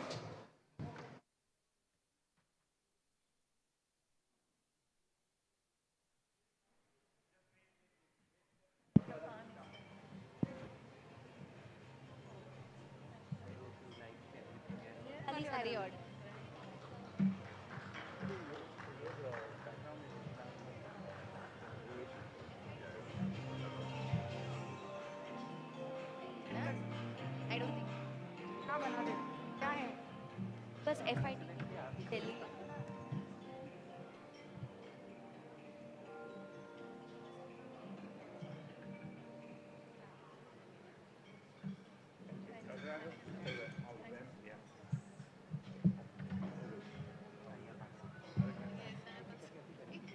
Okay, we move to another AIMS, and this time we're crisscrossing India here. Okay, we started in the headquarters, Delhi, our capital city. We went to West, Jodhpur. Now, Sonalika wants us to go to the East, All India Institute of Medical Sciences, Kalyani, development and longitudinal validation of methylation-based diagnostic assay for early identification of oral pre-malignant disorders with high risk of progression to oral squamous cell carcinoma.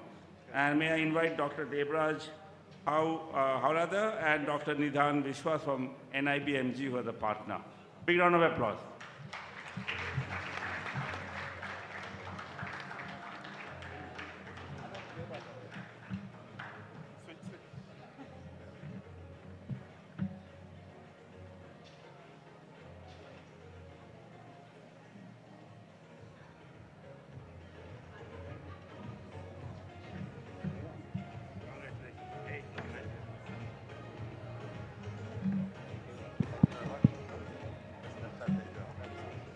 We are on the 4th, and this is, we're going to south now. Okay, Sonalika wants us to go to Puducherry. Let me quickly introduce our MD. He's trained in international relations and politics, lives out of Barcelona. You must visit it. A lovely sunny city, and is here, also here tomorrow, so you can talk to him. And let me also say a quick word about our own Dr. Anand Bhan. Okay, he did his MBBS from Karnataka, and then has done masters in policy and public health, and absolutely he is known for a lot of public health, especially mental health, and he runs an organization, part of an organization called Sangat. And I know somebody here in the crowd whose daughter was once inspired by Dr. Bhan here, and can I name that person? Is the daughter of Dr. Asis Lele. Okay. Thank you. Let's go to Jawaharlal Institute of Postgraduate Medical Education and Research, Puducherry. And it's a very exciting project, AI-powered prediction of pre-eclampsia. Very pertinent problem statement. Cardiovascular profiling using wearables, echocardiography, and biomarkers at 28 to 32 weeks of pregnancy for predicting late onset pre-eclampsia. Oh my God, when are we going to learn to have project titles shortened? And may I invite Dr. Anish Kipanaseril and Ms. Dr. Shantanu Pathak.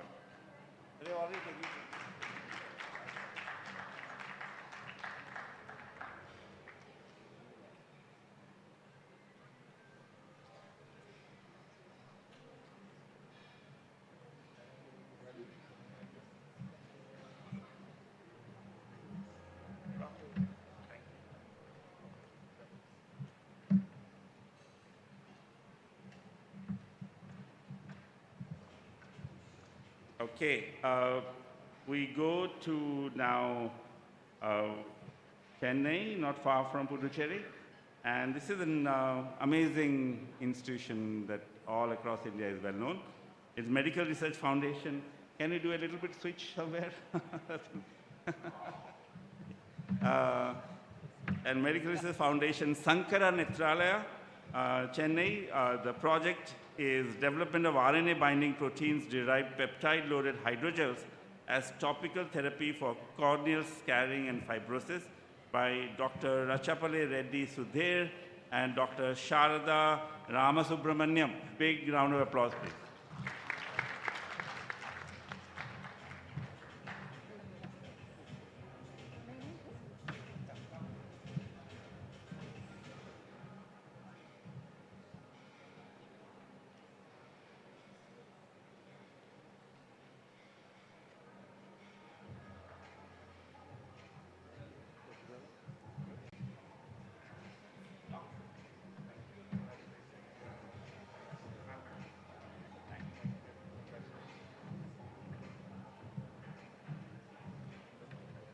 Okay, the next one is, so one thing, if we pause for 20 seconds, you can see the kind of work that is starting to happen in our medical colleges. And these seedings that hopefully we are doing is going to be transformative in the future. I go straight to Kolkata, Tata Medical Center, an interesting project, Personalized Breast Cancer Program India by Dr. Divyani Chaudhary. Hello, please come over. And big round of applause again.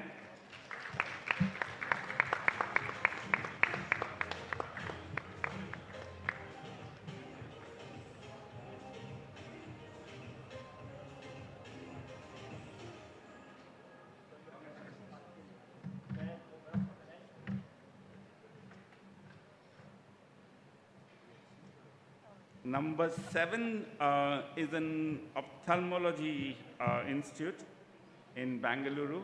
5 Vimarsh points, if you can guess it. Let's see. No, I won't keep it a secret. Is Vittala International Institute of Ophthalmology, Bangalore. Identification of new pathogenic organisms responsible for infectious uveitis using metagenomics approach, and thereby develop point-of-care device, NATOC based on LAMP principle. Dr. Krishna Murthy, who is the director of the institute. Please give him a big round of applause.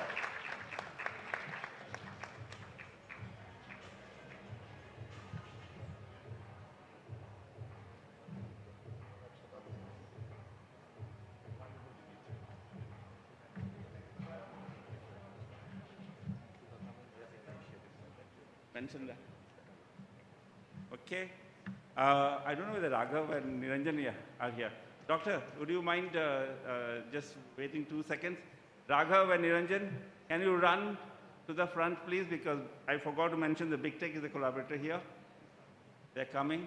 So second round of pictures, and you have to give a good round of applause to the runners here. Niranjan plays very good cricket in Biotech. He is a top cricketer in Biotech, IIT, IIT Bombay Chem Engineering, and then come quickly. And IIM Calcutta, works with the strategy team. Raghav is a recent graduate from PhD Coimbatore, doesn't play cricket as you can see.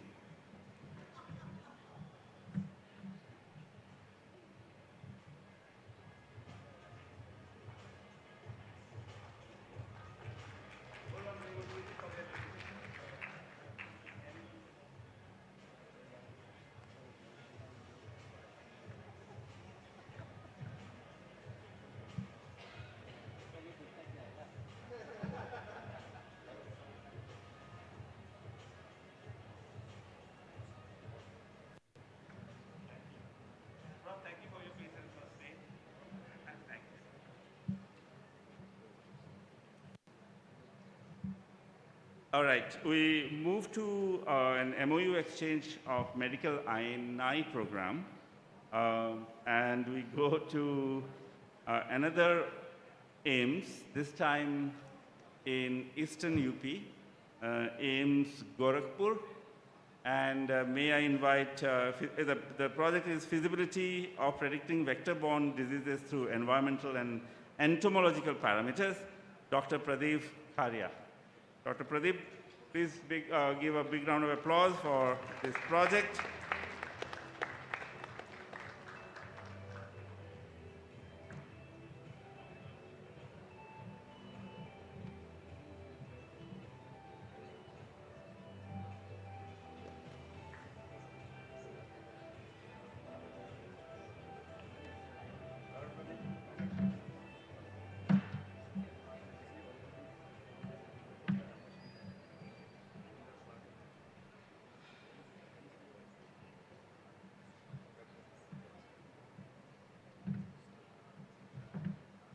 Okay.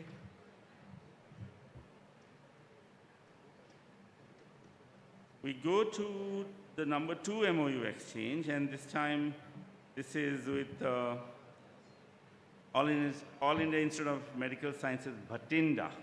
And the project is incidence of coronary artery disease, worsening events in patients exposed to indoor and ambient air pollution. Prospective cohort study from 2 districts of Punjab. May I invite Professor Meenu Singh, Director of AIMS Rishikesh and Bhatinda, along with her colleagues. Dr. Rakesh Kakkar and Dr. Madhur Verma.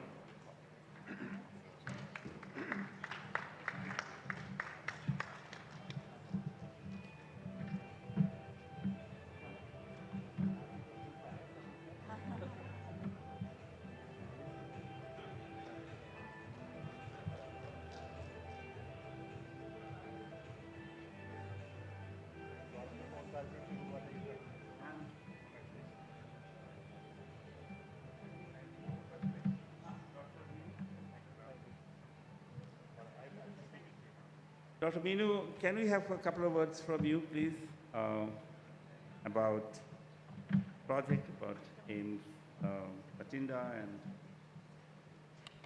Actually, the project is being developed by Dr. Madhur Verma and Dr. Kakkar and collaborators in the Central University of Bhatinda, as well as National Institute of Epidemiology, and also the epidemiological help and statistics help has been given by PGI Chandigarh. And this project actually tends to investigate the effect of air pollution on outcomes of coronary artery disease. So we do expect that to come out with some interesting results from this study. Really thank PFI for funding this. Thank you. Thank you very much. We continue with 2 one is 2 MOUs, right? Annapurna, as you can see, she's the boss. She tells me and I say whatever she wants to say. But we go to an MOU exchange with FITT Delhi. And FITT in Delhi and I have a long relationship since my BIRAC days. Dr. Anil Wali used to be MD, but this time we are working with Dr. Ashutosh Pastor, who is the head of incubation. Bangre, manager of FITT IIT Delhi. And FITT, as you know, is within IIT Delhi incubator. And Ashutosh once allowed me to be filmed inside his laboratories.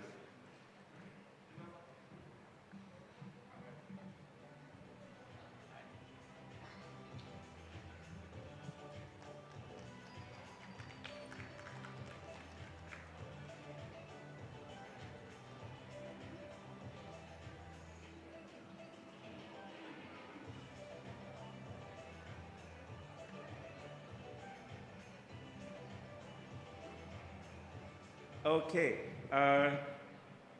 Yes, thank you for reminding me, Sana.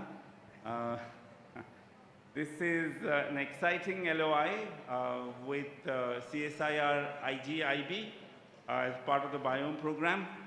And when I went there first, and of course I knew Debo Chakrabarti and then got introduced to a wonderful director, Dr. Souvik Maiti. And the relationship has blossomed, and hopefully we will do a partnership soon. So may I exchange, may I call upon Dr. Souvik Maiti here? There he is. And I don't know whether Debo is there with you or other colleagues of CSIR IGIB, please join in. A lovely campus, you must go.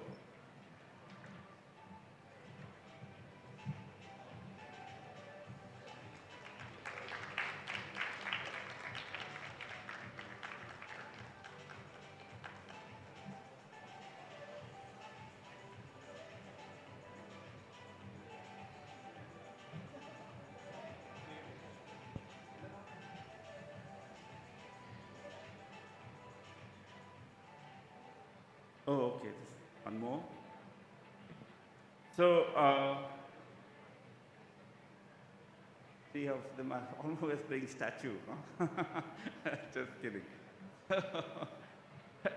Do you play that in Europe as well when we were kids? No, you don't? Okay. So the next one is an MOU between BFI and Venture Center on a very exciting project called the LEAP Accelerator. And may I invite the good folks from Venture Center, Dr. Soma Chattopadhyay, Dr. Mugdha Lele, and Dr. Vimarsh Venugopalan, along with our chairperson, Dr. Ashish Lele, who seems to have taken a new role of a photographer now, but that's okay.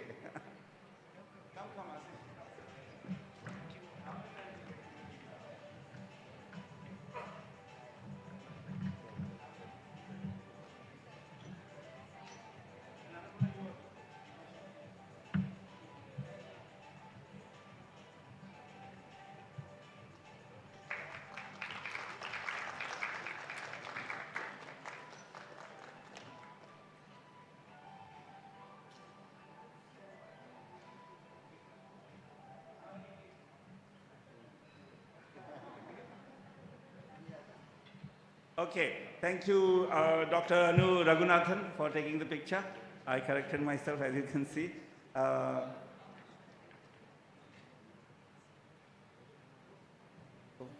my God, I forgot, almost. This time I will do it. I'll be there in a minute. I met somebody recently. I've, of course, known him for many, many years. And we turned out to be good friends. And I'm just kidding. Professor Anurag Agarwal moved from IGIB to Ashoka to be the Dean of Trivedi's Biosciences, School of Biosciences. And we are getting into an LOI with them. Hopefully that will convert into an MOU soon. And what a wonderful school you are creating there. Of course, there is also the Koita Center for Digital Health that he spent time showing me around. Please give a big round of applause. This is the last LOI that we are sharing. Professor Anurag. May I also invite? Okay, there's one more for ISA, please.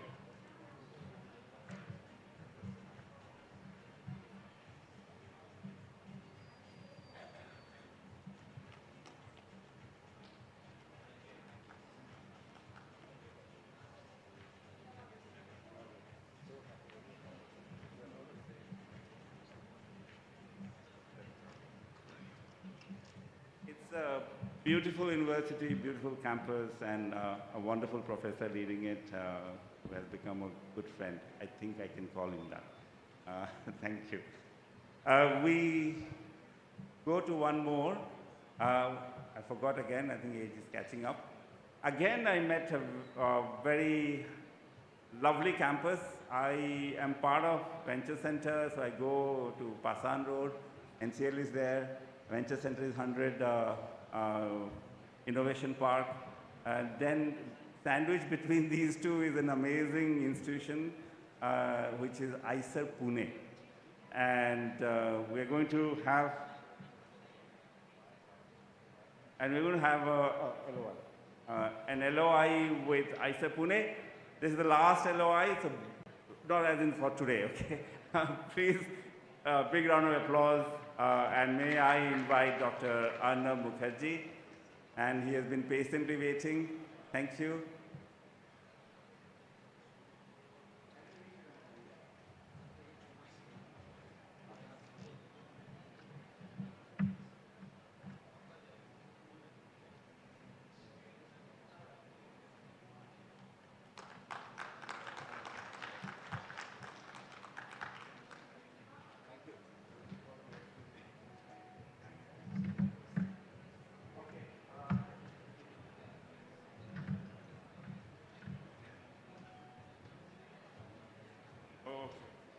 All right, Sana has instructed me to give a few indicative instructions to me.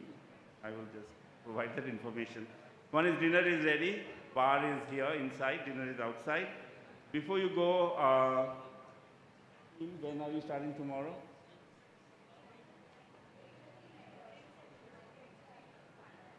(8:30) mentorship, 9:30 are the panels. So please be here. I know it's long day today. I really appreciate your patience. I forgot before you go, there's a nugget here.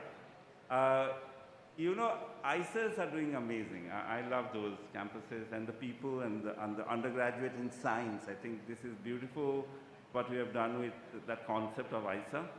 And once a good friend of mine from IIT Bombay, I was trying to recruit somebody from ISER, and so my God, ISER people have, they are so proud of themselves, and nicely so. And then he was from IIT Bombay, so I had to chuckle. Finally Karma has caught up with IITs. So that's a joke, but I know who it is, I won't name names. But these are fabulous campuses, and I'm so glad that we are trying to start partnership with them. All the best to everybody for this evening. Enjoy. The evening is hopefully still young. Yeah, it's 7:30. You waited from 9 until now.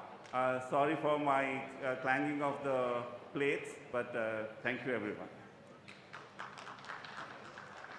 8:15. Divyat has said dinner is at 8:15, so 45 minutes break you have. Drinks, also drinks inside, dinner outside. Thank you, everyone. And I get a free iPhone.